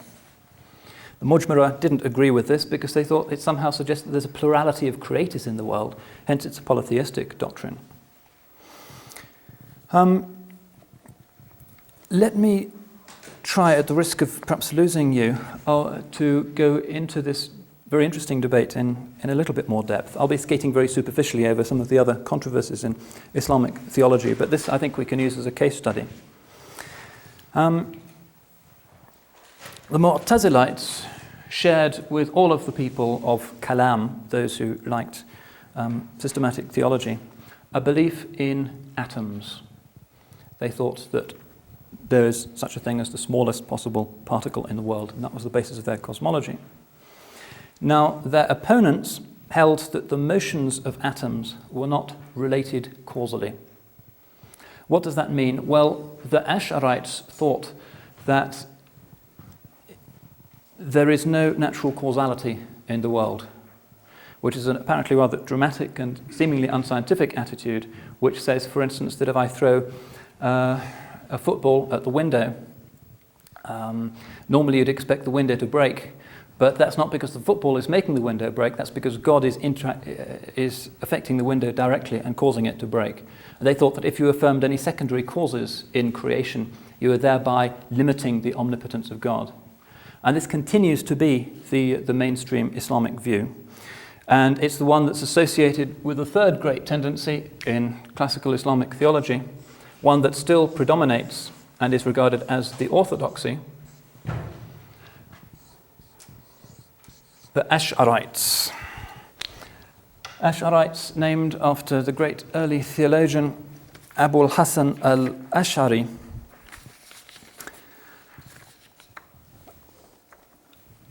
And what the Ash'arites thought was there is no natural causality. Causality in the world is simply an illusion. They developed a system which modern philosophers would refer to as occasionalism, which has sometimes popped up in Western thought. Malebranche is the most obvious European exponent of an occasionalistic theory. They said that atoms do not have a duration. An atom is created instantaneously in time and vanishes instantaneously. And hence you cannot say that there is any kind of natural causality in the world. You can say that Act A may give rise predictably to Act B, but that is only because God's actions in the world are consistent. You can assume if you chuck your football at the window that God will cause the window to break because that's the way he operates. But you must not say that it's the football that's doing it. That is perceived as infringing on the divine omnipotence. Now this view is an interesting example of how a classical Islamic thesis can actually be sustained in the modern world. And there was actually at the moment a great revival of Asharite theology, particularly in places like Turkey. The most lively Muslim theology at the moment is actually taking place in Turkey. Because in the 19th century, when there was a very mechanistic view of the universe, people thought this was simply absurd. They knew what atoms were, they could measure them, they could show them up in their equations, and Asharism simply seemed to be wrong. Atoms did have a duration. Mu'tazilites looked as if they were right. And in the early 20th century, partly for this reason, there was a kind of revival of Mu'tazili thought in Islam. More recently, however, with the new physics is always calling itself new, but with the new generation of physicists, for instance, in Cambridge we have somebody called Stephen Hawking, who's produced this famous book, The Brief History of Time. What Hawking is saying is that you cannot, in fact, speak of the duration of atoms. In fact, you can't even speak coherently of the existence of any subatomic particles. You can see them as particles, you can see them as waves, you can see them as instantaneous instances of a universal phenomenon that actually encompasses the entire universe. I'm not going to try and summarize his argument in a few sentences, but the point is that Ash'arism is now regarded as more cosmologically coherent than it used to be because of this notion of occasionalism. We don't need to look at this in detail, but the conclusion is Ash'arism has always denied real causality. Now, the reason why the Ash'arites were interested in this is that the Mu'tazilites, following the opposite position, thought that this kind of metaphysical speculation simply is beside the point. The most important point is that God has to remain the author of a coherent religion, and he has to be morally coherent in genuinely punishing or rewarding human beings for what they do. And this can only make sense if the relationship between human act and moral consequence is grounded in predictable and real moral causal laws. So the Mu'tazilites hold atoms do have a duration. They're not recreated in each instant by God. And they said if we accept this, then automatically we have to accept that we can speak meaningfully of the generation of acts. They call this tawallud, generation of acts by human beings. God's acts in the world are direct, mubashir. Human acts are generated through this tawallud. And there are divisions amongst the Mu'tazilites over what this could mean. Now this ties in very much with the related question of theodicy. Those of you who've looked at Christian theology will know that this means the complex of problems relating to the existence of evil in the world. One of the biggest dilemmas for theistic theology, and recently reintroduced to me by my 4-year-old daughter when she came in from the garden with a sad expression on her face and said, "Daddy, why did God create stinging nettles?" And I didn't have an answer for her.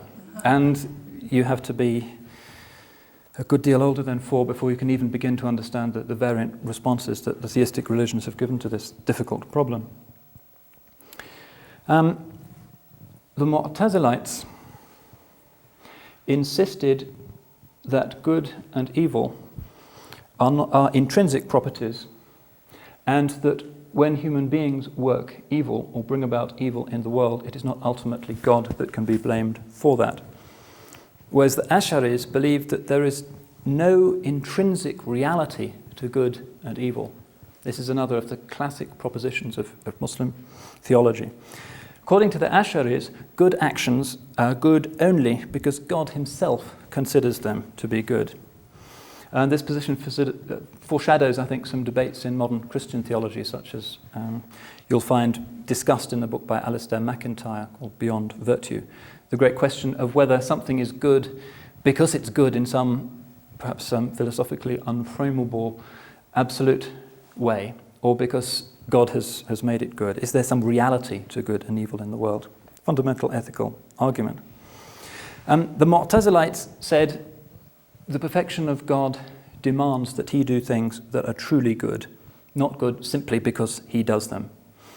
Similarly, God commands mankind to things that are authentic and are not just some kind of conventional virtue. Good and evil, the Mu'tazilites thought, can be established on purely rational grounds, and God is bound to act in accordance with that system of values. So they said that the Quran condemns female infanticide not to establish the principle that female infanticide is wrong, but in conformity with an absolute principle that the thing is wrong. So on the basis of this understanding, the Mu'tazilites quite simply limited God. They said that he was constrained by an axiology, by a system of values that was beyond him, that transcended him. They said, in short, that his omnipotence, his qudra, did not include the ability to will what is evil. That would entail some kind of futility, what they called abath, on his part.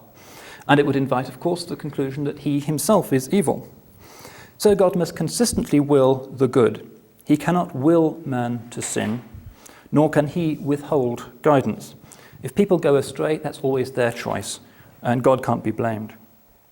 And so concerned were they with this, with upholding this principle of the divine justice, that they even developed a further thesis which said that every suffering in the world has to receive a due compensation.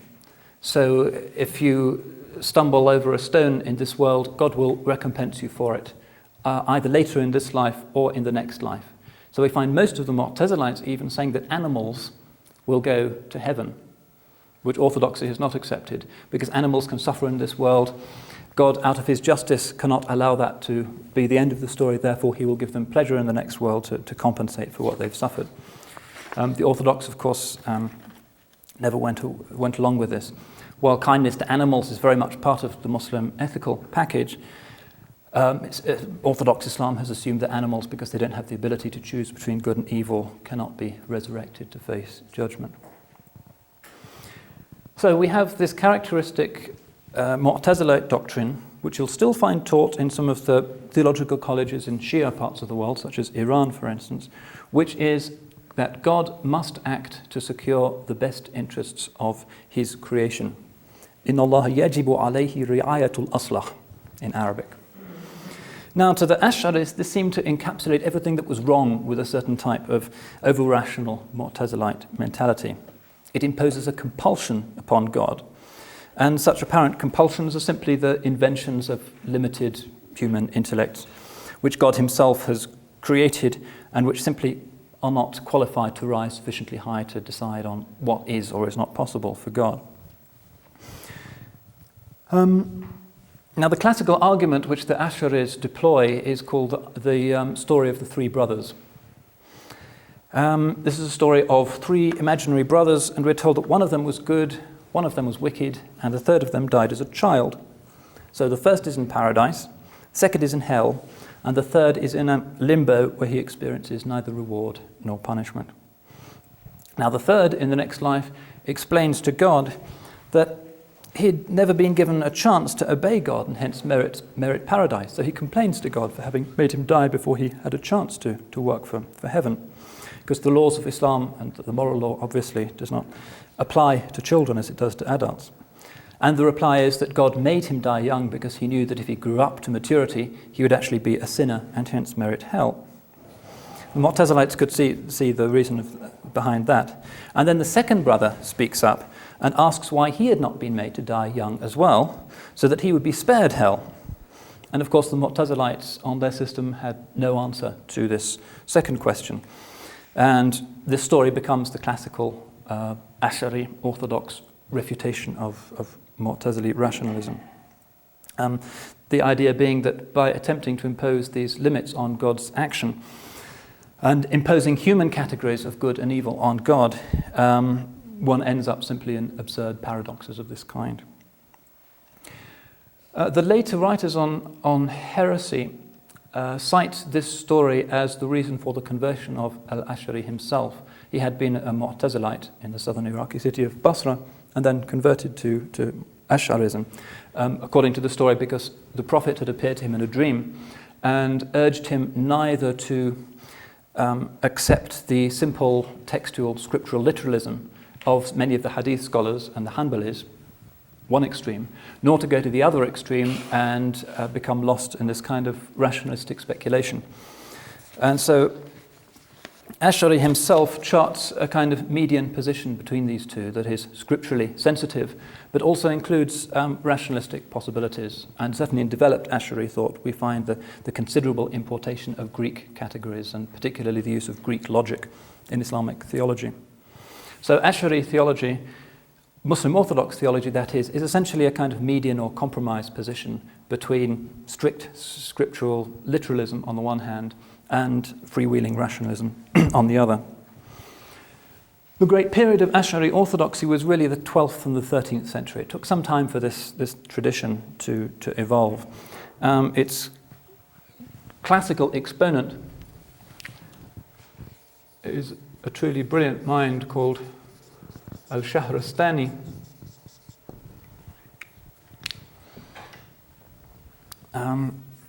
Shahrastani wrote a book called Nihayat al-Iqdam, which is translated as the Summa Philosophiae. There's an English translation of it if you want to look at it. And books like Shahrastani's are still the standard set texts for Muslim theology in the great Sunni universities. Now, in Shahrastani's developed position, we find the final and definitive orthodox Sunni repudiation of the Mu'tazilite ethical system. To support the Ash'arite denial of the intrinsic nature of good and evil, Shahrastani conjures up a kind of thought picture which later becomes fairly standard in the literature. He asks us to imagine a man who is born fully competent to understand and to reason. He's intelligent, but is brought up in some remote place, desert island for instance, and has absolutely no ethical training of any kind, no moral education. Such a person obviously will be enabled, as he grows up, to see the truth of, say, mathematical propositions, but he will have no verdict to give on the judgment that murder is wrong, for instance, or that God is bound to condemn it. He simply won't have been trained into that view. So for Shahrastani, there is no analogy between theoretical and moral propositions. This desert island person, if he witnesses a murder, will certainly understand the mechanical medical processes by which the victim dies, but he'll have no knowledge of whether the thing is actually good or bad. So these moral concepts for Shahrastani do not form part of the essential attributes of the event.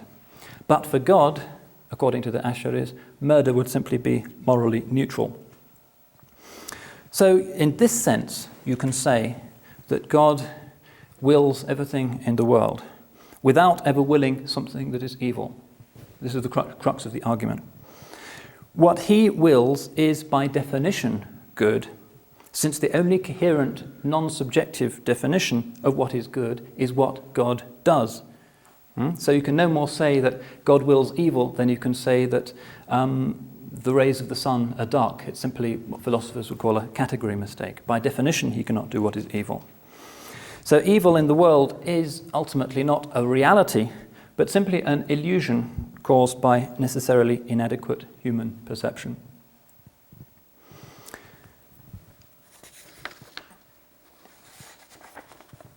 There are a number of other arguments here in the theology which I'll have to, as I say, skate over. Another one which I won't attempt to explain in detail but just briefly outline is the key Ash'arite doctrine of kasb. Again, the subject of some very brilliant medieval expositions. Kasb means literally acquisition. And this was a device which the Ash'aris employed in order to deal with the problem of theodicy, how God can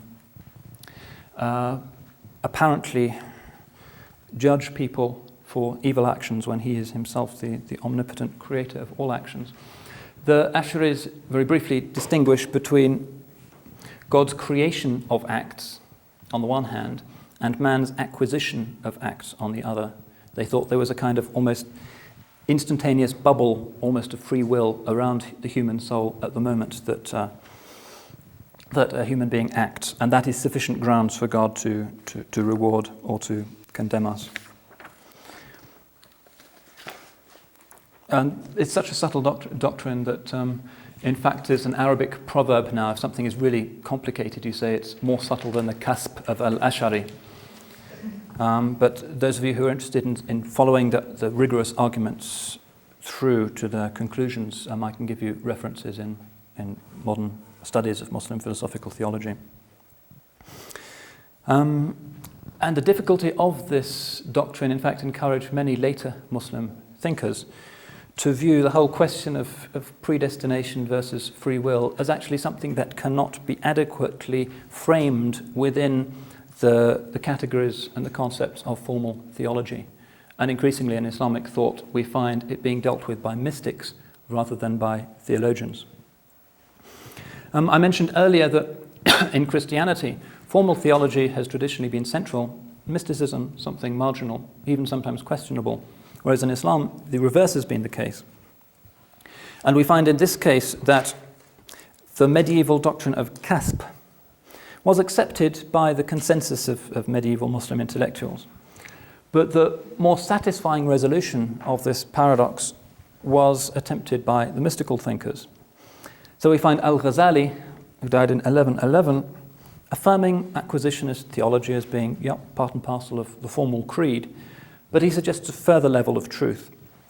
He says man is made in God's image, as a famous hadith records.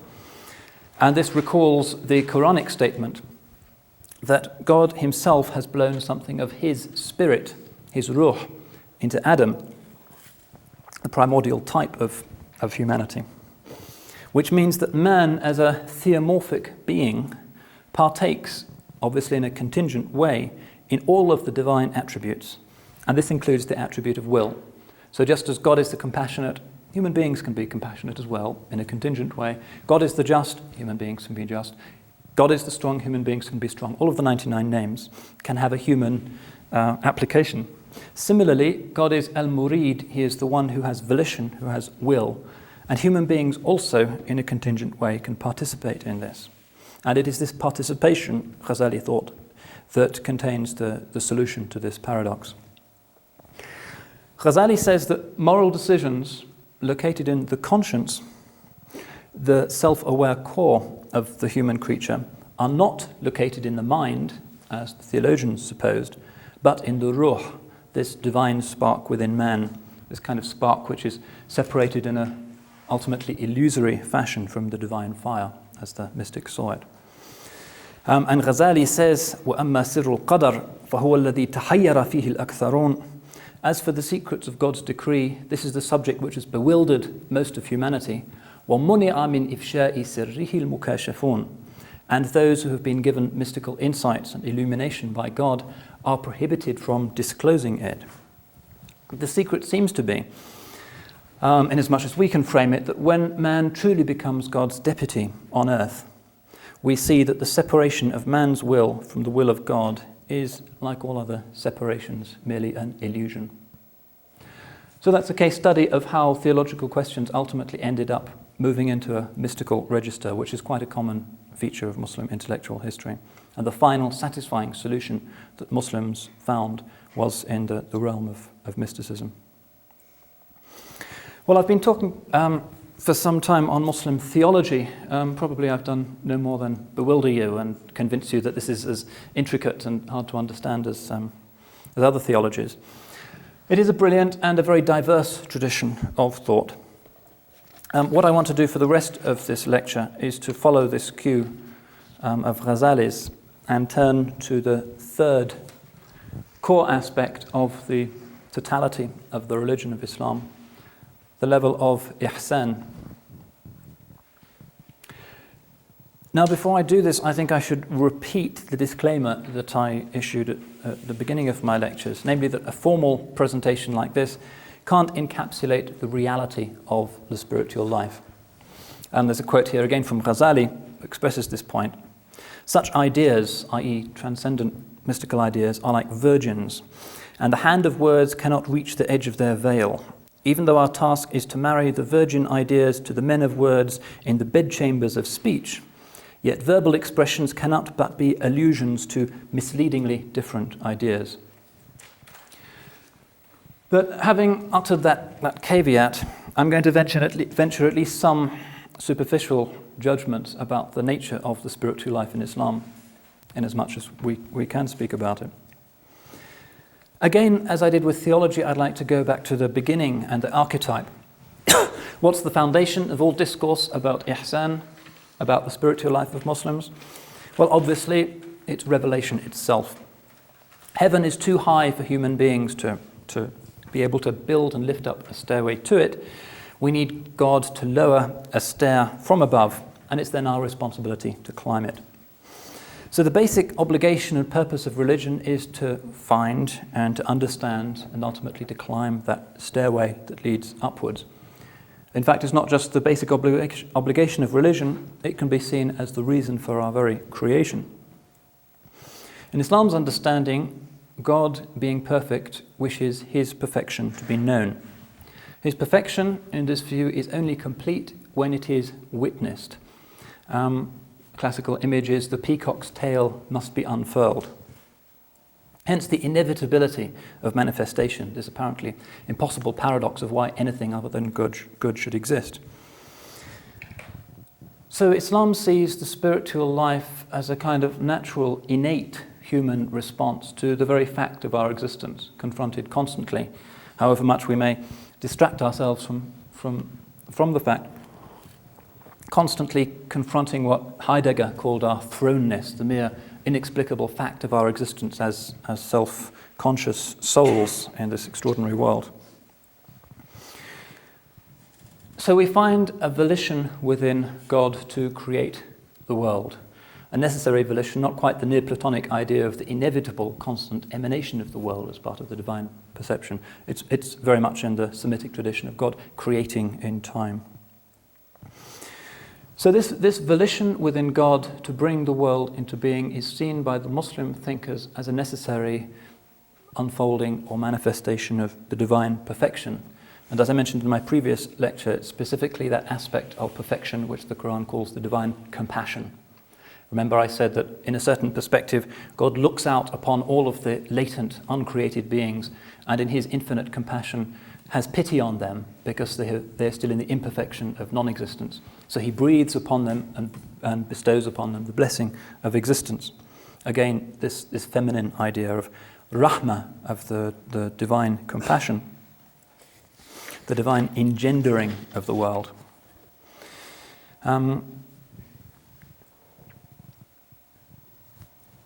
So this is essentially why the world exists. It is the simple manifestation of the divine volition to be known in the register of the divine love and compassion. The world is the solidification, in this view, of divine love.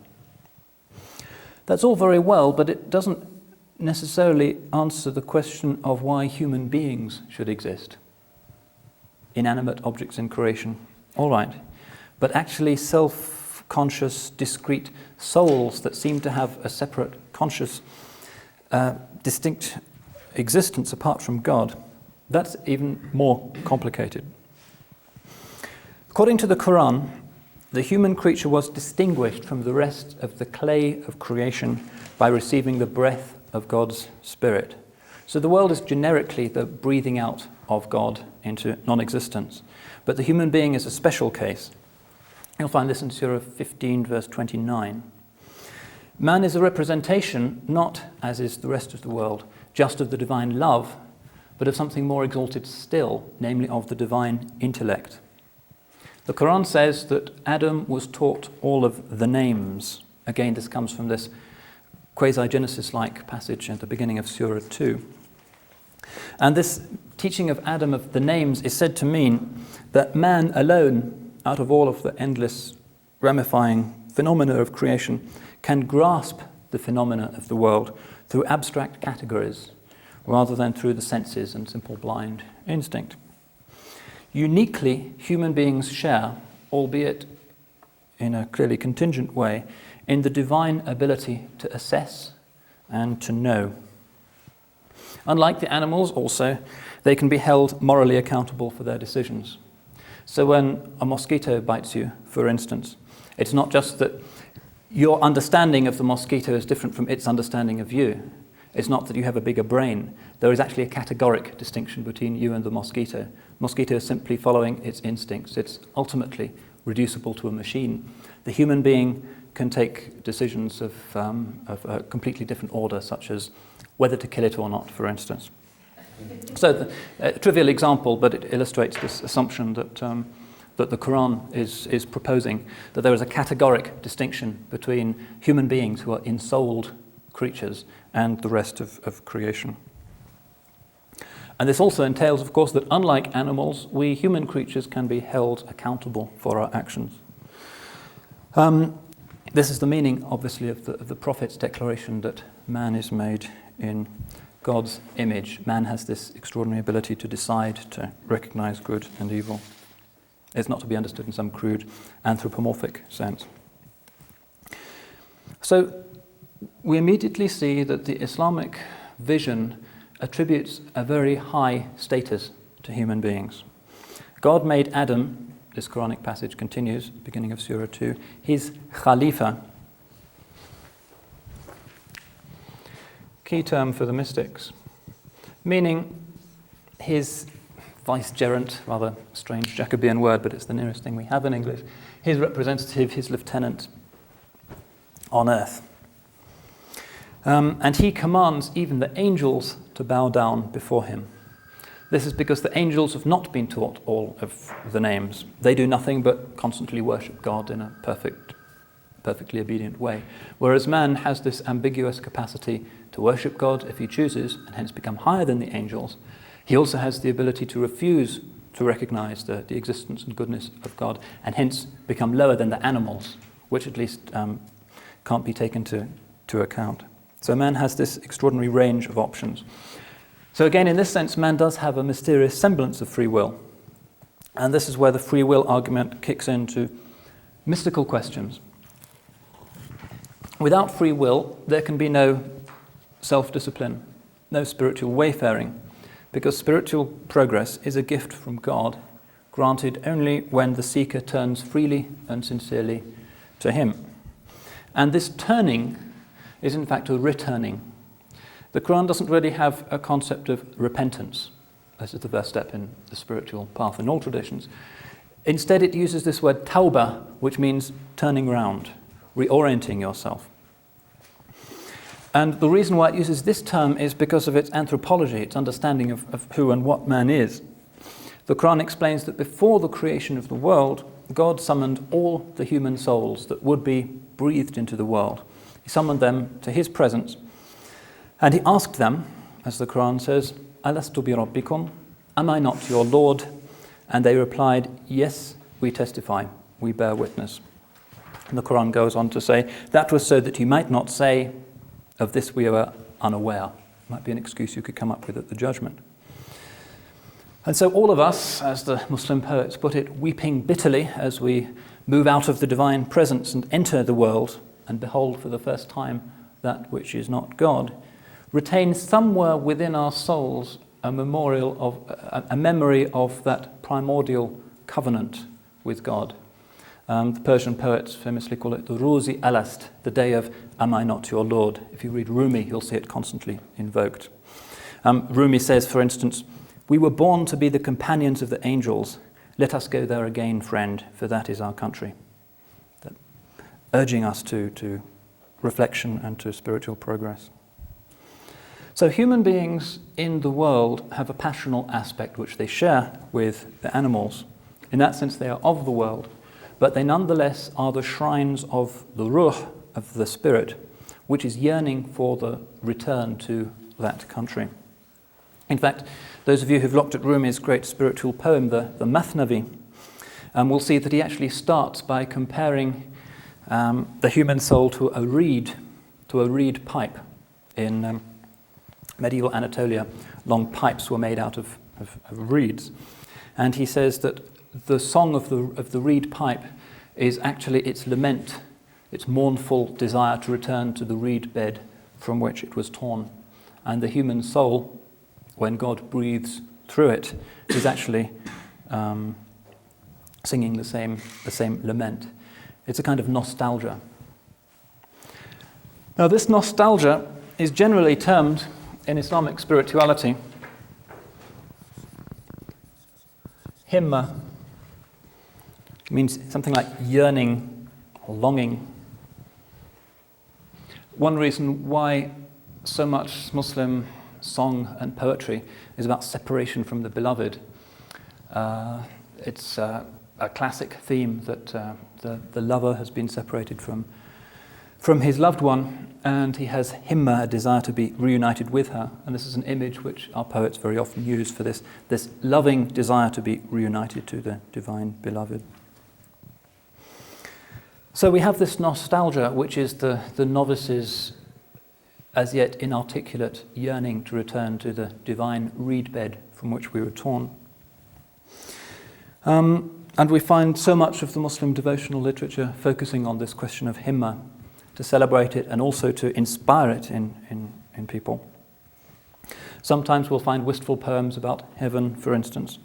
Sometimes we'll find verses about the fullness of life in God, which our intuition somehow tells us is possible, that somehow in some unimaginable past we shared in the life in God, but which we in our worldly state grasp only very vaguely. So saying common amongst the early Muslims was, people are asleep, and when they die, they wake up. And the task of the spiritual wayfarer is to wake up before you actually die. A famous Bosnian poet, for instance, Hasan Qa'imi, said, O Qa'imi, wake up and see, do you even understand the bed where you are sleeping? Only those who are awake may truly claim to be lovers. One could literally cite millions of other verses by Muslim poets along the same lines. Now that's all very well as the beginning for the spiritual life amongst those people who are gifted with this kind of remembering of what they once had. But what of those souls which feel this yearning only very vaguely or in very infrequent moments, or seemingly not at all? Well, such people are in the Islamic understanding victims of something called the thickness of the world. Fairly direct image.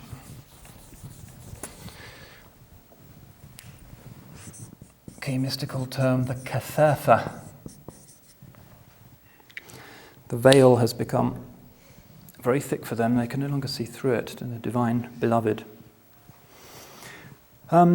So these people are victims, as it were, of the negative possibilities of the world. The world, this complex of phenomena in which we find ourselves, is a two-edged sword. It's true that, as the Quran says, constantly celebrates, it recalls and reminds us of its divine origin.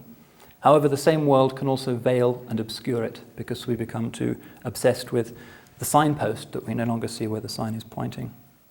Most human beings, marinated, as it were, from birth in a kind of worldliness because of their upbringing, because of their culture, distracted by the sheer brilliance and multiplicity of creation, simply find it hard to see through the world and perceive or even intuit what might lie behind it. This error can be both mental. We presume from the evidence of our senses that the world represents all that can exist, which is the error of contemporary philosophy. And also it can be spiritual, because our innate knowledge of God with which we were born, remember, Islam doesn't recognize the concept of original sin.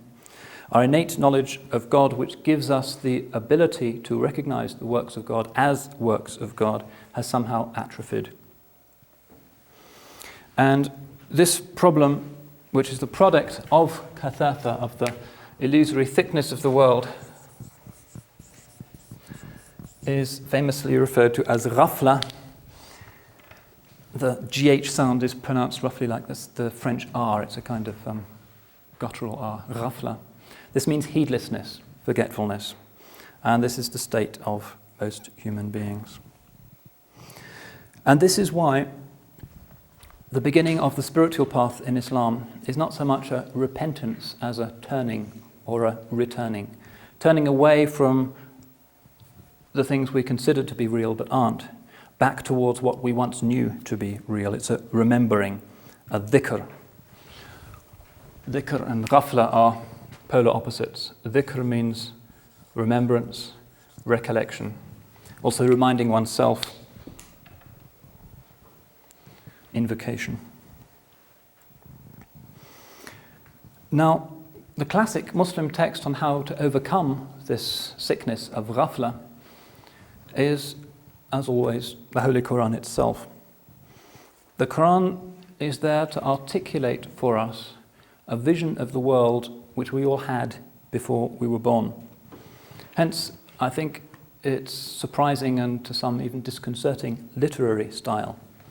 The Quran's intention is not to supply us with information that we never had, but simply to unearth it from our souls. So the normal discursive linear techniques of, say, history books or novels are simply nowhere in sight in the Quran. It speaks directly to the heart, constantly pushing, remembering, challenging. And it has to be listened to with the heart. And there are many verses in the Quran itself which indicate this non-ratiocinative nature of God's speech. For instance, where it proclaims, God has placed covers over the hearts of those who have no faith in the other world, lest they should understand it, the Quran, and he has set a barrier over their ears. Note, by the way, that the text is not here just referring to Muslims. It merely says that the key to lifting the veil from the Quran is faith. So if you come to the Quran from a position of unfaith, you will merely see a mirror of yourself in the Quran. If you come to it with a higher degree of spirituality, and the Quran here suggests that it doesn't have to be something achieved simply or exclusively within a Muslim context, then you will begin to see something deeper. And of course the great saints, their delight famously in Islamic hagiography is that they are inseparable from the Quran. They read the Quran constantly, they recite from it, they find it a constant delight. As one of them said, the Quran is God's banquet.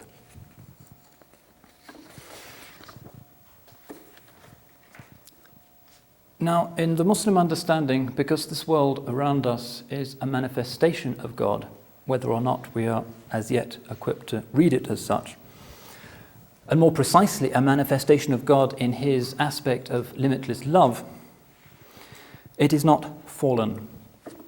Remember, if you look at the Quranic narratives of the fall, you'll find that Adam makes tawbah, he returns to God.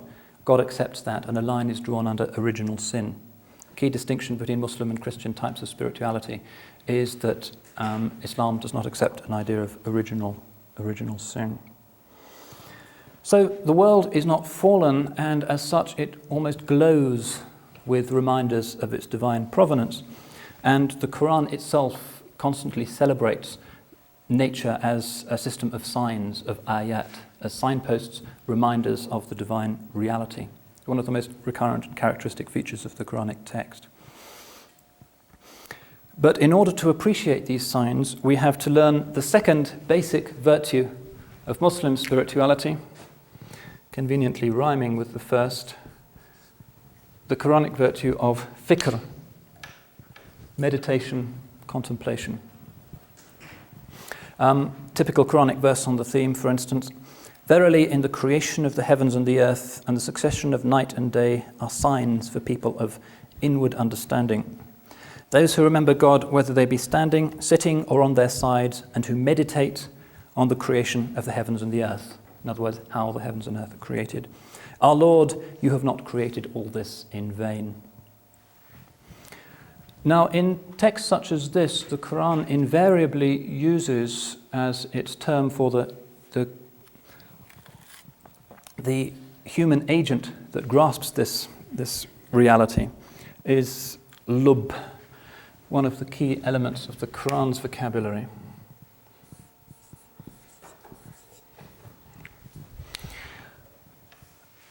So the verse is saying there are signs in this wonderful creation for those people who have lub, plural, albab. Lub etymologically means a seed or a core. So it's here implying that there is a core or something within man that needs to grow and blossom. And this lub here is simply a metaphor for man's immortal, pre-existent, unfallen soul.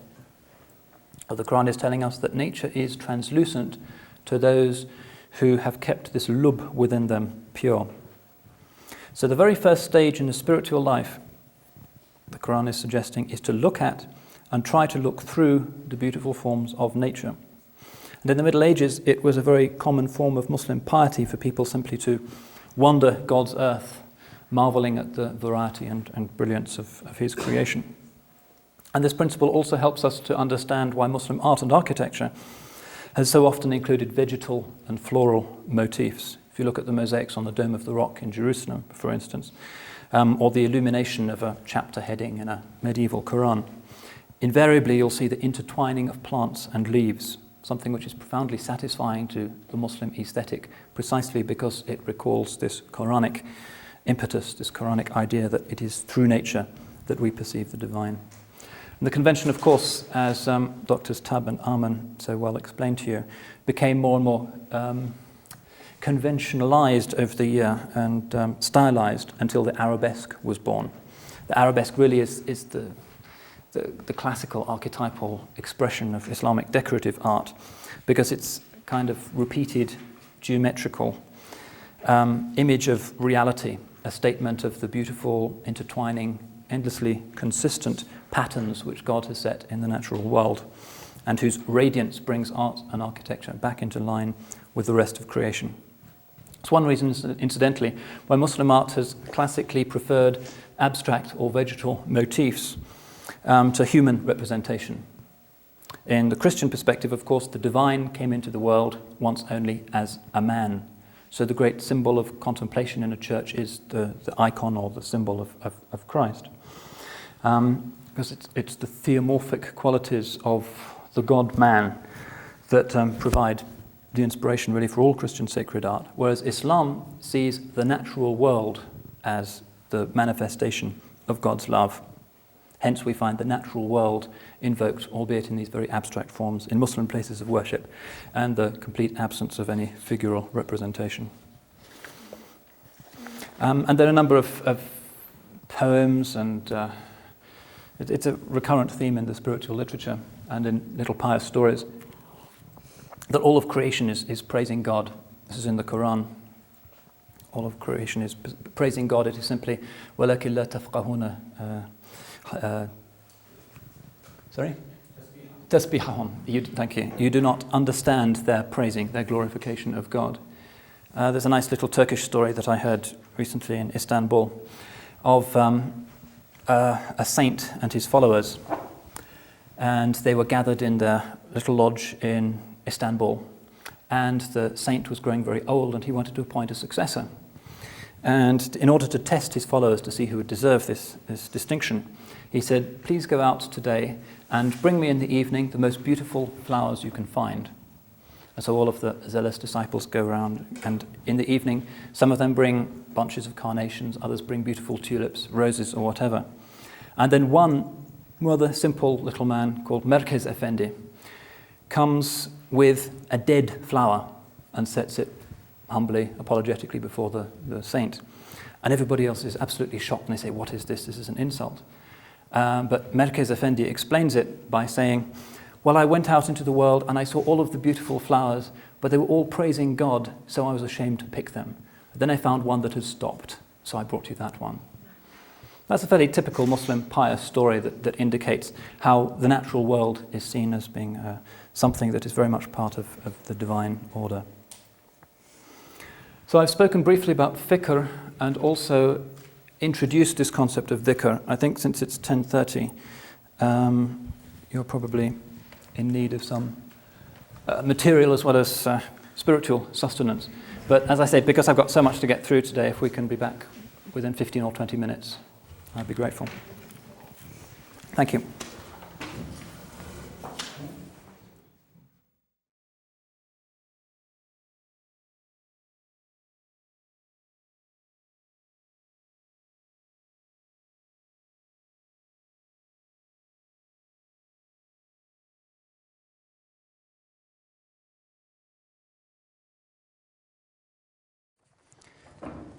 So, part 2, I've been talking about these two basic Quranic virtues, these pillars of the spiritual life.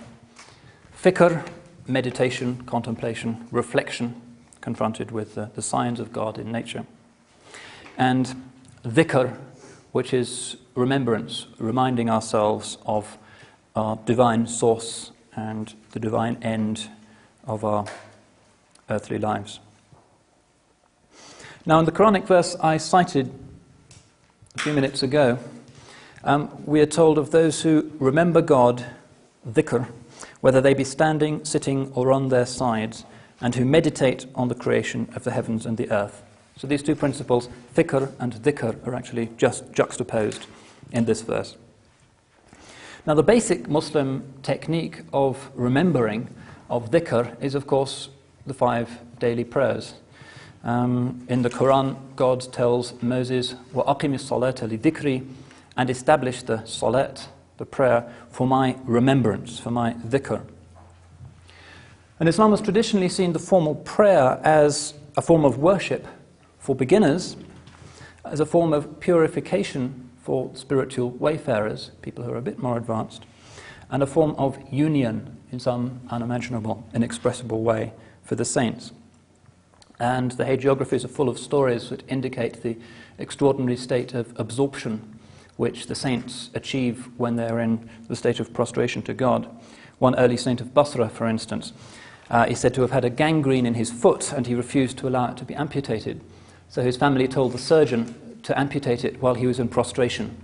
And the surgeon did this, and when the man finished his prayer, he saw that his foot was gone. So complete was his absorption in his prayer and in his communion with God.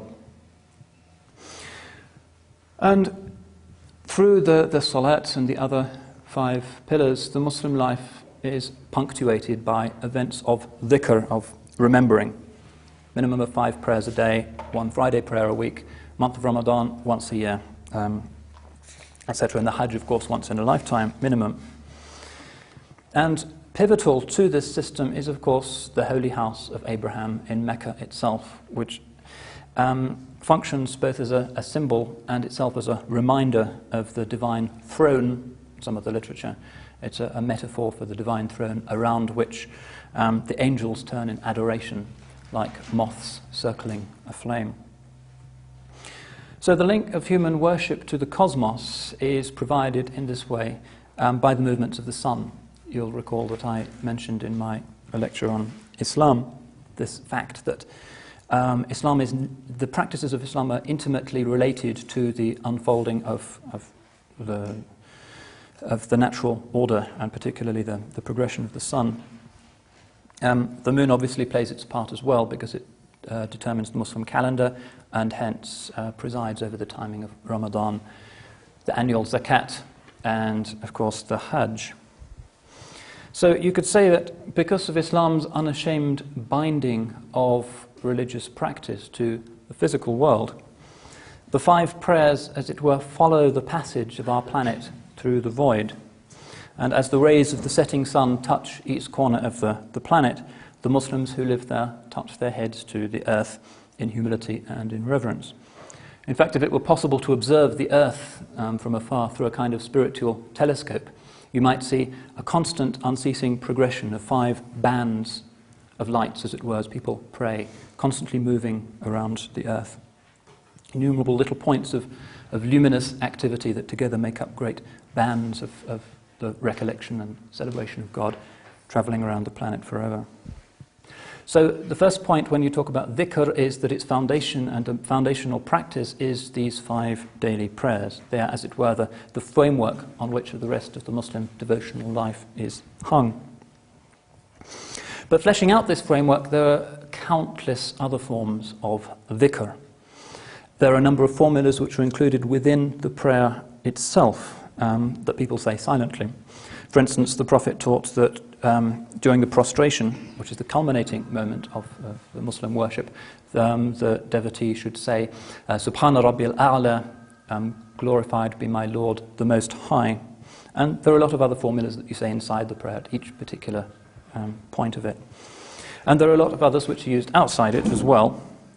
There is a great wealth of devotional phrases which are repeated on certain occasions, and that, importantly, can be repeated a specific number of times.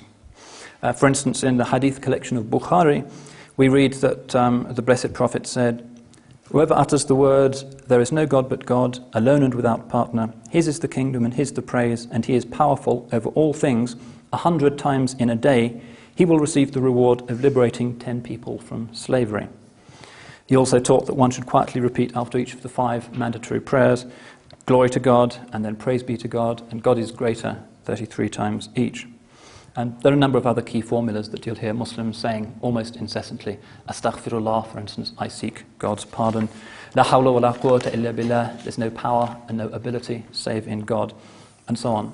These coming from the Quran or from the Prophet. Now, the Islamic scholars traditionally believed that each of these formulas possessed an almost incantatory property, a khasiyah, a special virtue. Some of them, Muslims have traditionally believed, possess healing properties. Others can protect one from ill fortune or avarice. There are even some which we're told can protect one from magic. Still others can even protect one from the Antichrist. So it's been very common for scholars since the beginning of Islam to sift through the voluminous hadith literature and tweezer out these little formulas that the Prophet used to punctuate and sanctify his day and serve them up in little manuals, prayer manuals of devotion for ordinary Muslims, to be recited or to be chanted regularly. And as the Blessed Prophet himself indicated, there is a special merit attaching to reciting some of these a particular number of times. Now, these scholars also, particularly those who were of great spiritual achievement, commonly strung together these almost mantra-like formulas to form a whole unit of devotion. Could take 10 minutes, could take as much as an hour, or even longer. And one of these was known as a wird. Wird is the name for, perhaps litany is the nearest equivalent in the English language. Literally, the word means a watering place. Just as the Bedouin in the desert has occasionally to take his camels down to the waterhole, so also human beings need a wird, a place where they can go regularly to refresh and remind themselves by calling to mind and repeating words about their Creator.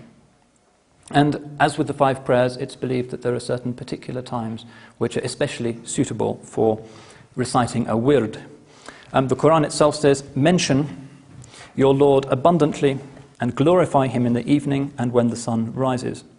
So very typically, spiritually minded Muslims, after the dawn prayer is finished, or after the sunset prayer is finished, will stay in the mosque, perhaps for 10 minutes, perhaps for longer, and will recite one of these wirds. It's a very common practice. Sometimes they will do so individually and silently. Sometimes in some mosques, you'll see people doing them all together. There's a famous hadith that tells us, people will not sit making dhikr of God without the angels surrounding them, mercy covering them, peace descending upon them, and God mentioning them among those who are with him. One of the meanings of this is dhikr in the sense of reminding oneself of the outward laws and rules of Islam, sort of scholarly activity, but it's also applied by the medieval scholars to invoking God, which is the fundamental meaning of the word dhikr. Now, it's recognized that while it's possible, in some circumstances necessary to make dhikr or to recite a wird in private, it's generally recognized that human psychology being what it is, and for certain less easily expressed spiritual reasons, it's preferable for these things to be done collectively. One of the first to do this was famous Princess Zubaydah of Baghdad, who is said to have assembled all 300 of her servant girls in this sumptuous palace she had in the Abbasid capital. And every day, all 300 of them would recite the Quran together, so that to passers-by, the palace sounded like a great beehive. As they put it, its inhabitants garnering the sweet honey of divine remembrance. Now, I'm not able to record the servant maids of Princess Zubaydah, but what I have got here, with any luck, is a recording of a contemporary recitation of the Quran. This is from Algeria, which gives you some idea of what you can expect to hear as a form of dhikr after the dawn and sunset prayers in a mosque there.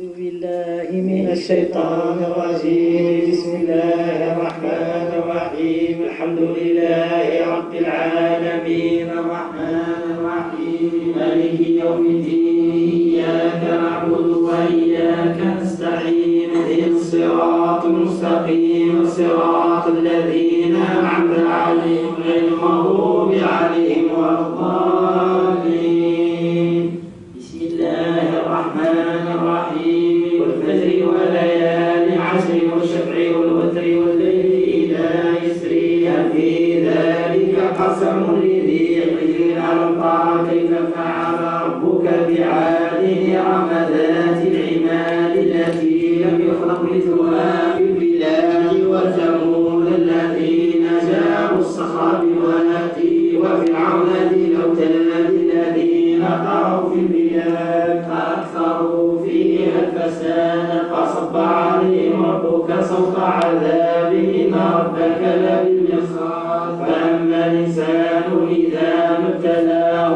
ربه فأكرمه ونعمه فيقول ربي أكرمني وأما إذا ما ابتلاه فقدر عليه رزقه فيقول ربي أهانني كلا بل لا تكرمون اليتيم ولا تحضون على طعام المسكين وتأكلون التراث أكلا لما وتحبون المال حبا جما كلا إذا دكت الأرض دكا دكا وجاء ربك والملك صفا صفا وجيء يومئذ بجهنم يومئذ يتذكر الإنسان وأنى له الذكرى يقول يا ليتني قدمت لحياتي فيومئذ لا يعذب عذابه أحد ولا يوثق وثاقه أحد يا أيتها النفس المطمئنة ارجعي إلى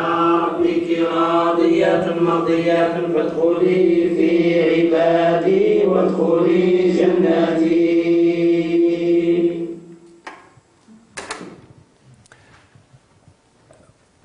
Obviously, in order to hold the collected reciters together, they do it in a very strongly rhythmical way. In fact, listening to the Quran like that is one of the easiest ways of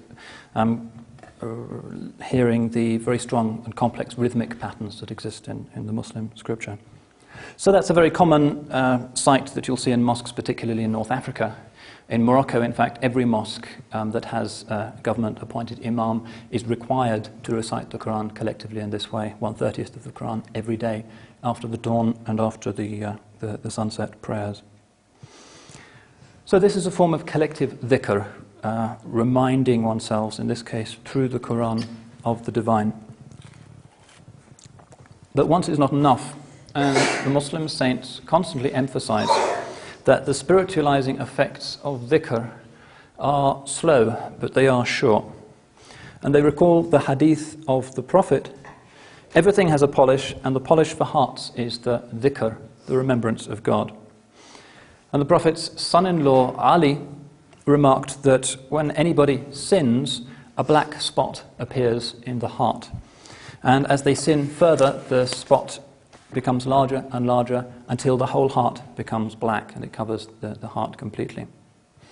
Dhikr has a kind of almost detergent quality. It has the effect of softening and cleansing the heart, rendering it able to perform its true function, which, as the Quran explains, is the knowledge of God. Muslim poets often like to compare the heart to a tree which sways in the wind of love and is watered by dhikr. So it has to be done regularly. So the beginner in the spiritual path, reciting these formulas of dhikr that he might have just inherited from his family or from his society, or perhaps received from a spiritual guide, the first problem he will encounter is that he falls into a kind of boredom. This is a concomitant of any regularly repeated religious practice. But we are told that we should not be dismayed. This is an obstacle that we simply have to pass through. The great Central Asian saint Abu Uthman al-Hiri was once asked by a novice who said, "I remember God with my tongue, but my heart finds no intimacy with the recollection, with the dhikr." And the saint replied, "You should rejoice, for at least one of your parts obeys and is rightly guided. Perhaps in due course your heart as well will come into harmony with it." As the Muslim perseveres and tries to focus his mind and heart on the words he is repeating, God sees his struggle and brings an accord between his words and his state. You'll find something very close to this in a certain tradition of Eastern Christian spirituality. Those of you who have studied the Hesychast movement will know that there is something called the Jesus prayer, which is a prayer about Jesus, an invocation which is repeated again and again. And it is said by some pretty authoritative Byzantinists that this was actually the reflection of the time that the founder of the Hesychast movement, Gregory Palamas, had spent at the Ottoman court. He spent about a year there discoursing with the Muslim divines. And it's thought that the introduction of this practice, almost the mantra-like repetition of a sacred phrase, came into Eastern Orthodox piety from this root. What happens next depends very much on the devotional tradition of the aspirant. I'll be talking about those traditions in more detail in due course. I have a quote here from Imam al-Ghazali, who was certainly the greatest systematic Muslim writer on the practical aspects of Muslim spiritual life, in which he describes the more advanced conditions that can come to a spiritual traveller as he practices dhikr. Does anybody want to read this for me and give my vocal cords a break for a bit? You want to, John? Yeah.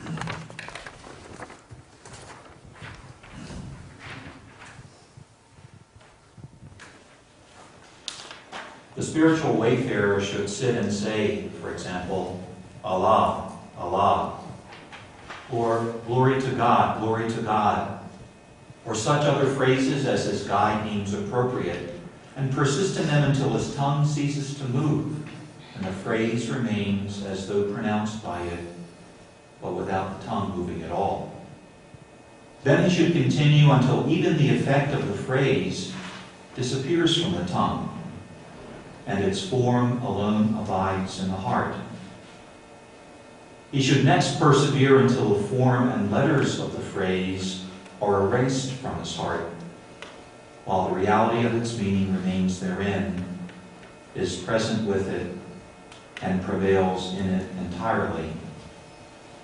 The heart will then be empty of all else, since whenever it is preoccupied with some matter, it will be void of all others, whatever these may be. Therefore, when it is occupied with the remembrance of God, which is its true function, will it needs fall empty of all other things.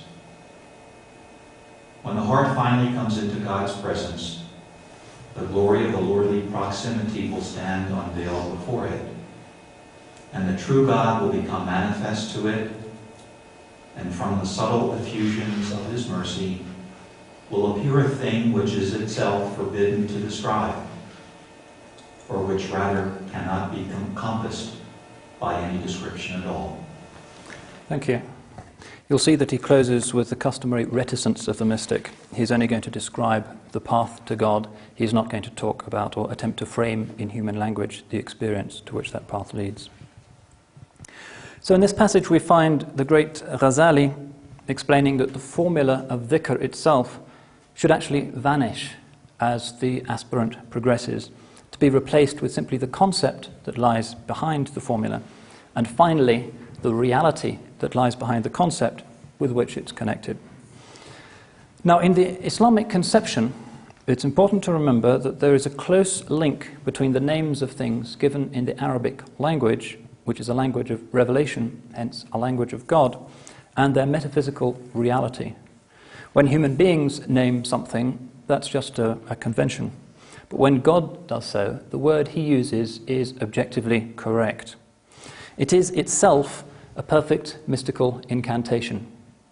Sometimes people make the slightly extravagant comparison between reciting the Quran in Islam and taking communion in the Christian churches, just as the Christian imbibes the Word of God made flesh through the Eucharist. So the Muslim vibrates with the Word of God made book in the Islamic practice. There's a parallel there which is interesting, although obviously these things should be treated with some caution. But essentially this is how it's viewed. It's a kind of resonating with the Word of God and with the realities that God's Word is pointing to. So each word in Revelation is itself linked and, as it were, cross-referenced to phenomena in this world or in the unseen. The Quran is a kind of great web, almost an internet, that links together everything else in creation and the unseen world. So the Muslims believe that to invoke, to do dhikr using a Qur'anic phrase, thus sets up some kind of vibration by which the invoker's heart vibrates with the thing that is signified. So the saint, as he sits apparently quietly on his prayer carpet with his prayer beads in hand, is in reality at the center of some unimaginable cosmic symphony, a state known only to himself and to God, and wholly incommunicable save in the usual ecstatic expressions of rapture and union. Now, when Muslims of a particular devotional tradition assemble together to recite a particular wird in company, they may do this in the mosque, which is still common in many Muslim countries. More usually it will be in a private home or a special meeting house called az-zawiyah. This is the usual Arab word. Literally it means a corner. It could be translated as a lodge or a retreat. The common Persian equivalent, which you'll often see, is khanaqah. And this just means a place which is set aside for mystical aspirants of a particular tradition, followers of a particular spiritual guide. And in these environments where they are amongst their own, they develop these traditions, and it provides a safe context for the expression of the more often ecstatic aspects of religion, of those who have been carried away on the ocean of divine love. If you've looked at some of the medieval Persian miniatures, which have facsimiles in the library here, you'll see that very often medieval Muslim mystics are standing up and in apparently ecstatic postures. When you see the real thing, it's not a kind of uncontrollable bubbling over. It's still a fairly sober phenomenon, but people are really rapt and almost overtaken by the electricity of the divine love. The best known form of this upward movement, which is sometimes referred to, not very accurately, as a form of spiritual dance, it isn't really, is that which was founded by the great Rumi himself, certainly in the West one of the best known of all Sufi mystics, who founded the Sufi rite known as the Dawran, or at least adapted it in a particular form for the use of his own followers. Occasionally members of Rumi's order, which is known as the Mevlaviyya, visit the West, and it's possible to see ceremonial public performances of this rite, which is actually very beautiful. These are the people referred to in, say, Victorian European literature as the whirling dervishes. In fact, they don't whirl at all, they move around in a very slow and dignified way. And the person who is doing this wears a long white robe, a long beige felt cap, and he will hold up his right hand like this, which is to receive the mercy from heaven, and holds his left hand down like this, which is to distribute it to earth. So he is the representative of man in this sense of pontifex, as bridge builder, as khalifa between heaven and earth. And as he does this, he turns around, which mirrors the turning movement which exists in the cosmos generally, and also calls to mind the ecstasy of the saint. It's said that the origin of this ceremony, which is probably the most spectacular and best known mystical ceremony in the Muslim world, is an incident in the life of Rumi himself, the famous 13th century mystic who lived in Turkey, that once when he was discoursing with his students, he was walking through the goldsmith's bazaar in the city of Konya, where he lived, and he heard the hammer of a goldsmith, a little thing, and the goldsmith himself was a saint, and the hammer was going tap, tap, tap, tap. And Rumi, in some incommunicable way, picked up that the saint was actually expressing, even in his work and his craft, the divine name, Allah, Allah. And he immediately started to turn like this in a state of ecstasy. And subsequently his followers have emulated him. That's the origin of the whirling dervishes, so-called. Usually only 6 or 7 of them will actually do this in a group, directed by a guide. Very often you'll find that it's accompanied by a small orchestra. Islamic music is a very diverse phenomenon. In Rumi's tradition, there'll be perhaps 5 or 6 musicians, including things like the Eastern equivalent of lutes and mandolins, a zither, a couple of drums. And the ceremony begins with the invocation of blessings on the Prophet. And then the dancers rise to their feet. They take off black robes which symbolize attachment to the world and also symbolize the grave. And underneath there, these pure white robes which symbolize the purified human being and also our state at the resurrection. And then as the music goes, they begin to turn. I've actually got a recording made in the 30s of some of their music. The quality is not very good, but it'll give you some idea of the sophistication of this tradition.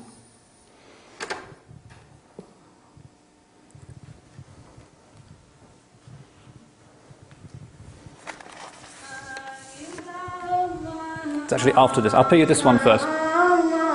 This is an Algerian form of dhikr. It's quite beautiful.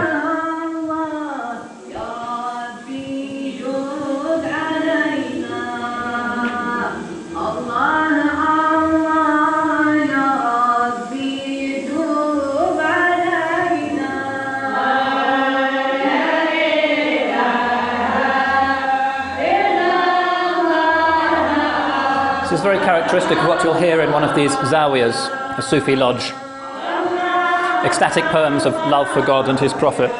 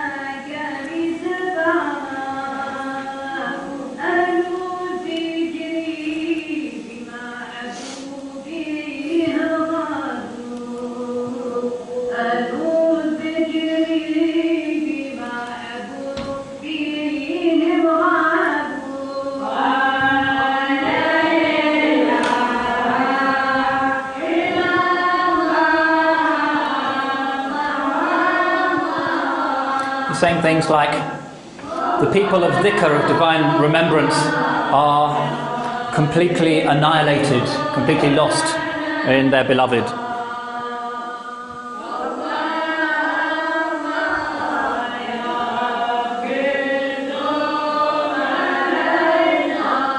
So you'll hear some songs like this as a preliminary, and then in the Mevlevi tradition there will be some instrumental music, and these people will stand up and they will begin to turn. This is the instrumental tradition coming up.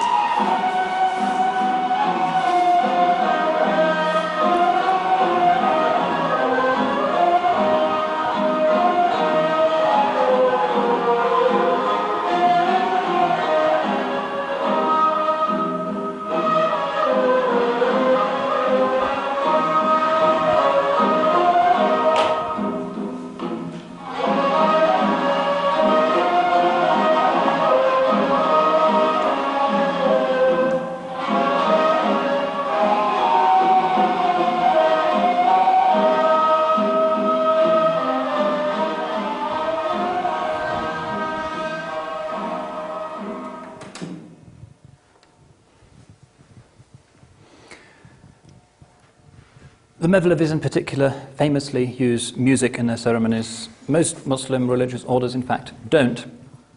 There is even a debate in Islamic law concerning the religious permissibility of music. Generally, it's been assumed in Islamic civilization that if music demonstrably conduces to a noble end, then it is to be judged according to the nobility of that end. So we find, for instance, in classical Islamic medicine, there's a developed theory of music that can be used for the treating of mental illnesses.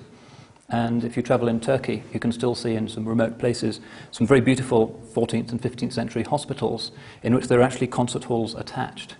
And the ill would be brought in, and the musicians would play after the sickness was diagnosed, and then the next person would be brought on. Music therapy is also increasingly being used in the Western tradition, of course. And similarly, spiritual disorders, even more common, could also, many medieval Muslim thinkers thought, be remedied through the use of music because of its extraordinary capacity to inspire or even to engineer states in the soul. And classical medieval Muslim music, which is itself a very intricate theoretical tradition, also had a frankly religious philosophy lying behind it, an almost Pythagorean theory of the effect of certain harmonies on the soul. Now, very often in such sessions of dhikr, in the zawiyah, the spiritual seeker will use, as a form of invocation, one or all of the 99 names of God taught by the Prophet, and most of which appear in the Quran. Some of these are known as the names of beauty, while others are known as the name of majesty. They divide more or less into these two, which corresponds also to the earlier distinction between the divine transcendence and the divine immanence. Jamal means beauty. Jalal means majesty. Two different aspects of divinity. So the names of beauty include things like God as the loving kind, the source of peace, the generous, and so forth. And the Jalal are names such as the overwhelming, the omnipotent, the judge, names such as that. Now, medieval Muslims looked at these 99 names and they saw that each of them, or the invocation of each of them, could have a demonstrable spiritual effect on those who used them as formulas of dhikr. So, for instance, they said that reciting the divine name al-Latif, which means like the subtle or the kind, will help to stabilize the seeker's spiritual faculties. So if somebody is in a very unsteady spiritual state, commonly the prescription will be to recite this particular divine name. We're also told that reciting the divine name al-Qayyum, Qur'anic name of God meaning the self-subsistent, attaches one to the protection and universal providence of God. So if your sense of God's providence seems to be attenuated, God seems unnecessarily or strangely distant, the recitation of this word can help. To chant al-Hafiz, the preserver or the protector, will help to preserve any spiritual state that you might have been granted, and so on. Very elaborate theory about the spiritual properties of each of the divine names. They also said that some very powerful names, particularly some of the names of majesty, simply should not be used by beginners because they're simply too hot, too powerful. Although it said that some very advanced saints can recite them under certain closely determined conditions. Now, Ghazali continues after the passage which we just heard by suggesting that the formulas of dhikr, whether they be Quranic or the 99 names or whatever, that the formulas of dhikr which bring us up to exalted states of awareness of God's presence have to be chosen with great care and by an expert. The soul, he says, is a vulnerable thing. It's a tender thing in man. And the higher one attains in one's spiritual life, the more dangerous will be a fall. Each formula has been given a particular property or a power by God. So there has to be a spiritual guide who is like a trained heart surgeon who carefully chooses from the various surgical instruments that these formulas of dhikr represent. Each one he will recognize is for a particular task, suited to a particular individual, perhaps suitable for a particular time of day or time of the year. Again, a sophisticated science. The mystic Ibn Khafif, for instance, in the 4th century, we find him saying, "The recollected one is one, but the forms of recollection are many, and the conditions of the hearts of those who recollect are legion." So because of the complexity of the states of the human soul, far more complex, in fact, than the states and disorders that can overcome the human body, because of this complexity, there has to be a sophisticated spiritual guide, as there is in any tradition of mysticism. So Islamic spirituality affirms the importance of what it calls irshad, spiritual guidance by a living individual.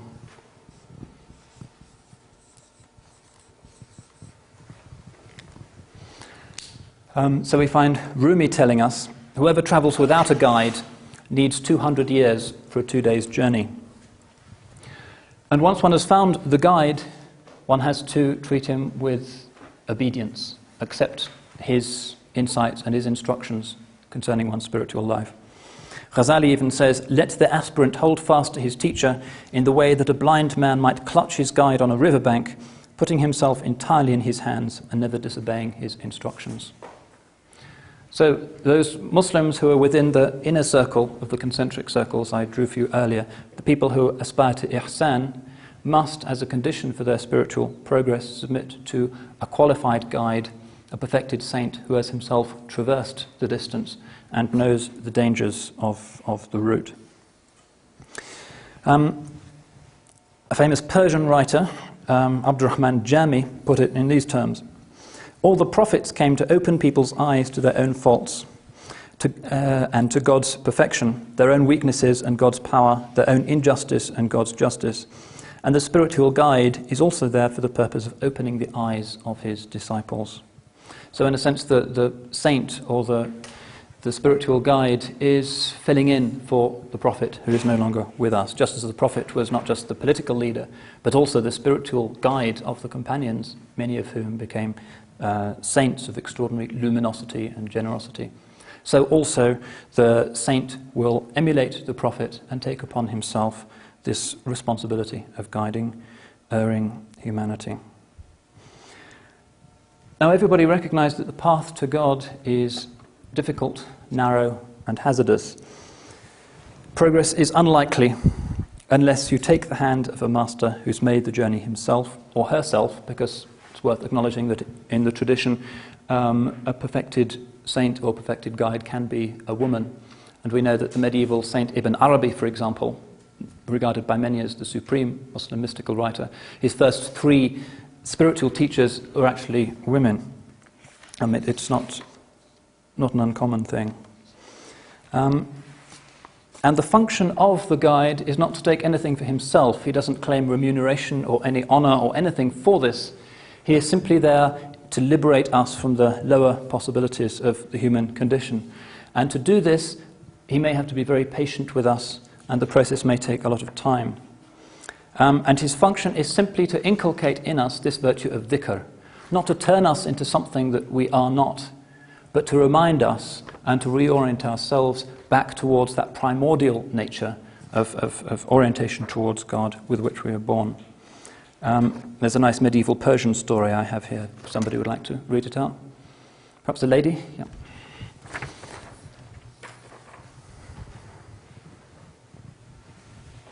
The mystics of Islam tell the story of a lion striding through the mountains, who one day saw a ridiculous spectacle. A lion cub was shuffling along and baaing like a sheep. With a great roar, the lion ran down the hillside, scattered the flock of sheep, grabbed the lion cub, dragged it into a pond, and forced it to look into the pond. "Look," it said, "you are not a sheep, you are like me, you are a lion. You are a lion and you have the truth, the sincerity, the passion, and the generosity of a lion." Then the lion gave an immense, glorious roar. The cub found himself both terrified and strangely excited by this. The lion turned to the cub and said, "Now you roar." The cub's first attempts were pathetic, mewings, somewhere between a baa and a yell. But slowly, by submitting to the teaching of the lion, the cub grew into claiming his lionhood and began over many years to learn how to roar. Thank you. So that's a kind of simple metaphor of the function of the spiritual guide. He is there to bring us to our true selves, the theomorphic primordial condition in which we were when we were with God before our birth. Now, the usual term for a spiritual guide in Islam is the familiar one of Shaykh.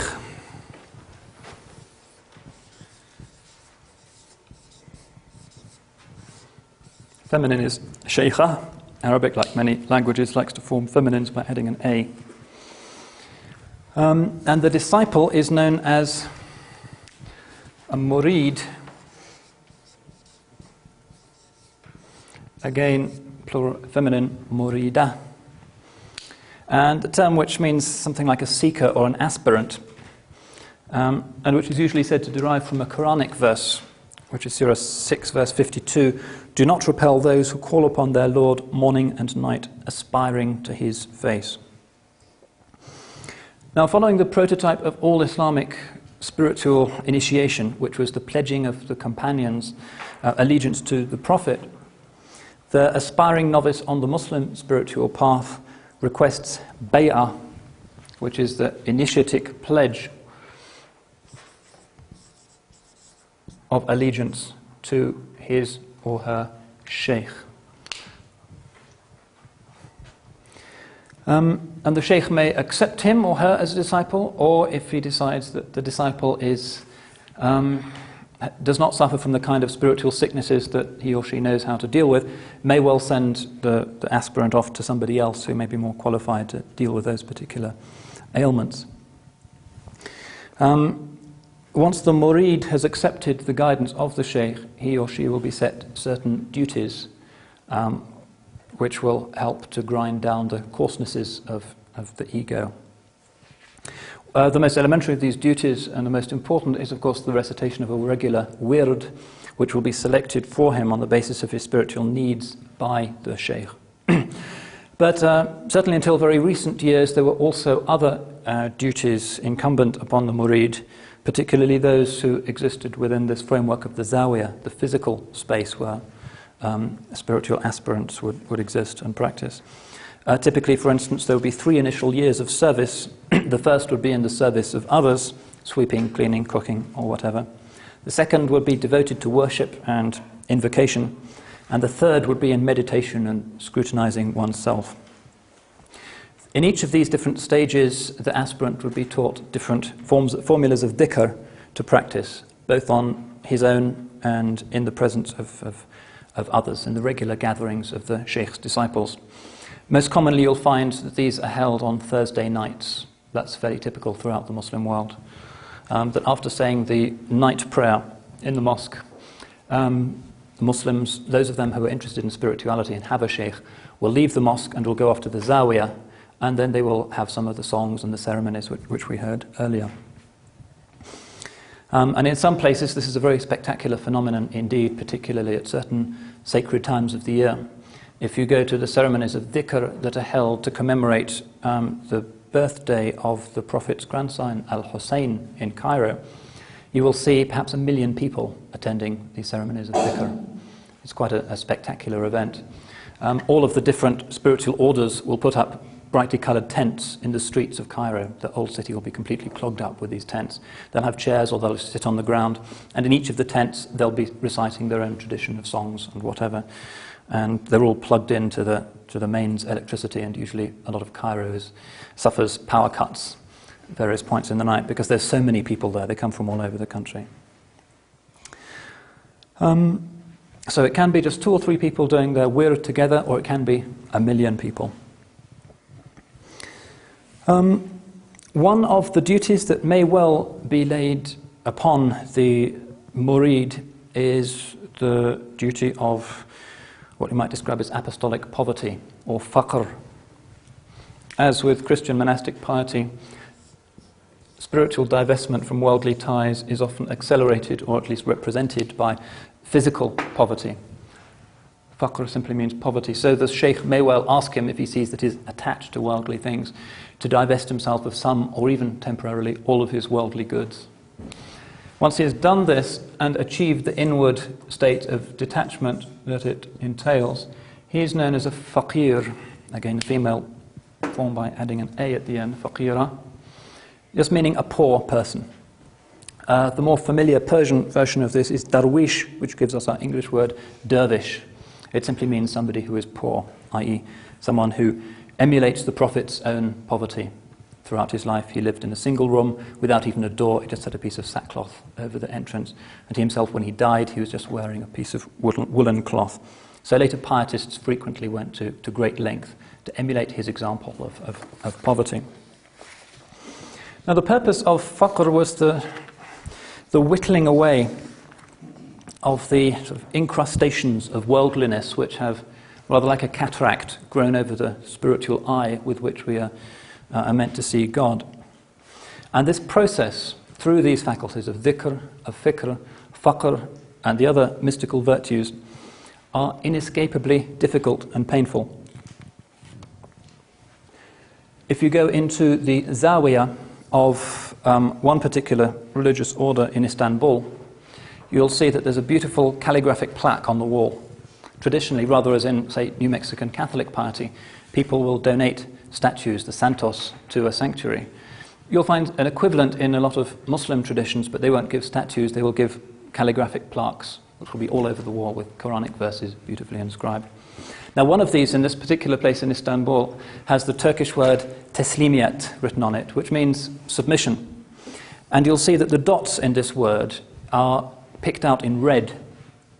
And if you ask them, why on earth are these dots in red, they will tell you that that's because the submission to God is so difficult that you cry tears of blood. And the tradition assumes that this is a difficult path. It is the via purgativa. But the hardships must be endured, just as the hardships and sadnesses of childhood and education have to be endured if one is to become a full adult. Spiritual education, even more than physical or moral education, has to be difficult. Rumi has a beautiful poem, which I've actually included in the handouts. I'll just read through it for you. The grapes of my body can only become wine after the winemaker tramples me. I surrender my spirit like grapes to his trampling, so my inmost heart can blaze and dance with joy. Although the grape goes on weeping blood and sobbing, I can bear no more anguish, no more of your cruelty. The trampler stuffs cotton in his ears, saying, I am not working in ignorance. You can deny me if you wish. You have every excuse. But it is I who am the master of this work. And when through me you reach perfection, you will never be done praising my name. So it's difficult. Submission to a spiritual guide is a difficult thing. In fact, in medieval times, no longer, the spiritual aspirant, the murid, in order to emphasize this crushing of the ego, might well be encouraged to go out into the streets and actually beg, the money then being donated to the zawiyah, which would use it for the feeding of the poor. And the function of this was to break the pride of the aspirant. And a familiar sight in traditional Muslim societies was the wandering dervish, wandering through the streets with his heart-shaped begging bowl, and perhaps also in Persia or Turkey, carrying a kind of ceremonial hatchet with two blades, which would symbolize the fight against outward as well as spiritual enemies, and going from door to door and begging, perhaps singing religious songs and so forth. It was really an everyday sight in Islamic towns until 2 or 3 generations ago. So, characteristically, there might be 3 years of initiatory purgative practice, and after this, the initiate might find himself invested as an outward sign of what the sheikh perceives and knows to be his inward progress with a robe known as the khirqah. Often this will be a patched robe as a symbol of the state of apostolic poverty. And often this will be a former robe worn by the sheikh himself, which is hence redolent with his blessings. And over the course of one's spiritual wayfaring, one might well acquire several such robes from the various spiritual teachers from whose presence one has benefited from.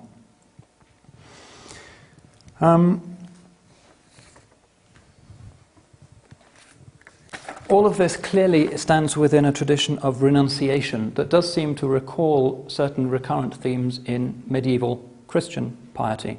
One thinks, for instance, of the wandering friars in Christendom. Perhaps they're quite similar to these wandering dervishes that were such a common feature of life in medieval Muslim cities. But there is a fundamental difference to bear in mind between Christian and classical Muslim understandings of renunciation. The word, by the way, for renunciation is zuhd. Literally means just not having something.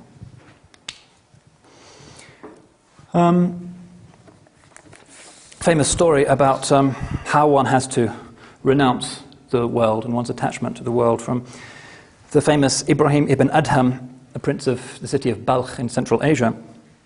One night, we are told, he heard a strange sound on the roof of his palace.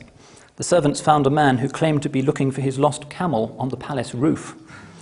Blamed by the prince for having undertaken such an impossible task, the man answered that Ibrahim's attempt at maintaining a true religious life in the midst of luxury was no less absurd as the search for a camel on top of a roof.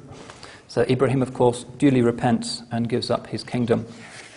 And he, in Muslim piety, is the archetype of the wandering poor man who is the lover of God. But the distinction between this and medieval Christian conceptions of renunciation has to bear in mind the fact that the Quran has its own very distinctive understanding of the nature of the world. The world is ultimately a manifestation of divine love, and the various Christian interpretations of the fallenness of the world were not carried over into Islam. So we find that Muslim asceticism has in practice been rather more muted than versions of asceticism that you will find, say, amongst the Desert Fathers of the Church or in some forms of Hindu piety, the great feats of renunciation that one associates with them. Note also that there's no real monastic tradition in Islam. These places, the zawiyas, or in Persia the khanqahs, are meeting places for the brethren of a particular spiritual tradition. People may live in them temporarily. Nonetheless, they are not monasteries, inasmuch as Islam assumes that following a spiritual life is not ultimately incompatible with also making one's way through the world, earning a living and supporting a family.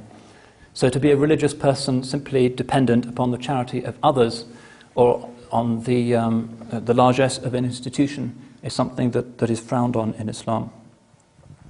Now, perhaps the sharpest distinction is, of course, the attitude to sexuality. Celibacy in Muslim piety is particularly frowned upon.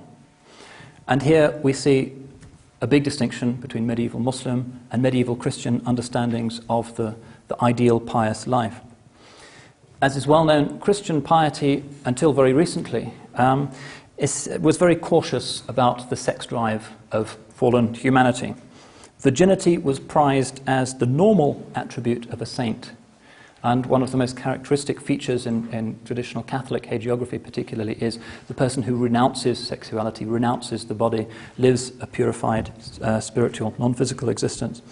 So, for instance, Gregory of Nyssa stated that if the life which is promised to the just by the Lord after the resurrection is similar to that of angels, and release from marriage is a particular characteristic of the angelic nature, then the virgin has already received some of the beauties of the promise. If you look at Peter Brown's book, The Body and Society, you'll see a very large number of examples of the patristic and early medieval Christian desire to distance themselves from the sexual drive.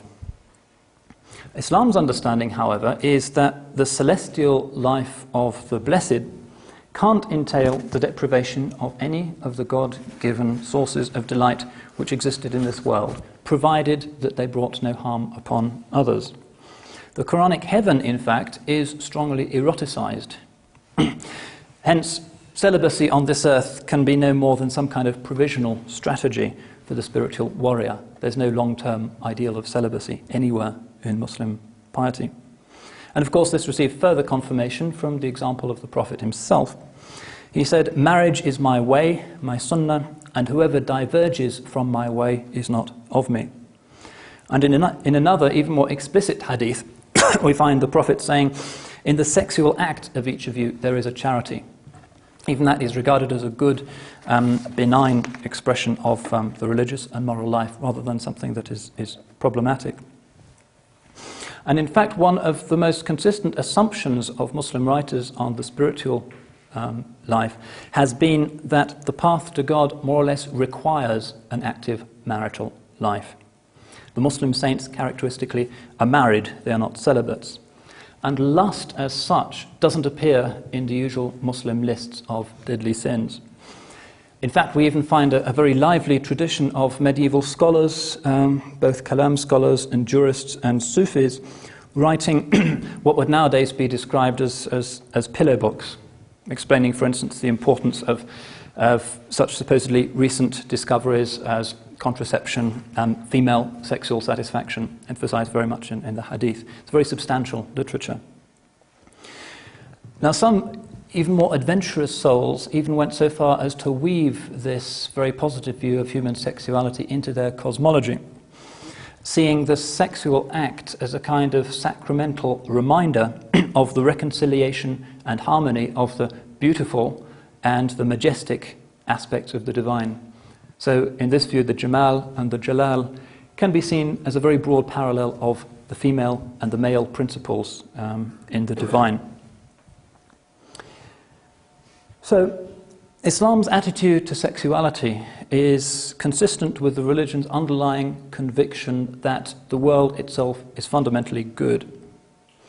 Nonetheless, the spiritual writers do acknowledge that since the spiritual path requires the strict renunciation of the inward vices, such as covetousness, avarice, love of status, etc., then the treatment of these sicknesses may well require this kind of temporary abstinence from some of the things of the world.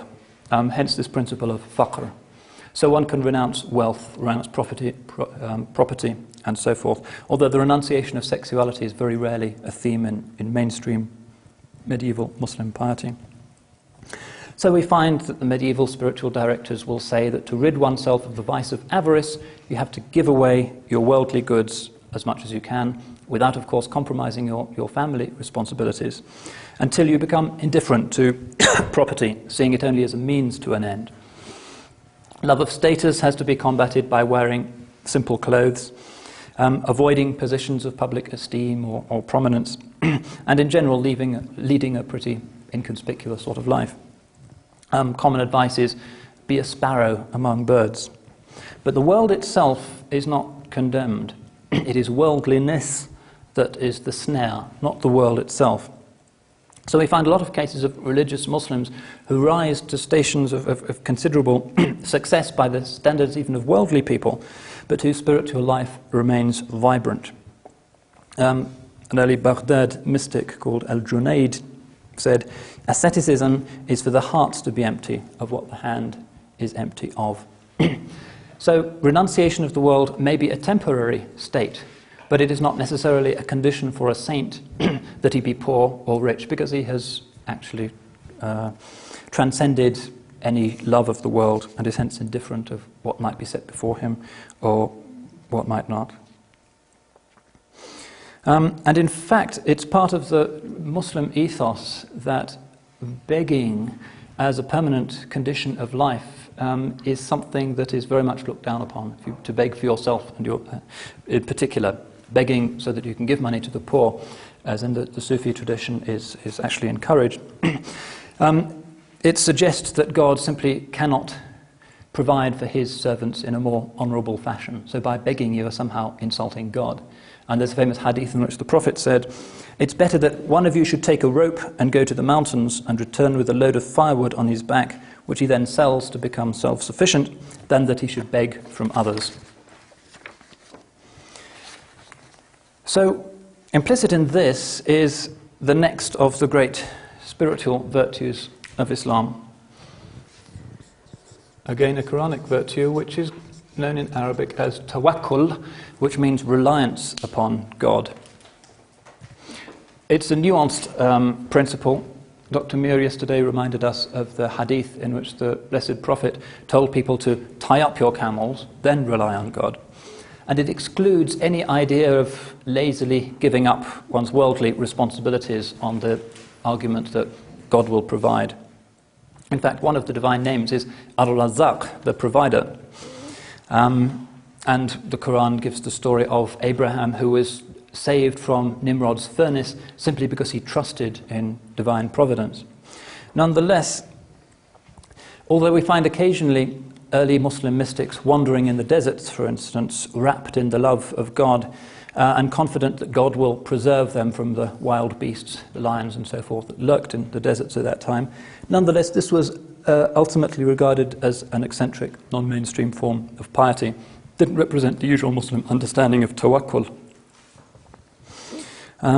So we find, again, Junaid saying, I should write his name down because he's one of the great figures in the development of Muslim mysticism. Junaid of Baghdad, 3rd century. Junaid said, the proper method of earning a living is to engage in one's activities in the same spirit as with works of optional religious devotion, not with the idea that they are a means of sustenance or advantage. God is going to provide for you. Nonetheless, He has commanded you to work for a living, to live honorably, to provide for your dependents and so forth. And this is in fact a form of worship. And very often we find even quite simple and almost apparently profane crafts in the traditional world become formalized as guilds, and those guilds themselves exist as spiritual orders in themselves with their own traditions of prayer, their own wirds and so forth. The guilds in particular in the Muslim world essentially were religious orders. Closely related to this virtue of tawakkul is another Quranic virtue of sabr, which means patient endurance, steadfastness, displayed in the Quran, for instance, in the accounts of the lives of Job and of Jacob. The Quran says, give good news to the patient who say when a misfortune strikes them, truly we are God's, and truly unto Him we shall return. And as one early mystic said, sabr is to remain unmoved before the arrows of the divine decrees. Whatever comes, you accept it with equanimity and with endurance and steadfastness, because you know that whatever comes to you is from God. We're coming to an end of this, and as I forewarned, there is more to this subject than can be squeezed into a couple of hours.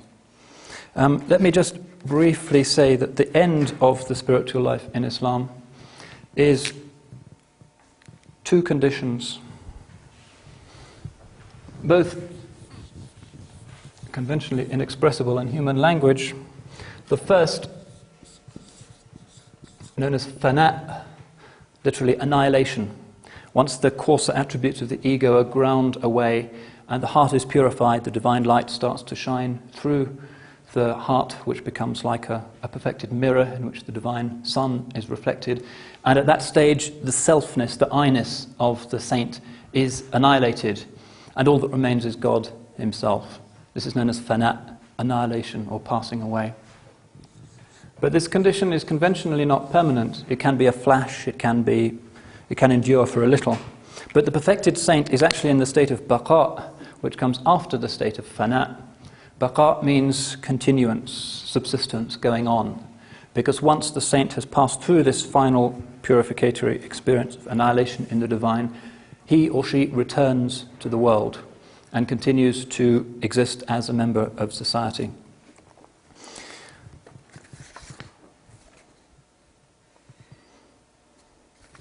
Now, the saints who have achieved this have traditionally been accorded very great reverence in Muslim societies, much more than the reverence or respect which is shown, for instance, just to the imam of a mosque. The saint, for which the Islamic term is wali, which literally means a friend, i.e. a friend of God, is regarded as being in this state of fana or baqa, and hence as being a living sign of God. The classical image again is that of the mirror of the heart being so cleansed that the divine sun blazes therein, and by being simply in the presence of such a person, one can be transformed. And it is these people called wali who are fit to act as sheikhs or spiritual guides.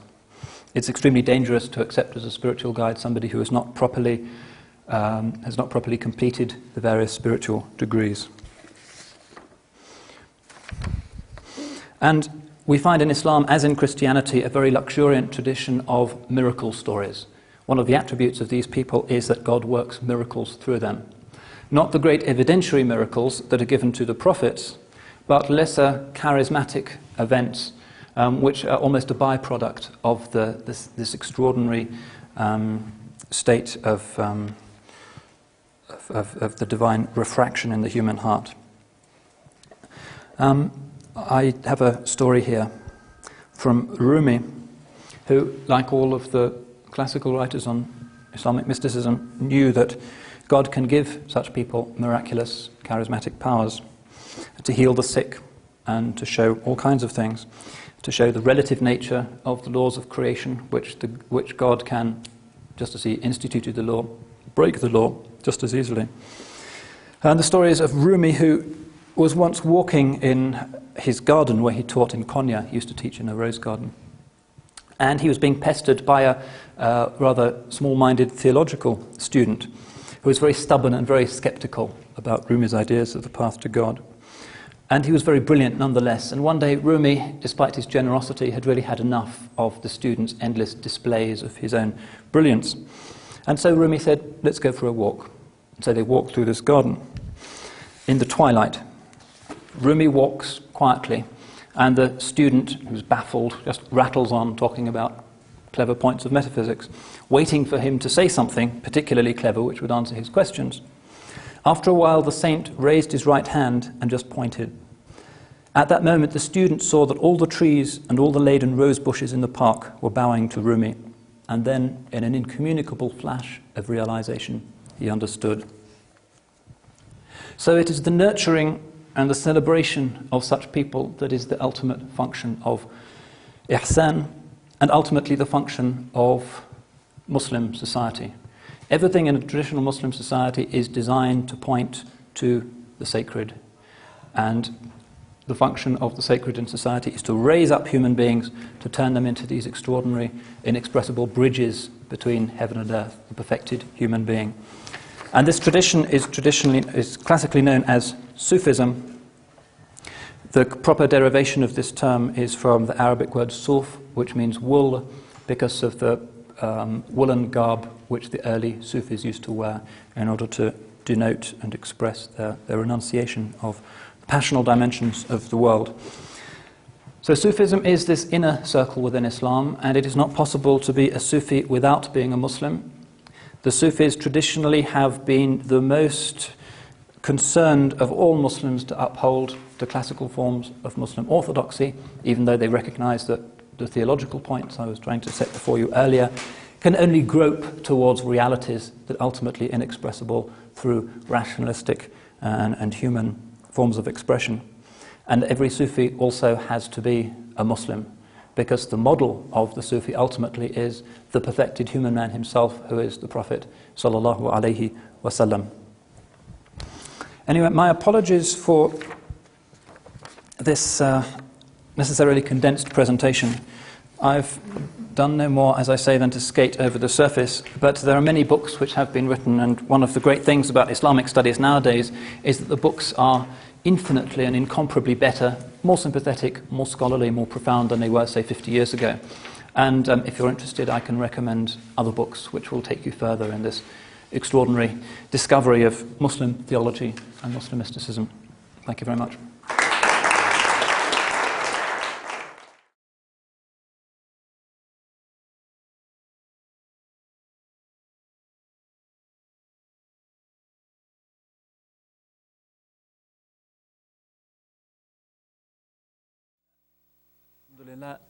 والصلاة والسلام على رسول الله وآله وصحبه ومن والاه. You may recall that in my second lecture I attempted to trace the always tense, often quite dismal story of the mutual comprehension or lack of it between the three great Abrahamic religions. I pointed out in particular the considerable overlap that exists in prophetic history and the disparities that exist, particularly concerning the last two of the great Abrahamic prophets, namely Jesus and Muhammad. What I hope to do today is to trace other aspects of this long-standing historical interaction, not so much the religious side of things, but other dimensions. The question of the transmission of science, technology, medicine, and philosophical ideas from the Islamic world to the world of the West. And as I go in my usual style, I'll follow various red herrings, which hopefully will elucidate some of the blank spots that have appeared in the various presentations so far. Also, as I promised on Monday, I hope to leave an unusually long space at the end for questions. So any questions you might have on today's lecture or indeed on Monday's, I'll be very happy to at least try and answer them for you. So the impact of Islam on medieval Europe. This is a complicated story. It's also a hugely important story. One could even call it the most important episode of cultural transmission in the world's intellectual history. I think one could make a large claim like that for it. The first, and historically also the most effective vehicle of such an osmosis, was in fact the comparatively undistinguished, in some minds, vehicle of trade. We sometimes forget that Islam in the Middle Ages was a great commercial civilization, not just a great religious civilization whose preoccupations were very much focused on God, but also a very successful material culture as well. Islam, of course, found this quite easy to achieve because it had its roots in a trading community. The Blessed Prophet was himself from Mecca, which was a great entrepot city, which sent caravans of traders across the desert, rather in the way that, say, a city like Venice 1,000 years later would be sending great argosies of galleons across the oceans. It was an entrepot city, very much as Venice was later to be. And we know that the Blessed Prophet himself had joined at least one caravan to Syria. And his precedent as an honest merchant in subsequent generations of Islam lent enormous prestige to the vocation of the trader, the businessman, the merchant. Medieval Islam was not one of those civilizations which tended to regard the mercantile profession as a rather base and worldly vocation. It was regarded always with considerable esteem. The second great dimension of this was, of course, the conquests themselves, which within a century of the Prophet's death had created this quite unprecedented unitive state which stretched from Provence in southern France in the extreme west all the way through to the borders of China in the east. And one consequence of this was that the great ancient iron curtain of the old world, namely that which had separated the Mediterranean cultures to the west from the eastern cultures, the Indian and the Persian to the east, was suddenly no more. This great cultural divide had existed for at least 1,000 years. Alexander the Great had done the most to try and overcome it, but of course, as we know, his empire did not long outlive him. So this great new political fact, which completely overturned all of the old certainties and all of the old intellectual and also, of course, economic patterns, was the basis for the foundation of this great mercantile civilization, founded in the Middle East, which since time immemorial had been, by virtue of its geographic position, the great nexus of trade. So, two factors. First of all, the legitimacy of a mercantile piety in the Islamic ethos. Secondly, the sheer geographical fact of Islam's centrality in the world. And this domination of the world economy by the cultures of Islam continued well into the 17th century.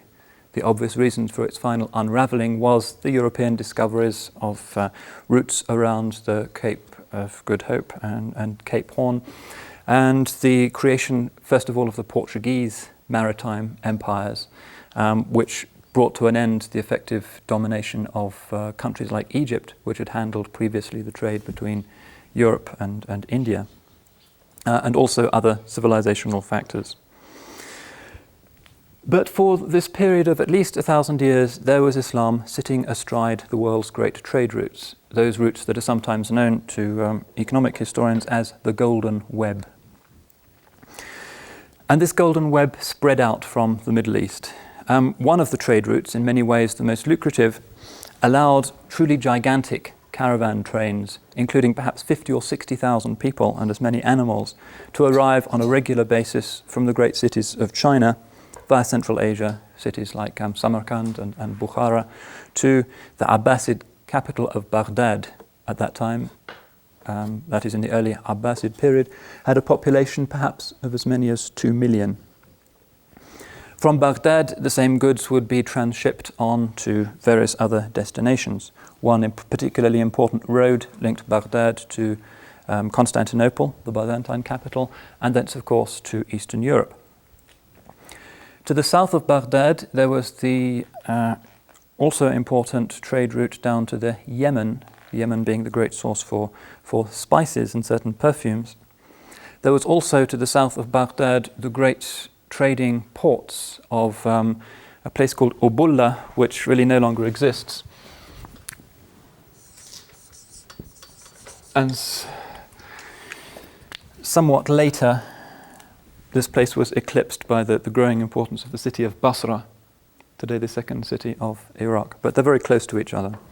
Ubulla is a few miles to the west of the present city centre of Basra. Of course, we have from that time the great maritime legends of Sinbad the Sailor, which reflect the enormous cultural importance of this trade and of these two cities.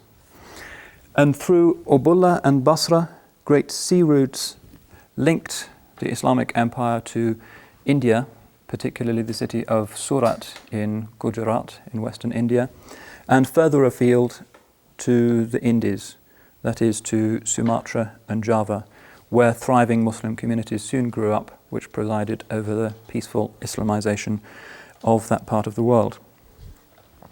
Another important city was a place called Qulzum.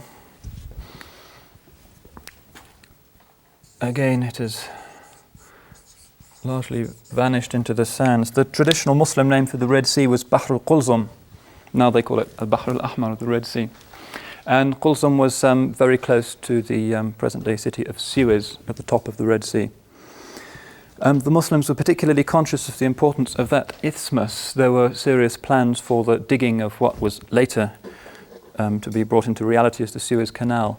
And in following the instructions of the second Caliph Omar, a canal was in fact dug, but not to the north of Qulzum, but rather to the west, connecting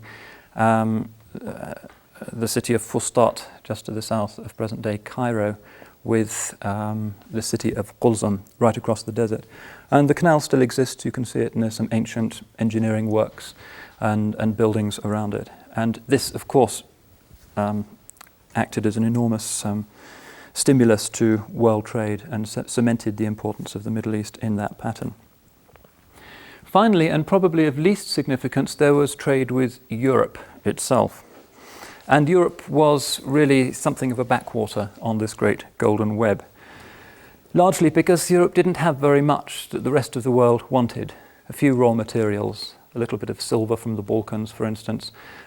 Cinnabar came from places in Spain, cinnabar being the mineral from which mercury was traditionally extracted, and also raw materials, particularly fabrics, wool from England, for instance, which found its way into the Middle East where it was in demand. You have to recall that by 800 at the latest, the entire Mediterranean basin, not just its southern fringes, was dominated politically and economically by the Muslim presence. In fact, there's a famous Belgian historian called Henri Pirenne, one of the great historical thinkers of the 20th century, who made his reputation 50 or 60 years ago now by publishing a book called Muhammad and Charlemagne. Pirenne's idea was that Europe's self-awareness as an entity didn't exist under the Romans, because Europe was simply part and parcel of a larger Mediterranean ecumenical space. But once the Arab conquests effectively amputated most of the provinces of the Roman Empire from the rest of Europe, then Europe started to turn in on itself and began to acquire a sense of its own identity. And Piraine's thesis, as it's known, is actually generally accepted now by historians. So this was one of the great formative influences of the Arab eruption on the history of Europe. I've mentioned that it wasn't just the southern Mediterranean and of course the eastern Mediterranean that was dominated by the Arabs, and of course by this time Spain was very firmly in Muslim hands as well. But there were also very significant Muslim settlements, colonies if you like, along the northern coast of the Mediterranean. In particular, we find, for instance, in southern France, in a town nowadays, small town called La Garde-Freinet, more usually known to historians as Fraxinatum. It's not far from present-day Nice. For the best part of 200 years, there was a thriving Muslim city there, independent of the caliphate, but nonetheless very important. It was in fact the most important port of France in that period. It only fell to the Franks in 973. Corsica and Sardinia were also in Muslim hands. In fact, if you look at the the regional symbol of Corsica, now of course part of France, you'll see that it is a black head with a turban. They call it la tête mort, because so much of Corsica's medieval history is intimately tied up with its relationship with the Muslim world. Also on the Italian coast, you had in particular a number of small Muslim settlements, sometimes barely more than garrisons or fortresses along the coast. Amalfi was the best known of these, and one reason for the fluorescence of Amalfi as the first of the great Italian Christian trading states was the fact that patterns of trade and local trading traditions had already been developed under the period of Muslim rule. Sicily, of course, also becomes substantially a Muslim country until the time of the Norman invasion.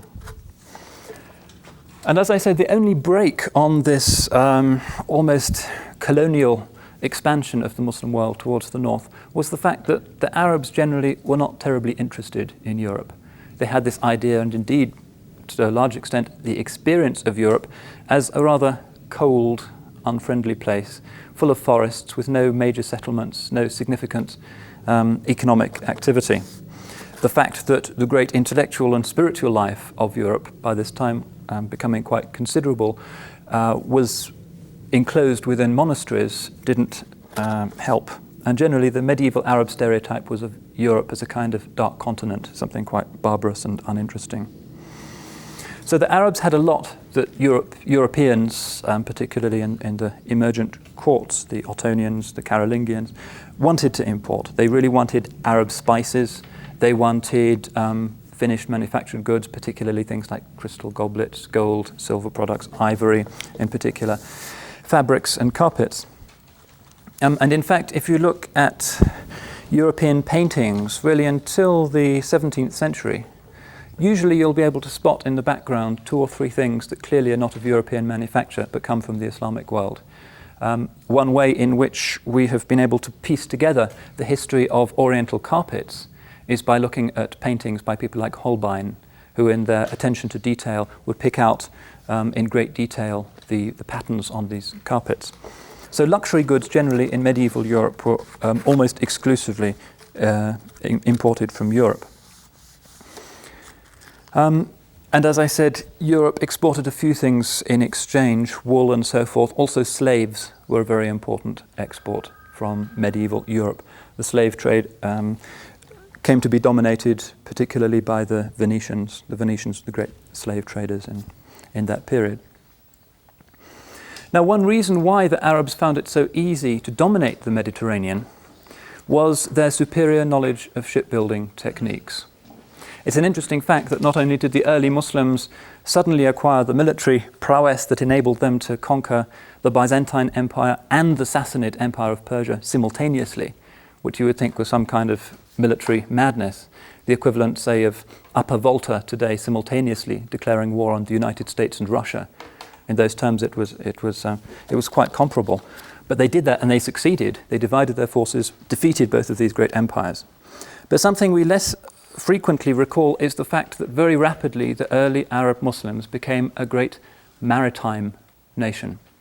In the time of the fifth Caliph Muawiyah, the first significant fleet was constructed by the Arabs in Alexandria, and they showed themselves such good sailors that they promptly thrashed the Byzantine navy and established unchallenged Muslim naval superiority throughout the Mediterranean, with the exception only of the Aegean and parts of the Tyrrhenian Sea, which were still regarded as being within the Byzantine sphere of influence. So they had this extraordinary ability to adapt. But in the longer term, what proved no less influential was their knowledge, as I've said, of shipbuilding techniques.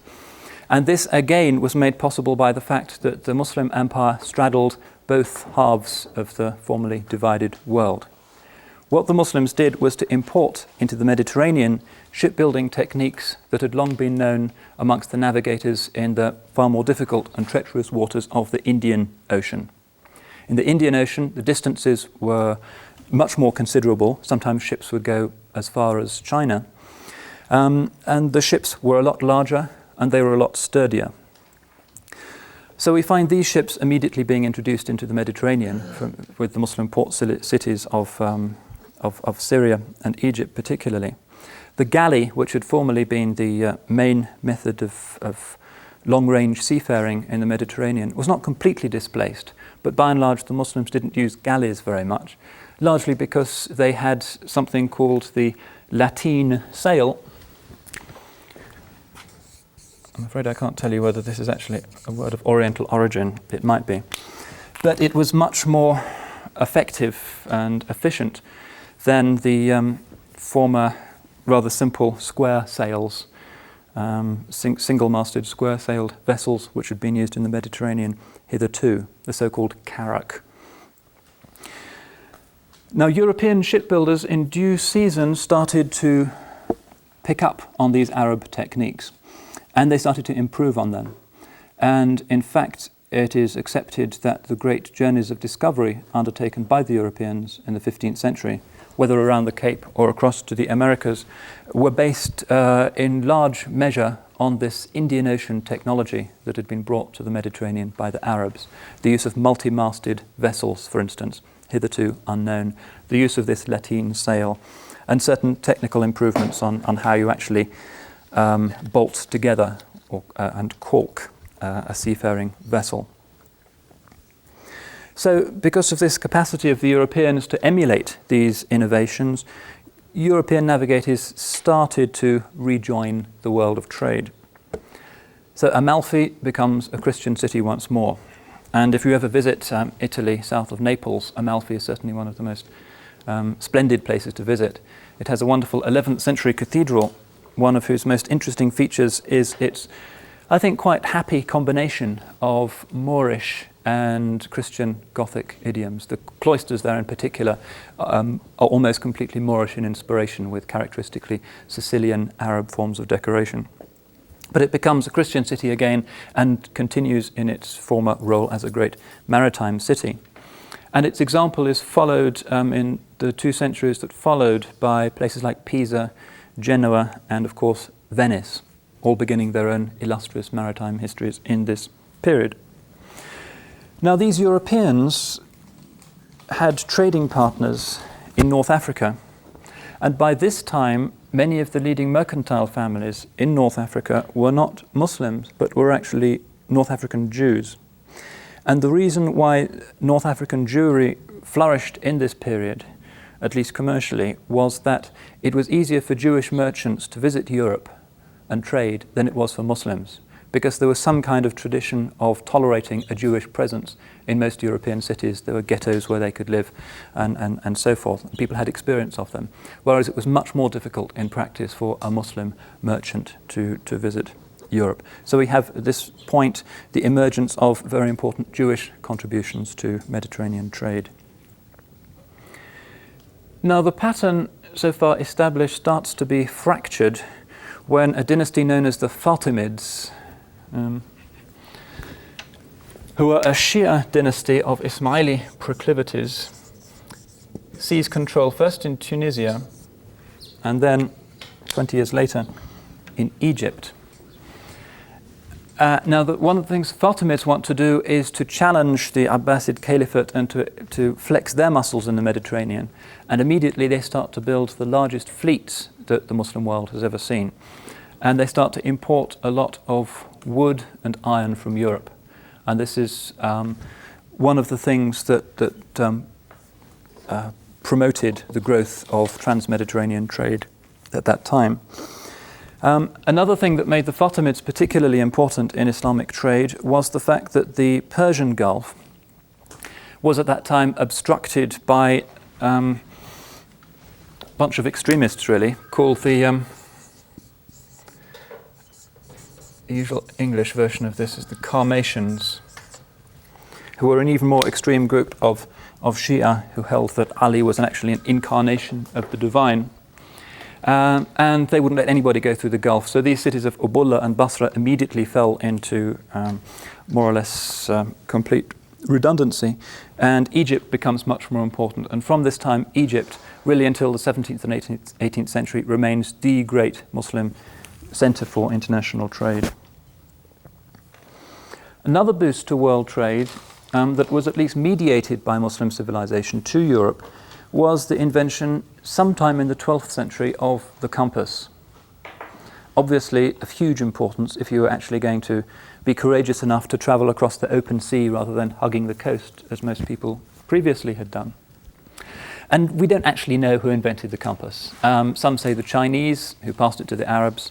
Some say the Arabs invented it. Some say the Persians. There are even theories to suggest that it was the Italians. But in any case, the most advanced early compasses came from the Islamic world. Another development, almost certainly of Islamic origin, was something called the portolan. Portolan is a kind of map or a chart. Obviously, map making is one of the most mathematically complicated of activities, and the Romans and the early medievals hadn't done it at all well. But with the use of the portolan, whose technical aspects I don't think I'll attempt to outline here, exact navigation with the help, of course, of the compass and other Arab innovations such as the azimuthal quadrant and the astrolabe became something of an exact science. Now, this great domination of the seas by the Islamic world has left permanent memories even in the English language. I've just dished out a list of Arabic words that are of Islamic and of English words that are of Islamic origin. For instance, the most obvious of these is the word admiral.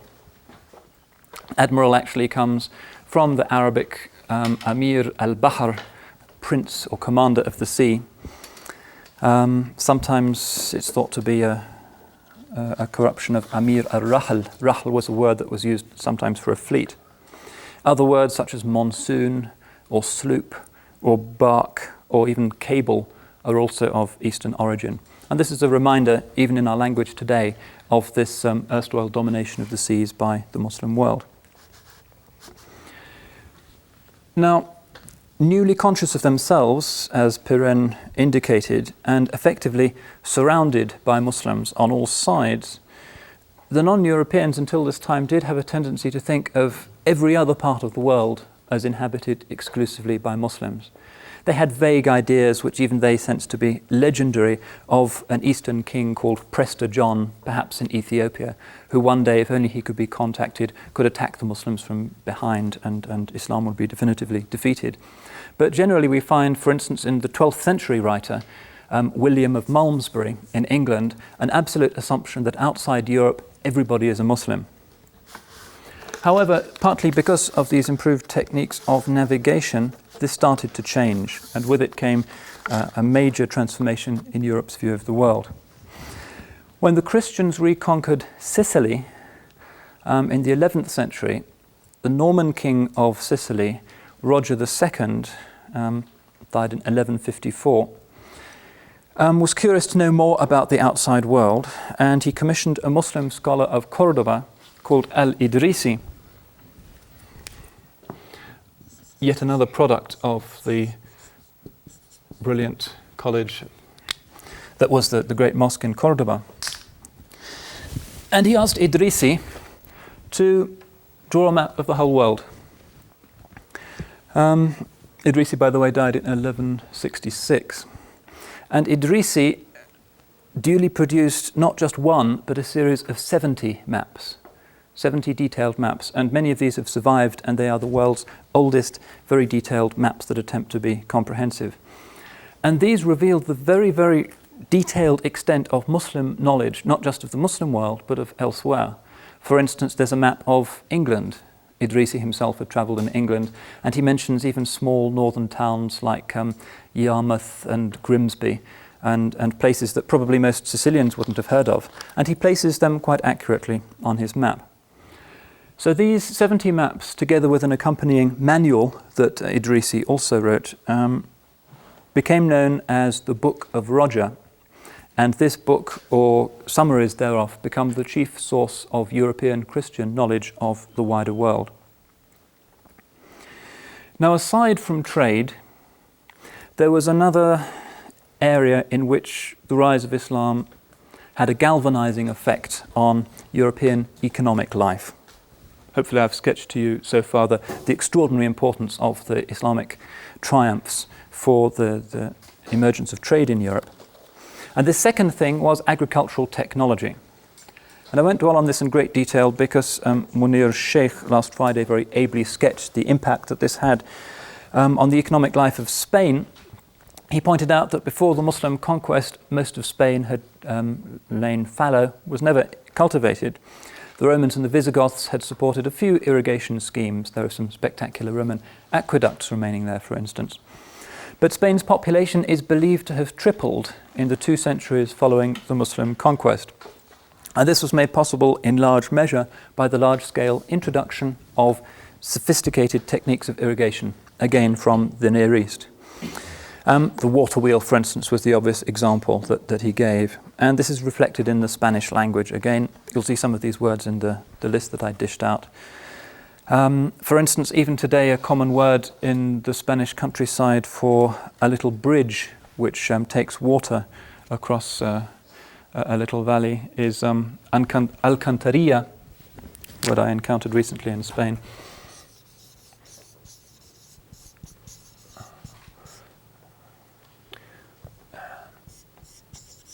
Alcantarilla, which simply comes from the Arabic word al-qantara, meaning a bridge.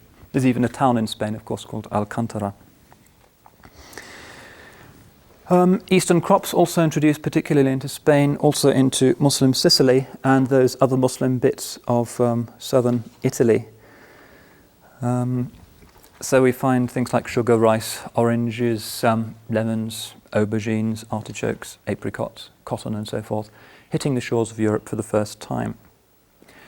Also in Muslim Spain, perhaps even more significantly, we find new techniques of mining being developed.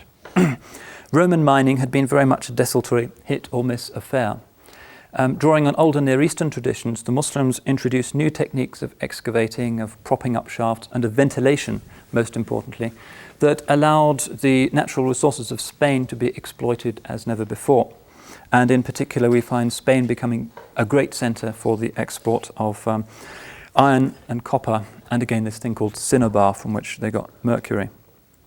And these new Moorish techniques of mine construction and ventilation radiated out throughout Europe and become the basis, for instance, for the mining communities of Lower Saxony, who went on to construct and man some of the great silver mines throughout Europe. The techniques that they were using were originally introduced into Europe by the Moors of Spain. Another thing that is certainly worth mentioning, although it was of no economic use, hasn't really been discussed so far, was music. Again, Spain was the channel for this, and it received its great boost with this famous fashionable person, almost the Beau Brummel of his age, Ziryab, who came from Cordoba. No, he came from Baghdad and died in Cordoba in 857. And through Ziryab and his pupils, very sophisticated instruments for the first time become widespread in Europe.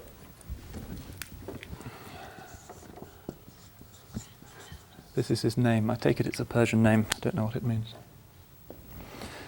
So we find most obviously the lute. The English word lute simply comes from the Arabic word al-ud, which even today is the standard Arabic word for the instrument. We find types of flutes introduced into Europe for the first time. We find a great range of drums. And the minstrels and the troubadours who radiated out from medieval Provence were largely drawing on the very sophisticated folk musical traditions of Spain. It was easy for troubadours and minstrels to cross this iron curtain between Christendom and Islam, to perform one day in a Christian court and then travel and perform in a Muslim court. And they were a great instrument of cultural osmosis again. In fact, in English, one of our most popular rural traditions is the famous Morris dances. I don't know if you've been to England and seen these usually rather soppy but half-drunk figures dressed in white with bells around their arms and legs, sort of jumping about, hitting sticks, and generally looking a little bit absurd. We have them at high school. You have them? Okay. Well, you'll be fascinated to learn that Morris dancers are actually Moorish dancers. That's the origin of the word. And the traditions, as you'd expect, have been greatly transformed over the ages and through the process of migration from Spain to England. But scholars accept that that's the origin of this type of dance. Troubadours as well, the word is said to come from an Arabic root meaning delight, usually applied to delight inspired by musical performance. And one of the things these troubadours did was to introduce new poetic forms into Europe through song. Generally, Roman poetry had a fairly simple system of rhythm and didn't bother with rhyme. For the first time in the 13th and 14th century in Europe, we start to find the consistent use of rhyming in poetry. We also find types of strophic poetry, hitherto unknown in Europe, and it's thought, although obviously these things are oral traditions and can't be definitively documented, that they come from Muslim Spain. Also, prosodic forms in popular culture, something called the villancico, which is still quite widespread in Spanish rural society, is an almost exact carrying over into a Romance language of an Arabic poetic form known as the zajal, which was actually developed by the Muslims of Spain. It wasn't something they brought with them. Arabic literature flourished and was most innovative in Muslim Spain. Another key impact of medieval Islam on Europe was the introduction of paper. Paper, of course, was not an Arabic invention. In fact, the early Arabic word for paper, which is karid, is actually a Chinese word. It's not an Arabic word at all.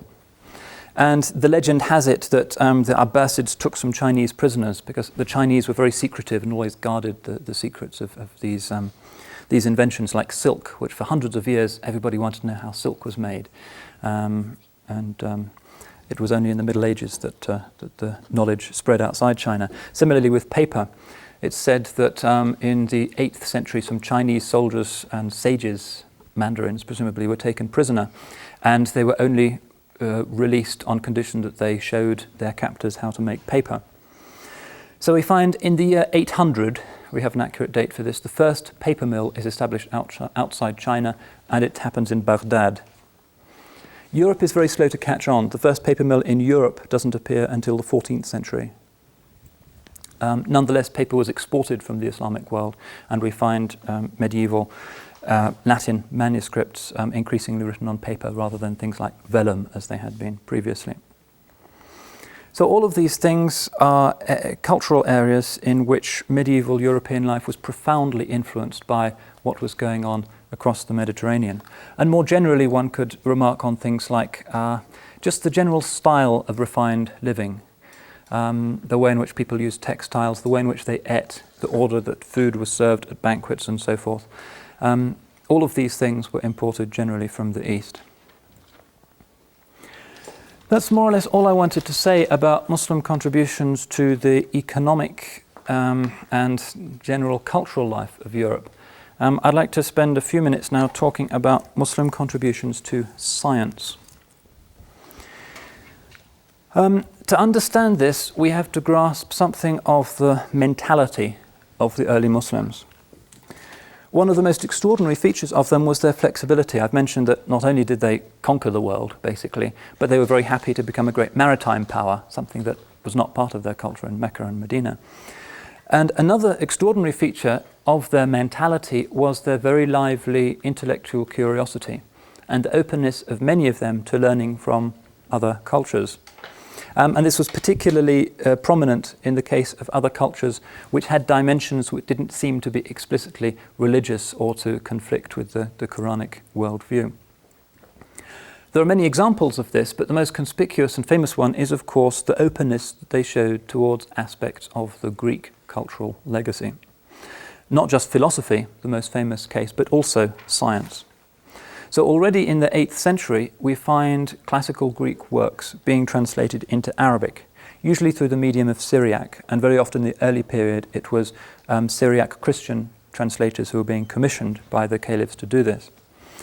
But this activity, which I think should be regarded as one of the great deliberate attempts to be open to another civilization, it's a very almost a unique example of deliberate importation of ideas and attitudes from outside, rather than their gradual percolation. This process really took off with an Abbasid caliph called al-Ma'mun.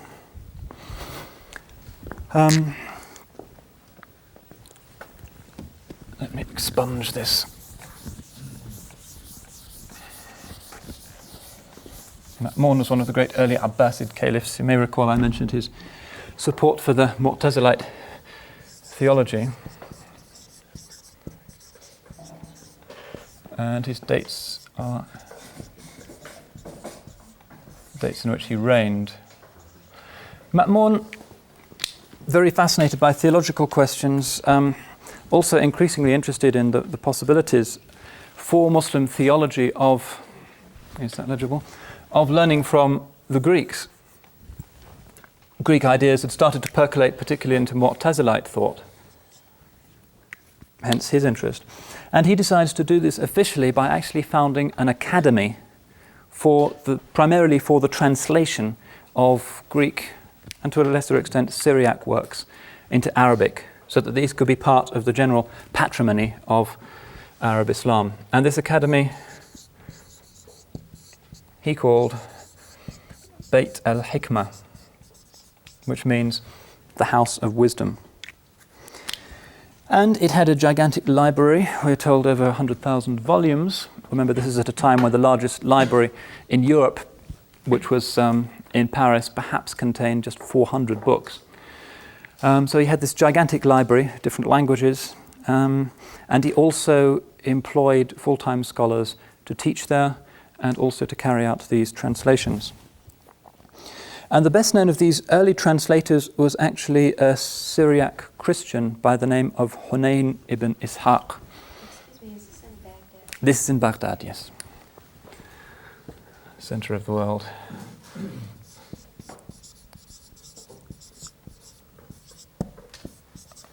The Christians tended to lead the field in the Arab East, at least for the first 100 years of this process, because very often they were of Syriac background and hence could translate the Syriac books, and it was easy for them to learn Arabic as well, Syriac being a Semitic language. And also the fact that Hunayn bin Ishaq was a Christian enabled him to travel around the Byzantine Empire, where he assiduously used the caliph's funds to purchase manuscripts of ancient Greek texts. Back in Baghdad, Hunayn bin Ishaq got busy and translated, first of all, the medical works of Hippocrates and Galen. Galen was particularly important in the medieval Islamic world, far more important than he ever became in Europe. In fact, there are 3 times as many Arabic translations of Galen than there are Latin translations. He goes on to show more interest in philosophy, and he translates the key texts of Plato. So the Arabs, for the first time, have access to have access to Plato's Republic, Plato's Laws, and the Timaeus. And he also goes on to translate at least the logical works of Aristotle, the Organon. Now, of this great literature, 2 fields seem to be of most immediate importance to the Muslims as they saw this burgeoning corpus of knowledge in their midst. Medicine and astronomy. Medicine, as a perennially popular practical science, unlike many of the Greek sciences, it actually had a career at the end of it. So plenty of people started to study medicine. And also astronomy. And one of the great reasons why astronomy became such a respected and widely cultivated science in the medieval Islamic world was, of course, because of the astronomical problems involved in the Muslim religion itself. First of all, how you figure out the times of the prayers, and more taxingly, how you determine exactly the orientation of the city of Mecca. If you're in a remote and unfamiliar place, how on earth do you do it? Well, to do it properly, you need to get into things like spherical trigonometry and all kinds of fairly advanced geometrical tasks. So we find astronomy, and particularly its associated mathematical disciplines, very assiduously cultivated by the early Muslims. And in fact, the first Muslim books which make extensive use of the Hellenistic legacy are books on mathematics. Now, the great pioneer of Muslim maths was the great genius al-Khwarizmi. One of the many drawbacks of computer use is that your handwriting degenerates, but if you can't read these things, let me know. Al-Khwarizmi, Khwarazm, where he came from, is that area of Uzbekistan on the southern coast of the Aral Sea. He came to Baghdad, and he seems to have died around about the middle of the 9th century. We don't have an exact date for it. He was one of the scholars working at this place called Beit al-Hikmah. And the Caliph asked him to produce a revised and more accurate set of astronomical tables. Hitherto, the tables of Ptolemy had continued in use. And also asked him to update Ptolemy's work on geography. And he does this, and does it very well, and in due season these works are widely accepted in Europe as well. But his most important legacy is the very radical advances he made in the field of algebra. In fact, the very word algebra, as is so often the case with words with the letters AL at the beginning, comes after the great work he wrote called Al-Jabr.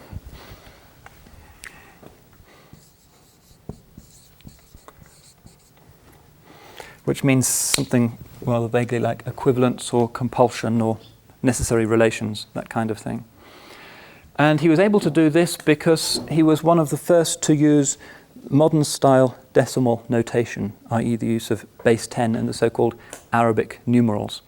It's a strange thing that although the Arabic numerals were called by the Arabs the Indian numerals, scholars don't have any definitive evidence to suggest that this represents direct influence from India. It remains hypothetical.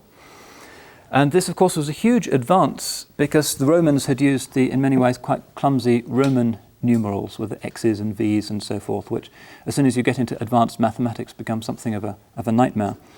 And the Byzantines, even more perversely, used base 16 hexadecimal system as the basis for their mathematical system. And of course, also used in administration. All of these did not just have abstract applications, but they also had very immediate implications for the way in which your bureaucracy operated, the way in which you kept accounts, the way in which you did business, and so forth. Another important Arab mathematician also associated with this Beit al-Hikmah was a certain Jabir ibn Aflah, known in the West as Geber, G-E-B-E-R, and he really is the great early pioneer of spherical trigonometry, which, as you'll recall, is this important discipline for figuring out the direction of Mecca, but which has other advantages as well. Also influential was somebody called Ibn al-Haytham,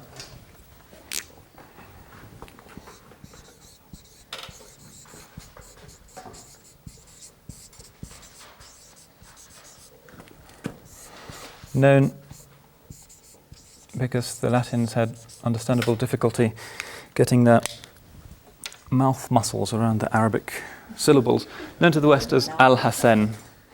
If this was more or less inevitable, because if you wanted to use these words in a Latin sentence, you had to put suffixes and so forth on. So they tended to shorten and Latinize all of these names. Did you have a question? Yeah, sorry. Yeah, I got to go back a couple. Before these mathematicians, you said that there were, base 16, different bases. When if you go back to Muhammad's time, when they figured out zakat at the, I don't know, I guess the Sunnah said it was 2.5. I don't know how that number came about. How did they figure that out? Did they have a base system there? The classical hadith for it says, in every 40 sheep, 1 sheep. That's the way they did it, as a fraction, rather than as a percentage. Do you know if they had a base 10 system? I'm sure they didn't. No, perhaps somebody else here could illuminate this, but as far as I know, it wasn't known in the Prophet's time. Okay. Yeah. Yeah. How do you spell the gentleman's name who did the spherical trigonometry? Right. He's called... I've been trying to spare you some of the names of the lesser figures. Invariably, as soon as I'm away from my notes, I forget them myself. But he's called Jabir ibn Aflah, and known in the West as Geber. I assume that's how they pronounced it. As long as we're looking at names, one thing I read was that name algorithmic is the root of our word algorithm. Yeah. As well. Very much a relevant mathematical maneuver, of course. Algorithms are the basis of computer programming. Now this Ibn al-Haytham character, he writes more than 50 books. At least more than 50 of them have survived. It's possible that he composed more. And the best known of these, again at the risk of overburdening you with these terms, really a hugely influential work, was known as the Kitab al-Manazir, which you could translate legitimately as the Book of Optics. Optics. The Latins called it Opticae Thesaurus, comprehensive book about optic matters. And he's very original in this book, and he goes more or less completely against the very revered authorities of Ptolemy and Euclid. The most radical thing he says in this book is that light rays do not move from the eye to the object, as everybody had hitherto assumed, but come from the object to the eye. And he demonstrated this in many quite ingenious ways. He was the first to do experiments with things like parabolic mirrors, for instance. He did things with lenses and so on. He also deduced the general laws which govern the refraction of light through a transparent medium, whether it be a gas or through water. So he's the first person ever to have calculated the thickness of the Earth's atmosphere. Of course, you can't actually calculate the thickness of the Earth's atmosphere because it doesn't suddenly stop and beyond you just have the vacuum.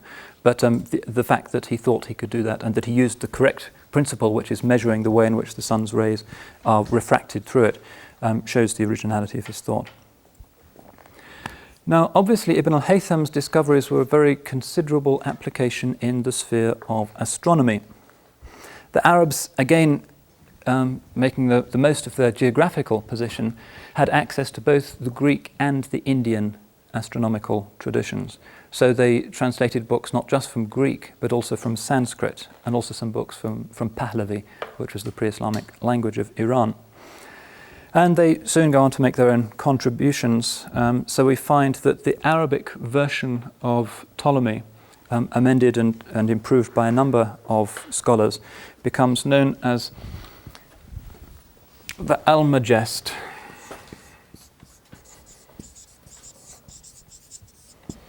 And this immediately makes the journey over the frontier into Europe and becomes really the basis for astronomy right up to the time of Copernicus.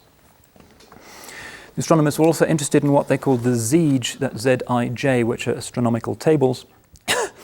And the best known of these was assembled by a man called al-Battani in about 900. And it's interesting that so accurate and satisfying were these tables that they were used in the Royal Astronomy, the Royal Observatory at Greenwich in England as late as 1749. So they have a career of about 800 years. They're not surpassed in that period. So that's astronomy. I want to talk a little bit more about medicine now. Because, if anything, the Arab contribution to medicine was even more fundamental than it had been to these other disciplines. The Middle East, before the arrival of Islam, was already a major center of medical practice and research through various teaching hospitals. And these tended to be staffed and operated by Nestorian Christians. The best known of them was at a city to the east of Baghdad,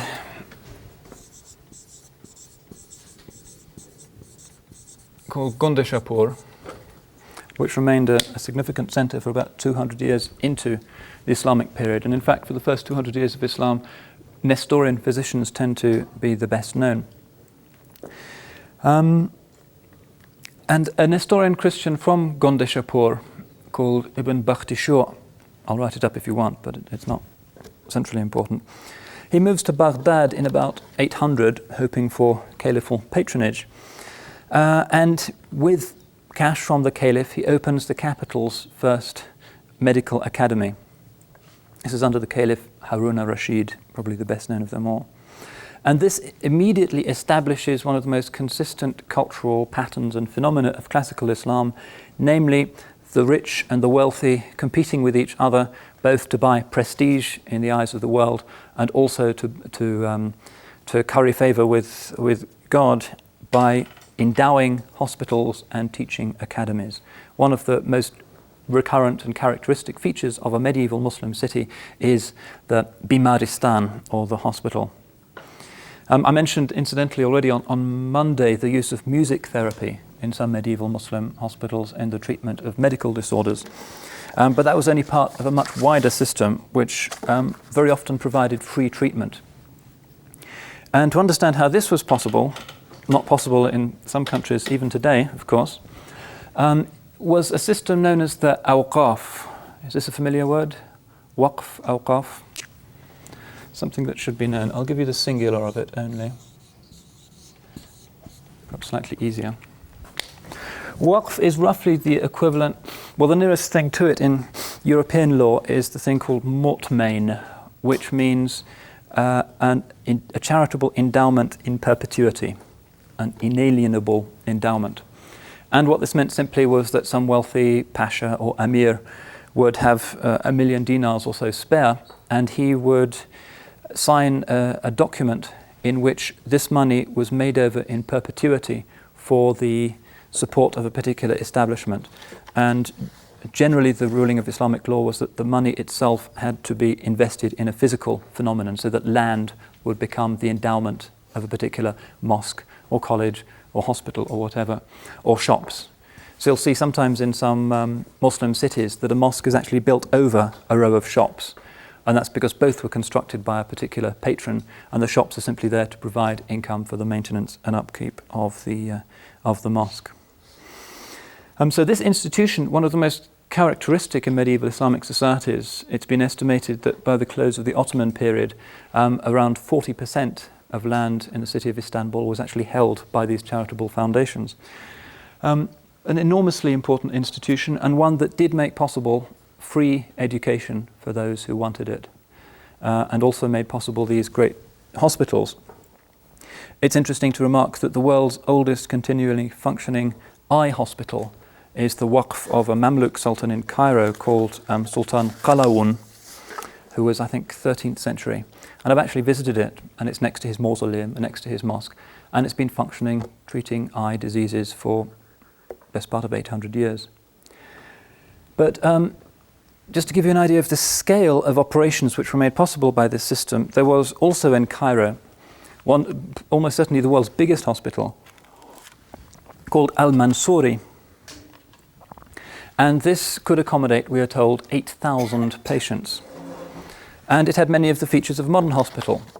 Male and female patients were separated, and there were separate wards for separate disorders. Particular diseases would be confined to different wards, which has obvious advantages. There would be a ward for surgical cases, a ward for mental diseases, and so forth. The hospital had resident surgeons and physicians, also had nurses of both sexes. It had a separate dispensary, administrative section, storerooms, library, a lecture room, and a mosque. So that, unfortunately, one of the inevitable concomitants of medical care seems to be the creation of bureaucracies, and medieval Islam was no exception. So one minor branch of medieval Arabic literature is a genre of books about hospital management. But this was just the institutional framework. Medical theory itself also made great steps forward. And in due course, it utterly revolutionized the teaching and understanding of medicine in Europe as well. A kind of medical canon was created which included some 70 classical authors, mostly Muslims, but also including some Christian and Jewish physicians. And this canon was translated in due course into Latin, either directly or through the medium of Hebrew. The Jews, of course, in the Middle Ages being also known for their work as physicians. There are two people who become particularly well known, two great towering figures. One of them is Razi. I'll venture not to write his name up because it should be easy. R-A-Z-I. R-A-Z-I in this part of the world. He had, again, a Latin name, whether he knew it or not. Razes, which they thought was easier to pronounce than Razi. He wrote a lot of books, including some less known ones, which indicate, again, some of the timeless features of the medical field. He has a book, for instance, called Why Frightened Patients Forsake Even the Skilled Physicians. And he has another one, which also exists in the manuscript libraries, of which he called Why People Prefer Quacks and Charlatans to Skilled Physicians. Right. A number of sort of reflective books. Yeah, as I say, some things don't change. But most famously, he writes this truly tremendous book called Al-Hawi, which becomes known in Europe as Continens, which more or less means Al-Hawi, that which is inclusive, a comprehensive manual on medicine. Gigantic multi-volume work which includes everything he knew about the medicine, not just of the Arabs, but also of the Indians and the Greeks and so forth. So he proceeds chapter by chapter, and in each chapter he says what the Greeks have said about this disease, what the Indians have said about this disease, what the Persians have said, what the Syrians have said, and so forth. And at the end of these conclusions, he adds his own clinical observations based on his own practice as a doctor, and then gives his own opinion. This book was abbreviated and achieved very wide currency also in Europe under the name of Liber Regius. This was the textbook that they used. Again, becoming subliterate here. They used it in our own hospital in Cambridge at Addenbrooke's well into the 17th century. Razi's only serious rival as a physician was, of course, the possibly even more towering figure of Ibn Sina. Dies in 1037. Again, he has a sobriquet in the West. The great Avicenna, a Shaykh Rais, the great supreme master of this and of course of other disciplines. He was also a significant philosopher, and his main contribution to medicine was another gigantic book called Al-Qanun, known in the West as the Canon of Avicenna.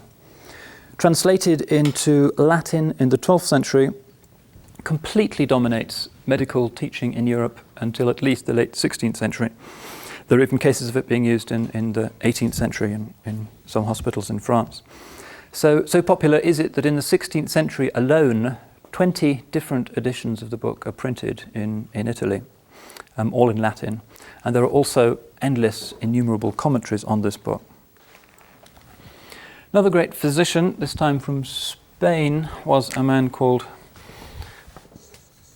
Al-Zahrawi. Zahrawi's claim to fame lies in his great innovative skills in designing new medical instruments. In fact, if you go to the new Museum of Arab Civilization in Cordoba, they've actually recreated some of his instruments from the very detailed illustrations that he gives in his manual. So the Arabs also become great exponents of the science of surgery. Other sciences, alchemy, of course, the very word alchemy is of obviously Arab origin. Alchemy in the medieval Islamic world, as in Europe, had two dimensions. First of all, the mystical, speculative dimension, the metaphor transmuting base metal into gold, which was seen as being a symbol for the transformation of the soul into something pure and incorruptible. And also the practical aspect of alchemy. One of the things that Arabs did was, and this was largely the achievement of Ibn Sina, was to more or less discredit the notion of the transmutation of elements. They said one element simply cannot become another element. These are fundamental building blocks of existence, and you can't turn one into another. We also find some of these people writing on botany. Perhaps the best known writer amongst the Arabs on botany was a certain Ibn al-Baytar, another Spaniard. He's from Malaga, quite late, I think 13th century. His name is said to be the origin of the word veterinary, because he writes about the treatment of animals.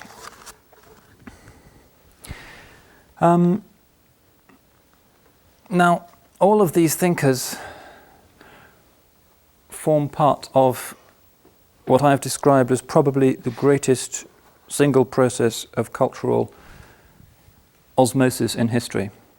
A twofold process. First of all, the enthusiasm of the Arabs for the old sciences of the Greeks. Then they pick this thing up and they run with it for a while, and then the Europeans take it, and a second process of transmutation begins. Now, of course, from the Eastern or Islamic perspective, that's not the primary function of this process. These things continue to be developed within the Islamic world, and sometimes there's an excessive emphasis in Western texts on this period, on the relevance of, on the role of the Arabs as a kind of bridge, as a mediator. The works of Aristotle, Plato and so forth, largely been lost in medieval Europe, and the Arabs came along and they handed them over intact to the Latins. Of course, as I've tried to demonstrate, the Arabs did a good deal more than that. They actually completely revolutionized most of these disciplines, and even after the Europeans had picked them up, they continued to be cultivated in the Muslim world. But what's clear is that it was Muslim thought that kick-started medieval European Christian thought in all of these disciplines. It was Muslim thought that brought Europe out of the Dark Ages and provided the foundations, many of the details, as I'll explain in due course, of Catholic scholastic theology, ultimately opening the way to the Renaissance. Now, I've spoken of this process so far largely from the point of view of the, as it were, exporting nations. And what I'd like to do now is to, as it were, hop over the Mediterranean and see how this thing worked from a European perspective. The importation of Arab science, and to a much lesser extent philosophy, seems to have begun in the 9th century, still during the Dark Ages, in other words, with the translation into Latin of a few minor works that, by almost random processes, came into the hands of the Latins. But this process was really inaugurated in a serious way by somebody called Gerbert.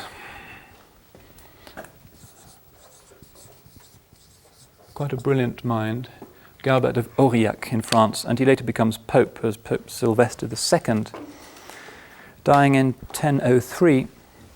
And Gerbert is in a better position than most of his compatriots to know about Arab science, because in his early 20s he had been wandering around Catalonia, almost the sort of medieval equivalent of a present-day hitchhiker. He just wandered around and stayed in monasteries or wherever. And Catalonia at that time was only very recently recaptured from the Muslims. There were still memories of Muslim cultural activities. Many books were still around. And there's even a colourful legend current amongst the medievals that Gerbert also travelled to Cordoba, where he took a Muslim teacher in the great mosque, and the legend goes on to say that he seduced the daughter of this teacher and stole his books and ran back to Europe with them, and in that way scholastic theology and the early medieval Renaissance began. There's no evidence to suggest, however, that he was ever in Cordoba, but certainly he was in Catalonia, where he was exposed to aspects of the Muslim heritage. Galbat, very brilliant, although in the 10th century more or less a lone figure, was the leading astronomer and mathematician of his time in Europe, largely because of what he had learnt from the Muslims. He also introduces the astrolabe into Europe. As far as medicine goes, again another practical science that often traverses cultural barriers more rapidly than do some other things. Early medieval Europe was extremely retarded in medical matters. The only people who tried to make a difference were the Benedictines, who very often would open little clinics attached to their monasteries. Particularly well known was the great Benedictine house at Monte Cassino. The Benedictines also occupied themselves increasingly with translating, particularly this book, which they were very fond of, the Liber Regius, which is the summary of Raz's larger work. But slowly, as people recognize, albeit sometimes reluctantly, the extraordinary merit of the Arab sciences, a tradition of translation starts to grow, and it becomes more culturally acceptable that one rejects the Muslim religion, but nonetheless can consistently say that one is open to more secular aspects of Muslim thought. This kind of duality is very characteristic of the medieval mind. And for obvious reasons, this translation process gains momentum, particularly in Spain. Spain was a great area of overlap, particularly once the Muslim tide starts to recede, leaving little Muslim communities or Islamized Jewish communities or Mozarabic Christian communities speaking Arabic, having access to these texts, marooned, as it were, at the high water mark. And this gathers momentum following the conquest of Toledo in 1085. Immediately we find, as I mentioned last time, Peter the Venerable, who comes up with this Cluniac corpus, which is mainly interested in understanding Islam and constructing a polemic against it, less relevant for the purposes of this lecture. But we find, more interestingly, visiting Toledo, somebody called Dominic Giundisalvi. He is an archdeacon of Segovia, devout Christian, but nonetheless very open to learning from the Saracens. And he teams up with a converted Jew called Ibn Dawood. Giundisalvi himself appears not to have known Arabic particularly well, but the common pattern for these European translations was for them to be done in pairs, with a Christian cleric polishing the Latin, and for the raw translation being done by a native speaker of the language. There are 4 or 5 very well-known instances of such a partnership. So he teams up with this Ibn Dawood and starts to translate some of this rich Arabic legacy. Another important figure in this process, probably the second most important, is a certain Gerard of Cremona, dies in 1187, who translates over 100 books. The mathematical heritage is generally translated into Latin by somebody called Plato of Tivoli, who's operating in Barcelona on the eastern coast of Spain. Translates a lot of these key texts of geometry and astronomy. Another key figure, this time from England, was the monk Adelard of Bath. And we don't know too much about where he picked up his Muslim learning, but it seems that he probably travelled not just in the Christianized bits of Spain, but in Muslim Spain proper. There's another legend that suggests that he went and studied in the great mosque of Cordoba. And he's the one who translates al-Khwarizmi. Remember this towering figure of mathematics and of geometry. And when he returns to England, he becomes involved in the group that set up the University of Oxford. Another Brit was Michael Scott, who dies in 1236. He, we know, spent time in Toledo, and generally the medievals were very hostile towards him because he seems to have been a kind of almost free-spirited person. And their way of polemicizing against that, his excessive sympathy for the Saracen learning, was to describe him as a sort of occultist, a magician or a wizard. So Dante has a very long graphic explanation of how he'll be punished amongst other wizards and sorcerers in the Inferno. Interesting thing about Michael Scott is that he's also interested in the Muslim remains in Sicily. He travels to the court of the great Frederick II, who's the king of Sicily. Very extravagant, again rather freewheeling, open-minded monarch, known as Stupor Mundi, the wonder of the world, because of the extraordinary things he did, eventually excommunicated. And he basically surrounds himself in this court with Saracen traditions. He eats Saracen food, he learns Arabic, he has Arabic physicians and philosophers at his court. He develops an appreciation for Arabic poetry. And he even, particularly shocking to the medieval mind, takes a bath every day, which was one of the reasons officially cited for his excommunication. One of the least comprehensible aspects of medieval history is the way in which, following the decline of the Roman Empire, that great Roman institution, the thermae, or the public baths, immediately shut down. So when Byzantium enters the Christian faith, although obviously it had tremendous advantages, one drawback was that they immediately closed down the public baths. But this tradition is maintained in the Muslim world even today, the famous hammam, the Turkish bath, and so forth. But for medieval monks, this was regarded as something really a bit outrageous. And even today, in Eastern Christian spirituality, you'll still find a few people who regard physical hygiene as in some strange way incompatible with Christian faith. A friend of mine was spending time at a monastery in Greece. He travelled from monastery to monastery, this was back in the 60s, never saw a single bath or a shower. And he became so horrified with this that one day while the monks were at prayer, he filled up the big stone tank where they washed their habits with water and sat down and had a good tub. And suddenly out of nowhere, a monk appears shouting at him and accuses him of desecrating the monastery, etc., etc., and he has to jump out and run back to his room as nature intended. How such a cultivation of uncleanness can be coupled with the gospel ethic, I don't know, but it's certainly a recurrent feature of medieval Europe. You find sometimes in Muslim discussions of how to deal with these nasty crusaders, the advice that you should keep your distance because they're a bit smelly. How are we doing? Sorry? His name? The name, the emperor, Yes. Frederick II. Oh, Frederick. Yeah. So he goes around in a turban and sort of nice silk oriental clothes, and this is just too much for the establishment.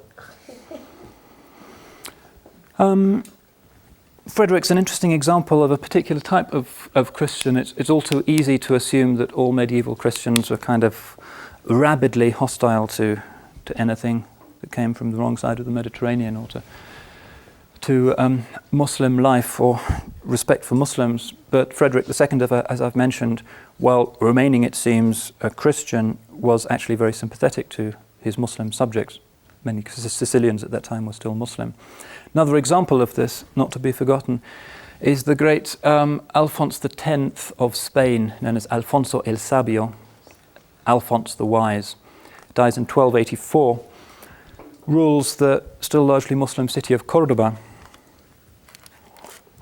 And if you go to this museum, which I mentioned earlier, which is called something like the Museum of Medieval Cordoba, I can't remember its exact name. It's a very up-to-date, high-tech museum, and you go into one room, and it's completely dark except for 4 life-sized waxworks. And one of them is Ibn Rushd, the Muslim philosopher and jurist of Cordoba. One of them is Ibn Arabi, the great Muslim mystic, also taught in Cordoba. One of them is Maimonides, another Cordoban. And the fourth is the great Christian king, Don Alfonso el Sabio. And one of the unnerving things about this museum is that they actually talk to you. Right? You turn to one of these waxworks and immediately he starts talking to you. And you can choose what language he speaks in. Sadly, they don't have Arabic or Latin in the range of choices, which would be the most obvious ones. And the English translation is this impossibly fruity sort of 19th century public school thing. And to be addressed by Maimonides in those terms is somewhat disorienting. I took she was then 3-year-old daughter in to see this, and she was completely staggered by this phenomenon.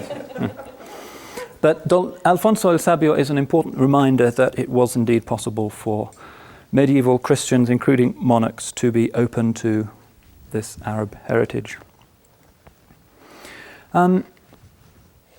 There's a third dimension to this apparently two-way process of transmission, which as yet I haven't really mentioned. And that is, of course, the third party to the great Abrahamic family of religions, the Jews.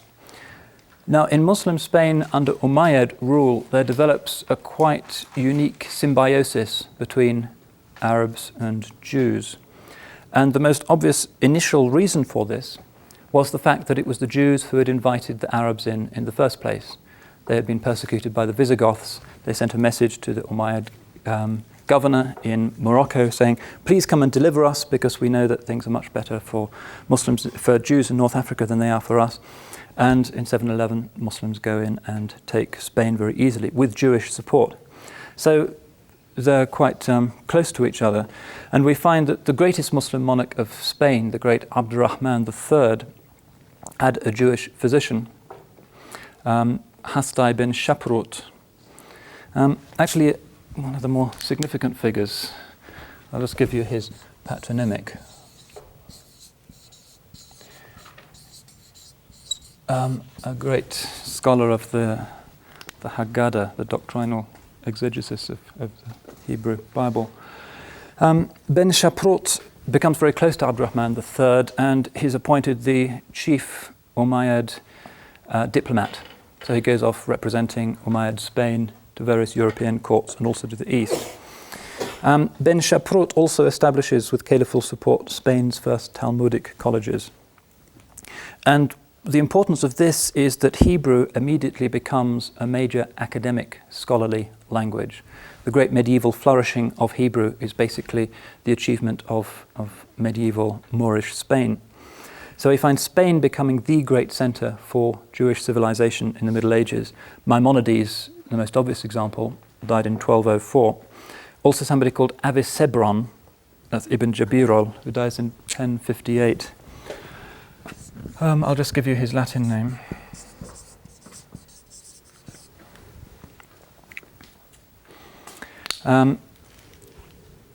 Rather like Maimonides, Avicebron is interested in the Jewish law and is a rabbi, but like Maimonides also he writes extensively on philosophy, particularly interested in the Aristotelian legacy. So we find that thanks to these people like Ben Shaprut and then Maimonides and Avicebron, an extraordinary fluorescence of Jewish intellectual life. And the significance of this for the purposes of our lecture is that many Arabic works were first translated into Hebrew, and because of the Jewish diaspora in Europe, these works percolated into Europe and were subsequently, either through Jews who remained loyal to their religion or those who became Christians, became part and parcel of the general cultural patrimony of Europe. So this is a second and also quite important channel by which the Arabic learning reaches Christendom.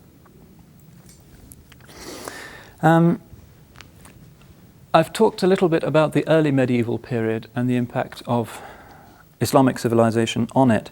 In particular, I mentioned this Gaubert of Aurillac, who's the great, really almost the only star in the 10th century firmament. But it was really not until the 12th century that the Arabic sciences truly start to become appreciated in Europe. In the 12th century, and more especially in the 13th, we find Europeans starting to adopt the Arabic numerals in place of the very unwieldy Roman equivalents. And the key figure here was somebody called Fibonacci. Another agile mind and an interesting customer, Leonardo Fibonacci of Pisa. He, in 1202, publishes a book on mathematics called the Liber Abaci, that's A-B-A-C-I. And he's interesting because his father had been a great merchant and was in fact in charge of the Pisan trading colony in the Algerian port city of Bijaya. And it's thought that Fibonacci Sr.'s dealings with Muslim merchants there made him aware of the superiority of the Arabic over the Roman numerals in accounting, keeping inventory records and so forth. So the elder Fibonacci sends his son to study with the Imam of a mosque in Bijaya, who is also acquainted with mathematics. And Fibonacci Jr. turns out to have a great flair for maths, as very occasionally does happen amongst young people. And he comes up with this book while he's still young, and immediately it revolutionizes mathematical studies in Europe. It's taken up very quickly. The most important innovation in it was the invention of the zero. The zero comes from the Arabic word sifr, S-I-F-R, which means empty, nothingness. It's an Arab invention. Also, as well as the word zero, our word cipher, for more unclear reasons, also comes from this Arabic word sifr. There's more to say on this particular theme, but with your permission, I'll pause there. We can have some coffee, and then afterwards I'll try and conclude this story, and then we can have some questions. I want to remind everybody that the stars, the sort of descending stars that you did with the art teachers, was the Fibonacci star. Also, I read somewhere, I don't know if this will make me feel old, but some of you may remember a musician named Liberace. Oh, sure. Yeah. I read that he took his name from Liberace, the book Really? that you just mentioned, that he was quite a scholar himself of Arabic history and learning, that he came from a very well-educated family, musician, and he saw that word and took the name Liberace himself. Well done. Along with his candelabra. It's a little bit Even after candelabra.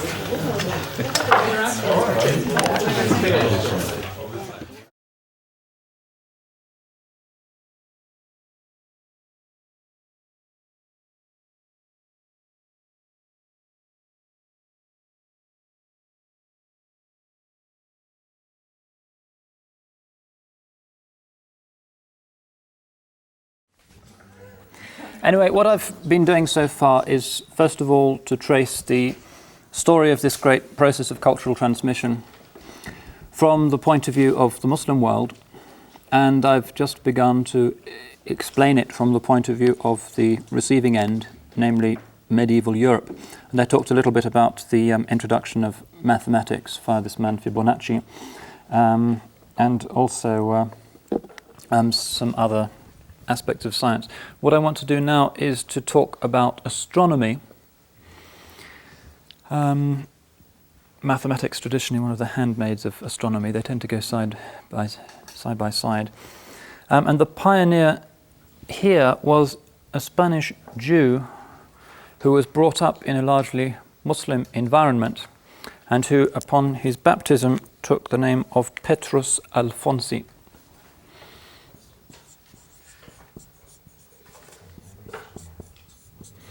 Now, he's significant in more than one way.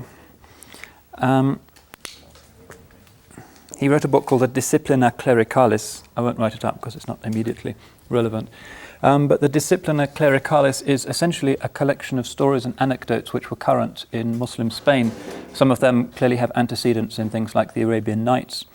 And this book was widely circulated in Latin in medieval Europe, and it's thought that Boccaccio, the author of the famous Decameron, took many of his often quite ribald stories from this book.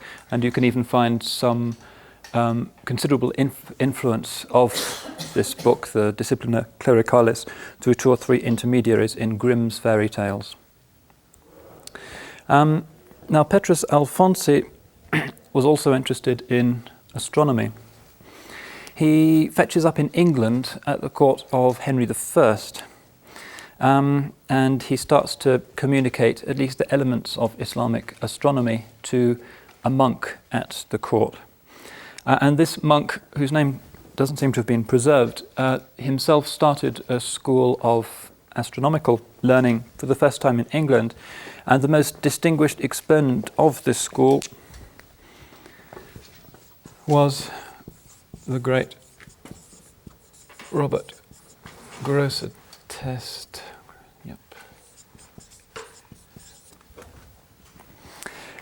Grosseteste, distinguished as the first great Vice-Chancellor of the University of Oxford.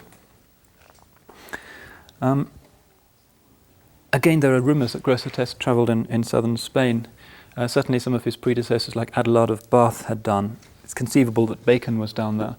But scholars are increasingly recognising that some of the fundamental institutions and traditions of European institutions of higher learning actually have themselves Islamic antecedents. It's generally accepted, for instance, that the institution of a professorial chair, which was introduced particularly by people like Grosseteste, originates in the kind of low chair that the sheikh would sit with his back up against a column in places like the Mosque of Cordoba. So a chair became the symbol of professorial authority. There are also, it seems, Islamic antecedents in certain aspects of academic formal dress, gowns, mortarboards, etc. You can never definitively prove influence like that because it was a process of informal cultural transmigration, not the kind of thing that would necessarily be recorded in documents. Now, Grosseteste, who died in 1253, starts to lecture in Oxford on astronomy in particular, and he writes a few books both on astronomy and the associated mathematical problems. To some extent, he's drawing on translations made directly into Latin from the Greek, but it's also recognized that he used for most of his sources Latin translations of the great Arabic works of which I spoke earlier. Grosseteste was also interested in medicine, which is the next great discipline we have to look at. And as I mentioned earlier, medicine in this period was at a disastrously low ebb in Europe. There's an indication of this in an anecdote narrated by a Syrian knight who participated in the Crusades, a certain Osama ibn Munqidh, who also worked as a physician. And he said that he once encountered a Frankish knight who had an abscess in his leg, and so Osama goes in and he knows what Razi and Ibn Sina have prescribed for this, which is a kind of herbal poultice, and he slaps it on. And then in comes a Frankish doctor, and the Frankish doctor takes one look at this and says, do you want to live with one leg or do you want to die with two? Of course, the poor knight says, well, I'll live with one leg. And without further ado, the Frankish doctor pulls out a sword and starts bashing away at the leg until he's removed it. And of course, the man dies from loss of blood pretty promptly. And this is, whether the story is true or not, it indicates what was a very real and huge disparity in the standard of medical practice between the two cultures. And the Crusaders certainly recognized this, and increasingly, once they'd been in Palestine for some time, they would make sure that they went to Muslim or Jewish doctors rather than to their compatriots. I mentioned a little bit earlier about hospitals in Europe, and that really they didn't exist as such in this period. The most that you would find would be dispensaries and clinics attached to some of the monasteries, particularly the Benedictine houses, Salerno and also Montpellier. Montpellier becomes a kind of nucleus for the transmission of medical science and hospital practice to Europe because, for various reasons connected to its commercial importance, it was a center for the settlement of Jews and also Arab Christians from Spain. So it becomes a bridge. But this all takes place against a kind of social prejudice against doctors and particularly against surgeons. The surgeon was regarded as a man as a very low social standing, a kind of like a barber, somebody who dealt with other people's flesh. And as late as 1163, we find an ecclesiastical decree forbidding instruction in surgery as part of the medical curriculum. However, once translated books of Arabic surgery start to circulate quite freely in Europe, this attitude starts to change. Another factor in this change was, of course, the Crusaders coming back from Palestine who had their own experience of the Saracen skill in surgery. So in 1252, we find the first significant European work on surgery. A man called Bruno da Longoburgo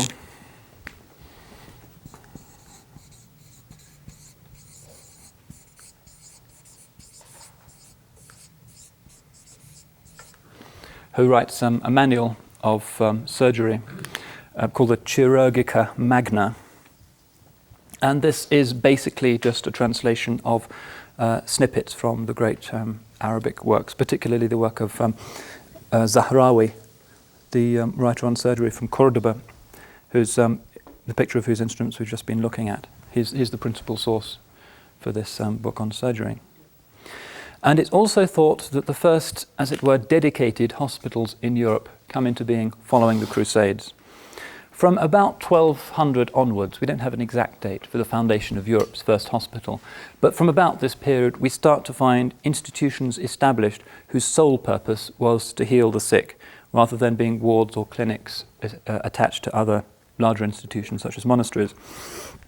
However, still the standard of organisation and also the scale of these operations fell considerably below the standard in the Islamic world. So that, for instance, Europe's first hospital with a resident physician was not established until the year 1500.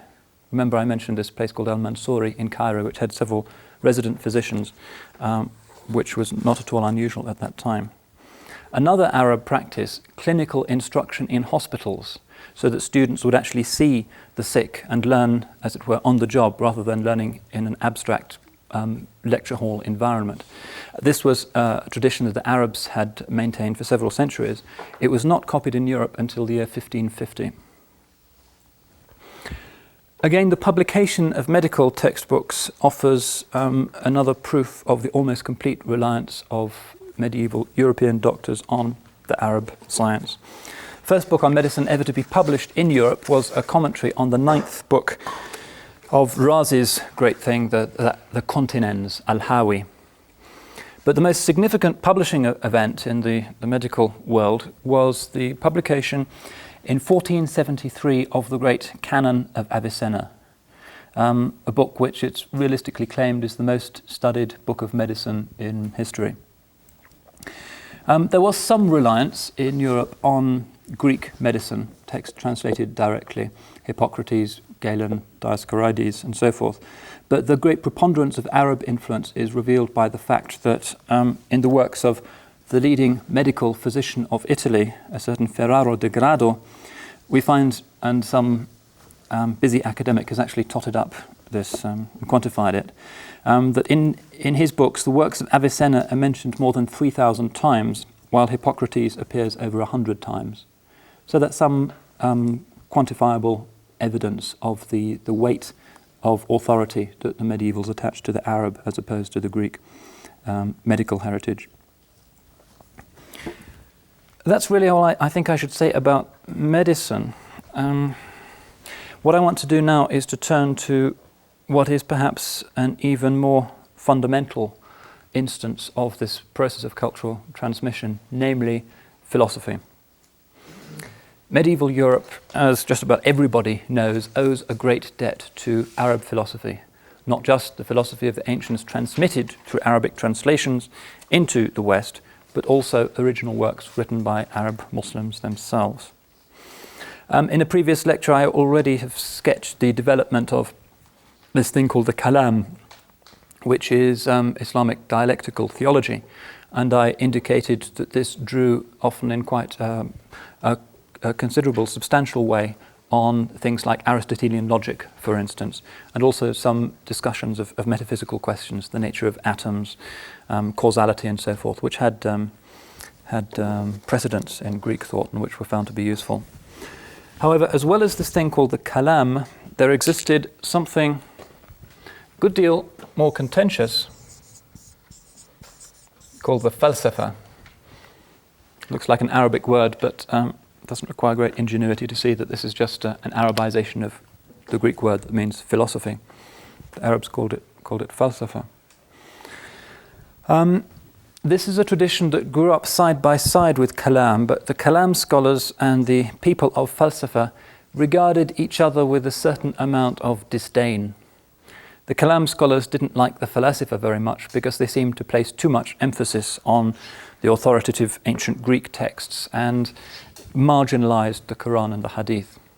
Whereas the Falasifa were very confident in the capacity of reason, more or less unaided, to reach and determine ultimate truths, and saw the Kalam people as being people who were intellectually rather hobbled by their insistence on bringing in quotations, proof texts from the Islamic scriptures. So these two traditions existed in a state of considerable tension. Nonetheless, there was mutual influence. You can see in the Falsafa of Ibn Sina, the same chap who produced this book called the Canon, also the greatest Muslim medieval philosopher, that he draws on things from Islamic theology, particularly Ash'arism, and he also draws on some other teachings that were coming up in the, to some extent, Neoplatonized mystical tradition of Islam. He also had mystical writings. So there wasn't a kind of clear-cut dividing line between these two traditions. Nonetheless, they did exist in a state of tension in Islam. The first great Arab philosopher was a man called al-Kindi. Some of his books have been preserved. His influence on medieval Europe was relatively slight compared to his successors. Ibn Sina, Avicenna, was really the great figure, whose book Ash-Shifa, which means the healing, i.e. the way of satisfying those pressing questions, was translated in large part into Latin in due course. There was also a man called Ibn Rushd, the third of the great Arabic philosophers, Ibn Rushd Averroes, who was the Maliki chief judge of Qurtuba, but who also, in his spare time, as it were, was very influenced by... Would you write the name of the first and second and third philosopher? Yeah.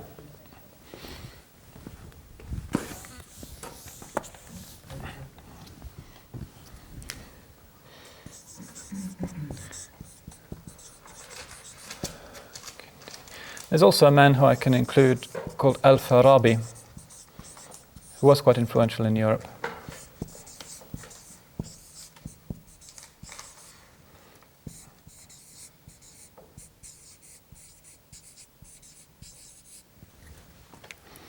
Farabi was a Turk from Central Asia who was a fairly thoroughgoing Platonist. Wrote a book called Al-Madina al-Fadila, the virtuous city, which is a kind of restatement in broadly Islamic terms of Plato's idea of the virtuous city. Ibn Rushd, as I was saying, Maliki Qadi, chief judge of Cordoba, and a great Aristotle fan. Farabi and Ibn Sina in particular were more interested in Neoplatonic things. Ibn Rushd tried to combine the two, but generally came down on the side of the Aristotelian point of view. So what was happening again over the frontier in Europe? How did this tradition migrate? Well, the first great Catholic theologian of the Middle Ages was Anselm. And Anselm's a pretty original thinker. Much of what he says is actually off his own bat, based on his own intelligent pondering of Scripture. But he also, we know, had access to some Greek texts in Latin translation that had been preserved by people like Boethius a couple of centuries earlier. Anselm is important as the person who set the stage for the introduction later on of the Arab philosophy. He created a foundation for the later successful creation of a Western Christian philosophical system, something which had not been attempted in the West previously. However, he himself, nor his immediate successor, a certain Peter Abelard, really could claim to have cracked the problem of how to present all of the details of the Christian faith in a philosophically coherent fashion. They simply use some of the more elementary tools of Greek dialectical reasoning to illuminate already established truths. So we find by the beginning of the 12th century there still was no overarching, sophisticated Christian philosophy which could express or defend Christian faith. When the Arab text started to be translated, there was a well-established tradition by this time in the colleges of Europe of dividing all of knowledge which was imparted into 7 different sciences. May as well write this up. Divided into 2 broader categories known as the trivium and the quadrivium.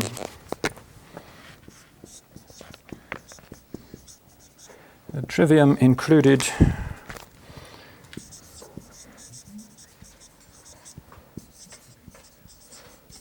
grammar, rhetoric, and logic, and then, usually for more advanced students, something called the quadrivium, syllabus, which was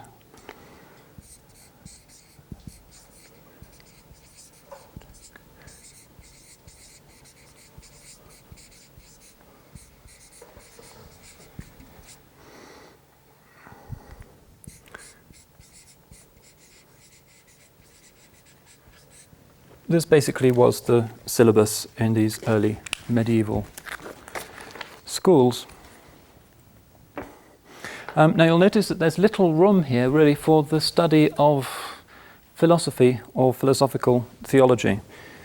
No room similarly, it seems, for the objective rationalizing study of ethics, or in fact for several other more abstract issues that had occupied the Greeks. The situation only changed when we find translations from Arabic coming along.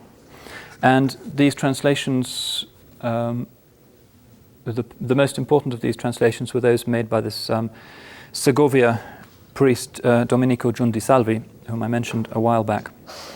And it was Giundisalvi really who not only translated these texts, but popularized them and made them comprehensible to people who had been formed by this rather limited syllabus. So he wrote his own little books which summed up the Arabic knowledge. He wrote a book called On the Immortality of the Soul, for instance, which is entirely derived from Ibn Sina and which proved immensely popular. Even more influential in the longer term was his translation of a key book by al-Ghazali, known in Arabic as Maqasid al-Falasifa. One of the most frequently studied philosophical texts in medieval Europe, less important actually in the Islamic world, and the story of its transmission is a rather strange one, because Ghazali himself was a bitter enemy of the Falasifa. In particular, the philosophy of Ibn Sina, he held to be unduly rationalistic and too indifferent to truths received in revelation. Ghazali wrote a book called Tahafut al-Falasifa, The Incoherence of the Philosophers, which is regarded as the great intellectual monument of classical Islam, really. It's certainly one of the most difficult books in the literature. There is an English translation, if you're interested in looking at it. And he said, yes, we're very happy to acknowledge aspects of the Greek intellectual heritage in areas which do not directly clash with the truths of the Muslim religion. So we can adopt, for instance, Aristotelian ethics, more or less wholesale. The doctrine of the mean, virtue as being the mean that lies between two extremes, seems to be perfectly acceptable in the Qur'anic framework. And so he wrote books on essentially Aristotelian ethics, but giving examples from, say, the lives of the Muslim saints to illustrate these principles. So he wasn't a kind of crude, as it were, fundamentalist who said anything that comes from abroad is beyond the pale. He adopted a much more sophisticated approach. His attack on the Greek heritage was really limited to a fairly small number of metaphysical points, which he pointed out were simply incompatible with Muslim belief. And in this book called Tahafut al-Falasifa, I should put it beneath this.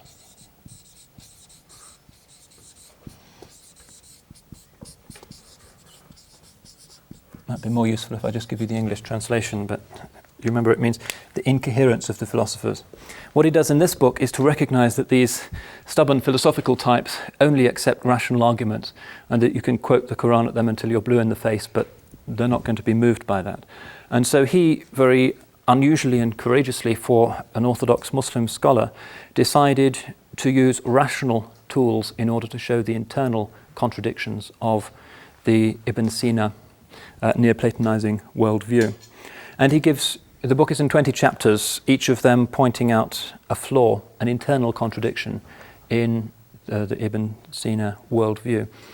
And he says that on 17 of these issues, the Falasifa must be declared more or less heretical, although still within the pale of Islam. But on 3 of them, they have to be considered non-Muslims. He actually anathematizes them. And those 3 famous issues are, first of all, Ibn Sina follows an emanationist view of the emergence of the world from nothingness. He doesn't accept that the world was created ex nihilo. He thinks it's coming into being constantly, which was the Neoplatonic view. This conflicts with the Qur'anic view, therefore he can't really consider himself a Muslim. Similarly, and for more complex reasons, Ibn Sina had apparently denied what's called God's knowledge of particulars. He said that God is so great and perfect that he would be demeaned if he knew about all the tiny little trivial things that happen in this world. He just knows the bigger significant events. And Ghazali says, we have Quranic verses saying that not a leaf falls from a tree but that God knows it. Therefore, Ibn Sina cannot be considered a Muslim. And the third great issue was that of the eternity of the world. Ibn Sina, again, because of the logic implicit in his emanationist view of the world is a necessary emanation from God, said that there would be no final winding up of the whole show. The world was going to go on forever.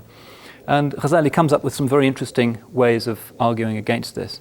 For instance, he says that it's incoherent to believe in the eternity of the world even on the emanationist theme, because the emanationists assumed that there was an accumulation of objects in the world. Things are coming into existence in this sublunary sphere.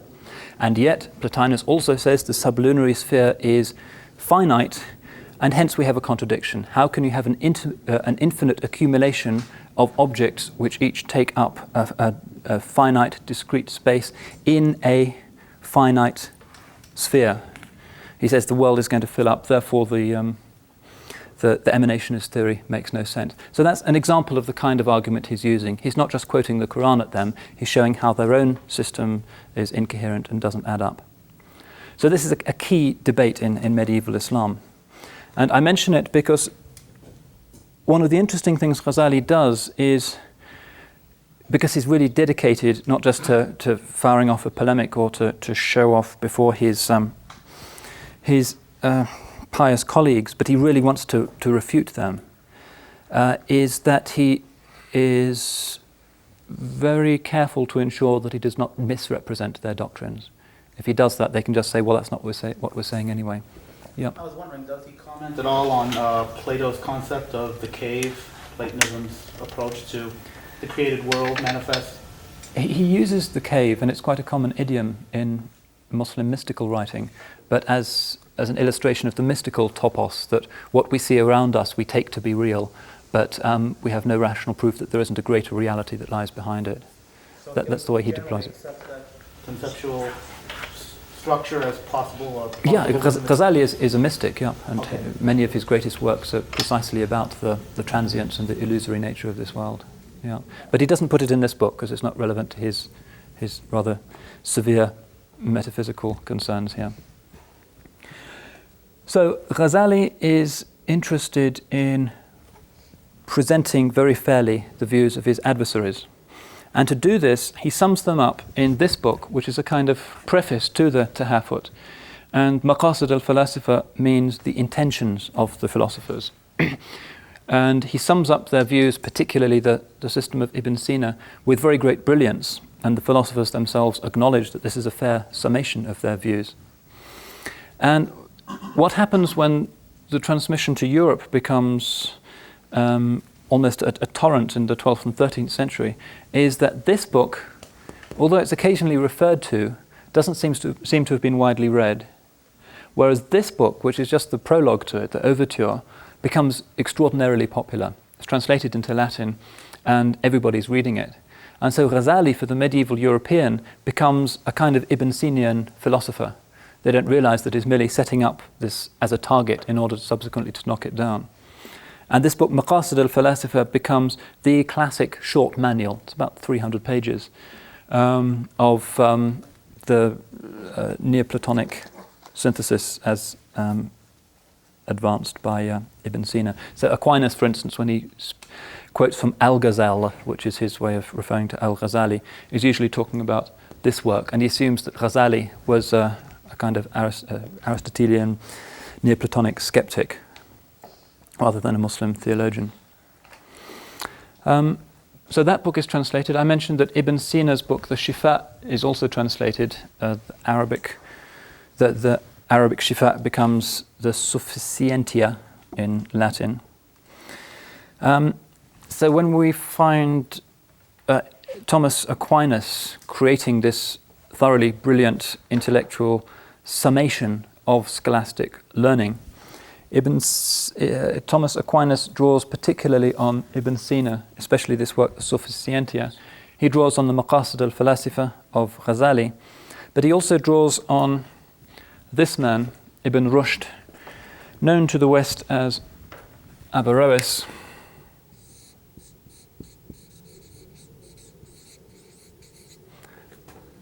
Sometimes, to be pretentious, you can put an umlaut on that. You find that in some old texts. Averroes, as I said, is the chap who resurrects Aristotle in a largely Platonizing tradition. And one of the strange things that Averroes did, and I've no idea how he found time to do it because he was a busy court judge and wrote many books, or several books on Islamic law, was that he took the main works on metaphysics of Aristotle, which are themselves very hermetic, difficult pieces of work, and on each of them he writes 3 commentaries.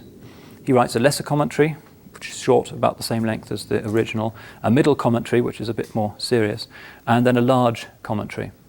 And most of these are done pretty rapidly into Latin, in fact, even before Averroes dies in 1198. Averroism is in particular taken up by the Dominicans. The Dominicans have, before the emergence of the Jesuits, they're the great torchbearers of Christian intellectualism.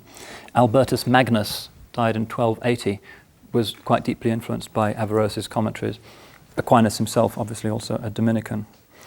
So we find in Aquinas what is in essence a synthetic theology that very intelligently fuses Plato and Aristotle, largely mediated via the Arabs, also the Islamic philosophical tradition, Ghazali and some other figures, and biblical data, in order to form this great coherent Christian system whose influence really continues even in the present day. In the first decades of the present century, there was a great revival of Thomist philosophy. Thomism is the philosophical system associated with St. Thomas. So a lot of 20th century Catholic thinkers like Étienne Gilson and Jacques Maritain have attempted to show the abiding relevance and interest of St. Thomas's ideas. The other pupils, as it were, of Ibn Rushd in Europe were the so-called Latin Averroists. And unlike Aquinas, who, rather like Ghazali, was concerned to show the proper relationship between reason and revelation, that they had a symbiotic rather than a necessarily conflictual relationship, that the Latin Averroists really erred on the side of rationality. And they picked up an idea that Ibn Rushd had developed and that provoked considerable controversy in the Islamic world, which is known as the theory of the double truth. How on earth can we reconcile these apparent conflicts between the conclusions of logic as developed through philosophy on the one hand and the clear requirements of belief as set forth in revelation? And Ghazali, as I indicated, said that you have to push the philosophers to one side on a number of issues where they clearly conflict with revelation. Revelation is infallible, the mind is not. The Latin Averroists, on the other hand, went even further than Ibn Rushd had done with this idea of the double truth. And they took it to mean that 2 contradictory propositions can both be true. That the epistemological register of revelation is something that's in a completely different category to that of reason. Therefore, you can simultaneously say the world has always existed as an emanation from the Godhead, and you can say the world came into existence in time. And they have a fairly sophisticated way of showing how those 2 can somehow be reconciled. There are books by Ibn Rushd, by the way, which have been done into English, if you want to see exactly how he thinks he can achieve this. The greatest Latin Averroist was Belgian.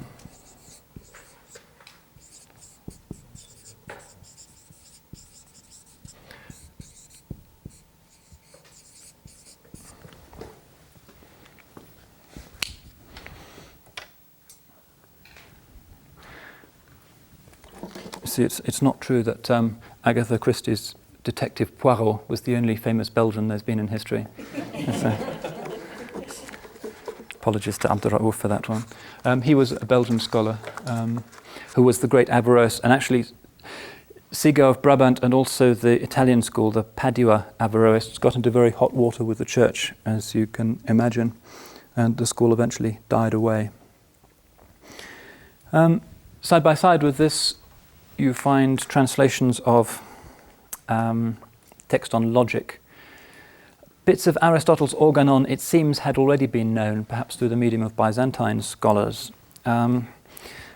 So bits of it were done directly from the Greek, but the majority of Aristotle's work on logic was made available in its complete form for the first time only with the Arabic translations. And it's worth remarking, by the way, and probably I should have done this somewhat earlier, that Arabic showed itself to be a very supple linguistic vehicle for the conveyance of these ideas. It started off as the language of an extremely non-intellectual people, primitive tribesmen wandering in the desert, etc. But within 150 or 200 years, we find these great translations appearing in the Arabic language, and the language actually holds up very well.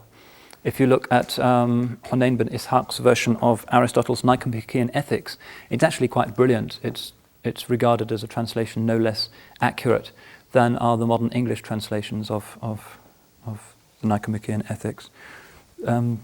This again was one thing that made this cultural efflorescence possible, the extraordinary flexibility and suppleness of the Arabic language.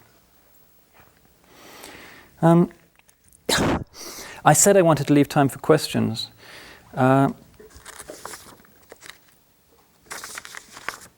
Maybe the most sensible thing is if I ask you if you've got a lot of questions, or whether I should press on. Hands up if you've got a question. It's not a huge number. I've obviously convinced you utterly, so. or baffled you utterly. I wanted to talk a little bit about some of the political ramifications of the contest between Christendom and Islam. The title of this lecture is Islam and the West, however one interprets that. And I wanted to say a little bit about the changing relationship which has happened between these two great cultural zones.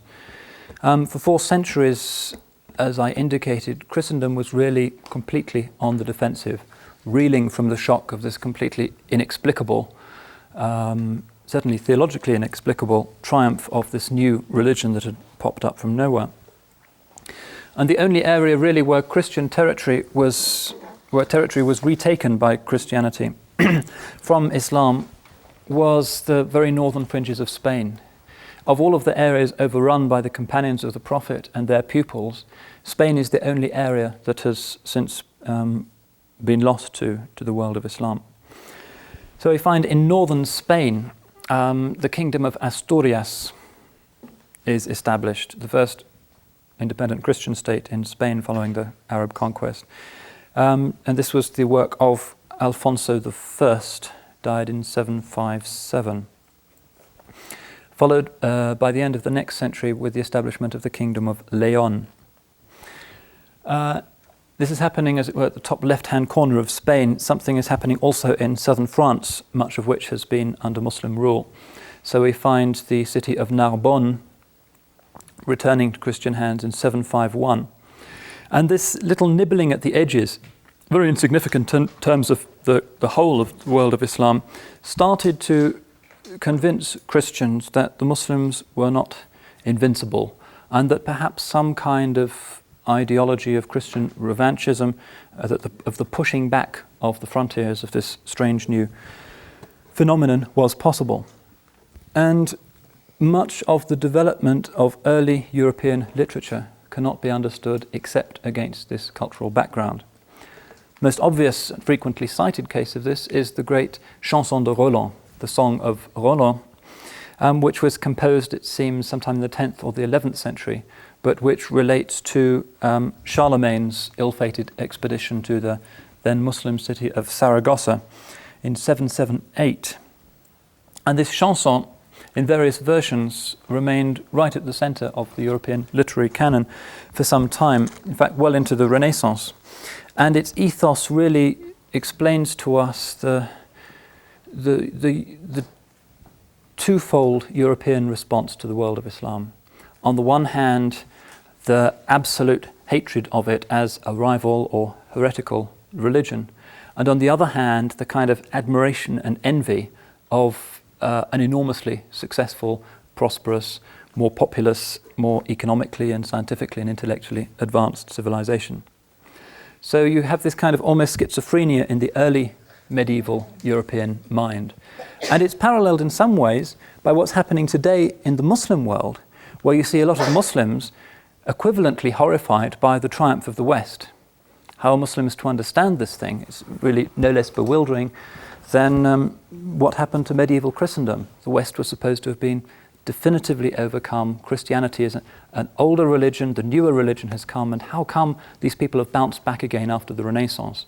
It's a real puzzle for the Muslim mind. So you find this dislike of the West as this rival, highly successful ideology.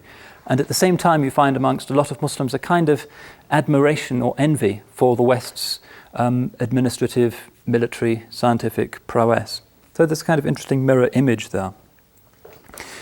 And this Chanson de Roland very much indicates this Western European attitude. And we find in it the beginnings of what was to become the Western take on Islam. We find, for instance, in the Chanson that Charlemagne defied Mahound, their word for the prophet, and Apollon, Jupiter, Ascaroth, and Alcoran. And it seems that the authors of the Chanson de Roland believed that the Muslims were idol worshippers and that these were 5 of their idols. And there's a passage in some versions of the of the song where we find in the great mosque in Valencia there's a huge golden idol which has 2 ruby eyes. So we find a militancy in the Chanson de Roland, but significantly it's still a tale of Christian defeat. The story is when the Muslims attacked the baggage train of Charlemagne's army as he was retreating across the Pyrenees and inflicted a defeat on the Christians. So it's a kind of rather wistful, ironic kind of thing for Europeans to be singing about. They're kind of celebrating something but also commemorating a Christian defeat. And if you look at the Chanson de Roland, you'll find that it's not a terribly religious document. And the fact that later on wars between Christians and Muslims took on a very bitterly theological and polemical dimensions should not obscure the fact that in the earlier period, wars between Muslims and Christians were really almost ad hoc things and were scarcely more significant than were wars between Christians or between Muslims. In Spain, there was a very powerful later ideology of holy war against Muslims, bringing in St. James as the strange archetypal warrior for the cross against the wicked Moors. But this is a later thing, and earlier generations of Christians in Spain didn't see that they had to regard Muslims in that light. Rather different in orientation was the other great formative adventure, or counterattack, if you like, of Christendom against Islam, namely the Crusades. And although I don't wish to turn this into a history lecture, no account of the mutual link between Islam and the West and mutual attitudes will be complete without at least mentioning the Crusades. The Crusades are different because whereas the Reconquista begins in a fairly secular key and only later becomes religiously ideologized and justified, the Crusades start out as a religious enterprise and later develop a secular dimension.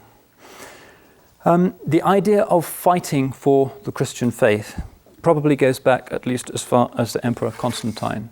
It's very emphatically alien to the spirit of the New Testament, but Constantine and to some extent also Augustine were happy to develop Christian theories of a just war, the idea that the Christian could take up arms in defense of the faith.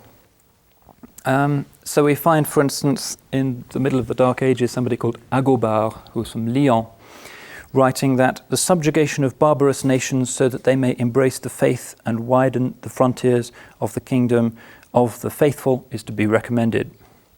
Hence we find that the popes increasingly, when they invest the emperors with the symbols of office give them a sword as well. Another quote from the same period, a certain Brun of Querfort, actually one of the leading monastic reformers of the 10th century, taught that a Christian king's duty was to compel heathens to come in by the sword. And we find a lot of cases of this, for instance, the Teutonic Knights as they pushed the frontiers of Christendom into Poland and the Baltic states, essentially offering people the choice of baptism and the sword. The conversion of the Norwegians, another example of this. They could either convert to Christianity or they would have their hands and their feet cut off. That was how the northern Norwegians became Christians. Again, utterly alien to the spirit of the Gospels, but more or less normative in the early medieval period. And it's this strand of thought that really forms the mental backdrop to the idea of the crusade. For centuries, Christians have been making pilgrimages to Jerusalem, and by and large, it's fair to say that they were not obstructed. Inevitably, there would be bandits and minor petty officials along the way who might harass them in the way that they might harass other people as well. But generally, it was possible for Christians to go. The idea of crusade ultimately was not to open the way for Christian pilgrimage, it was to recapture land that was rightfully Christian. And it took place not in this early period, the 3 first centuries of Christian reaction to Islam, but with the reforming popes of the 11th century. One priority of the popes of this period was to encourage greater central control of the principalities of Europe. And this, of course, required that they stop fighting against each other. And a good way of doing this, of course, was to set up an external enemy, namely the world of Islam. Get them all together, different nations, different principalities, dynasties, fighting against a common enemy, and you'll pull Europe together much more easily. So the papacy starts to encourage this mood by, for instance, beginning in the 11th century to declare indulgences for those who fought against the Saracens in Spain. So we start to find knights from France, for instance, coming into Spain to take part in the Reconquista. We also find in the same century the Pope giving war banners to expeditions against the Muslims of Sicily and an ill-fated expedition against Tunisia. He would also give similar banners to campaigns against the schismatic Byzantines. So against this very new atmosphere in Christendom, we find in 1095 Pope Urban II making his famous speech at the city of Clermont, urging the assembled representatives of Christendom to launch a war against the Muslims of the East. And thus is born an event which is certainly the single most formative event, not so much in the history of the Middle East, because the Crusades really, in the longer term, left no noticeable consequences on the map, but in terms of the mutual perception of Christians and Muslims. The old, not so much a symbiotic relationship, but an ability to accommodate and deal with the other that had prevailed before the Crusades was now to be swept away. So the First Crusade fights its way to Palestine in 1099 and captures Jerusalem. And the fall of Jerusalem is an event of absolute horror. It's said that about 90,000 people, all of the non-Christian population, was immediately put to the sword. And this has left lasting scars in the region. So even today the word Salibi or Crusader is a very pejorative term in the Arabic language. And when people making mosque sermons, for instance, or political leaders in the Islamic world want to denounce Western interference in the world of Islam, they will refer to them as Crusaders. In the Western languages, of course, the word Crusader has fairly neutral or even positive connotations. You can have a crusade against crime or something like that, and it's regarded as a legitimate phrase to use. So this massacre is very horrible, and it has considerable ramifications for the regional mindset. So if I find a friar who is present at the massacre speaking of horses moving knee-deep in Saracen blood, and he declared enthusiastically, "It is a wonderful judgment of God." And even St. Bernard gave his support and writing, "A Christian glories in the death of a Saracen because Christ is glorified thereby." And the Crusaders go on to create little replicas of the European feudal societies they've left behind. Generally, they're contemptuous of Muslim beliefs and religious practices, but as I indicated earlier, they came to be not averse to taking on some of the more secular, civilized, almost luxurious trappings of Middle Eastern life. So the Frankish enclave in Palestine becomes one channel for the movement of certain aspects of Islamic civilization into Europe, far less significant, though, than, say, the movement of translation or the Reconquista of Spain. The success of the Crusades was famously the result not so much of the strength of the Christian armies. The subsequent Crusades were generally complete catastrophes, but were made possible by Muslim disunity and the lack of a comparable religious militancy on the Muslim side. There was no Muslim ethos of counter-crusade for some time, until the great Kurdish general Saladin united Syria and Egypt under his rule and retook Jerusalem in 1187. It's important to recall that Saladin, when he entered the city, did not order an equivalent massacre. City's churches were left intact. And in fact, those who had survived from the non-Catholic churches there made it quite plain that they actually preferred Muslim rule to that of the rather less tolerant Latins. Comparable to the statement of Gennadios, the Orthodox Patriarch of Constantinople, when the city was in the process of falling and they were offered support from Latin Christians. Their experience of Latin Christian intolerance had been so acute that he said famously, "Better the turban of the Turk than the mitre of Rome." And it was similar for the Eastern Christians, who were able to live in peace, not interfered with as they had been previously.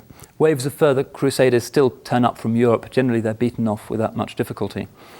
And Jerusalem remains in Muslim hands as an inseparable part of the spiritual metabolism of the Muslim world until, of course, the creation of Israel takes place in 1948 to initiate a further and no less unnecessary episode of West-East incomprehension.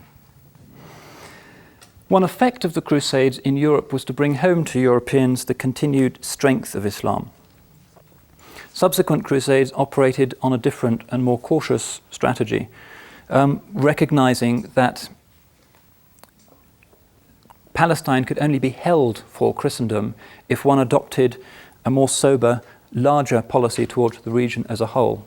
And so we find Crusaders aiming to subjugate not just Palestine, but surrounding countries. St. Louis's expedition to Egypt in 1249 is a good example of this. Another complete catastrophe in which these incredibly heavily armoured French knights more or less submerge in the marshes of the Nile Delta. They're completely annihilated. Crusades continue to be launched, though. They haven't learnt their lesson. St. Louis attacks Tunisia in 1270. In 1313, a Dominican called Guillaume Adam, who travelled a bit in the Muslim world, wrote a kind of manual of crusading by the name of De Modo Saracenos Extirpandi, on the way to exterminate Saracens, which laid even more ambitious plans for the invasion of Egypt in order to construct a Christian fleet in the Red Sea, which would sack Mecca and Medina and go on to attack the Muslim world from behind. And the justification for this in the theology by this time was quite simple.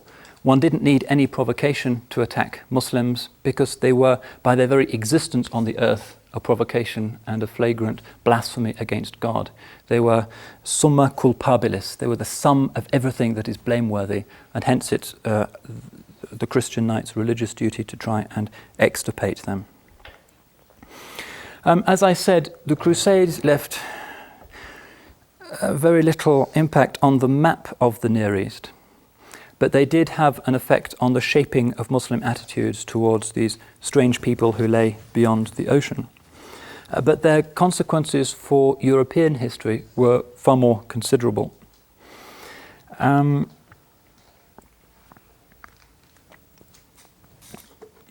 You recall that I mentioned the Pirenne thesis earlier, that the conquests of the early Muslims started to make Christians think of Europe as some kind of coherent entity, something which had never been before in history. And the Crusades very much strengthened this image. And increasingly, the other, the demonic other, was identified with Islam and the world of Islam. So following the Crusades, we find a new type of European mentality emerging, one that is self-conscious and ideologically militant in its hostility to Muslims. Not just opportunistic border skirmishing, one monarch taking the land off another monarch who happens to be Muslim or whatever, but an ideologized split now emerging between Christendom and the world of Islam. And this idea of crusade also carried over into other larger campaigns. It's worth remembering that the Portuguese navigators saw themselves as crusaders and meted out to the various peoples, including non-Muslims, that they encountered the same kind of treatment that the Muslims had experienced in Palestine. Vasco da Gama and others generally would wear crusading outfits. They would take the Crusader cross and so forth. So this becomes really the defining event in the formation of the European mind. Historian Stephen Runciman says, "Through the Crusades, Europe found its soul." This perception continues even today. Only 3 years ago, the President of the European Union, Jacques Delors, made a speech in which he said that membership of the European Union is conditional on possessing a shared Christian heritage. And this is very clearly indicative of a mentality that has gone on for 800 years. Europeanness means Christianness, and the other, the barbarian, is what lies beyond. Many other things could be said about subsequent attitudes on both sides. One could talk, for instance, about the strange movement of self-inflicted martyrdom. So important was the conflict with Islam seen that a number of Christians actually deliberately went to the Muslim world and courted martyrdom. The first instances of this happened in the 9th century, when we find a few monks and nuns deliberately going before Muslims and insulting the Prophet in the hope that they will be martyred. And this continues, so we find one of the greatest medieval Christian thinkers, Ramon Lull, who's a Catalan, who really devotes his life to refuting Islam in a philosophical way. Very bright man. He travels 3 times to what is now Algeria and goes to the Friday prayers and stands outside and shouts these words of abuse against the Prophet. And 3 times he's deported. The Muslims think this is some kind of nutcase, and they put him on the next ship back to Spain. The 4th time he goes to Tunis and he does the same thing and is actually killed by a mob. It seems incomprehensible to the modern mind, but this was actually quite common. And St. Francis of Assisi even did the same thing. He went to Egypt, appeared before the Sultan al-Adil. Sultan said, "Well, why have you come?" And he starts to vomit up these insults about the Quran and the Prophet. And he's also sent home. Indicative again of this incomprehension, I mentioned last time the 4 great reasons that Europeans had for rejecting Islam. Firstly, it's a falsehood and a perversion of the truth. It's a religion of violence and the sword. Particularly strange thing for people who are gearing themselves up for crusades to believe, but that was what they said. Thirdly, it's a religion of self-indulgence. Fourthly and finally, Muhammad is the Antichrist. I think probably that's a good place, if a rather depressing one, to stop the narrative. I did mention last time that the situation has changed utterly, not least because of the changes that have been going on in theological circles. No longer do mainstream Christians believe that the Prophet was the Antichrist. In fact, the most recent serious biography of the Prophet by Karen Armstrong, who's a well-known ex-Catholic nun, is actually so sympathetic to the Prophet that a Muslim organisation in England gave her a prize for it. Muslims actually like the book very much. So those old medieval attitudes have largely been superseded. They are, however, as such stereotypes and prejudices tend to do, lurking beneath the surface. And it's always possible to find small-minded evangelical groups, particularly in some of the southern states of the United States, resurrecting these old images. So just 2 months ago, tens of thousands of houses in the largely Muslim city of Bradford in England had a 64-page booklet abusing the Prophet pushed through their letterboxes, with information on how to contact something called Chick Publications in California in order to get more information. And there's a little form at the bottom, I've actually seen these things, saying, "Do you accept Jesus Christ as your personal saviour?" Tick the little box. And then there's something like, thank you, God, for showing me what you think of Islam, etc., etc.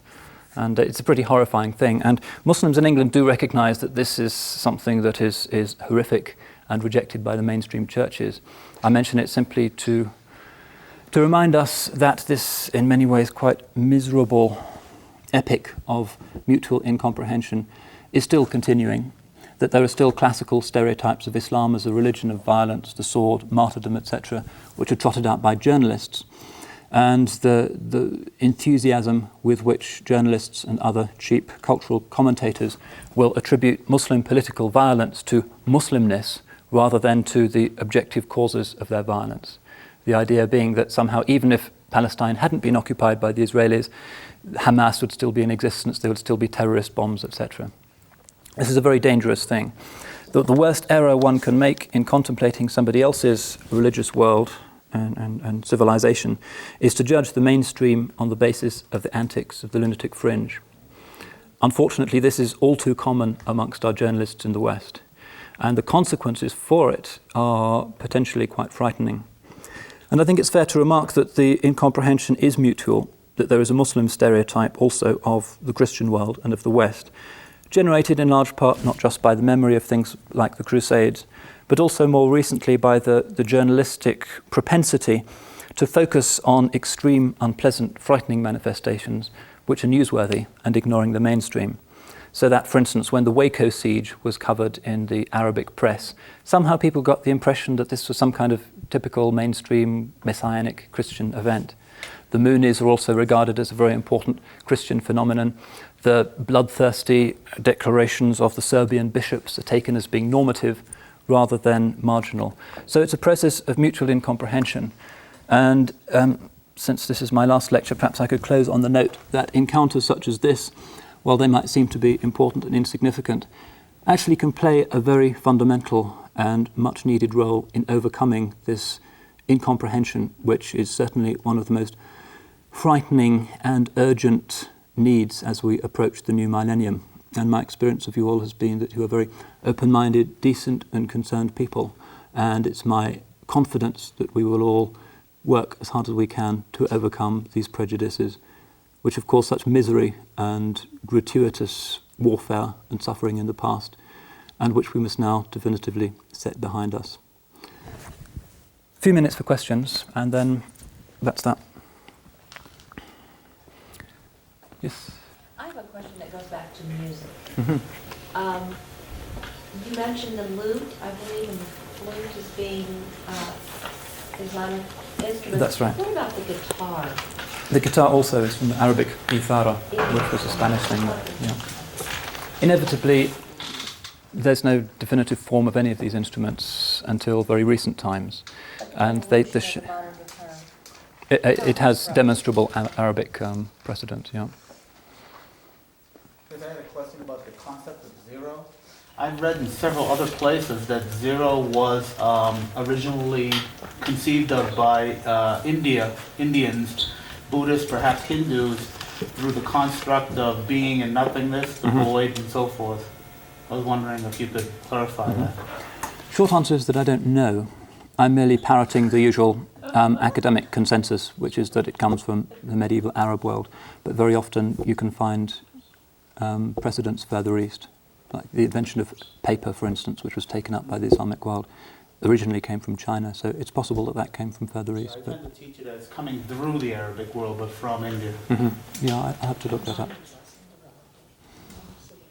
You mentioned the great caravans, as many as 60,000 at a time. How did they possibly supply themselves?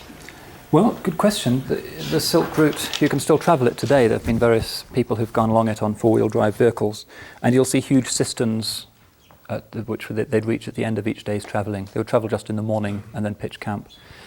And they would be supplied with water. They would have means of supplying themselves with food along the way as well. But those caravans were not as logistically problematic as the great Hajj caravans, which go from places like Syria in particular. It's known definitively that some of those caravans were a lot larger, and it's said that as many as 1 million people would travel on the big Hajj caravans. If they travelled individually, it might be dangerous because there were bandits in the desert and so forth, so they tended to go in one. Carry their food with them, yep. Yep. Yep. I had a very practical question. You were talking about how some people were saying that all Christians are like the people in Waco, and you read about it in the press. Yep. Can you tell us names that might of newspapers that might have had that? Because that to me would be a great teaching tool to demonstrate that stereotypes go both ways. Right. I saw it even in a fairly secular newspaper based in London called Al-Hayat, which is a respected newspaper. And the rather sloppy journalists seem to imply that this is the kind of thing you expect, especially from American Christians. It's not just a flash in the pan, it's representative of a very widespread possibility in Christianity. Okay, how do you spell that?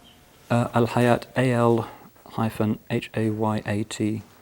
That's a place where I did see it, but I'm sure you'd find it in other publications as well.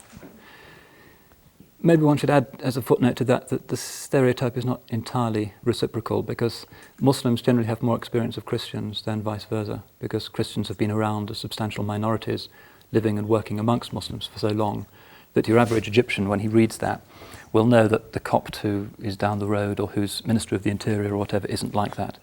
Whereas Westerners, for whom Muslims are often a very new phenomenon, are going to find it harder to sort out what's normative from what's extreme. Any more questions? What was the size of the army of the Crusaders, and did they take women with them? Yes, they took women basically for purposes of prostitution with them, not as families. Once they'd taken Jerusalem and Acre, then Frankish women would come from Europe. But very few aristocratic women actually set out with the Crusaders. And I think maybe somebody can correct me here, but the usual figure for the army is about 40,000, of whom about maybe less than half actually made it. Many of them died of various plagues along the way, or they were killed by raiders. But that, I think, have you? Yeah, I think it was about that. Yeah. And there's a series that's just been aired on British TV. I don't know if it's coming here, called The Crusades, narrated somewhat improbably by the famous Python figure Terry Jones. And he actually... Just on PBS over the last month. Did anybody see it? Yeah, saw some. Yeah. I mean, he's very good at debunking the traditional sort of chivalric myth of the Crusaders, points out that they were cannibals, that there were debates along the way amongst the friars who would say, if we eat children, is it better to eat Muslim children or Christian Orthodox children? And he shows them sort of roasting them on spits. They were pretty nasty characters. And if I might add to that, the whole notion of the Children's Crusades, Yeah. two crusades that take off with this popular sense of, getting children involved in this as warriors. And I think not one returned or something. That's correct. Lost in the Alps or something. Or sold into slavery. Yeah. Yeah. Yeah. No, it was clearly some kind of collective neurosis that gripped Europe, kind of McCarthyism of the 13th century. Anyone else?